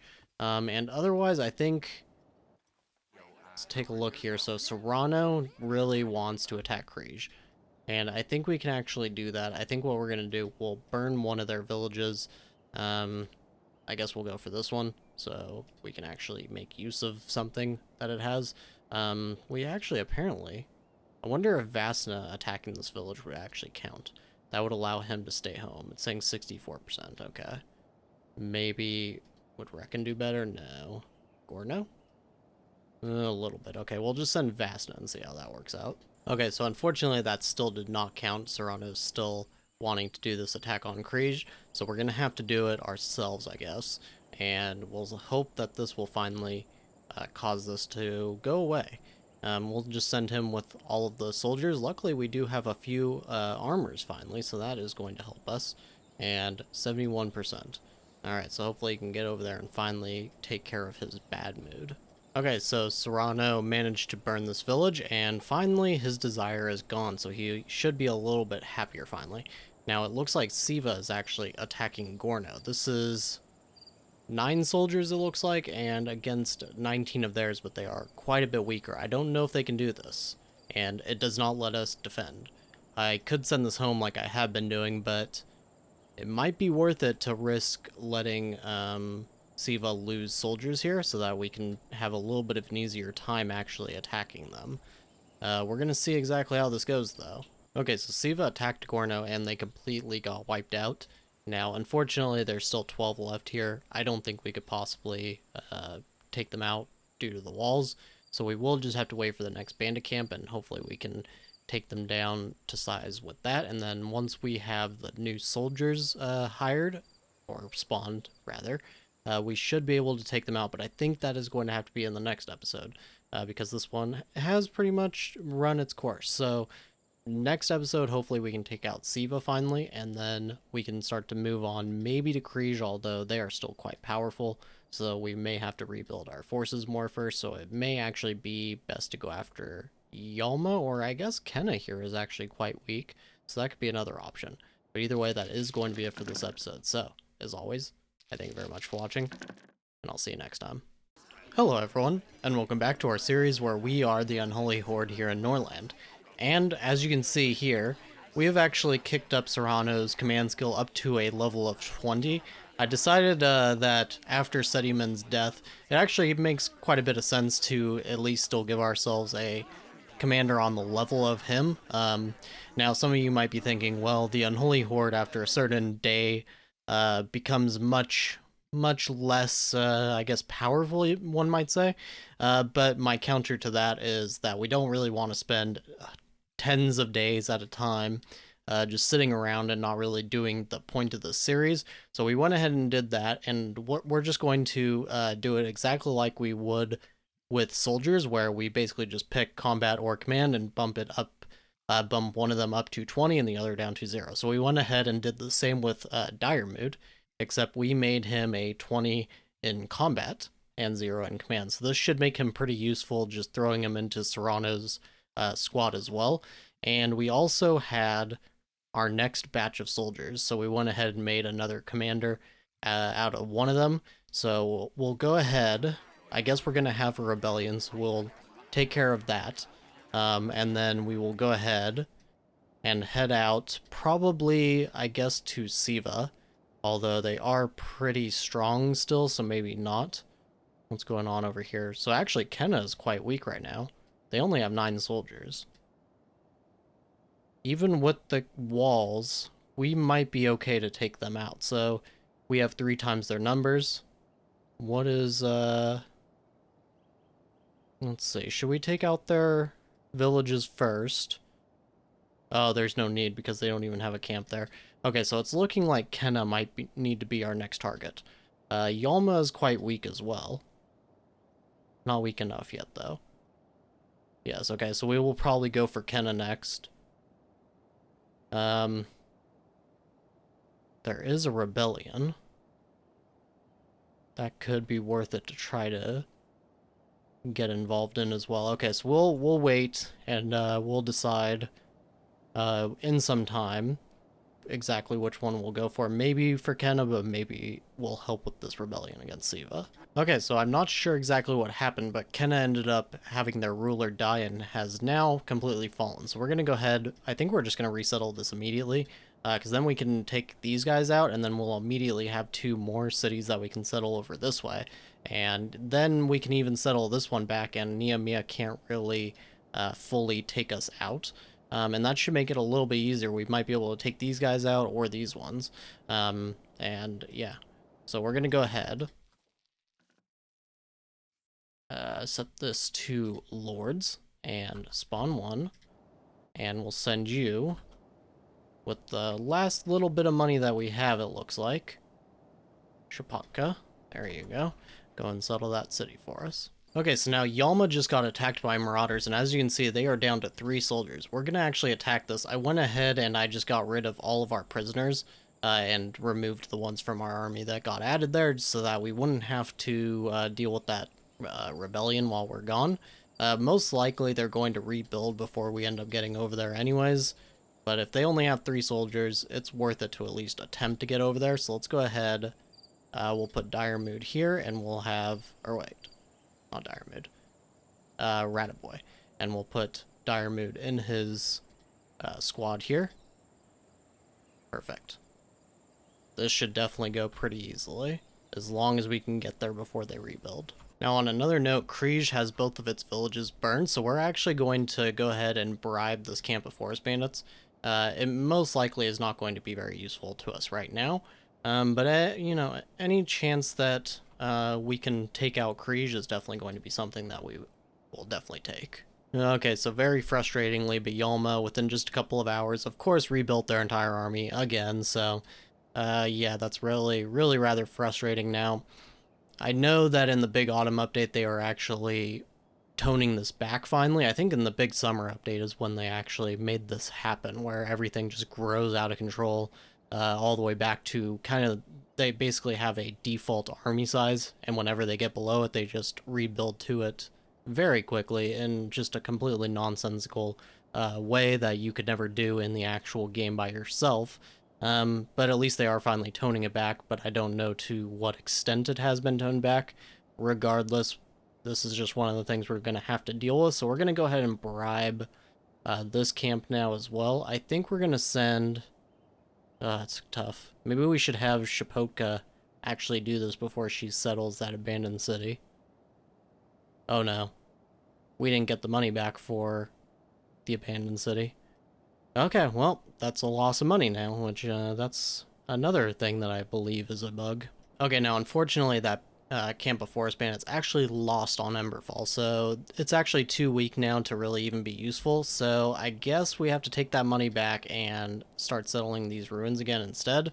And I guess Kriege is going to have to be our main target now, so I don't know how far Letta is from leaving, but yeah, she is finally on her way. She takes a lot of time whenever we try to send her places. Okay, so we settled Kenna, and as you can see, Esna here is not actually that powerful for what the size of their city actually is. And they do have this camp here, so we're going to try to bribe this, but we're going to need to get a little bit of money. And we've got Green Hollow here. We're also going to need to...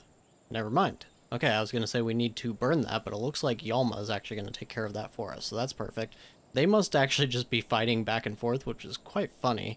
It doesn't, yeah, it looks like they're in a stalemate situation, so they just burn each other's villages, which I find kind of hilarious.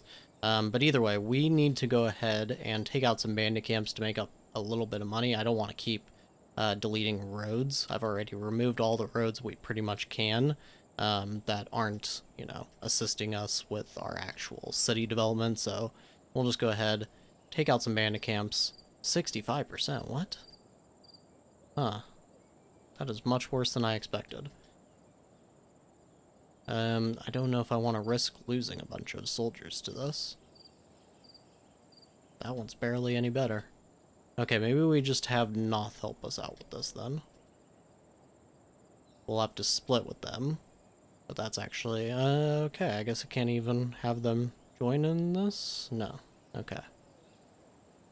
Expected. Alright, let's just go do it ourselves and hopefully we don't lose everybody. Okay, so we completed that camp and unfortunately lost 3. Not exactly the amount we want to lose to such a easy camp, but, you know, it is what it is. And at this point, you know, I'm starting to get used to it, but this is not how combat used to work in this game. It is super unfortunate that they decided to tip the scales against the players so incredibly difficult, in the sense that you just lose really good warriors to the weakest possible fighters that you can really imagine. So either way, we have the money we need now. Let's go ahead and bribe this bandit camp. And unavailable. Oh yes, we need to get back home first. Of course, I'm stupid. Okay, so we also have Letta coming home now. These bandits are now attacking Kriege, but there is only 20 of them. I don't expect it's going to be anything too substantial. And they are reinforcing Siva there for something. Not too sure what. So they have 7, 8, what is that, 23, 28 still in the city. So they will take some damage, but I doubt it's going to be anything too substantial. So let's get home really quick, and we're going to send Letta here off to this bandit camp. Okay, so I was getting ready to send Letta over to this camp of forest bandits by Esna, but they got attacked by some forest bandits already. And as you can see, they're back down to 8 soldiers. So we're actually going to go at Winter Hall here. And we'll see what it looks like when we get over into this area and see if Esna has rebuilt. I'm sure they will, but this still gives us a lot better odds, I think, for taking them out normally. So we're going to still send Letta just in case to this camp. But most likely, I'm hoping we can just recall it and attack Esna here by ourselves. But otherwise, I think that's going to be it for this episode. Now, we are having some slow movement, I feel like, but it is maybe going to speed up a little bit now. Siva and Kriege are getting really big. It's making it very difficult. We may have to increase the amount of troops that we spawn for ourselves, instead of the 2 that it would be per day. Maybe we bump that up to 4 or so, because otherwise it is going to take like 200 days, probably more, to take out this big kingdom. But yeah, so unfortunately, I think the biggest issue that this campaign has showed me is just how much the game likes to tip the scales against the player, even, you know, no matter how strong the player actually is. Because we are in a much stronger position now than we have been in previous series, and those series honestly felt easier in a lot of ways. That's partially, I think, because we don't really have good armor and things like that, but we do have the axes, so we should theoretically be doing pretty well. But either way, I mean, you know, it is nice to still have a challenge, but most of the point of this series was to test the combat system, and it is looking like it's just, odds are just stacked against the player completely, regardless of your actual army and things like that. But either way, we'll see how it goes from here on out. So, as always, I thank you very much for watching, and I'll see you next time. Hello everyone, and welcome back to our series where we are the Unholy Horde here in Norland. And in the last episode, I mentioned some frustrations I was having with just the combat system and how it seems a little bit different for the player than it does for, you know, the AI and everything. And one example of that is just how the Unholy Horde in the main game is able to steamroll through even walled cities with just their 30 or whatever soldiers that they tend to have. And they do just have the fearless trait, and they just have the 20 combat skill, and they're able to do it, whereas us, it's not exactly happening the same way. So I went ahead, like I mentioned, I did decide to spawn more soldiers. It says 32 here, we actually only spawned 30, so what we're going to do, we're going to spawn 50 every 10 days from now on, and this will hopefully give us the meat shields and things that we need to at least tank some of that bow fire that we tend to take a lot of. And what we're going to do, since it is a lot to spawn all these soldiers, give them the fearless trait, and increase their combat, instead what we're going to do is we'll just spawn the 50 and do nothing with them from now on. So they will have something around like 8 to 10 combat instead, but they will at least have the numbers. So I do need to go ahead now and go to our warehouse, spawn a little bit more axes, and let's go ahead now and send these new squads. We're going to have them meet up right around, so these, so Letta's going here. Rataboy is going for Winterhall. We may need to take Letta back a little bit, because Serrano, where is he at? Right, he is pretty far. What? 17 hours, okay. So we're gonna send Letta back home, I suppose. So we need to take out Winterhall first. And what we'll do, we'll send our newest squad to attack this bandit camp. Oh, whoops, not that one. Okay, so these two. We'll create our newest squads. And this will allow them to meet up roughly close to us, where we can go ahead and take that out. Okay, so we have finally arrived here at Esna, and it looks like they have 17 soldiers, and look at that. 50 total soldiers, and it's still putting the balance of power just barely in our favor. I don't understand this. It's, you know, I'm not going to keep complaining about it, but it's a thing. It is definitely a thing in these in this current version of the game. I think what we're going to do, we're going to hit stay in the back and see if that makes any difference. I don't want to chance Serrano getting killed. I feel like he might, though. I feel like they might get killed. Just being targeted by these archers. And we're going to go ahead and sit and wait for these fires to burn out after taking care of these walls. Okay, so let's go ahead and have Dire Mood rush for that tower, and we're going to send Serrano after Sopdeta here. And it looks like Dire Mood is probably going to get killed, honestly. And Serrano is still staying in the back. I don't really want that now, so let's go ahead and have him run in. And look at that. Look how much we are still losing to just 6 archers here. Absolutely crazy. I don't understand. But look at that. I mean, we have lost a substantial amount of our 50-plus soldiers that we just had. Only 8 are declared actually dead, but the amount that we had injured is probably much worse than that. We still have 31, so definitely a pretty substantial loss, but at least we finally took care of them. Now we're going to need to get home and deal with some marauders that are trying to attack us, but after that, it's looking like Siva is probably going to be the next target. And we're going to go ahead and spawn another lord and settle that city. So the marauders are almost here, and it's time to create our squads, and unfortunately it seems Dire Mood actually died during that last battle, which is very not good. Serrano is also unhappy, but hopefully he can manage. So let's go ahead and create our squads, and Rataboy, fill his squad up, and Osircoat. Perfect.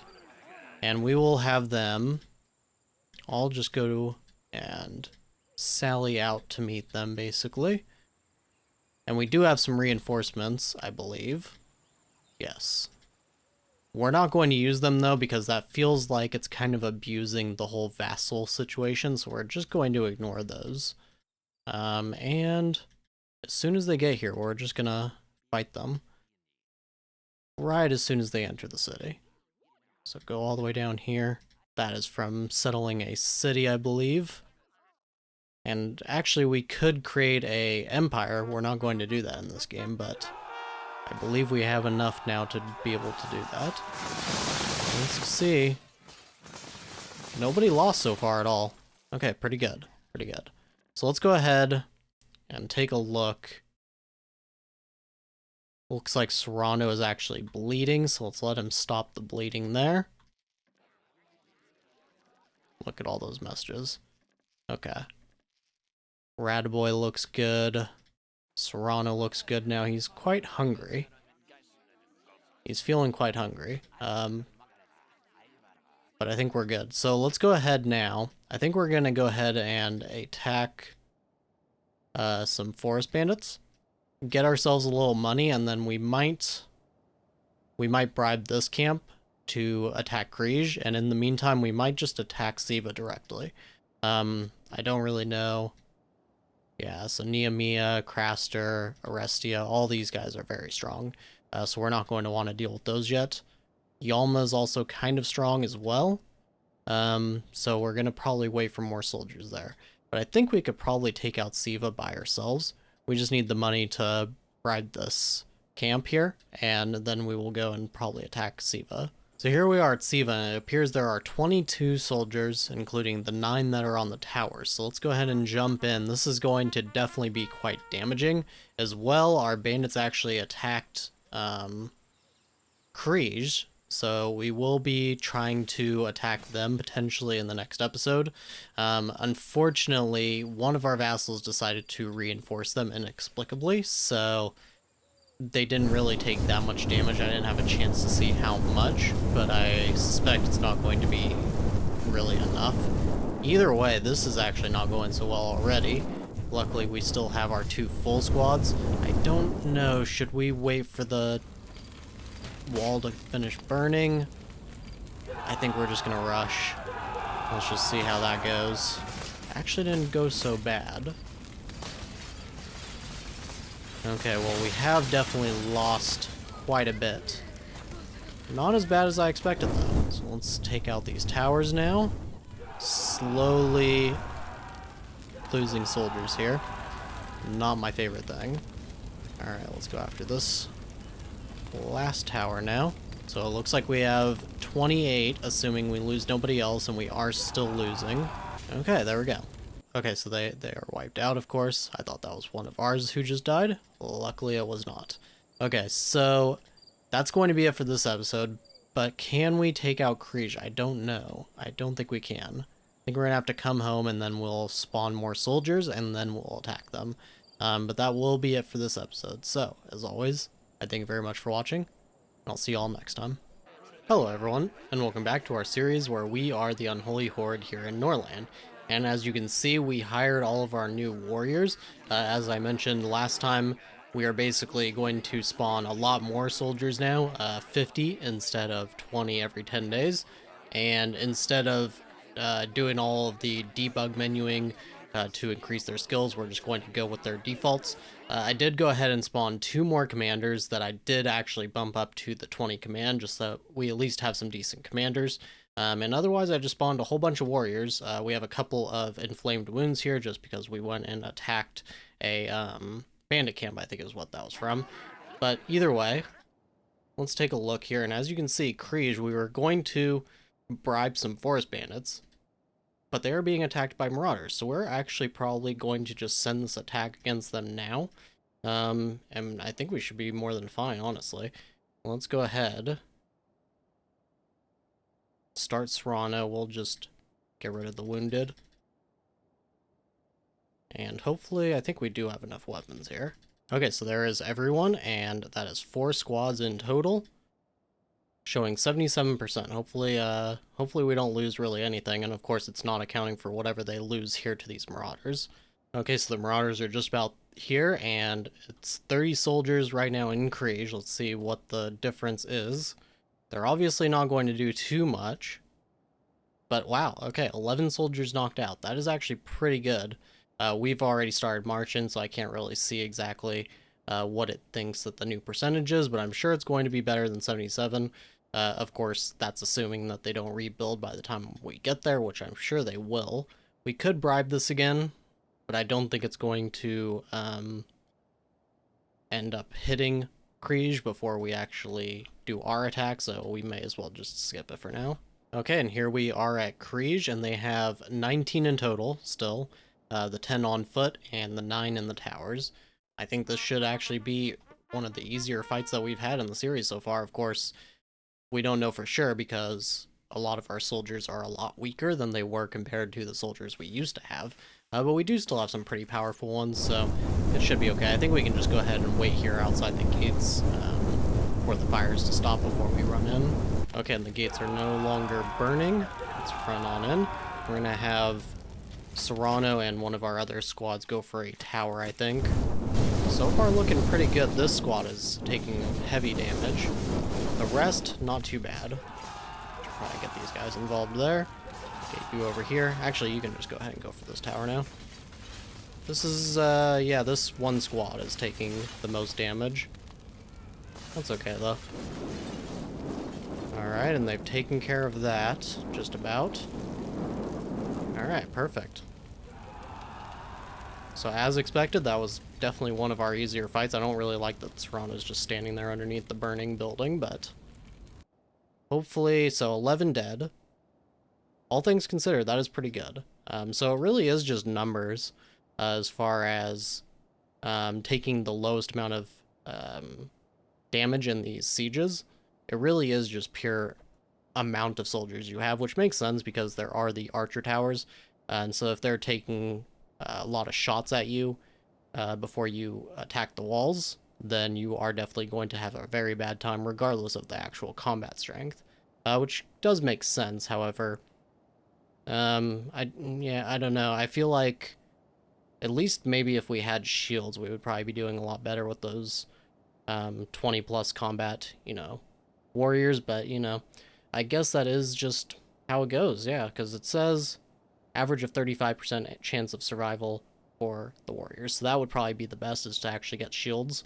But light armor, of course, would be very good. And we are making progress on that. However, we need to get some more hops, or rye rather, going so that we can make more flour. But I did start some more coal furnaces, so hopefully we can start to get a bunch more coal, build together more tools, and start getting some armor. But either way, that is going to be it for the moment. I will settle Kriege, and then we will start focusing here on Yalma next. Okay, now, unfortunately, we did lose a couple of our commanders. I think one of them died and another one had their contract expire, so we did go ahead and spawn one new commander. That's why we have this one. But we don't have enough to actually manage all of our squads here. So what we're going to do, we're going to have to send somebody in addition to Serrano and Salika here. So let's go ahead, fill her squad, and we're going to have to send maybe Oda. Maybe Oda. Apparently a couple people here can't move or something. Not sure what that's about. We're not going to worry about it, though. But our bandits did get over and attack Yalma, and it looks like Yalma is actually attacking Northwind. We're probably not going to make it over to Yalma in time for that to matter. But 95% odds, it says, which is pretty good by me. Okay, so here we are at Yalma, and of course we had to expect this. We've become quite accustomed to this, but they did already rebuild their army. They are now at about 30 soldiers. It's showing that we do have a good balance of power in our favor. However, I was considering just abandoning ship here and going back home, but I think we can probably do this. We're just going to take a bunch of losses, but we have 5 days left, and then we can spawn another set of soldiers, so let's go ahead and just do this. Hopefully we don't lose Serrano here. They don't even have walls. Okay, I didn't even realize this. I'm so used to just everybody having walls that I didn't realize that Yalma does not, so actually this is probably going to be a whole lot easier than expected, but we are going to take some damage surely on the arrow fire here. I was hoping to take out that tower, but I guess everybody got drawn into this. Ada apparently has already given up. That's not too good. Let's go ahead and attack this tower now. We actually lost quite a bit in this initial skirmish, but it looks like we should be good now. Let's have Serrano get in here. Ada died. Okay. So considering there was no walls and we still had a pretty major death, that is not too ideal, honestly. But we will make it work. They're not really listening here. Okay. Perfect. Okay, so that is that. Definitely substantial losses. 13. Definitely manageable. Now, that is pretty much everything except for the Western continent now. Nameia had a rebellion, actually. Their original king died. Their daughter took over, and then that daughter had a rebellion against her. So now Vladimir is in charge, but they were down to, I kid you not, they were down to 25, I think, soldiers, literally right before this battle. And now they are back up to 50. So that's within, you know, a couple of minutes. So that kind of gives you perspective on how quickly the AI can just throw together a bunch of soldiers. Now, Lerwick's actually down, and they're apparently trying to uprise against Nameia. I don't think that's going to work too well against them, or for them, rather, but that is something that they're going to try to do. We could actually just go and attack this village on the way home, and try to bribe this. We'll send Letta, and I think that's probably where we are going to call it for this episode. Yeah, I definitely think Lerwick is the better target than Arestia. Arestia is super powerful. They're going to need to be like our second to last, or maybe even, yeah, second to last probably, that we deal with, depending on what's going on with these two cities down here. But yeah, so we are getting very, very close. We may only be a few episodes away. We're going to have to go against Nameia, though, at some point, and that's going to be pretty difficult. But either way, we will see how it all goes. We also lost, I think it was Serrano's daughter. I can't remember the name now at some point, but if you noticed that, well, You are a more eagle-eyed person than me because I didn't even realize it since I wasn't really paying attention to what was going on in the city. But either way, that is going to be it for this episode. So, as always, I thank you very much for watching, and I'll see you next time. Hello everyone, and welcome back to our series where we are the Unholy Horde here in Norland. And something kind of interesting has happened. I was looking at Nameia in the last episode. I didn't mention it, but they were actually pretty good friends with all of their vassals. And now it seems that they all kind of hate them. And that's why Lerwick is actually uprising, apparently. And this is kind of interesting because Orestia and Craster are actually reinforcing Nameia here anyways. So they're gonna help Nameia to take down Lerwick, and then they're going to have to go and, at some point, uprise against Nameia themselves. Now, I think that this is mainly because of the coward thing, but also because Naemeia's ruler has changed. All of the goodwill that they had is now gone, and the might of their suzerain's army is another part of it. So either way, this is going to end up being a perfectly timed kind of collapse of Nameia here, and we can basically pick them off one by one. We are currently heading over to Norfield. We're going to take that out, and then we're going to bribe these forest bandits. Although I think I'm just gonna not do that. We're gonna save the money, I suppose. We don't really need the money, but we can just go ahead and save it, I suppose, and just wait for Lerwick to get attacked by Nameia, and then we can come in and burn it to the ground. Okay, so just a little update. Nameia is going to attack Lerwick. They only have 19 soldiers with them. I'm not too sure why they are so low here, but they did go and reinforce Orestia for some reason, so that might be part of it.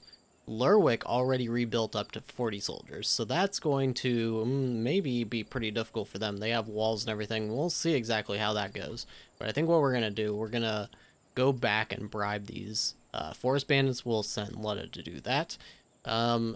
We have 42 soldiers, however, Otta died, and we only have one,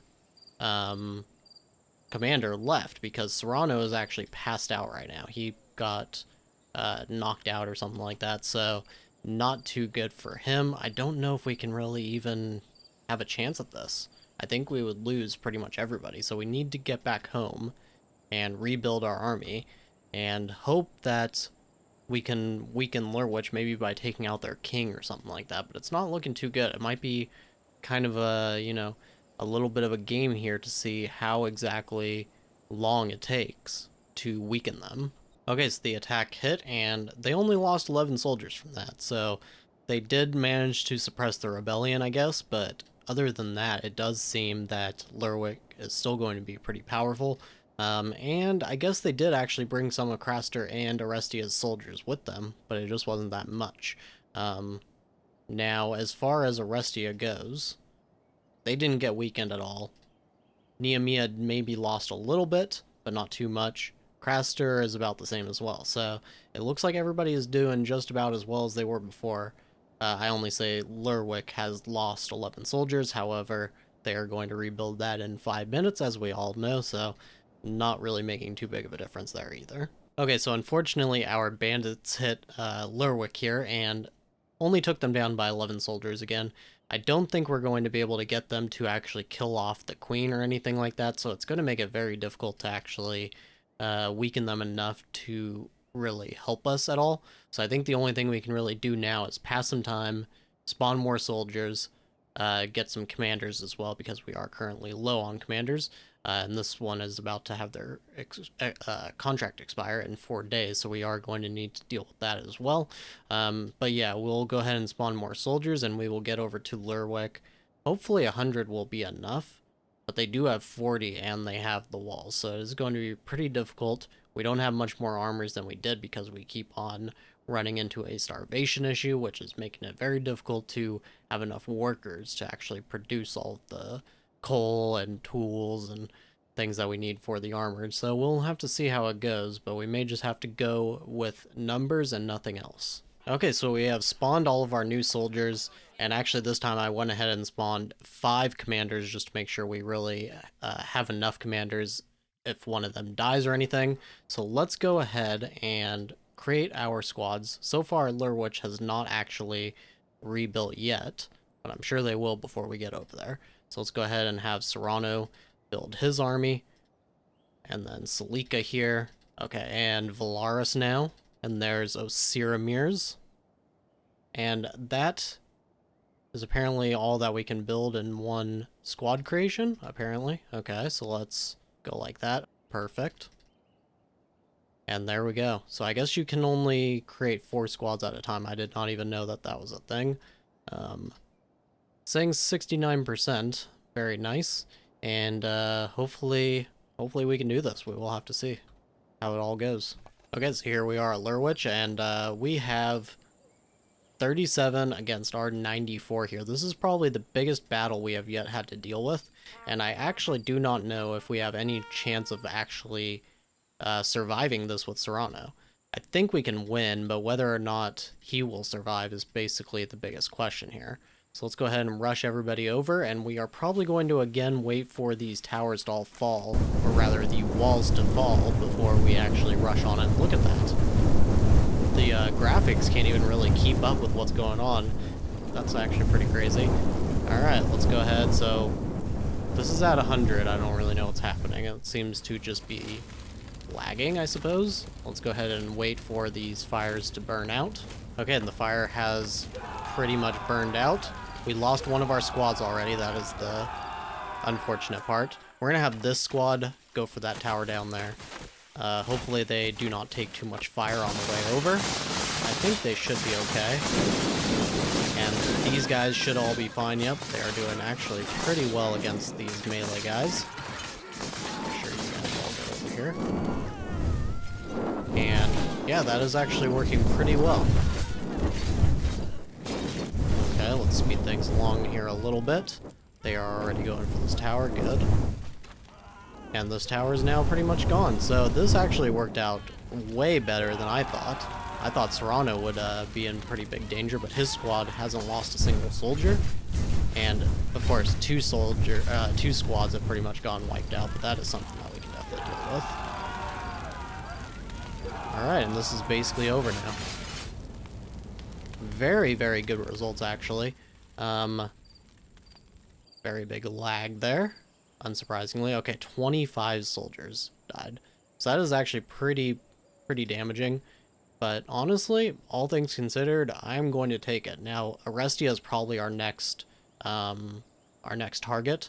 They have 39 soldiers, but they do have this really big camp of forest bandits, so we should be able to make use of that. I think we're going to attack this village on the way home, and then we can go ahead and bribe these forest bandits with Letta. And luckily, we can get to and from home pretty quickly now because we have the military logistics too, so that's good. And we're going to go ahead and just spawn ourselves a new lord. Lord here. Perfect. And go and settle this city. So I think that's where we're going to call for this episode. So we have taken out one of the cities that is attached to Nameia. No longer, of course. But we have 2 more, and then we can go for Nameia itself. We might be taking an interlude and going for these 2 cities first. We'll have to see how that goes. But either way, that is going to be it for this episode. So, as always, I thank you very much for watching, and I'll see you all next time. Hello everyone, and welcome back to our series where we are the Unholy Horde here in Norland. And we are getting really down to the wire here. We have taken out the very first city that was attached to Nameia, and we are working on Arestia now. We've already burnt down one of their villages, the other was already burnt, and we are currently heading over to bribe these forest bandits here to attack Arestia. That'll bring them down from their 42, maybe, hopefully into the low 30s or even into the 20s perhaps. And that should make them easy target. We're also going to settle this abandoned city, so we'll see what's going on with this city over here soon. And finally, Craster is also not looking too good either, so we should be able to take them out relatively easily.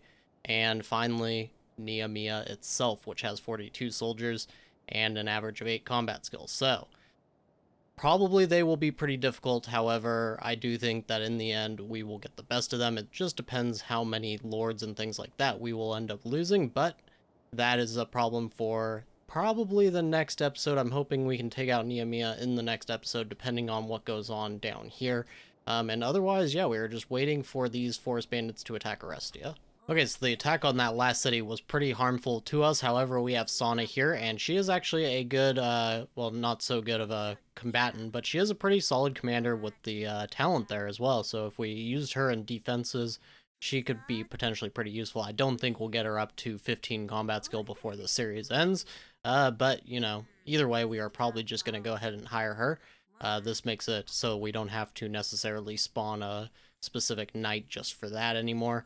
And we should have another good commander on our side, which is going to be quite nice. Now, we have also settled Lerwick here, and as you can see, Salamut is 19 soldiers with a 9 combat skill. So they are weak, but not so weak that I necessarily want to go away from Nameia. I think Nameia is in the best possible state to attack them, because if they were to settle this city here and then also take out either of these as vassals, before we are able to burn them to the ground, that could potentially be pretty bad for us. They could get more tributes and things like that and just generally have more reinforcement potential, or even just annoy us by trying to suddenly attack Lerwick or whatever, which I still have been sending those squads back, by the way, just because I think it is rather silly that this keeps happening.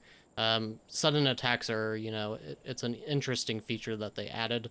Obviously, it makes this series possible for us to be able to go and suddenly attack things, but I do think it is a little bit silly that you aren't even able to attempt to say for me, I think it would be fine if we were able to go to Letos here, right, and we were able to say station or something like that and station an army there whenever we feel like it, because then these border cities, the suddenly attacking mechanic would be kind of nice to have, because you can just choose to take these border cities and go and station your troops at them.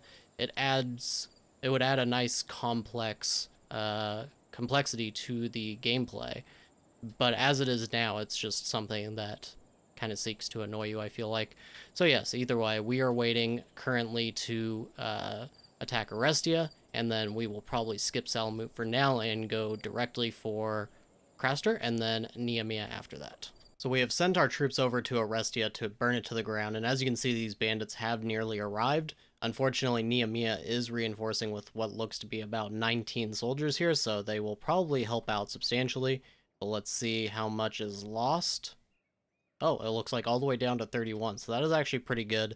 Hopefully we can make it over there in time before they rebuild. I'm not too sure. We do have the military logistics too, however, we have just barely left the city, so it's probably going to be around 12 hours. Okay, so we have arrived here at Orestia, and as you can see, they did not manage to rebuild before we arrived, so we did make it in time. Unfortunately, they do have 22 melee soldiers, and they also have 9 on towers, so this could still be pretty bad for us. Let's go ahead, do this while paused. Get everybody set to go over here. I wish there was an easier way to click all of your squads to make them do the same thing, but that is something that we will just have to deal with. Now, it appears that Serrano must be elderly, because, yep, he is moving quite slowly, but hopefully he will at least listen and burn down these walls with us. I can't even tell if Sena's squad is. I think they are. Hard to tell. Hopefully Sena can survive here until these walls finish burning. Okay, everybody seems to be alive. We're gonna let's actually have everybody pause and everybody go for this squad here. There's too many melee forces here. I really don't want to split up our squads right now. So we'll take care of these. Why is this guy not listening? Okay. And is everybody else involved? Yeah, see, he's just... This one is really not... I don't know what he's doing. Now I think he's involved. And he instantly dies, so maybe that's why. He knew he was gonna die if he got involved in that fight. Sena died. Not too happy about that. Serrano, burn that. And you burn this. Okay, this has actually worked out pretty good.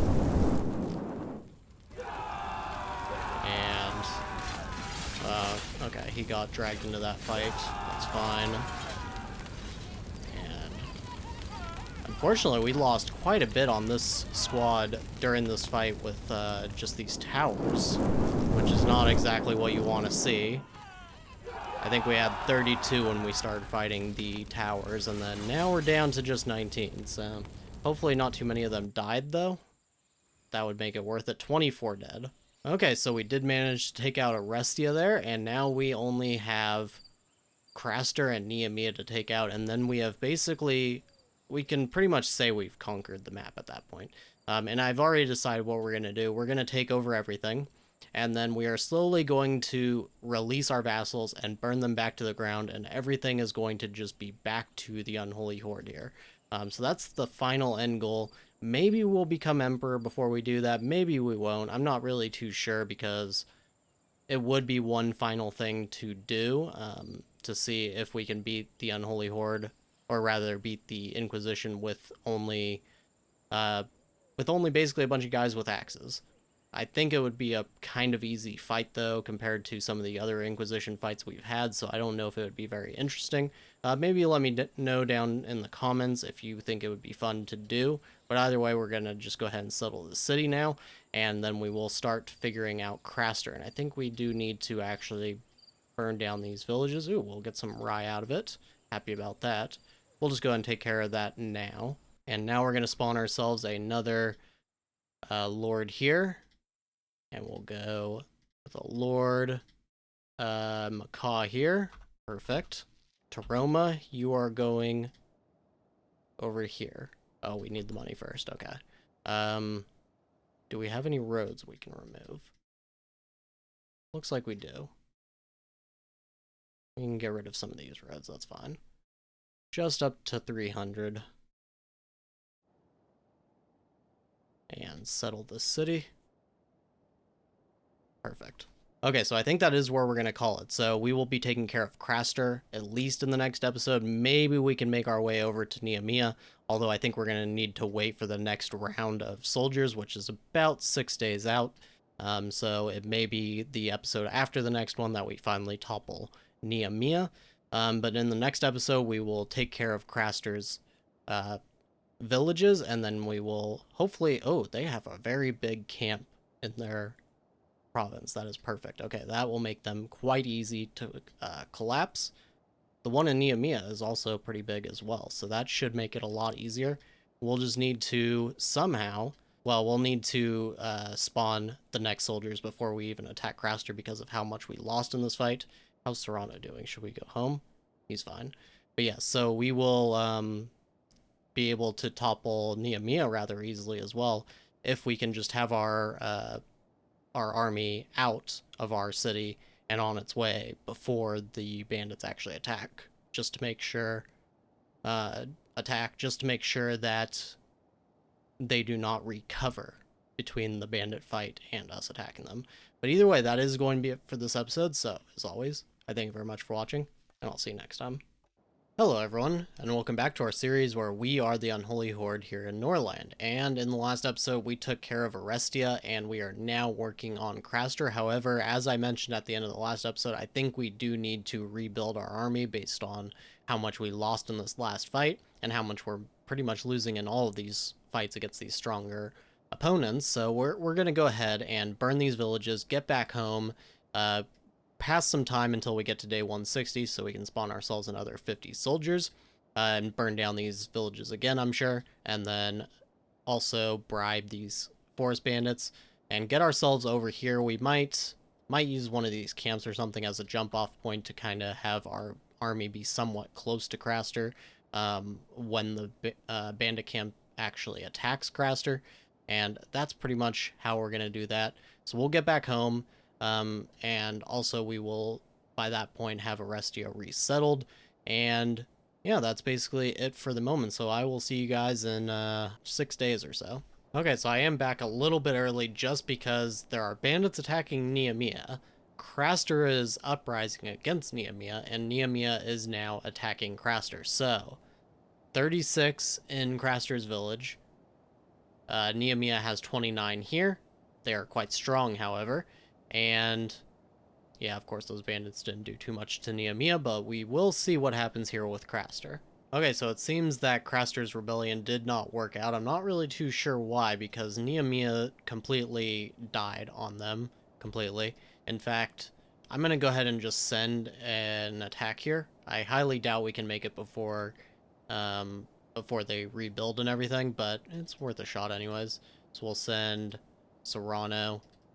Pretty much got all of our warriors healed as well, which is quite nice. Go here and 95%, of course, but there's almost no chance that we make it back in time. And otherwise, Craster, yeah, I don't really know why that vassal uprising did not succeed, because Namea's whole squad got wiped out, and Craster still has troops, so I feel like they should have won, but I guess somehow they did not. So either way, Craster has survived, or rather, Nameia has survived with their vassal intact, but hopefully we can now take out Nameia. That would actually be quite interesting. Okay, so it looks like we are making it to Nameia in time before they manage to rebuild. They have 15 soldiers, and most of them, I think, are crossbowmen. It kind of disappeared part of their tower troops, but I believe all those were crossbowmen as well. So this is pretty worrisome. Crossbows do a ton of damage, but if we can get through these walls and get over and take out Grillet's squad there, I think the rest of this will be relatively easy. Unfortunately, I can't tell if Serrano's not listening or if he's just being slow. It looks like maybe he's just being slow, but I'm not going to risk it. I'm going to focus on his squad here. There we go. Okay, he is involved. Let's see. We're going to have to wait for these walls to finish burning, and then we'll rush on in. Okay, so let's go ahead and run in now. With the walls just about finished burning, it looks like this squad is still going, but only 8 soldiers left. That's a little worrisome. And it doesn't even look like they're going to make it over to Grillet. Not really listening. Okay, and they are dead. They were basically just meat shields, and Serrano died. Oh no. I don't know if we can take out the towers now in time before the rest of us die. Yeah, 14, that's not looking too good. Yeah, that's not looking good at all. Now, it looks like we took out their treasurer, maybe? Yeah, so this kind of works out in that sense, because even if we lose here, then at least they do have the army reduction. It does not look like we're going to be able to burn this tower down in time. Oh, man, they are... Yep, there it is. Okay, so inexplicably, somehow that counted as a win, and we managed to burn them down. I don't know if maybe because we took out Grillet or something else, but maybe because it was just those 3 tower troops. Either way, somehow that counted as actually burning Nameia to the ground, so I don't really know what the deal is there. However, we have now dealt with the strongest city on the entire map, most likely. Craster is now maybe the strongest. Yeah, probably Craster. And we will probably be dealing with them in this episode. We are just going to pass some time. What is this? Vassal is about to rise. Yeah, I have just been increasing our relations with them through the debug menu, because obviously, like I mentioned earlier in the series, if they do rebel, then we just end up burning them back to the ground and settling them with a spawned lord, so it seems like a little bit of a waste of time to even deal with it. So that's what I'm going to go ahead and do, and I will talk to you guys after day 160. Okay, so we have arrived here at Craster with our new soldiers and everything, and after Serrano, we actually had Wendell come of age, and so we made him into our new, pretty much replacement Serrano. However, I decided not to actually use him in our squad because we have 3 commanders anyways, so there's no real need to put him in danger, especially with the fact that we are down to our last 3 lords here. But either way, let's get on into Craster, and they have, looks like, 20 in total. They decided to reinforce Salamut, so that was not too useful for them, and they got attacked by these bandits, so they are pretty knocked down, although not nearly as much as I would like, but I think we can make this work for sure. So let's go ahead. 31 and 20 for some reason. I don't know why that's 1 squad right there, and this one is 2 combined, I think, but either way, not going to worry too much about that. Not sure why this squad is so slow and why there is somebody with a dagger either. I know I equipped them with axes. As you can see, this squad is doing the thing where they do not want to actually listen and help burn down the walls. Look at that, they're just running in circles. I may have to back out if this gets us killed. I feel like things like that are not, you know, not something that we should allow to really happen if they just refuse to actually listen and do their squad commands, but it may not actually end up mattering. Alright, so let's rush in now. Radomir here should have a really bad day ahead of him, and they do have some crossbows. I think that's actually most of what they have here is crossbows. Alright, and Radomir is not dead, but he is knocked out. And now we have 31 to take care of these 9 tower troops. That should be no problem at all. Burn down this first one. And attack them. They're snails. That is actually a funny banner that I never really noticed that they had. Oh no, they're under the fire. Get out of the fire, guys. Oh no, if we die just because they decided to let themselves be burnt to death, that would be terrible. Look at that, 12 of them died just to that. That's crazy. Okay, well, not very survival based warriors, I suppose. They don't really care if they live or die. As long as they advance the Unholy Horde and their goals, the rest of it does not matter. So, that is that. And that took a while to get back to the map there, and 27 dead. Most of it because our squad wouldn't listen and because they decided to stand in fire and just burn alive, so that's unfortunate. Either way, we're going to get back home. We'll settle Craster here, and then we will see what's going on with this city, but I think Salamut is probably going to be our next goal. They have 28 soldiers, and they no longer have a bandit camp because Craster actually decided to take that out. But either way, we will get back home, and I think that's going to be it for this episode. So in the next episode, hopefully we will finish conquering the rest of the map, and we will start to turn on our vassals and burn them alive. And that will be the end of this crazy series of so much weird combat system things that have gone on and everything. But either way, that is going to be it for this episode. So, as always, I thank you very much for watching, and I'll see you next time. Hello everyone, and welcome back to our series where we are the Unholy Horde here in Norland. And in the last episode, we took out Craster, which was the last remaining city of the Nameia kingdom. So now we have pretty much gotten rid of all of our major adversaries, and we just have pretty much just the one location left here, Salamut, and then we have this one here in the corner, and that will be it. We will have taken control of everything. I still need to settle this city, and then we'll settle this one as well, although there isn't too much point in that other than the last thing we'll do in the series, which is we're going to do a final episode that is going to be a little bit of a marathon episode where we just let go of all of our vassals and burn them all to the ground and have our city be all that remains. So for right now, we actually need to rebuild our army. We're probably gonna have to wait until the next set of warriors are spawned before we go and attack Salamut, unless they end up getting some kind of a camp that we can bribe in the meantime, because they do have 37 soldiers. So that is more than us, of course, and they are actually quite strong as far as archers go. So it's going to take some time. We're going to build our forces. We're going to get ready to attack Salamut here, and I will be back with you guys when we are ready. Okay, so we have an opportunity now with Salamut. As you can see, they have reinforcements. I didn't see what this was before, but now I can see that it is Marauders, and there are 18 of them with an average of 14 combat skill, and they are going to be attacking Salamut, which has an average of 8 combat skill with 38 soldiers. Quite a bit of archers and things like that, as I already mentioned. So I don't think this is going to do too much damage, but it is still something that we should probably get ready for. So we are going to send an attack here at them just in case. And we'll send Saria and Wendell probably.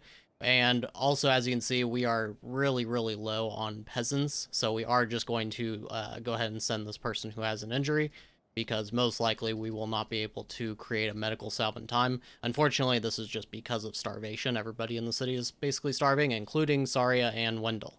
So it is possible that they will starve to death before they manage to get back home. So that's a little unfortunate. We'll go ahead and save that squad. Go with Wendell next. And we will just put, I guess, Dremel in here. It doesn't really matter too much if he ends up dying. And we'll create these squads. Now, hit burn to the ground. It's saying 41%, of course. We will see what it looks like when these marauders actually hit them. Okay, so we've almost arrived at Salamut here, and they are down to 18 soldiers after that hit by the marauders and losing their reinforcements, of course. So this actually looks pretty possible. The major issue is that 11 of these soldiers are crossbowmen, so that's going to definitely pretty much wipe out these squads, I'm sure. Wendell and Saria are basically going in to die. It's saying that we actually do not have the balanced power here, so that's not too good. A little worrisome. I think we can do this, but we are definitely going to lose a lot. And it's just about how much damage we take before we can get through these walls. Okay, so the walls are burning. We're just going to try to rush through. We already lost Wendell. He is not dead, but he has fallen, so we're just going to rush on in. These guys are pretty much dead already. And actually not doing too bad. There we go, okay. So now our squads are starting to fall very quickly. Okay, well, 17 left. Let's see if we can do this. If we do, it's going to be very, very close. Yeah, and there goes Saria. Oh, they're not listening? What's going on here? Okay, they are listening. And another tower down. We have lost another 3 or 4 soldiers. And last tower, 2 soldiers here. I think we've got this. Just by the skin of our teeth, really. Okay, good. So 11 soldiers left. Wendell is still alive, but Saria did die. 17 lost in total, so half of our army taken out to take down this one city of Salamut, and now it is down to Hurrah here. And they actually have a camp of forest bandits. However, I don't know if we want to take out one of these villages by ourselves here, maybe? 68. Ooh, it's pretty risky. We could just have maybe... Well, I was going to say we could use one of our vassals to take out one of the villages, but I think that would be kind of cheating at this point. Okay, so we're going to send Wendell to go ahead and throw himself at these villages, and then we'll go ahead and send this bribe now. But only Mernepha can. Yeah, that's the other issue, is that if Wendell dies, we have no more actual lords besides Mernepha. I think we're just going to go home then. We don't really want to risk that.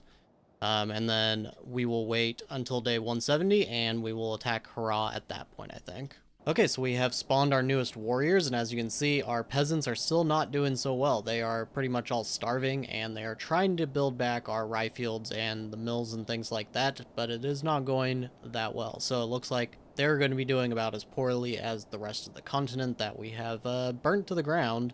And yeah, that's pretty much, you know, just how this game is pretty much going for everybody. So anyways, we have Hurrah here, and apparently they lost some warriors. Maybe...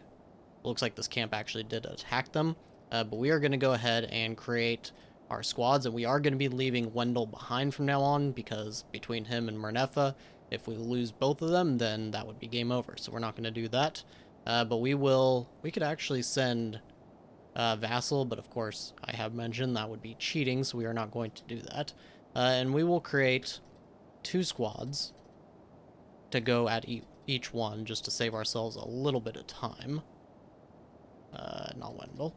Okay, there's the second squad, and one more. Quite a small squad there, but that is okay. And let's see. We will go these 2 here.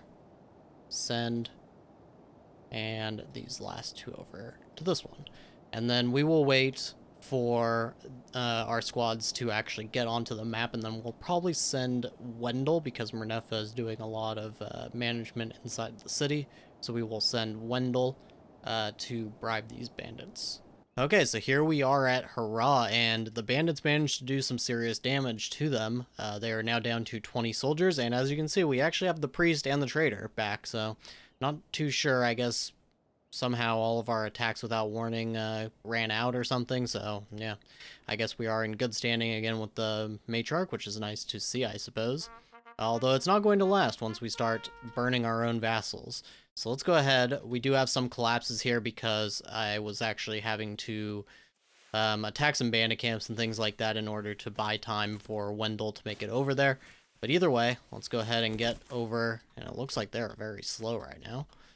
Get over and burn these walls down, though, as we tend to do. And we already lost one squad, but we have a full 60 left, so we should be plenty fine here. And we're just gonna rush through the walls, I think. Not even let them finish burning. I don't see a reason to wait.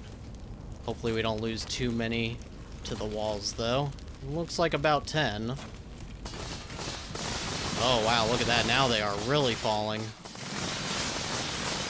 Yeah, these guys must be decently powerful. That's okay, though. That burn damage, I'm sure, didn't help. However, we can definitely afford to lose 40 soldiers or so at this point of the game. Go ahead and take out these last towers. We should have... Oh, man, it's looking like we might only have, like, 20 left at this point. I don't know how they have done so much damage. Okay, here we go. So, we will actually have more than 20. Hopefully 25. It looks like 25, yes. Okay. So there is that. 26 dead. So we should have actually 40 left when we, if we manage to heal everyone.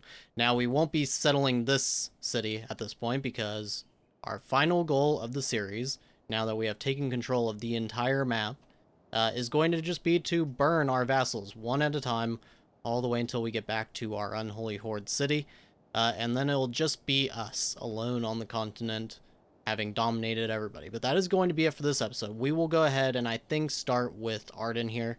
So let's go ahead and free them. And we'll send Wendell to do that.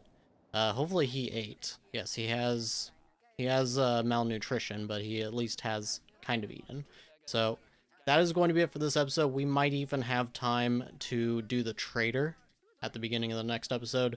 Maybe we'll just spend a bunch of money on, I don't know, because we don't have good relations with them, but we will figure that out next time. And it will be the last episode, so be on the lookout. We will probably be doing a premiere for it.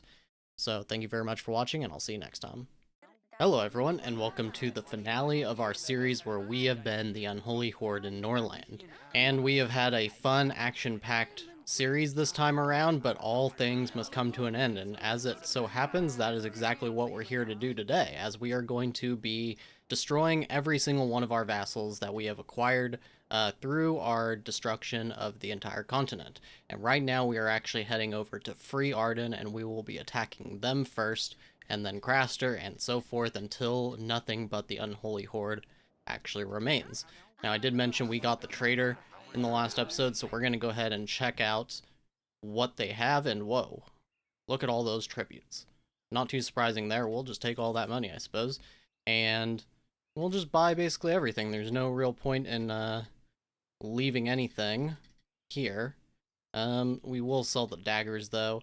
We have way too many resources, so we'll probably sell off some of these iron ingots that we have, and carrots, moonshine, I suppose. Unfortunately, we can't buy any kind of weaponry. Not going to be important to have any kind of research for this episode, however, it might be worth it to buy something, I don't know. We'll just go ahead and buy all of these prisoners as well, and we can go ahead and turn them into peasants. And if they decide to become warriors, we will just probably end up getting rid of them. And that still leaves us with 8,600. I guess we'll buy the rings. And yeah, no real point in buying this other stuff. So that looks good. We could even buy the rutabaga just to have it for campaigns, actually. I don't think that we're going to be playing for long enough to get any kind of typhus or anything, so we'll buy that. And otherwise, we are just currently waiting for Arden to get freed, and Wendell has left. He is going to be gone for 17 hours before that happens. So I will get back to you guys once we have arrived at Arden. Okay, so we have freed Arden, and I was actually planning on having our squad go towards this bandit camp to keep it kind of close and in the area to save time. However, because we lost the commander, we had to wait for them to get home. So we are going to go ahead and create our squads now. Unfortunately, it doesn't look like we can use this commander. This one has an inflamed wound, and so does a lot of our other warriors. And unfortunately, we haven't had time to create any medical salves, so we're probably just going to have to send them, and yeah, they're going to probably end up dying. But we did go ahead and get Dramet here.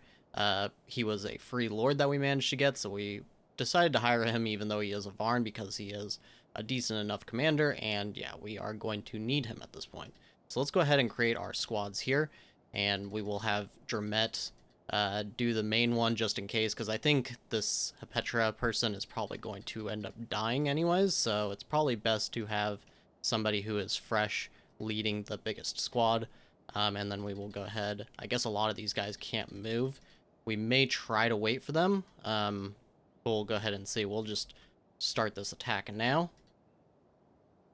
And we will go ahead and take a look what everything looks like in a few seconds once these squads get together, and see if we can't add those other people in. Okay, it seems everybody is able to move again, so we're going to go ahead and try to edit the squad, and we may even put Osirtep in.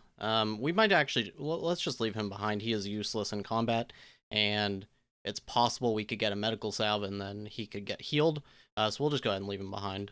Save squad, edit. Perfect. Okay, now we just have to wait for that to get finished, reassembling and everything, and then they will head out, and I will let you know when we are back at Arden. Okay, so we have just about arrived here at Arden, and they have 14 soldiers with an average of 4 combat skill, and they also have 11 bowmen, so they're going to have a quite strong force on the towers, I believe. I did end up getting rid of one of those squads, and just basically putting them all into Hepetra's squad, so we do have a total of 40 soldiers now, which is pretty good, and hopefully this will be enough. Yeah, they do have 3 towers, expected. We're gonna send, I think, Dramet, yeah, at their melee troops. I don't know why Hepetra only has a dagger. That's not good. But we'll send him for the soldiers, and we'll send this other squad with Hepetra at the tower. She is quite slow as well, so it's going to take her a minute to get involved. And Dramet is already losing troops. That's not good. But as long as Zaritza goes down, and she did, okay, that's good. Alright, now we'll send Dramet here at this tower. Or actually, send him down to this one. 14 soldiers already, that's not good. But it looks like I think we should have this. It's just about whether Dramet is actually going to survive. And I hope he does, because he is actually a good manager. And we're probably going to switch him out for Wendell once Dramet gets back home. And he can go ahead and manage, and Wendell can be our commander. But either way, Dramet finished off that tower, that's good. And now it's just for this last tower here. They're not really listening. Too busy tying up prisoners. And Dramet survived. Okay, good. And he also got the Fearsome Fist nickname, so that's good. We lost 11, 2 escaped, so we'll get home. And I wonder if I can actually detach him from this. Free vassal. No, I can't. Okay, I would have liked to detach him from the army to send him to Craster, but that's okay. We'll get home, and then we will send Dramet to actually free the vassal, and we'll have Wendell be our new lead commander. So here we are nearly at Craster, and as you can see, they are down to 2 soldiers. This happened because our bandits that we bribed actually attacked them while apparently Craster was out attacking somebody. I have to assume it was probably a sudden attack on Salamut, and their king actually died during it. So they got basically completely wiped out, and I assume it was on Salamut, but I don't really know because, I mean, it could have been on that, but it could have been on something else, and I figure that they probably, they had like 25 soldiers before, so they probably should have been able to beat Salamut, and usually the AI doesn't like to attack cities that it's not fairly certain it can win, so I don't really know what happened, but either way, we are almost at Craster. They have 2 soldiers. Both of them are bowmen, so they're probably going to be on a tower. Let's go ahead and see. Oh, it actually instantly won, apparently. Well, that's interesting. So either way, they are now burnt to the ground, and our next target is probably Salamut, honestly. Yeah, so Nameia has 19. Salamut only has 11. we could go and attack this village and then bribe these forest bandits. However, I think we're just going to go ahead and free this vassal, and we will send Drimet to do that. And then we will probably just wait for day 180, spawn our new soldiers, and then we will go and take out Salamut with a fresh army. Now you can see that we have medical cells. That's because we got the trader again, and I went ahead and took the tributes from our vassals from them and bought some medical cells and a little bit more food to help us out there.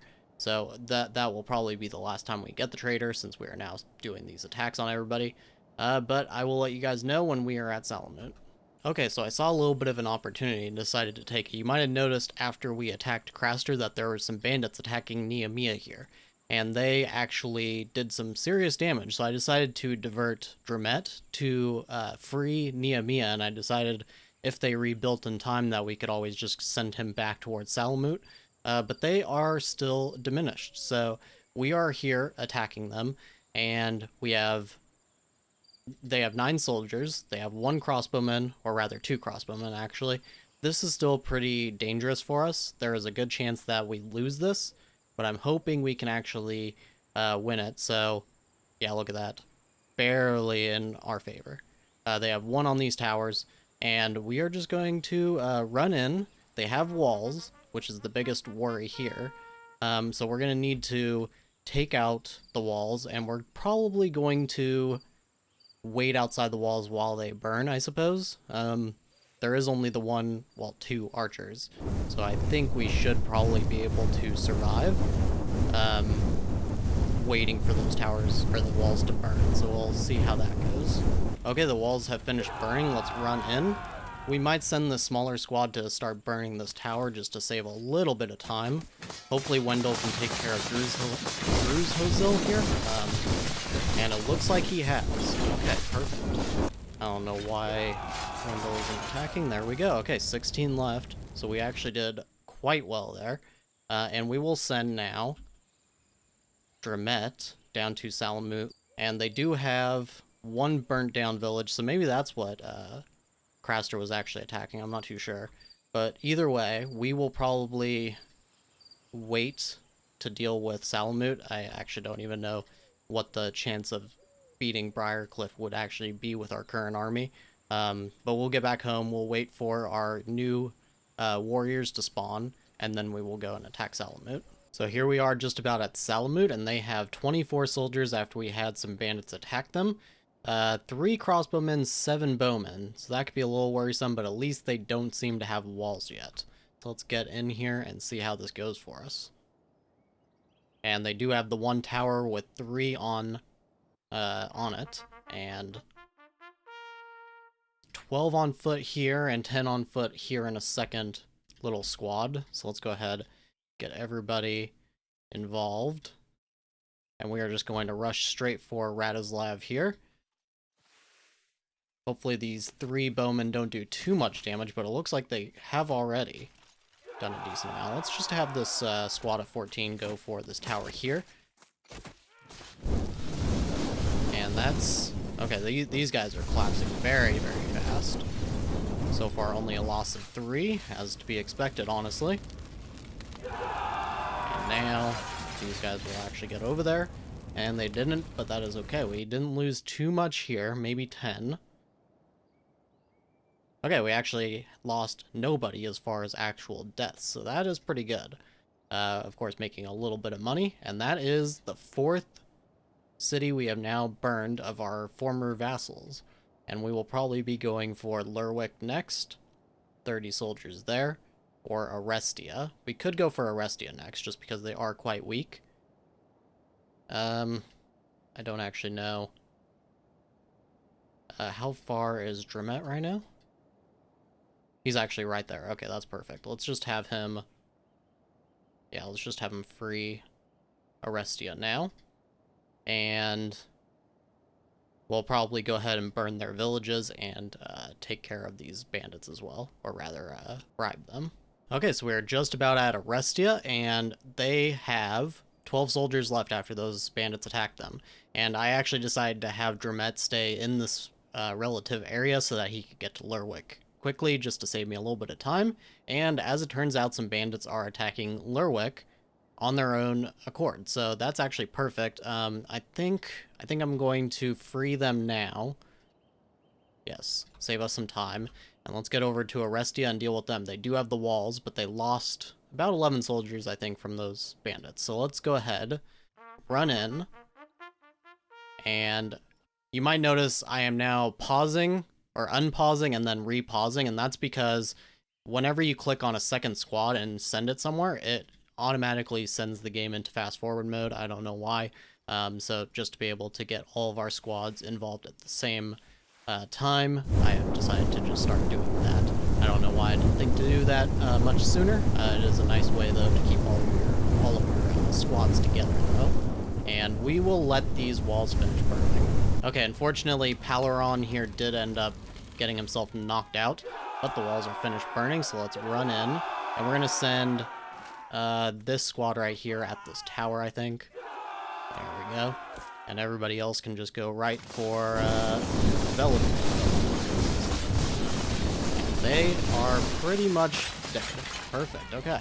As far as attacks on walled cities go, this is probably one of our better ones, for sure. And I guess one of those squads just ended up collapsing pretty much all at once, but we only lost 4 in total. 4 apparently escaped. That's not too good. But I think we're going to go ahead and send this squad here at this bandit camp, and this will probably be our last attack on this campaign, and then we will go ahead and head back home. So we're freeing them. 28 total right now. They are getting attacked. Actually, I don't know what happens since Stramet's in there right now. Okay, it doesn't appear to have changed anything. Okay, and they are down to 17, and that should be fine for us to take out. I'm a little worried about it just because of the damage that we took from this previous attack, but I think we should be fine. We're gonna go ahead and get over there now.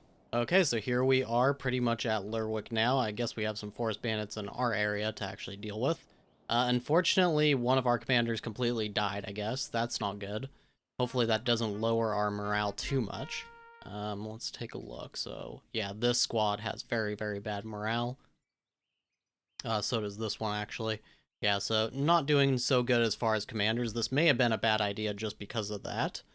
But let's see, what do they have on towers? Just 3. Okay, that's not too bad. Wendell is unfortunately collapsed. He is not going to die, though. He should be fine. It is just the worry that we basically have no real commanders here. We just have Merketra. I don't know how that works. I don't think she counts as the commander of all these other squads, so that's not too great either. We'll let these walls finish burning, though. Okay, the walls are pretty much finished burning. We basically, I don't think we lost anybody in that volley. So let's go ahead, pause really quick. We're going to send this one squad down over there, just to get rid of this tower a little faster. And unfortunately, this squad got there way too quick, and they are now pretty much all dying, which isn't very good. And I don't know what these guys are doing. Yeah, that squad got completely wiped out. Not ideal at all. Ooh, they're having trouble. Having a lot of trouble. Trying to get over there and help them out. Yeah, it's because this guy has a sword. I don't think these guys are even... Okay, they're involved with fighting somebody else. Gotcha. No, this guy's not. Surround him, guys. Come on. There we go. Okay, that's a lot more losses than the last one. But only 6 dead, but 10 of them did escape. So the lack of the fearless trait, I think, is really, really hurting our army, but it is still working out as far as the numbers.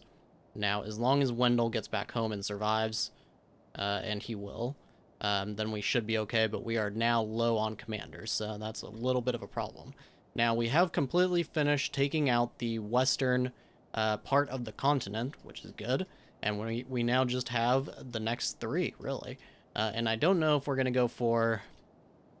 Should we go for Letos next, or Firanuk? I think we're going to go for Firanuk because they have 21 soldiers, and they might be rebuilding right now, because I think they got attacked by bandits as well. So let's go ahead and free them. Dramet, and Do we want to attack these villages on the way home? Maybe one of them. Oh yes, we can't because we are still their suzerain. Okay, so we'll get back home and then we will take care of Farinuk. Okay, so we have basically arrived here at Farinuk, and I did have to send some of our new lords that I've been hiring out of the free lords. So we have Radislav and Radamil here involved in this battle here, and we'll go ahead and fight these 24, it looks like, soldiers in total. Let's go ahead, get everybody sent over. And we will probably, again, oh, look at that. So it's 3 full towers this time. That's worrisome. We will go ahead and wait outside the walls for them to finish burning, though.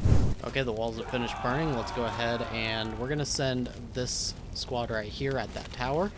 And we'll send about 30 soldiers here at Attracta. Interesting name. Oh, that is not going well. Oh, no. That may have been a very bad decision. So Wendell just died.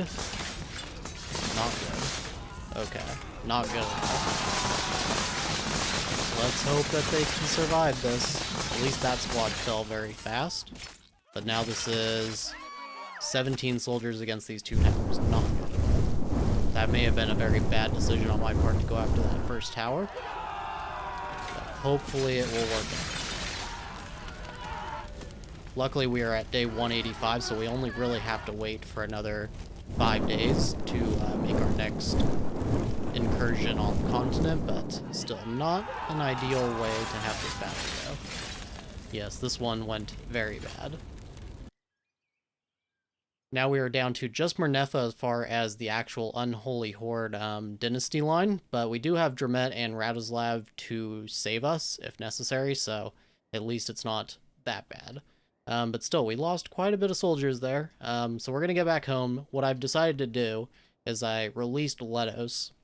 So when we are actually making attacks and everything, we will probably free 2 vassals at a time. This should save a little bit of time with all the walking and things like that. But otherwise, we're going to get back home, and I think we're going to have to... wait until day 190, I think, to attack our next vassal. So here we are at Letos, and unfortunately there's no camp in the area, so we are just going to have to attack them by ourselves. They do have 21 bowmen, and a total of, I think, like 30 or something like that soldiers, so this is going to be quite a lot. We do have a bunch of new commanders that are just mercenaries, and it's looking like we don't even have that much of a advantage over them, so we'll see how this actually goes in practice. But we do have these 5 squads, so let's go ahead and get everybody over here to these walls. Perfect. And they do have a very full squad right there, and 3 full towers as well. And this squad is already pretty much dead. Okay. We'll go ahead and let these walls get burnt down. Okay, so I think the walls have finished burning pretty much. Let's go ahead and get everybody over towards Yavarina here. And we have lost quite a bit already. And we're going to lose more, but hopefully... Wow, they actually collapsed very fast.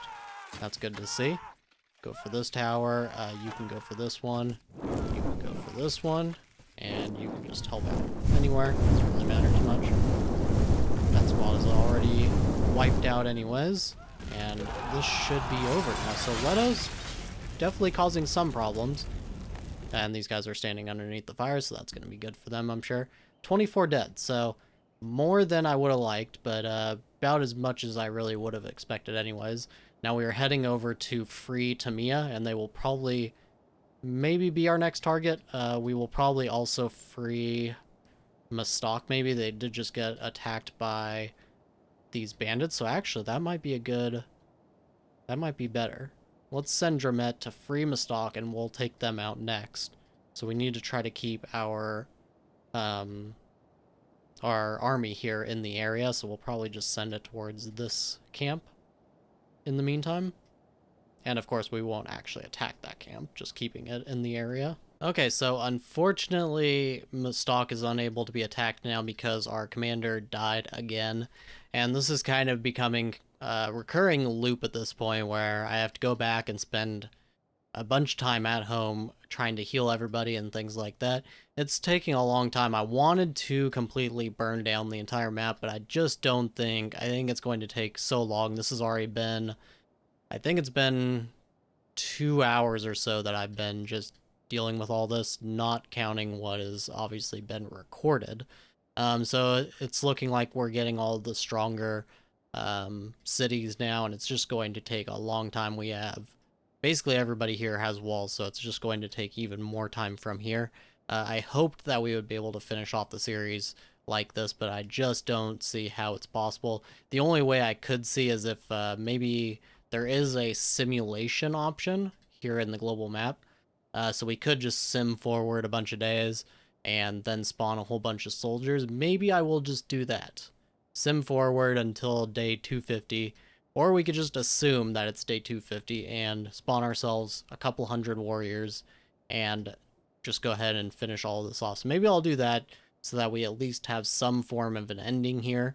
But yes, I just think that this will take probably, I would have to guess, at least an hour and a half for this final episode if we were to actually do that. So I'm going to instead just spawn a whole ton of soldiers, and we will go ahead and just take everybody out in one fell swoop, hopefully. Okay, so here we are at Mistok with a full 250 soldier army, and we're just going to go ahead and run in. And wow, this is definitely going to be very, very laggy. I don't even know if the game can handle this, to be quite honest. 10 FPS is what it's showing, and yeah, that looks to be accurate. Maybe, I think it's even less than that. Okay, wow, this is going to be something. So let's go ahead and click all these guys and get them all in here, and I'm just gonna let the time go. I don't think we're gonna be able to do this for every single city we have left, but just to see how it shakes up. Wow, this is madness. Holy, look at that. I'm surprised the game hasn't crashed. It's at 4 FPS at the moment, and it's just stuck at 100%. It seems that they're still trying to burn down the walls. Okay, I don't even know who's who, so we're just going to kind of send people wherever. And speed things up. Alright guys, try to get over here. Unfortunately, a lot of them are dying at the walls there. Tracta, you can go ahead. I thought I actually clicked you. Maybe you just didn't want to listen. Can't really blame you at this point. And a lot of them are just standing around. Wow, this is a lot. Definitely interesting just to see all these swarms of warriors running in and trying to burn everything. Nobody is burning down this tower, unfortunately. And no one's really attacking this guy either.